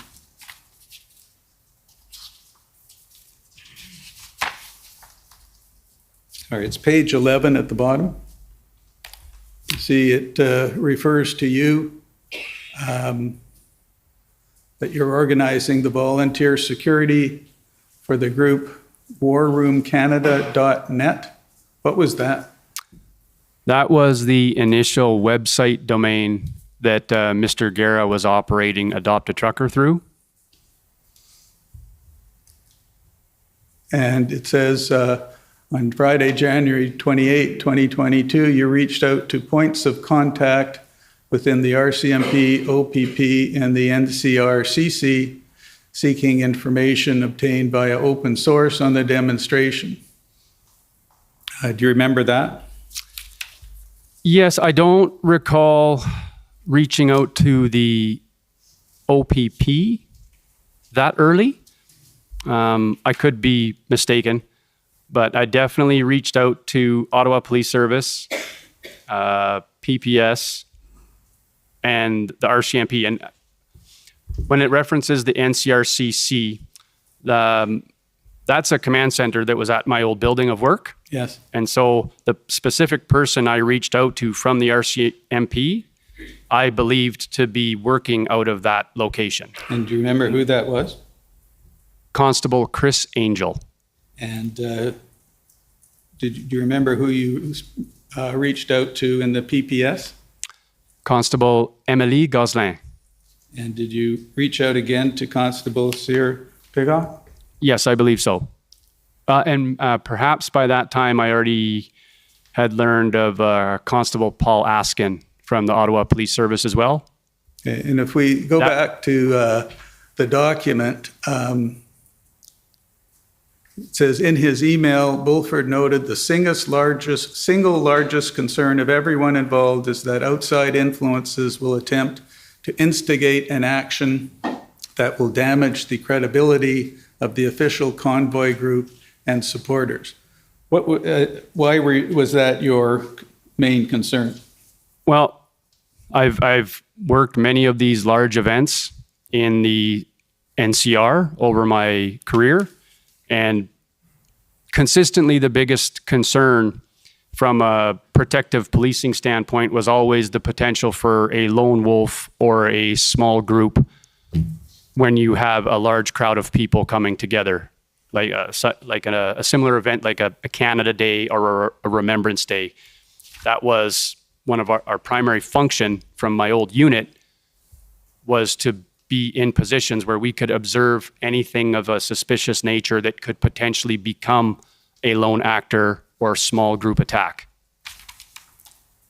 And I understand that you reached out to, on January 29th, to Sergeant Front of the OPS. Do you recall that?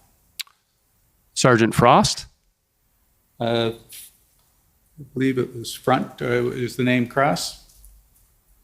The OPS, Ottawa Police Sergeant? Yes. That was a man by the name of Sergeant Pat Frost.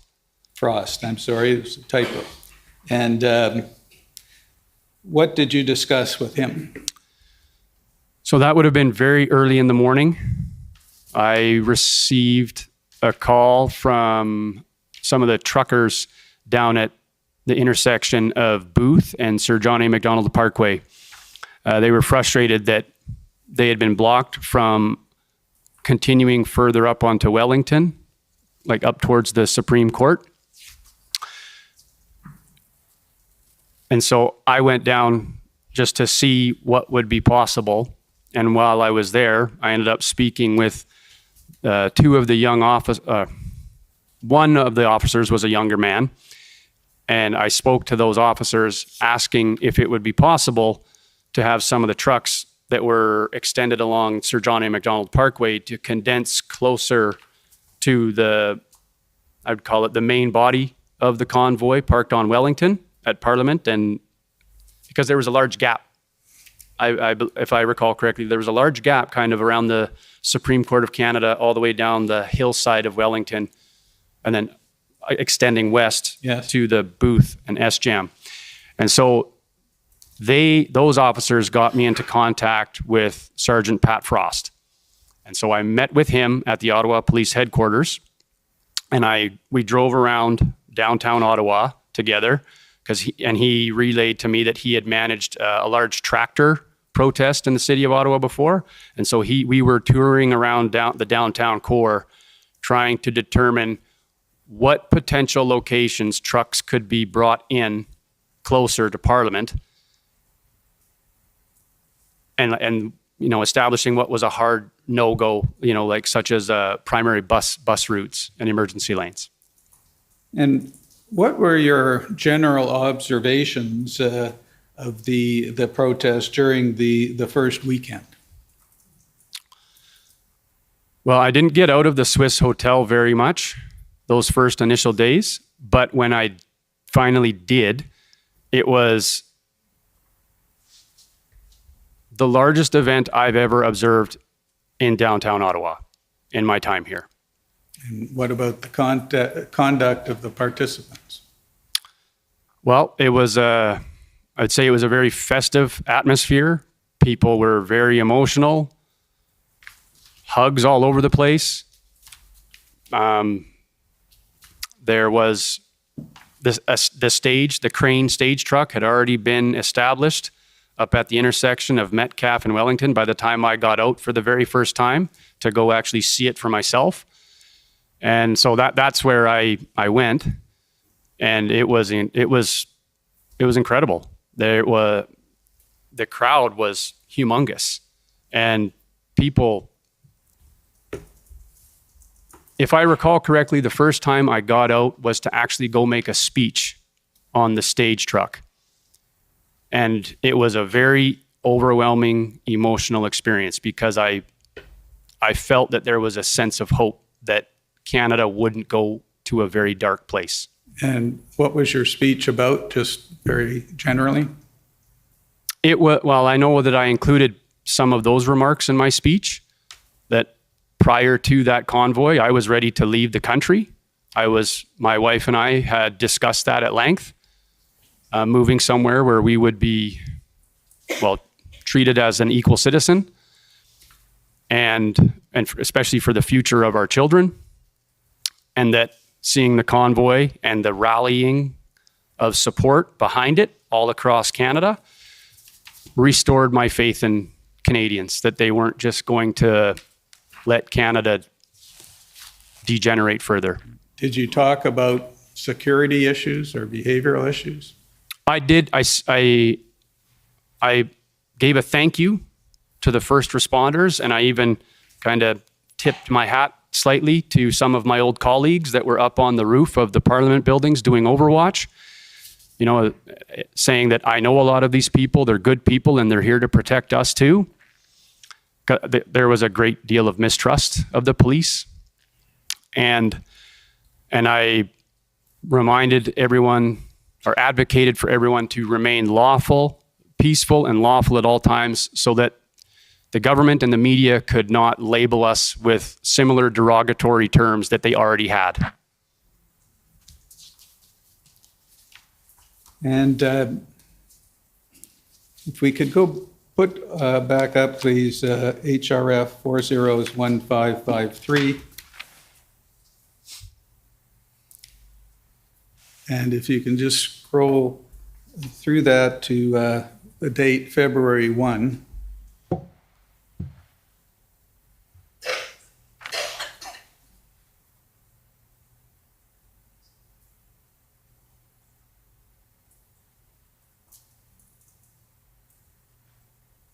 So if you can stop it just there. I take it you took daily notes of everything that you were doing? Yeah, I tried to document as much as I could. And that's all set out in your statement? Yes. And so, for example, you were dealing with issues like if you identified on February 1st, or you received a call about an aggressive unidentified male at Wellington and Metcalf, and you reported that to the police, correct? In the first paragraph there? Yeah, I don't recall if I called the police. I think people that were present at the stage truck at the time called the police. And if you just keep scrolling, please, you'll see there's a number of events or issues that you dealt with on February 1st, and then into February 2nd. And then if we come to February 3rd, could you put up, please, HRF 401287?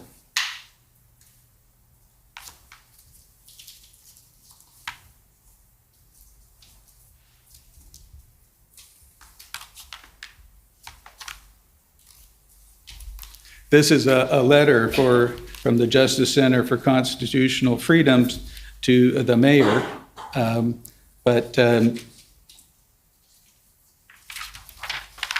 it refers on page 2 to a press conference that you gave on February 3. That's correct. And so in the second paragraph there, you indicate that you'd like to put people's minds at ease. The public is watching people that have concerns over what they're seeing in regards to the heavy police presence. What was your objective there? Just to bring down the overall anxiety level of the protesters. I mean, in my mind, Ottawa residents have seen that type of police presence probably on a regular basis at large-scale events. But a lot of these people that traveled to Ottawa have likely never been here before and likely never participated in an event of this magnitude. So I just wanted everyone to understand that when you have a massive crowd such as this come to the National Capital Region for a large event, it's normal to have multiple police agencies involved. It's normal to have specialized units moving around in more tactical looking clothing. And it's normal to have snipers on rooftops, because that was something that a lot of people were really panicked about. They were nervous about the presence of snipers being on the roof. And that being my old job, I was able to speak to people and keep them calm. Be like, it's totally normal. Don't panic. That's what happens here all the time. And if you can go put up, please, HRF 401289. And it's page 11 of the document, I believe.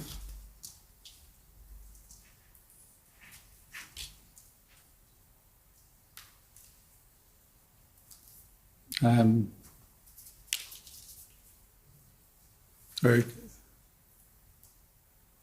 Can you just scroll back a bit? No, more.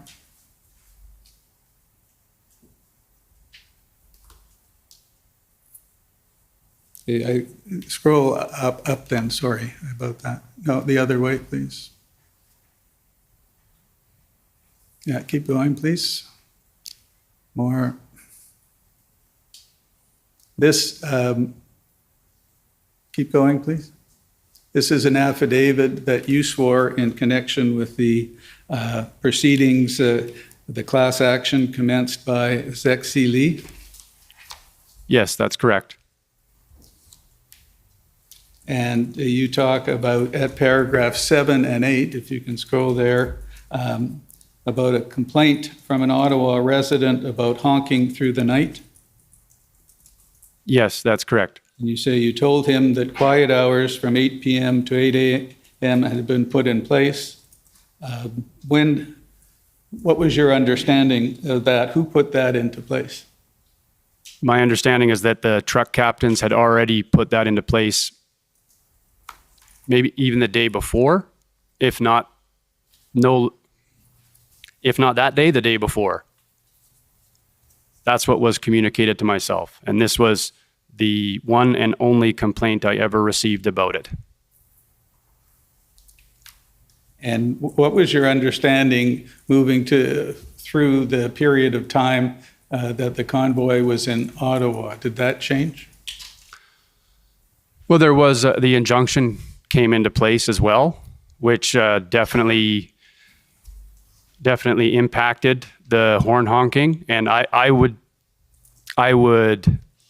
say, in my opinion, it reduced it even further. And can we go to paragraph 9 of your affidavit?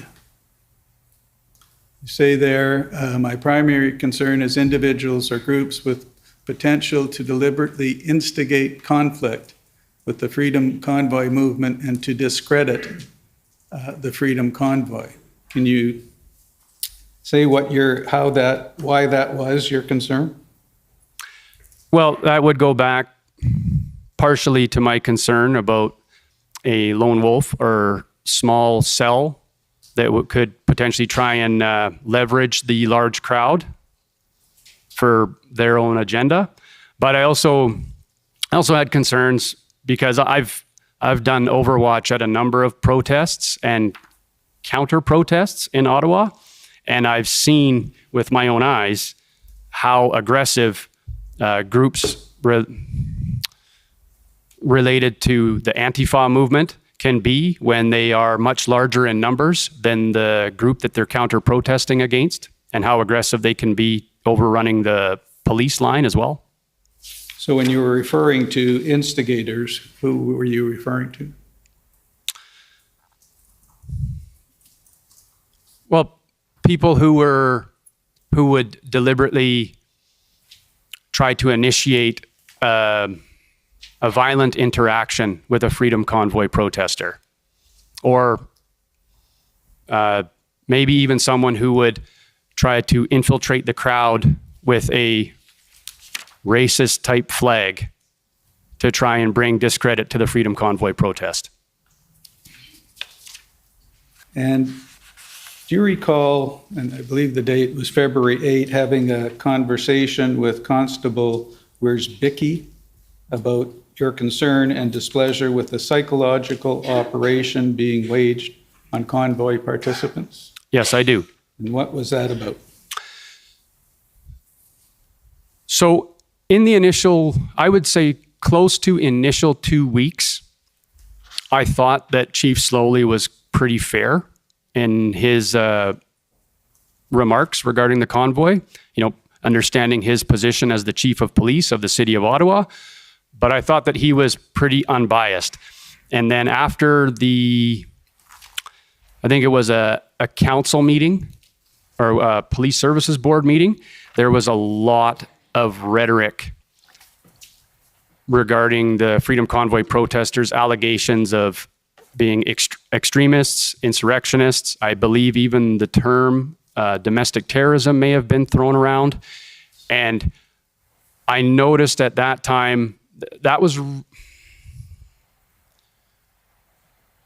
it also coincided with a lot of that same rhetoric from the legacy media.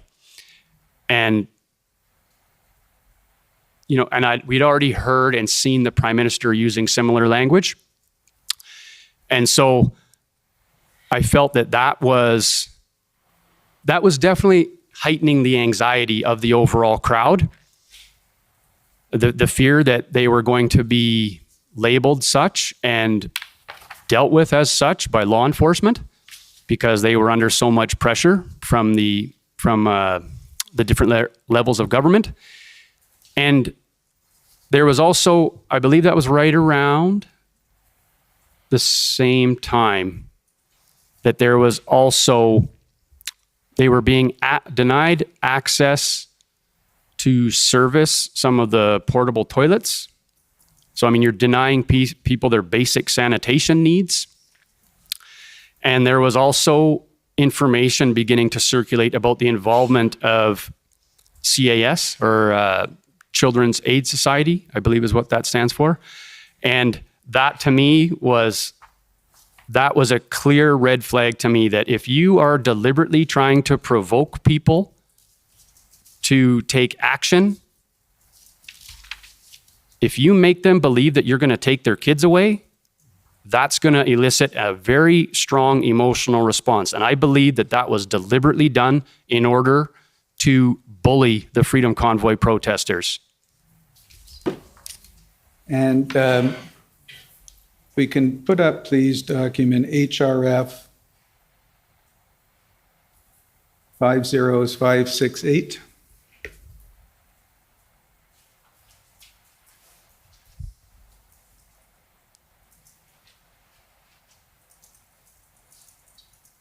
Is this the type of daily security briefing that you would prepare on a day-to-day basis? I believe there was a mistake. I did not prepare these daily security briefings, like a document. Yes. That was another individual. But I mean, these are some of my, some of the actions that I took place in and the conversations that I took place in. And who is Constable Wierzbicki? He is an OPP liaison officer. And in this document, you refer to, under February 4, in the first paragraph, to an incident at Confederation Park. And then you refer to an incident involving the new Queen of Canada. And next paragraph down, you were asked about Pat King's involvement in the convoy. And you indicated you had limited knowledge and almost zero contact with him. And if you can scroll further down, please.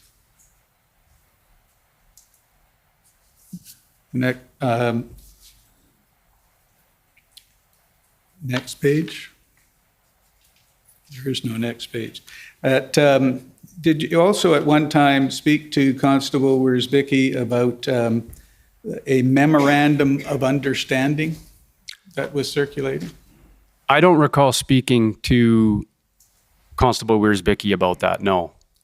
Did you know about the memorandum of understanding? Yes, I had heard about it, and I think I may have seen it circulating online ahead of the convoy. The first time I ever actually read it was just last week. Thank you.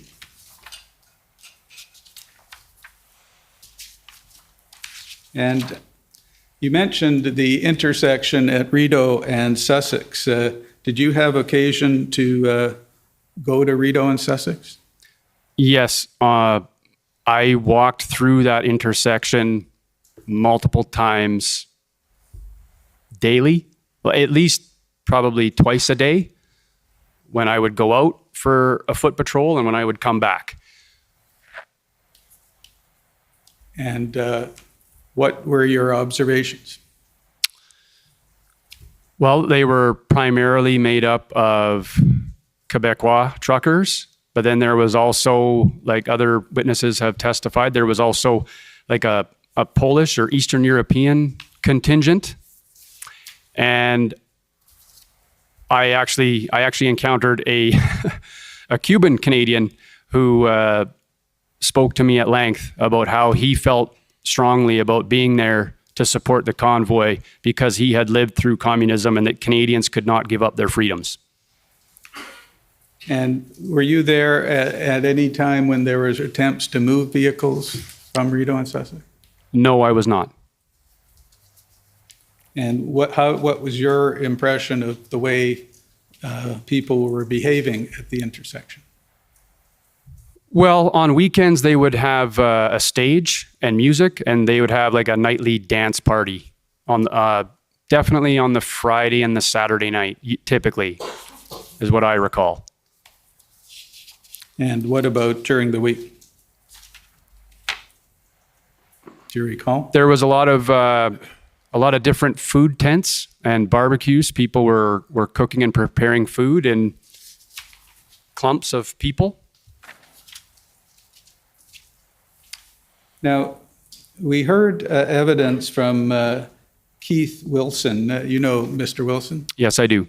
That there were leaks in either the OPS, OPP, or both, because the convoy organizers were aware of police operations before they happened. Did you know about that? I never had any active duty officers leaking me any sensitive information. I did have a number of police officers, former police officers, former military, that were helping me with some of the different security tasks. And there was,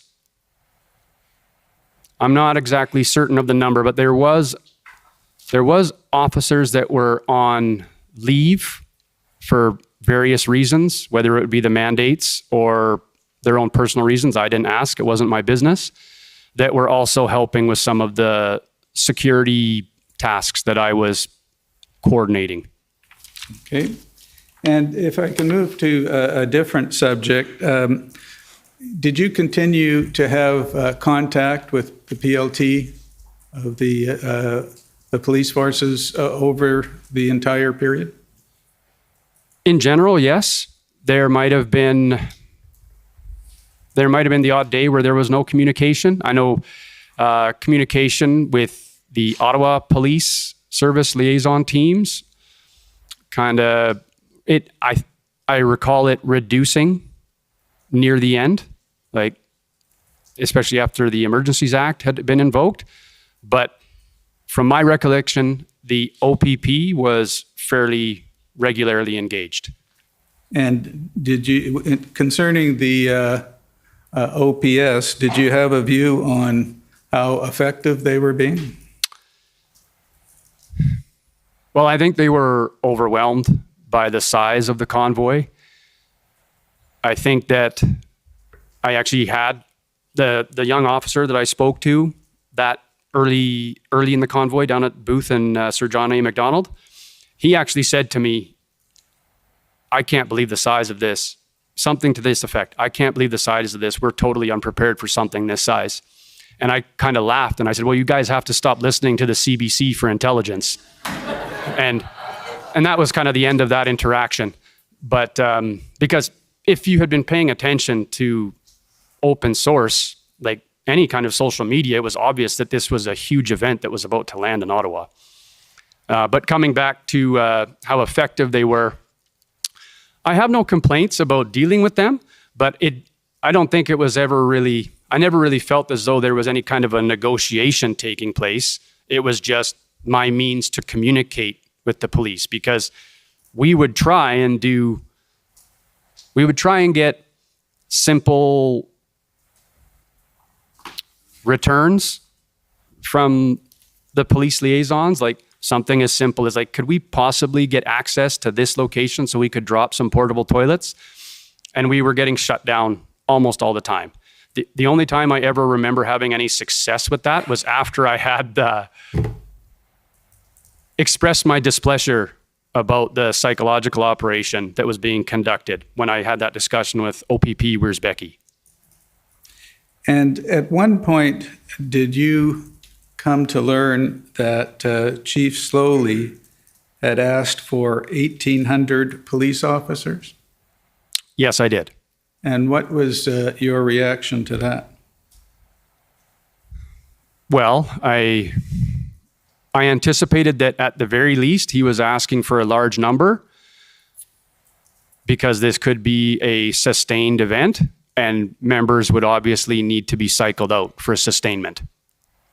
And likely that they were preparing for a mass mobilization. And did you do anything as a result of hearing that information?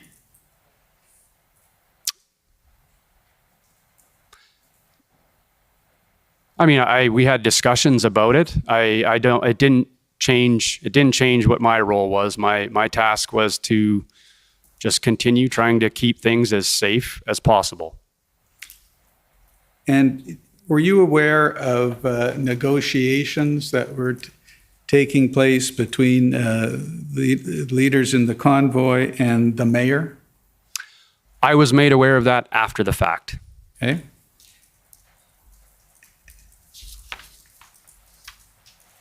And in terms of, did you have any communication with anyone who was involved in the Ambassador Bridge protest?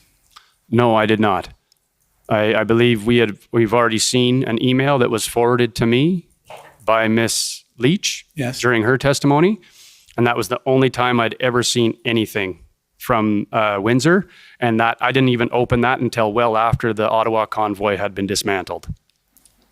And what about Coots? No, sir. Emerson, Surrey? None.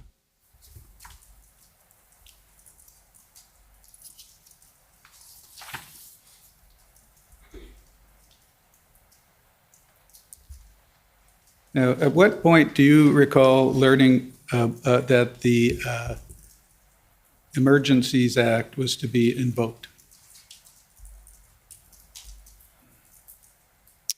I believe the day that it was officially announced by the federal government.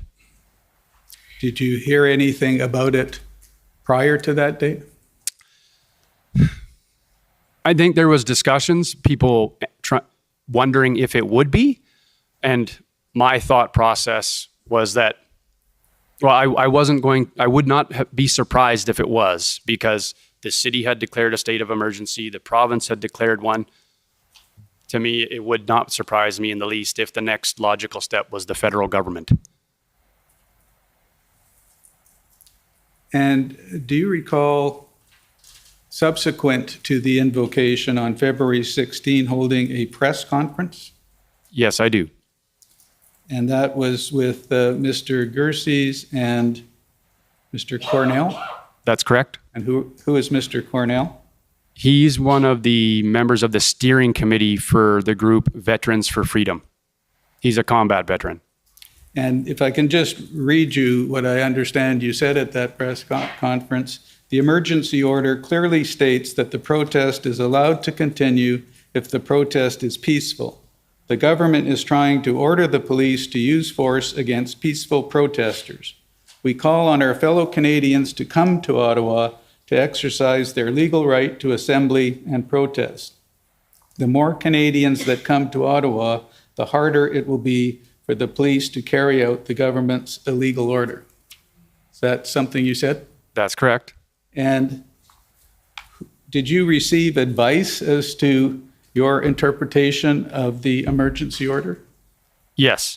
We'd received a briefing from the legal team that, based on, I believe it's Justice McLean's ruling, that as long as people did not come to Ottawa to engage in violence, disrupt trade, or block critical infrastructure, we still fell within the confines of a lawful protest. And did somebody request that you give this press conference, or did you do it on your own initiative? Well, I was working with the media relations people from early on. I think like you mentioned, that my first press conference that I attended was on February 3rd. And so I did a number of press conference events during my time with the convoy. And at this point, isn't it fair to say that you believe that enforcement action could come at any time?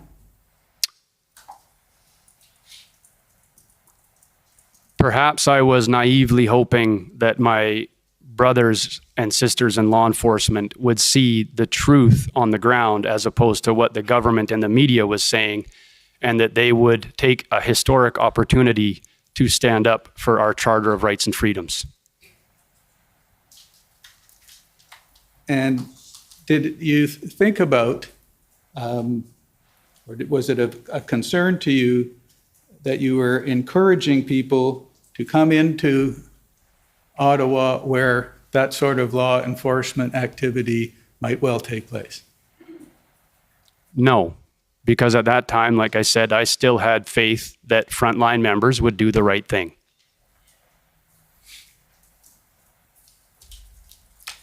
Now, my understanding is that on February 18, your wife advised you that you were going to be arrested? Yes, that's correct. She advised me that she had received a text message from one of our neighbors that the news was reporting that the police were looking for me to arrest me. And if we turn to the document PB NSC CAN 408924.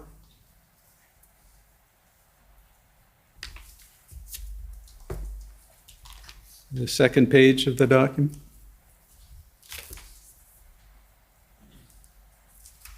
This is an RCMP document, and if you look at the bottom of the page, you'll see information collected. Freedom Convoy organizers held a press conference at 13:30 hours. Participants included, and that's blanked out, spoke to the same theme. And you see what it says there about Canadians still being allowed to come to Ottawa with their children to engage in peaceful, lawful protest. Is that what you said at your press conference? Yeah, I believe that's accurate. And you'll see the last paragraph there. All three individuals have contravened to Section 5 of the Emergency Measures Regulations by inviting a person to participate in an assembly that may reasonably be expected to lead to a breach of the peace. Now, I can come back. Were you arrested on February 18? Yes, I was. And can you briefly tell the commissioner about that? Well, after the press conference, and my wife showed me the text message from our neighbor, I left the Lord Elgin Hotel. I walked down to Rideau and Sussex, where I knew that the police action had already begun.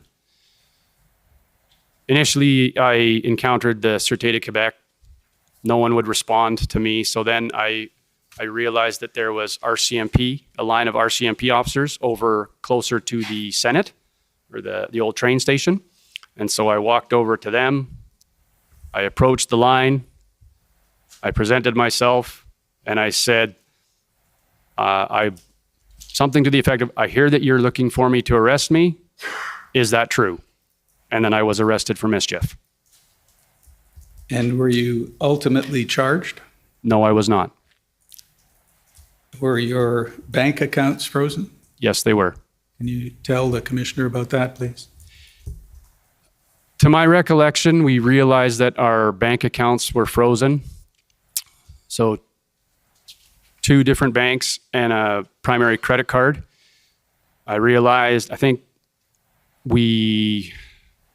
how I recall it going was that accessing online banking with our primary bank, and it was just like a blank dash where the account balance would normally be.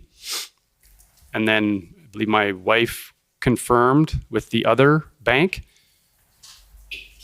attempted to use the credit card, and it was declined. And my wife spoke to a banking professional, a friend of ours, to ask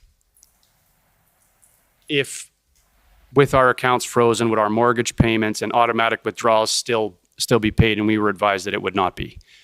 And so I would say roughly a period of 5 to 6 days, we were completely dependent on what cash we had. And after that, how long were your accounts frozen? I believe it was, my accounts were unfrozen on the Tuesday, the 22nd or the 23rd of February, after the Emergencies Act had been revoked. So they were frozen for how many days? I believe I realized they were frozen on the 17th. And then I think that was the Thursday. I didn't receive any kind of notification about it until I think the bank, one bank, called me and left a voicemail message on the Saturday. And then it was unfrozen after the Emergencies Act had been revoked. And were you able to meet your day-to-day expenses during that period? Well, fortunately, we didn't have a whole pile of expenses that we had to incur during those days, but we had some help from some family. Okay. Thank you, sir. Those are my questions. If I may add one thing about the accounts being frozen, I was never notified by the police that my accounts were frozen, contrary to what was said to Parliament by the RCMP when they testified in committee. Thank you. Thank you. Okay, next we have the Ottawa Police Service, please.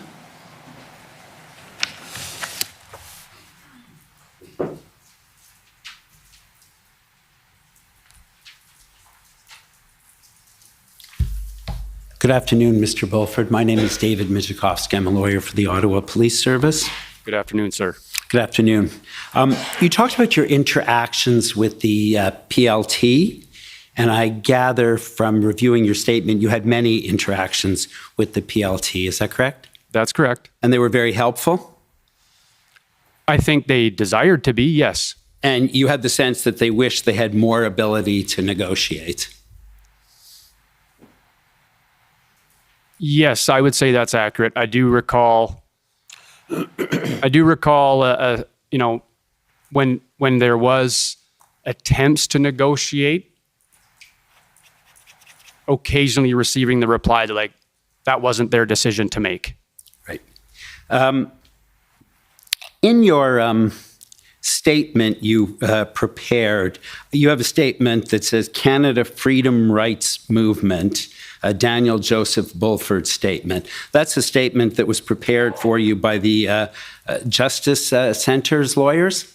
No, sir. I prepared that myself. And you put that logo on top, or that name on top, Canada Freedom Rights Movement? Yes, I did. Okay. And did you suggest that everyone else do that as well?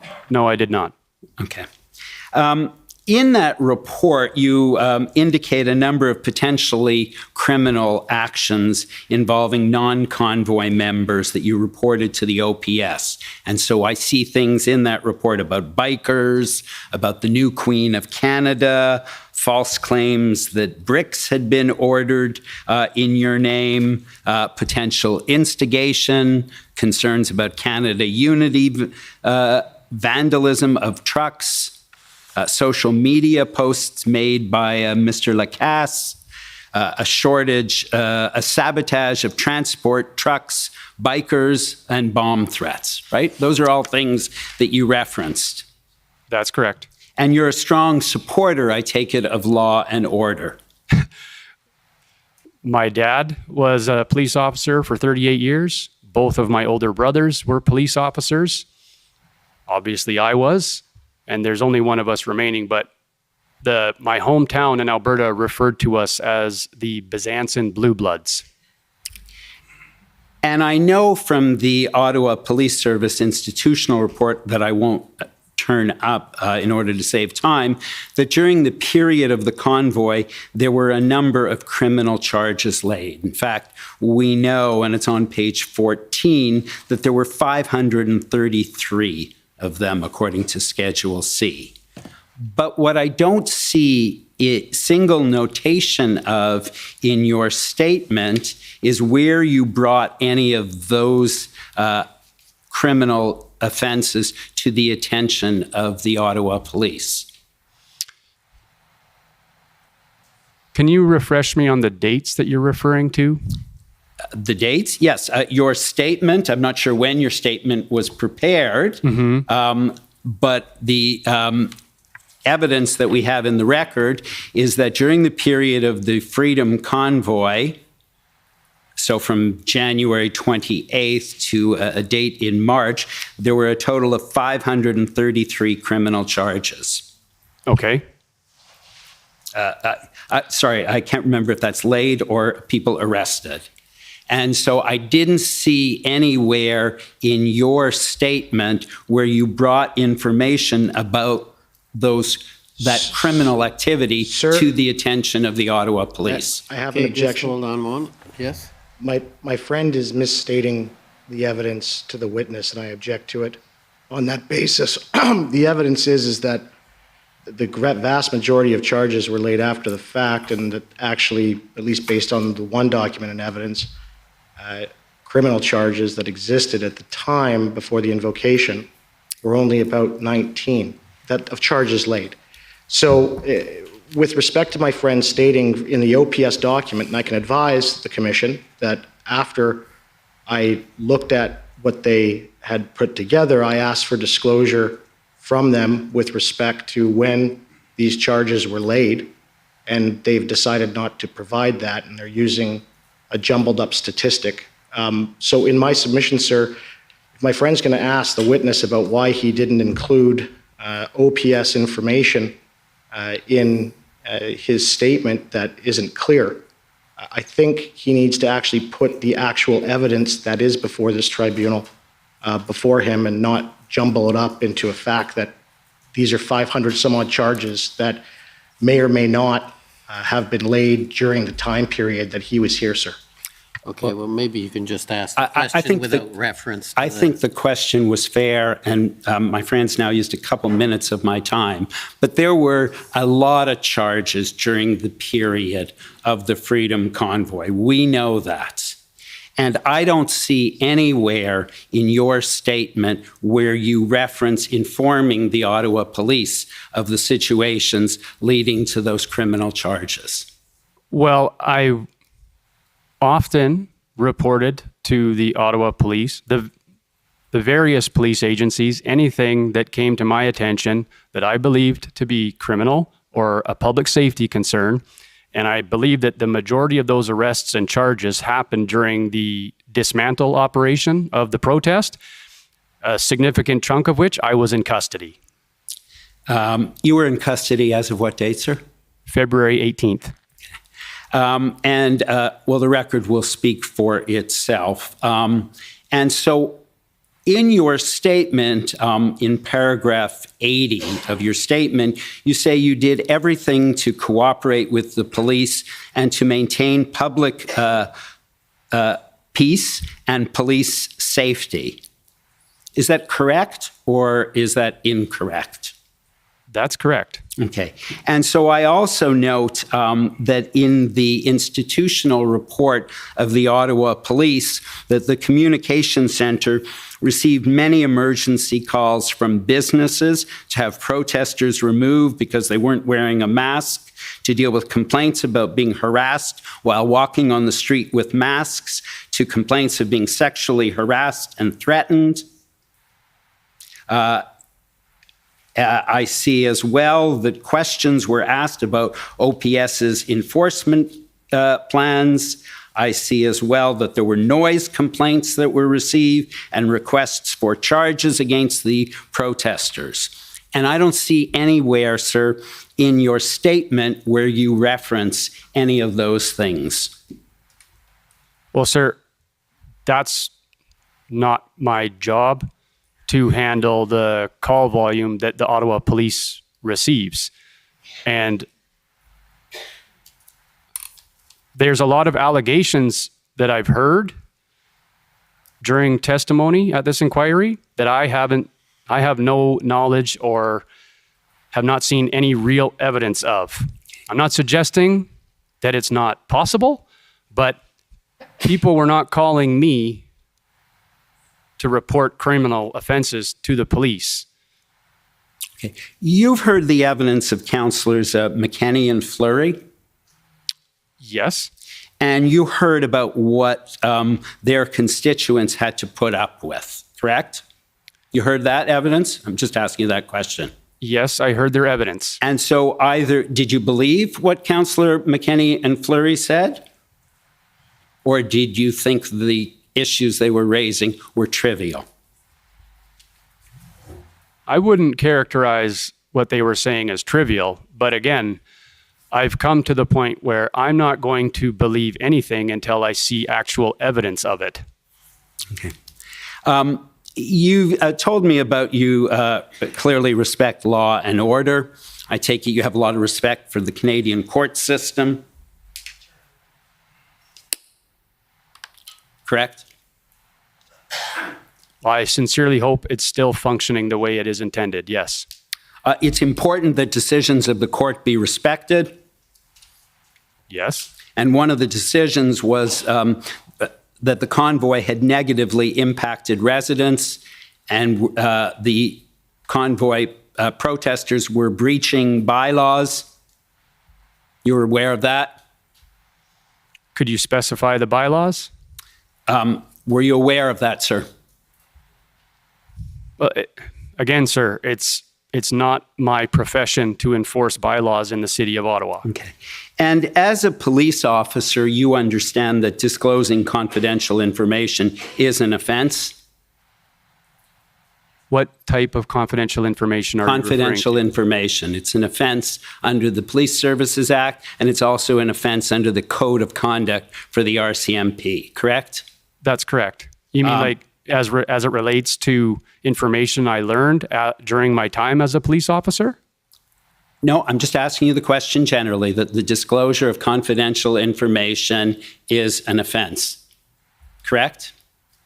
While if a serving police officer discloses information, that is an offense, correct?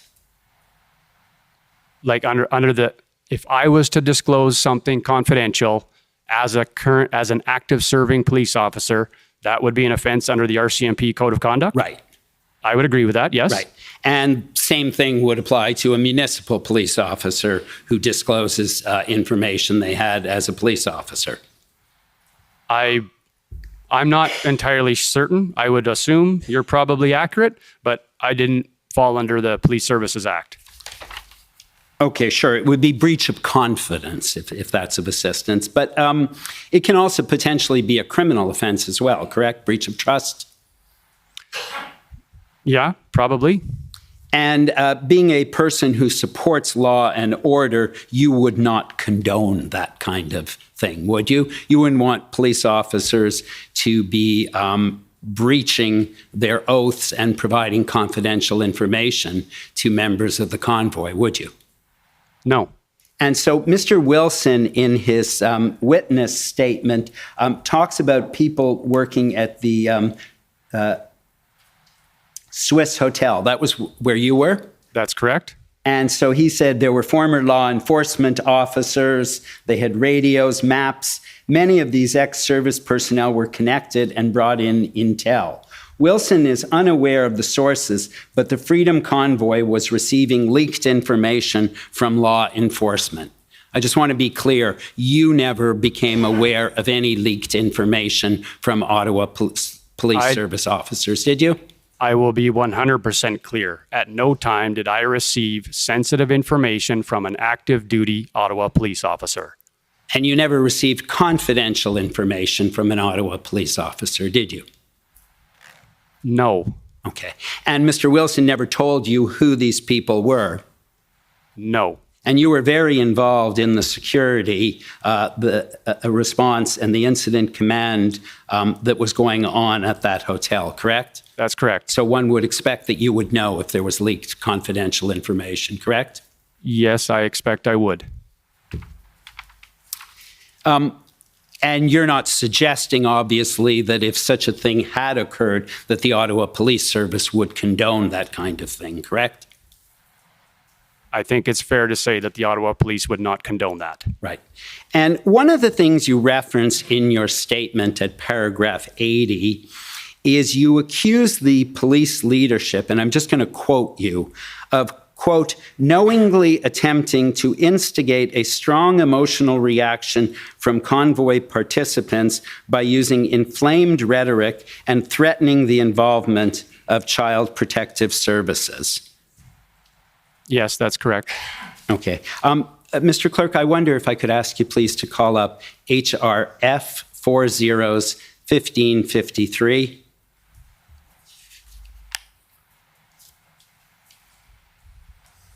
And if we go to page 22, please.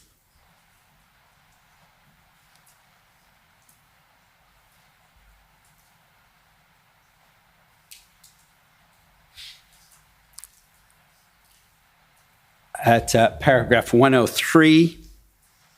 Thank you. And I'll just read that sentence, the first sentence, sir. I also advise him, this is from your statement, correct? That's correct.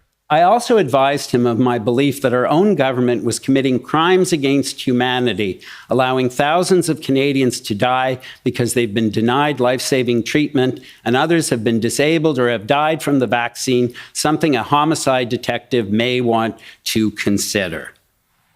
And would you agree with me that that would be an example of inflammatory rhetoric attempting to instigate a strong emotional response? I don't think it's an example of inflammatory rhetoric. I think it's absolutely factually true. Okay. And that I was trying to elicit a response from Detective Benson. Okay. Because he, as a homicide detective, should be investigating something of that nature. And I won't take you to the paragraph to save time, but in paragraph 121 of your statement, you also talk about the extreme dehumanization of unvaccinated people. And I guess you don't see that as inflammatory rhetoric either, correct? No, sir. And in your witness statement, you talk about the police breaching windows and extracting protesters during the tactical operation, the POU operation. Do you recall that? I do. And you know, of course, from your experience in law enforcement, that it's easy to be an armchair quarterback and say what's wrong with the police carrying out a tactical operation after the fact, correct? It's very difficult to be on the ground and in the theater of operations, isn't it? I would agree with that. And I think to add context to the answer is that I believe in my statement, I outlined why I believed that occurred. And you would agree with me that that in the theater of operations, police may be dealing with situations that may be volatile and more dangerous than appear to onlookers, correct? That's correct.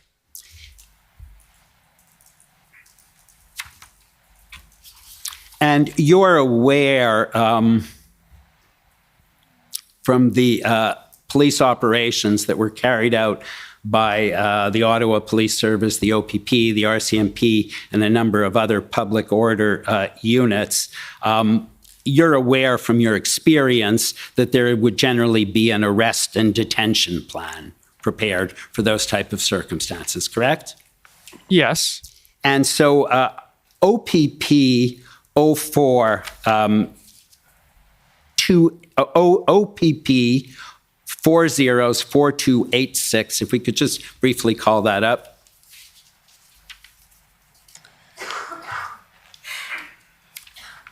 You're going to have to be wrapping up pretty soon. If I may just have one more minute. No problem. Thanks very much. That is, if you just be good enough to scroll down, that is the arrest and detention plan with respect to the operation that was carried out. And you wouldn't presume to say that it wasn't an appropriate arrest plan, would you?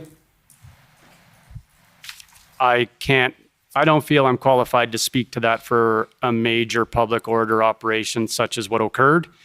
My typical experience with an arrest plan was in a much smaller context, and it was very simple. Okay.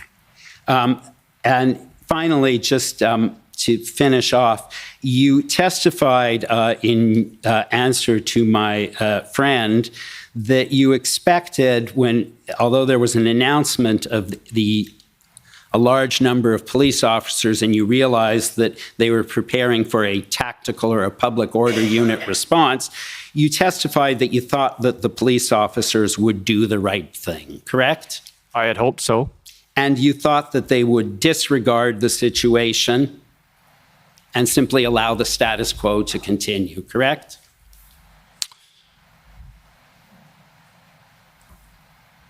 Yes, I had hoped that they would see through the false narrative and stand up for us and do what was right and protect us. Thank you very much. Those are all my questions. Okay, next is the Ottawa Residents Coalition.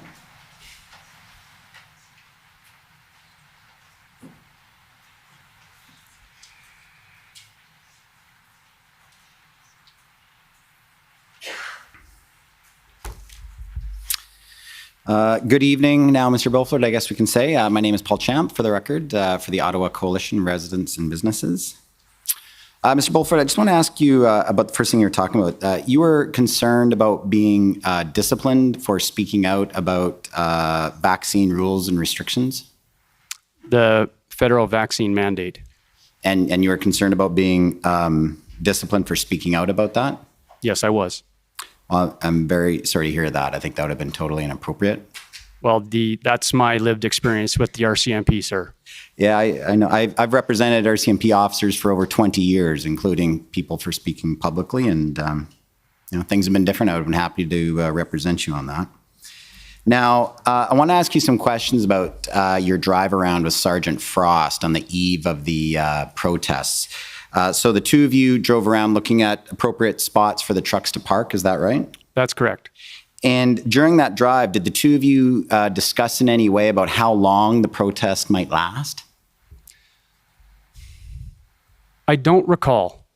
It may have come up, and at that time, I didn't have an accurate timeline. For sure, because you've told us that you expected the protest would last until the federal government dropped vaccine mandates and rules. Is that right? That was my impression, yes. And is that what you conveyed to Sergeant Frost? Potentially. Okay. Now, I just want to ask you, as an aside, about the crowd size. You indicated that it was the largest crowd you'd ever observed in Ottawa? I would say that's accurate, yes. I believe some of the records we have from police records that the size of the crowds are in the 10,000 to 15,000 range. Does that sound about right? No, sir. What did you think the size was? Based on my experience doing Overwatch on Canada Day and seeing the large crowds, especially like, let's say Canada Day 150, where it was probably the biggest I had seen, I would have estimated the crowds in downtown Ottawa, on Parliament Hill, Wellington, that general vicinity, I would have estimated close to 100,000. So, do you think that the police were recording false information deliberately, or they just assessed it differently than you? I can't say. I doubt very much that they would record it false deliberately.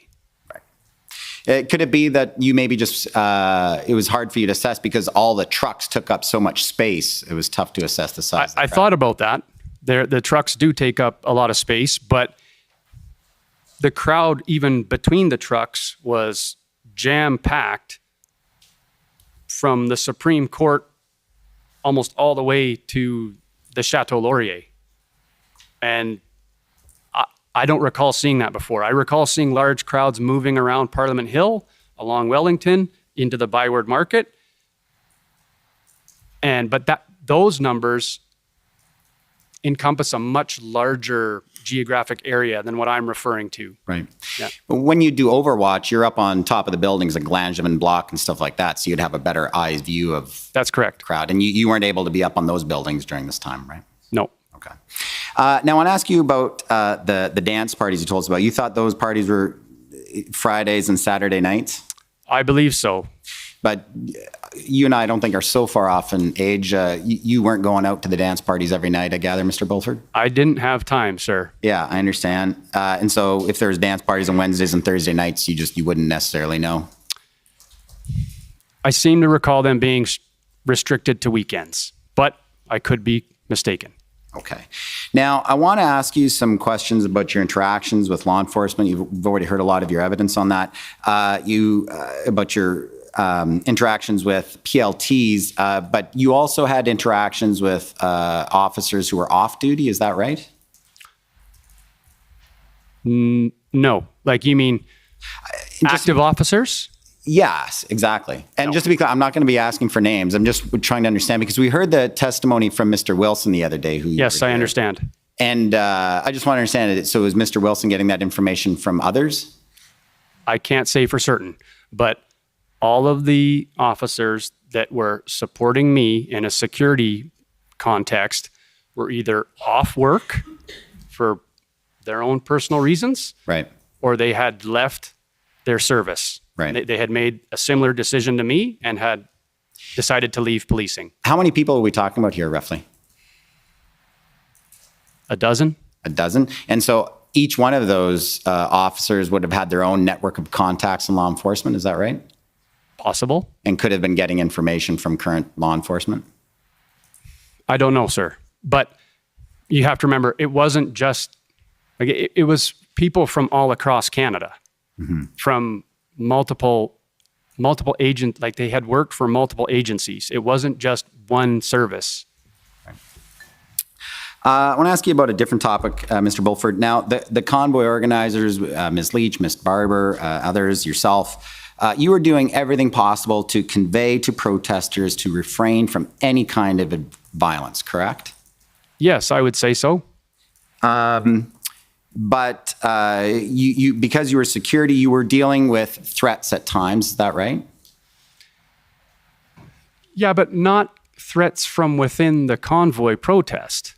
Most of the anything that I was receiving that was information of a public safety concern was typically someone who was committing a criminal act or potentially a criminal act against the protest. Right. There was one or two instances where there was some vehicles that people had reported that they were kind of presenting the idea of blocking intersections. Right. And those instances were reported to me by convoy protesters, which then I passed on to the police, because we were trying to act within the confines of, we do not want to block all of the intersections.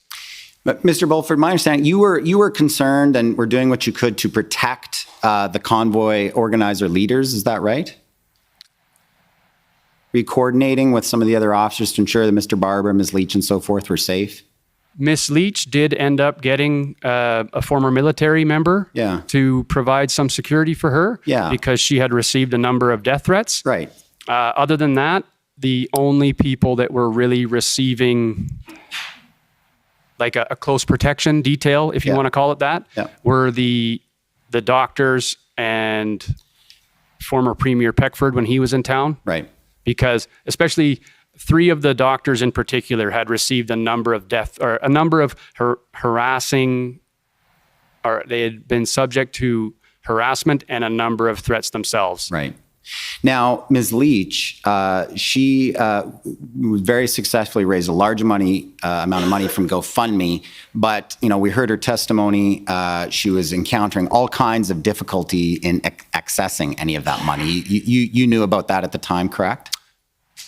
Yes. And there was many people who were very angry at her for not being able to produce that money. There was different theories and so forth that she was deliberately not giving the money to them and so forth. There was that going around, right? There was fractures within the I would say the freedom movement, maybe not just specific to Ottawa, but even people. I found that the people who are the biggest critics of people like Ms. Leach were people who are not here presently in Ottawa. Sure. But what I'm getting at is that, although Ms. Leach was trying to convey what she was, trying to do to get the access to GoFundMe money to help the truckers, which, we've seen all the documents, that's what she was doing.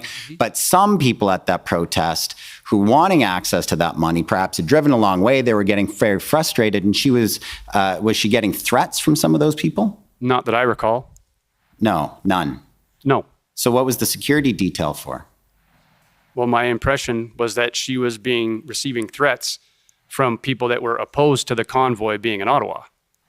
And everyone else who wanted access to that money, who had driven across the country, spent thousands of dollars, they were just content to sit and they weren't angry about not getting access to the money.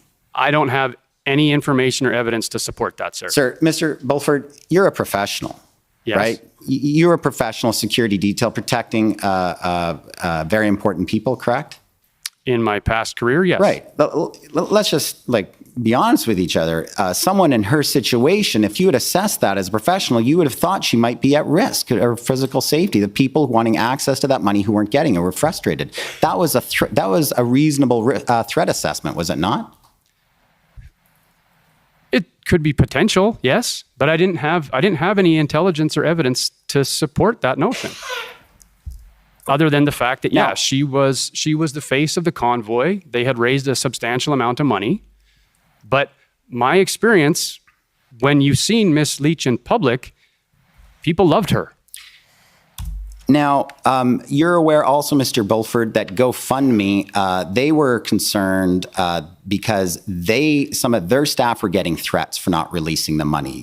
Were you aware of that? No, sir, I was not aware of that. You never heard about that? No, sir. That was some of the concerns of GoFundMe? So that Ms. Leach and Mr. Wilson and so forth never shared that with you? No, sir. What about fuel providers who then decided to stop providing fuel? Did you ever hear about any of them getting threats? From the convoy? Yes. Well, from anyone. No, sir. Companies Honestly, who stopped saying stopped. Yeah, right. Honestly, no. I don't recall information about fuel providers being threatened. Now, what about tow truck drivers? We've heard a lot about tow truck drivers. Were there any threats to tow truck drivers if they tried to assist law enforcement? Had you heard anything about that? The first time I heard of it was from the police witnesses at this inquiry. Right. And what about Mr. King? Mm-hmm. Did you ever view him in any way as a threat to any of the other convoy organizers? Like a physical threat? Yes. No, sir. You had never heard of him threatening or intimidating any of the other leaders? Mr. King came to the Swiss Hotel one evening, angry, and he ended up in a verbal altercation with H.A.I.L, I believe. Mm-hmm. I didn't learn about that until the following day. I was not there when that occurred. Mr. King had a couple of very large people with him and was intimidating Mr. Uros? I don't know who he had with him. Okay. But Mr. King is a large man himself. No doubt. Now, what about media? Now, I know, obviously, you're not very supportive or don't consume what you call legacy media, but you were aware and heard of that reporters for some of those organizations downtown were often being threatened while they were down trying to cover the convoy demonstrations. You were aware of that, Mr. Bulford? I was not aware of that. I did learn that I believe the RCMP may have been providing security for some of those reporters.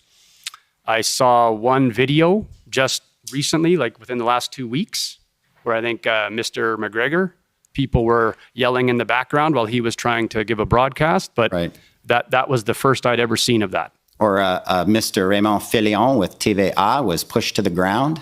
I was not aware of that until you just said it. Or Mr. Evan Solomon from CTV News had a beer can thrown at his head. I did not. I was not aware of that either. And you hadn't seen any of the other videos, or just on your own walkabouts, ever seeing reporters for CBC or Global, whatnot, of crowds swarming around them and yelling at them? No, not that I recall. I remember some mainstream reporters approaching me the night that Miss Leach was arrested when we were standing up by the stage truck, and they were trying to ask for interviews and I just declined, but I don't recall anyone being threatening towards them at all. Okay. So we didn't see any of those things? No, sir. Okay. And then the legacy media, as you call it, you believe that they were misrepresenting the convoy. Is that right? Yes, I do. And so when you say legacy media, you're talking about CTV, CBC, Global News, Post Media, all of those?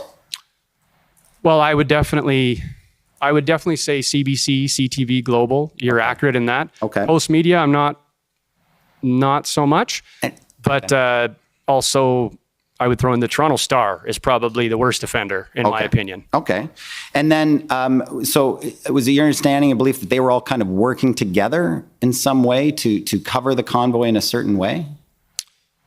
Well, it's been my experience, Mr. Champ, that they've been reporting very similar to each other for at least the last 2 years. I thought your early testimony was that you weren't really watching them during the convoy. Were you watching them or you weren't watching them? I didn't really have time to watch them that much, sir. I did review a few articles that people would send me. Like, for instance, the article detailing one of the local Ottawa residents who had been arrested early on in the convoy for carrying weapons in a public place. Right. And they wrote the article. I believe I saw it in the Toronto Star and CBC.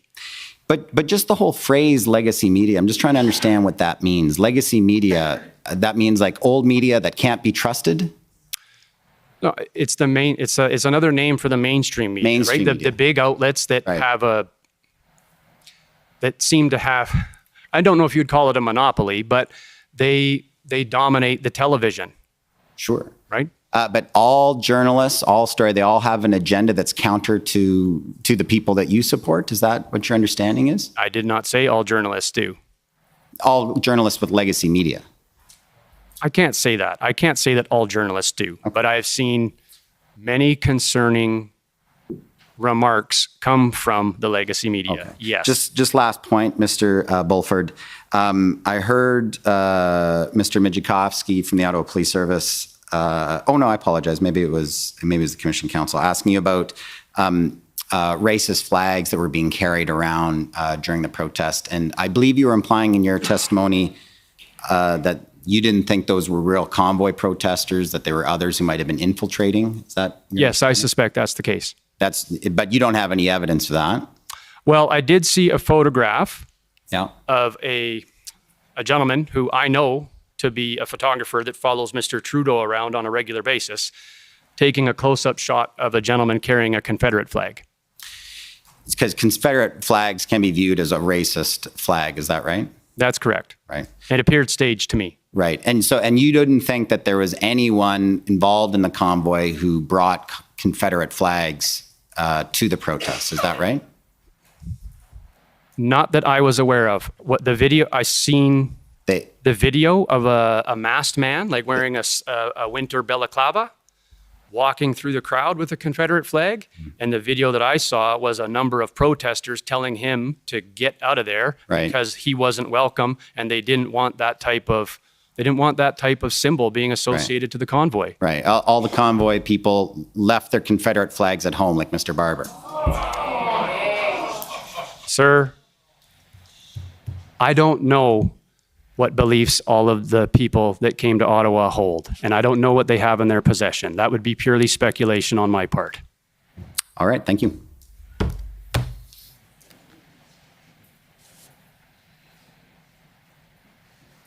Government of Canada, please.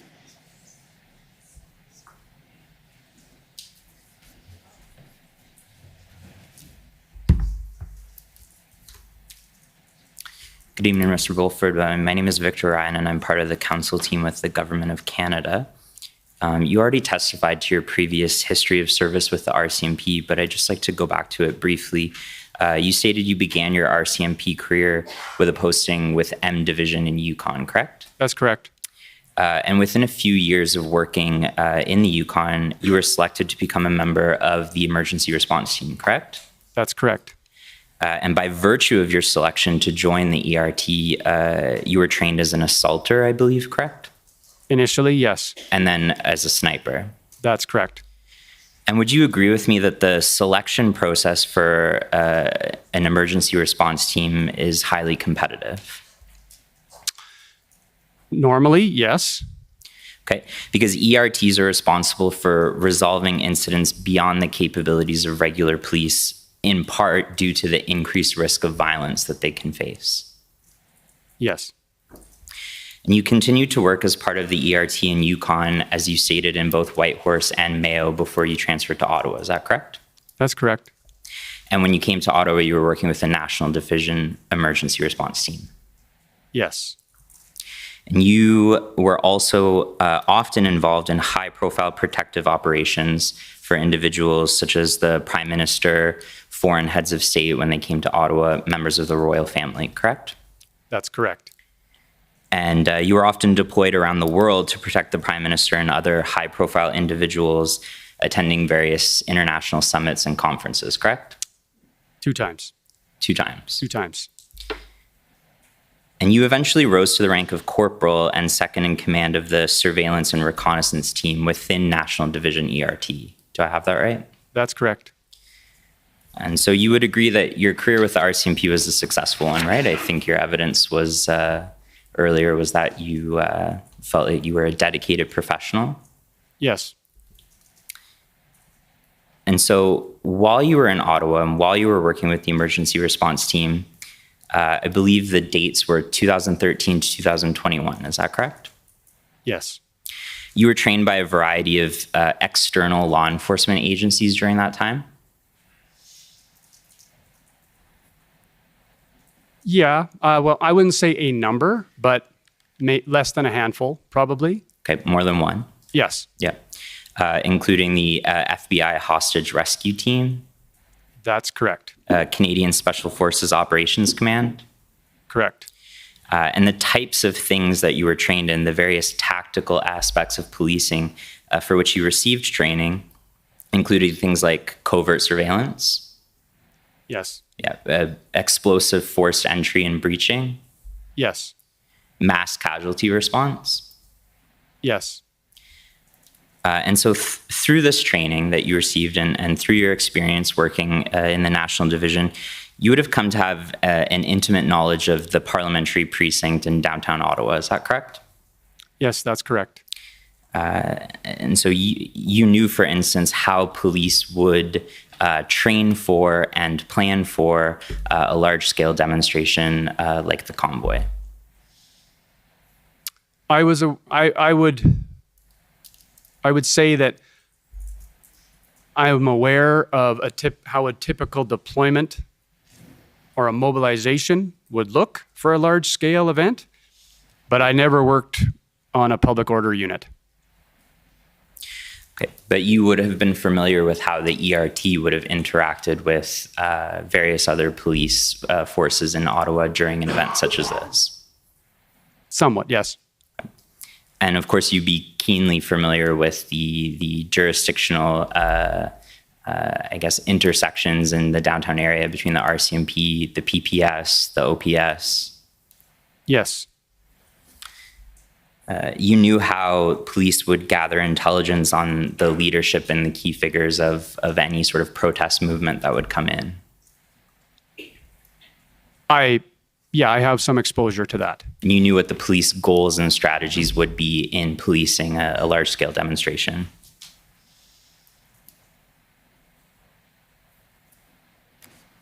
Well, I think it's fairly basic for something such as what happened in Ottawa. Well, maybe not basic is the right term, but it's no surprise to me that people would be surveilled and that they would try and learn who is a person identified as, a face of the convoy. But predominantly, most of the events that take place you mobilize resources for a worst case scenario, but the vast majority of the time, nothing happens. And when you talk about mobilizing resources, one of the ways that you do so is by pulling other police officers from other jurisdictions. That's correct? Yes, that's common. Yeah, and as an RCMP officer, former RCMP member, you would have been aware of the different RCMP detachments and divisions across the country, have a general understanding of where the RCMP are police of jurisdiction in other areas of the country. Yes. You would have been aware of the practical difficulties involved in pulling RCMP officers from provinces far flung and transferring them to Ottawa to assist the local police here in any enforcement. Well, yes, sir. I think the RCMP has been under-resourced for pretty much my entire career, as far as back as I can remember, likely before. And I think that's almost, like we've heard from other police witnesses, that's pretty much a universal in policing.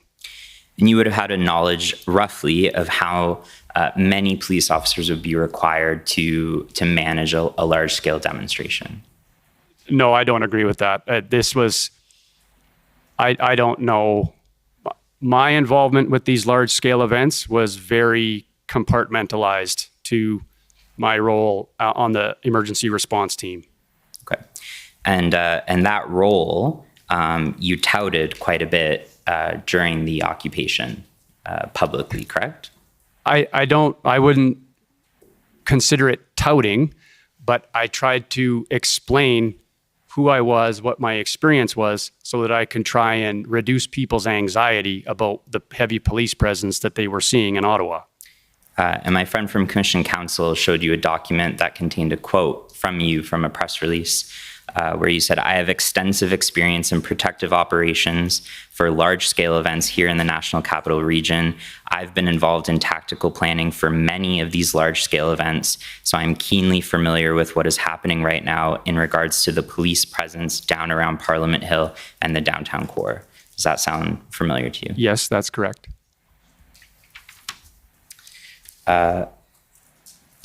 Also in that same press conference, you also stated, "My primary concern is individuals or groups with the potential to deliberately instigate conflict with the Freedom Convoy movement," correct?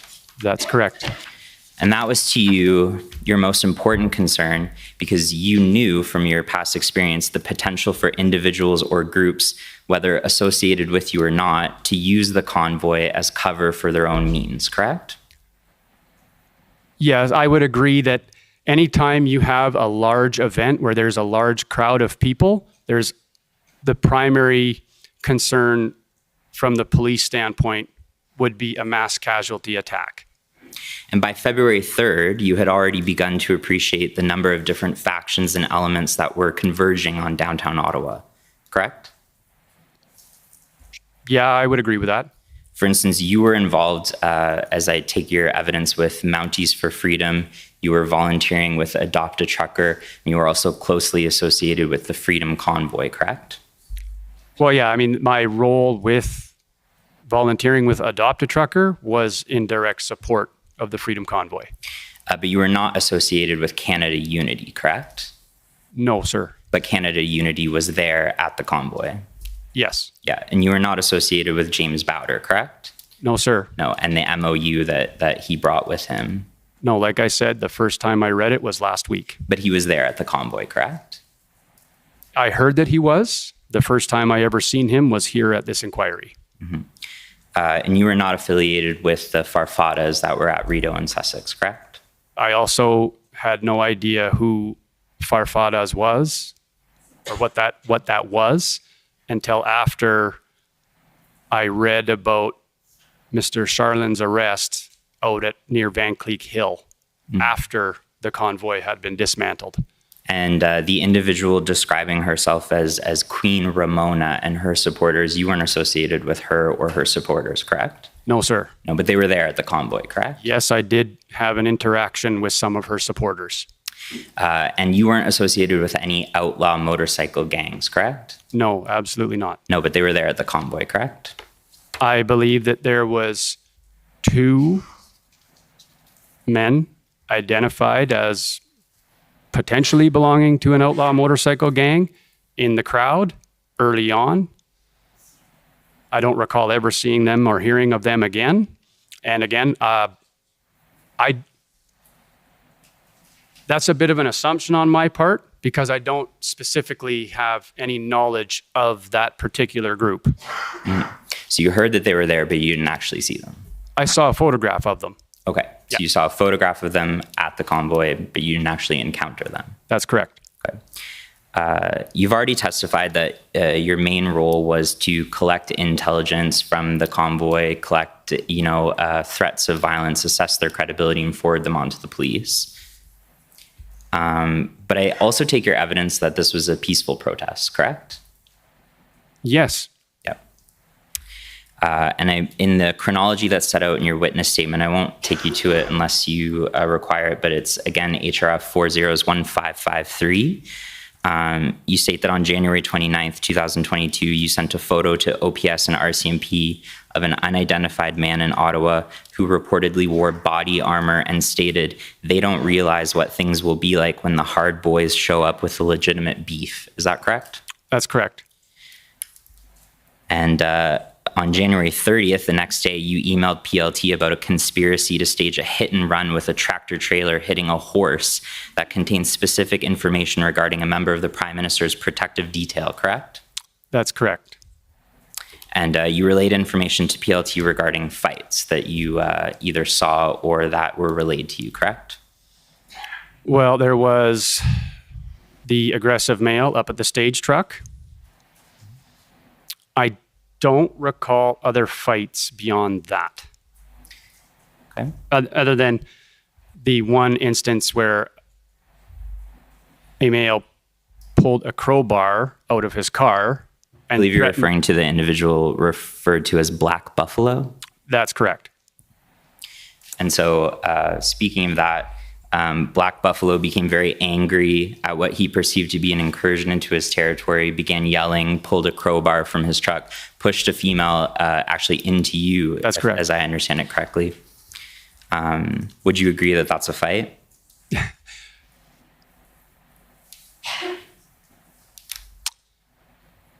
I think it could have become one, but we were able to move people away and de-escalate the situation.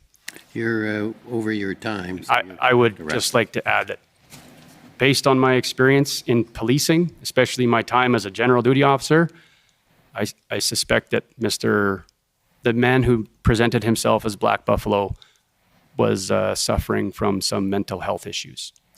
Okay, and just one last question. You also dealt at the insistence of, I believe, Keith Wilson with people at Coventry Road referring to themselves as sovereign citizens who were deputizing themselves and planning to arrest peace officers, correct? I never dealt with those people. I received word while I was at the Swiss Hotel that that was occurring. And so, and the information that I received is that someone was pretending to be me and deputizing people. And so the people at the Swiss Hotel took photographs and maybe even a video of me to have proof that I was currently at the Swiss, not falsely deputizing people at Coventry Road. And so I called one of the gentlemen who was a point of contact at Coventry Road and asked him, was this taking place? And he knew nothing about it, but he was in, I think he was in a tent or a shelter of some kind. So I asked him if he could go outside and check. He went outside and checked and confirmed that there was nothing going on there.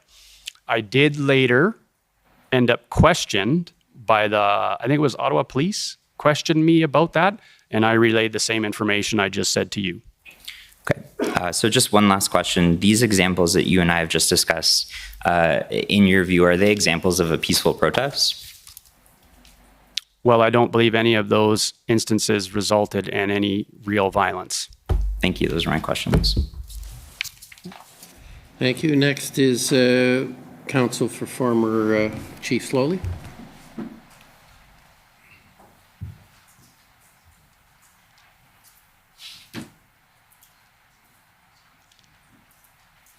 Thank you, Commissioner. Retired Corporal Bulford, Tom Curry for former Chief Slowly. Just a couple of things. Many of these questions the other questions I had have been asked by my friends. Could I just ask you to look at the statement that you prepared with us, please? HRF 1553, Mr. Registrar. Just when this comes up, I just want to go, please, if we could, to paragraph 19. When we get there, I hope we find, there it is, maybe 18, if you don't mind, just a little higher, thank you.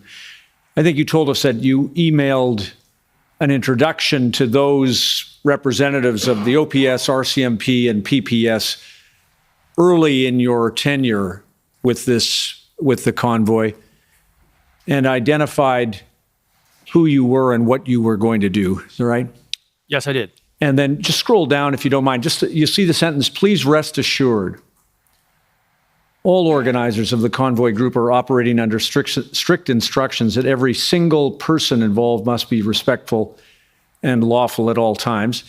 And that was your mandate from those with whom you had been dealing. That's correct. Yes, that was, I mean, I would not have been involved if I didn't think that was going to be the case. One of the challenges is, as you've described, that this was a very difficult organization, that is the convoy in its largest sense, to have any command or control over. Yeah, I don't think we actually, without any official authority of any kind, you know, you're not operating within a police organization or a military unit. You're trying to do the best you can as a bunch of civilian volunteers, right, to make sure that people are all on board with the messaging. Yeah. And try as you might, and others have testified to this, try as you might to have imposed a requirement for respect and for conduct that is respectful and lawful, you weren't always able to achieve that goal. Fair? I think we did a very good job considering the size of that convoy and the crowds that protest generated. But you weren't always able to control the conduct in the way that you might have liked. Is that fair? Well, sir, honestly, my intention was never to try and exert control on people because I was no longer a person of any kind of authority in Canada.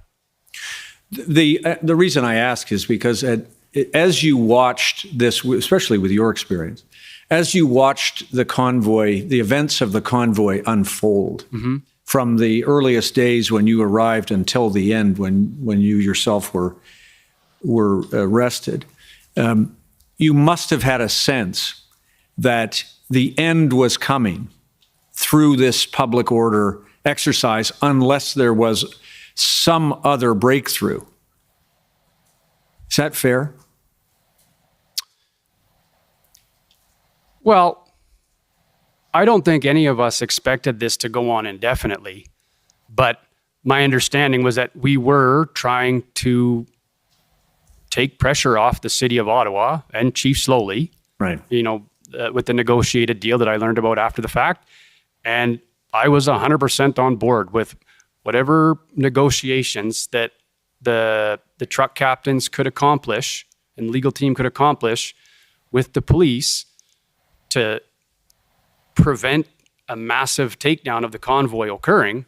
I was in support of that. Right, because in the absence of some effort by the convoy, successful effort by the convoy organizers to be able to eliminate the consequences for the residents and the city of Ottawa, the businesses and the like, you understood that it was going to come to an end via a police enforcement action.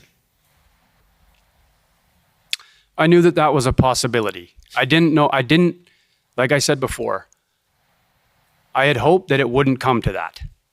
Right. And that, honestly, sir, I was hoping that the police would stand up with us, which would then basically be a symbolic gesture for the federal government that what they were doing was no longer lawful in Canada and they weren't going to have the police as their enforcement arm to do anything that was unconstitutional and unlawful and not backed on evidence. Which would require police services, not just Ottawa, but OPP, RCMP, PPS, all of the other services who had come to help to disclaim their duty to uphold the law. You were asking quite a lot. Yeah, I was, but it happened in Ontario earlier in the declared pandemic when Premier Ford tried to exert more power and the police said no. Can I ask a couple of other things then, just in the time remaining? You told the commissioner that you, upon arrival and getting this underway, you imposed a form of ICS model or incident command structure to the best that you could. Yeah, I mean, it was a joint effort, but I mean, myself and a number of others were familiar with that system. Right. And so it was brought to our attention. Maybe we should set something like this up, because that initial few days was absolute chaos. And to whom then did you bring, were you at the top, were you the designated incident commander? No, sir, I was not. Who was? Well, Mr. Guerra was in charge of Adopt a Trucker. And then the overall, if you want to call it incident commander, volunteer, was a former Ottawa paramedic. Got it. And then Mr. Guerra, would he have taken strategic direction from the board of the Convoy Corporation once it was incorporated? Or were you aware? I would say that's accurate, because our whole purpose of being there was to support the truckers. I mean, the whole initial mission was to provide food and shelter and transportation services to protesters. Was part of your effort in within that group, the incident command group, to keep track of the number of police personnel who were on the scene? No, sir. Okay. No, that was not something that we were interested in. I mean, the police were going to do what they were going to do, and we were trusting them to do their job. Then just finally, a couple of things, if I may. If I could, Mr. Registrar, I'm sorry to drag that document back up, 1553. Thanks so much. And if you could go to paragraph 99, just want to get your help with one thing, please. These go to the events of February the 15th. And you had a visit at the Swiss Hotel described here, in which OPP and OPS liaison officers attended to meet with volunteer coordinators and Ms. Leach. You were one of the volunteer coordinators? Yeah, I was the volunteer security coordinator. And who were the other volunteer coordinators, if you recall, with whom that meeting, or who attended that meeting? Well, it was myself, Tamara Leach, and the former Ottawa paramedic. Okay, got it. So 3 of you and 3 police personnel. To the best of my recollection, yes. And it was at that meeting that you've written that they attended to discuss the recent document provided by police to convoy participants. And that's the document that laid out that the Emergencies Act having been declared, it was now required that people vacate the protests. Is that fair? Well, it's more nuanced than that, because when I reviewed that document, I know which one you're talking about. It had the red border outside of it. I read through the criteria, and I don't think any of us in that room with those liaison officers met the criteria laid out in that document from the OPS of people that were no longer permitted into the downtown. Right. And what you engaged with, I won't read all of it, but you spoke to those officers to express your concern that the use of force by police against the peaceful protests without negotiation was wrong, and they ought not to do that. Yes. Fair? I did. And scroll down, if you don't mind, please, just to paragraph 102. Now that we're on the 17th, and you had an encounter with another officer, or Detective Benson, who replied to your query about whether you were people were on the lookout for you. No, Mr. Benson contacted me by text message after Tamara Leach had been arrested. Okay, thank you. And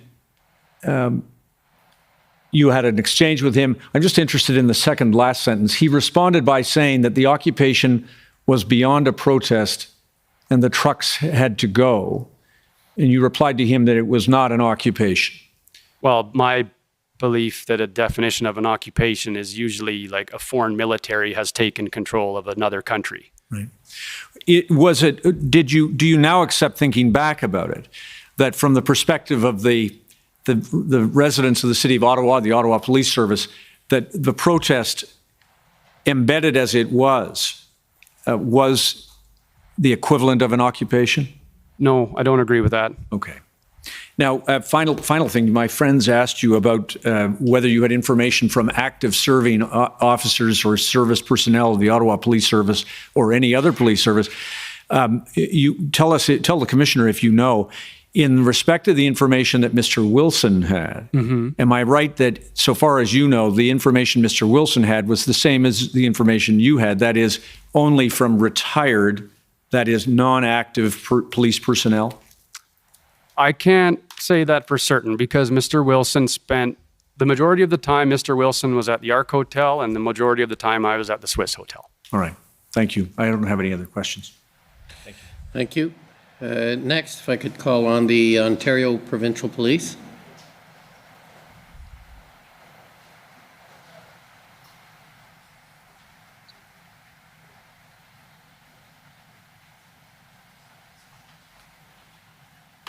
Commissioner, I have no questions.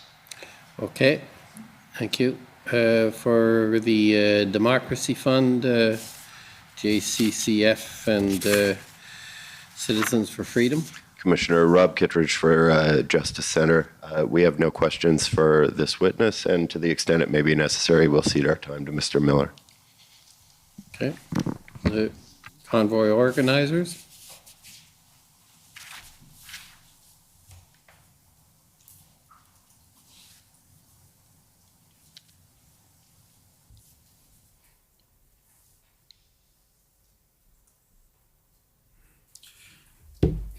For the record, Brendan Miller, Mr. Bulford, I'm counsel to the Freedom Corp, who is the entity representing the protesters that were in this city in February and January of 2022. Good evening. Commissioner, just for ease of reference, what I'm continuing to do now, just to get to the point, your counsel have been excellent in adducing evidence in chief, and I'm just going to deal with examination from the questions that arose from the other parties. And so I'll try and be quicker now for you. So You won't hear many complaints, I think, from the hall on that, but thank you very much. It's, of course, you're entitled to your Yes, time. I just think it's helpful. So there's a couple things, and there will be a couple documents that arose that are in the system already from my friend's questioning I want to put to you. But the first thing I'd like to ask you about, Mr. Bulford, is Parliament Protection Services. This is, of course, to most Canadians, a sort of police service that nobody understands and nobody knows much about. What can you tell me about it? Well, after the October 22nd, 2014 shooting at the War Memorial and Mr. Bibeau storming the center block, there was a big review afterwards that took place because there was 3 different agencies that were responsible for security on Parliament Hill. And they were all amalgamated into the Parliamentary Protective Service so that they would have one cohesive unit for the precinct. Right. And can you tell me, who does the Parliament Protection Services, who does it answer to? Well, when I was working, I still believe they fell under the RCMP's command, but that may not be the case anymore. They may be completely independent now. Right. And the RCMP command, then that falls under Commissioner Lucky. That's correct. And is it fair to say that from what you've seen from being within the RCMP and seeing on the news, that you've witnessed or heard of Commissioner Lucky relaying public messages on behalf of the elected executive branch, or relaying information that the political executive branch wants to relay to the public? Yes. Okay. So the next question I want to bring up, if I can bring up document 7722_rel.0001.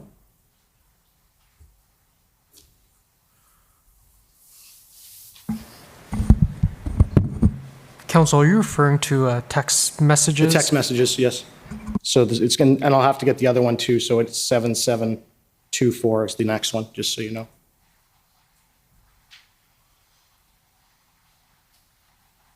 Now, I'm not sure if you were present or you had watched this part of the hearing when I referred to these text messages. This is a text exchange between one of the staffers with the Prime Minister's office and another one of the staffers with the Minister of Public Safety's office, okay? And this is, in this context, the staffer with the Prime Minister's office states to the staffer with the Public Safety Minister's office that got a quick response, people are into it, let me know if your boss is too, boss being the Minister of Public Safety. Happy to help however I can. This is what I sent through, by the way. Hi, I just had a chat with Alex at PS, being Public Safety, who had a bit of an interesting idea. As you saw in the pod goals chat, the trucker convoy and some of their more extreme comments calling for January 6th style insurrection are getting more coverage in the media. Alex was surveying whether there would be some interest in his boss doing some media on this eventually. He was chatting with Mendicino about it right before he went into a cabinet retreat. And can you agree the cabinet retreat was on January 24th? Were you aware of that? That sounds accurate. Yeah, of 2002. And there he goes on. I think there could be an opportunity to get in on this growing narrative of the truckers, particularly with the research that LRB is doing into their backers. Do you know who the LRB is? No. Have you ever heard of the Liberal Research Bureau while you were on the Hill? No. Okay. And my thoughts of framing here would be similar to what the PM/Blair, being Minister Blair and the Prime Minister, said last year when January 6th occurred. And the first point is our democracy is something we need to nurture and protect every day. And then if we could bring up the second part of the text message at 7724.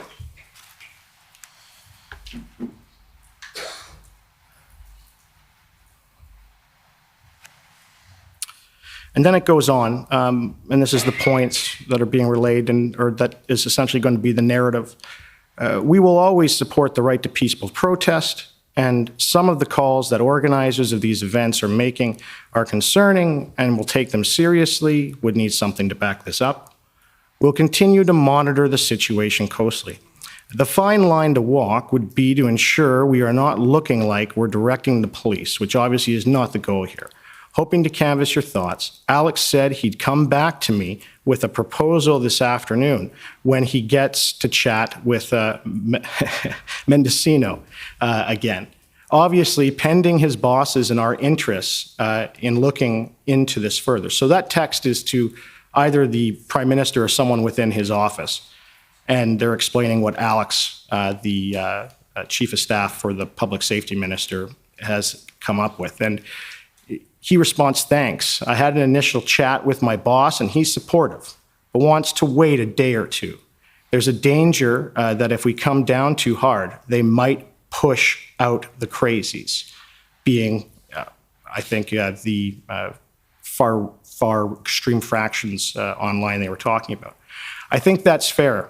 She responds, apparently, Global and others are working on stories. Maybe we see how those land. So you had mentioned that you don't trust legacy media, and you mentioned Global News, and that's one of them. Yes, that's true. Okay. Now, I've sent this around. I'm not going to try and move this article into evidence at this juncture. But did you know that the following day, Global released a news article titled January 6th event, or that there was going to be a potential January type 6th event on during the Ottawa convoy. And they managed to get Parliament Protection Services to comment. And what was reiterated was one of the points in that text message. So, again, I'm asking you, if the government was going to try and relay a narrative, from your experience from working on the Hill in law enforcement, would they use something like the Parliamentary Protection Services to relay a narrative? I can't say for certain. All of my experience with the Parliamentary Protective Service is I've never seen anything political from them because they're limited in scope. Okay. And so the Parliamentary Protective Services reiterate, and I'll just read it in, I'm just trying to pull it up again. I'm not sure you got much from the witness about the parliamentary. Right. So in any event, I'll deal with that. There are going to be lots of witnesses that Understood. come later. Understood. So you can use your time, but yeah. So moving on, essentially the Parliamentary Protective Services in this article states that they're wary of the security and they won't talk about further matters in order to keep people safe. I'm just summarizing it. We'll put it into evidence through other witnesses. But is it concerning to you that, you know, coming from this issue with misinformation that you're concerned about and you've testified to, that the elected executive branch is identified knowing about news articles and what they're going to be about before they come out? And what's the evidence of that? Directly in the text messages, they said that Global's running a piece on it. It was on January 24th, of which that was, and the news article I'm speaking of was on January 25th. And then Parliamentary Security Services says essentially the byline that is in those text messages, sir. And I'll put that into evidence, and I'm just asking if it concerns him if that's the case. That's I'm it. just trying to understand where the evidence is for that. Yes, it's the text messages. So you have the text messages between the staffers with both the Prime Minister's office as well as with the Minister of Public Safety. Yes. They then say what the narrative is going to be. They then say that Global is going to be running this story. And then when Global runs the story, they quote Parliamentary Protective Services, citing basically one of the lines in the text messages, sir. I'm not sure I understand the link at all in the way you describe it, but the record is clear, so we'll Yes. leave it. So with respect to that, if that is the case, is that something that concerns you? Yes, absolutely. Okay. And moving on from that point, my friend brought up with you the issue with respect to danger of people staying and the advice you were giving and everything. And I'd like to bring up OPS document 14504, please.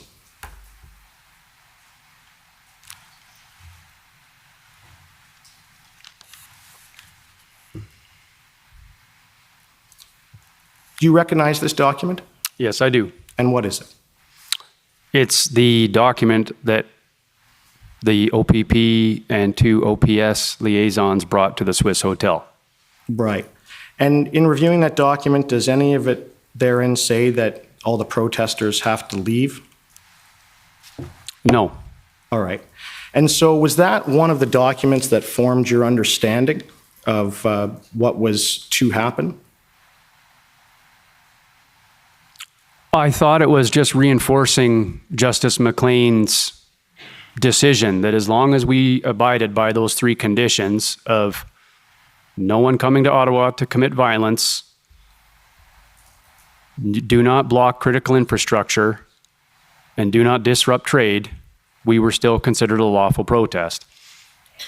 And the people that they were delivering that message to, such as myself and the others, didn't fit into any of those categories that I'm reading here.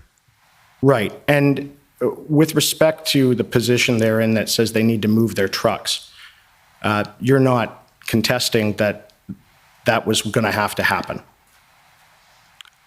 No. Okay. And so when you talk about lawful protest, you're talking about people, actually physical people, human beings on a street protesting. Is that fair? That's correct. Okay. And so it was your belief and you were advising Canadians to come to Ottawa or to stay in Ottawa in order to carry out that sort of protest? I hate to, it's David Michikowski. I hate to spend more time on Friday evening of everyone, but we really are getting into cross-examination. That's fine, I'll move on. More leading questions, Paul Champ on the record. I think. Thanks. Pretty leading. So if we could please bring up OPP document 4286.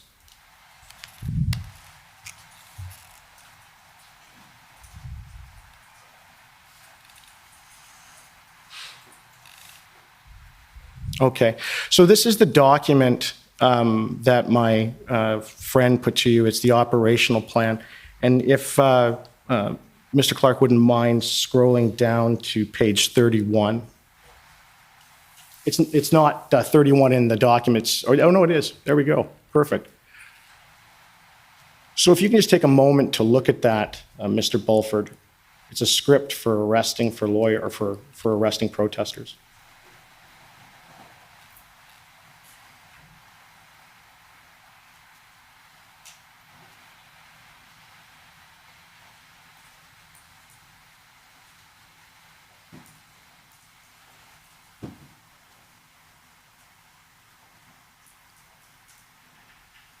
Okay. All right, so you can agree the plan is that the protesters were essentially going to be released with just a court date and some release conditions as soon as possible. They weren't being put before a justice of the peace or a bail hearing. That was the plan? Yes. All right. And so other than Tamara Leach and Chris Barber, do you know of anyone else this plan just wasn't applied to, where they just got a promise to appear with conditions, undertakings, and they didn't get massive bail conditions imposed upon them by the Crown or on behalf of OPS? Do you know anyone else other than those two individuals who wasn't released under this sort of release plan? Well, I know of at least Pat King. Yeah. And his friend, I believe his name is Tyson Billings. Yeah. Were both incarcerated for an extended period of time. Was anybody else that you know of? I've heard of other people that were charged, but I don't know the particulars of their release. Okay. Thank you. Those are my questions. Thank you. Okay. Any re-examination? No, thank you, Commissioner. Okay, so thank you. You're free to go. Thank you, sir. So we've completed the list for today, and we will come back on Monday morning at 9:30. The commission is adjourned. La commission est adjournée.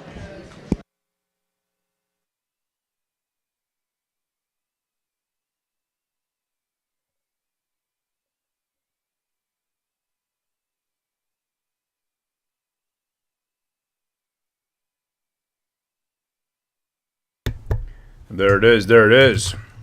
TGIF. Rolly was getting a little grumpy towards the end there, wasn't he? He was getting just a little bit grumpy. He's like, you know what?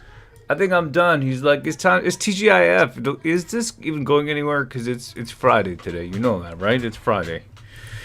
That's right? A picture. Yeah, that picture right there, by the way, that's your mod, Terry, in the chat. Hail, Terry. Really like what you put together there. Thank you for that TGIF little graphic. Very nice, brother. Really nice. Appreciate that, brother. There it is, man. Rolly getting angry. I want to do one thing. I want to do one edit this weekend. I don't know how much else I can do because I want to stay off the computer.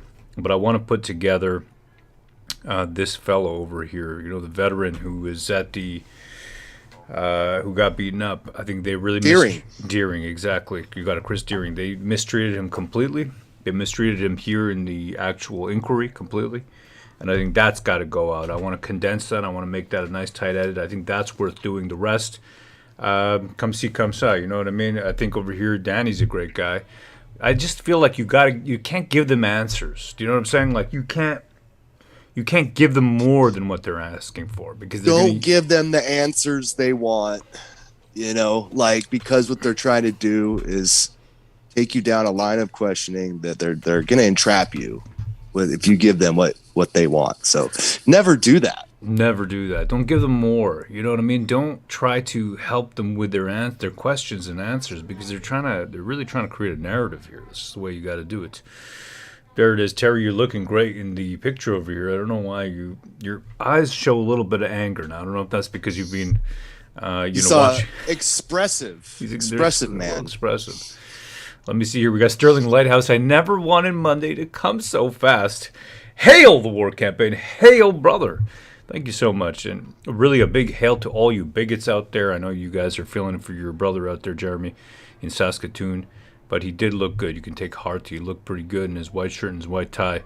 And also a big hail to the chat, everybody out there. We're going to be back again, 9 a.m.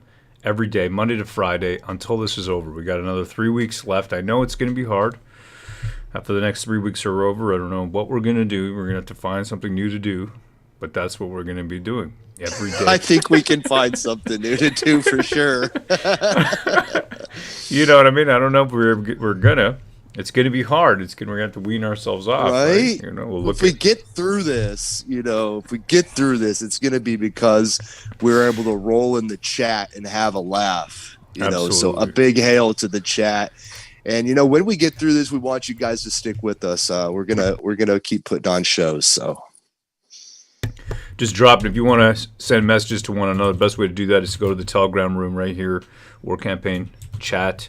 Join it, jump in. Same rules as the chat. Only thing I would say to get you, well, we can't really get banned over there, but keep it relatively decent. What else is there?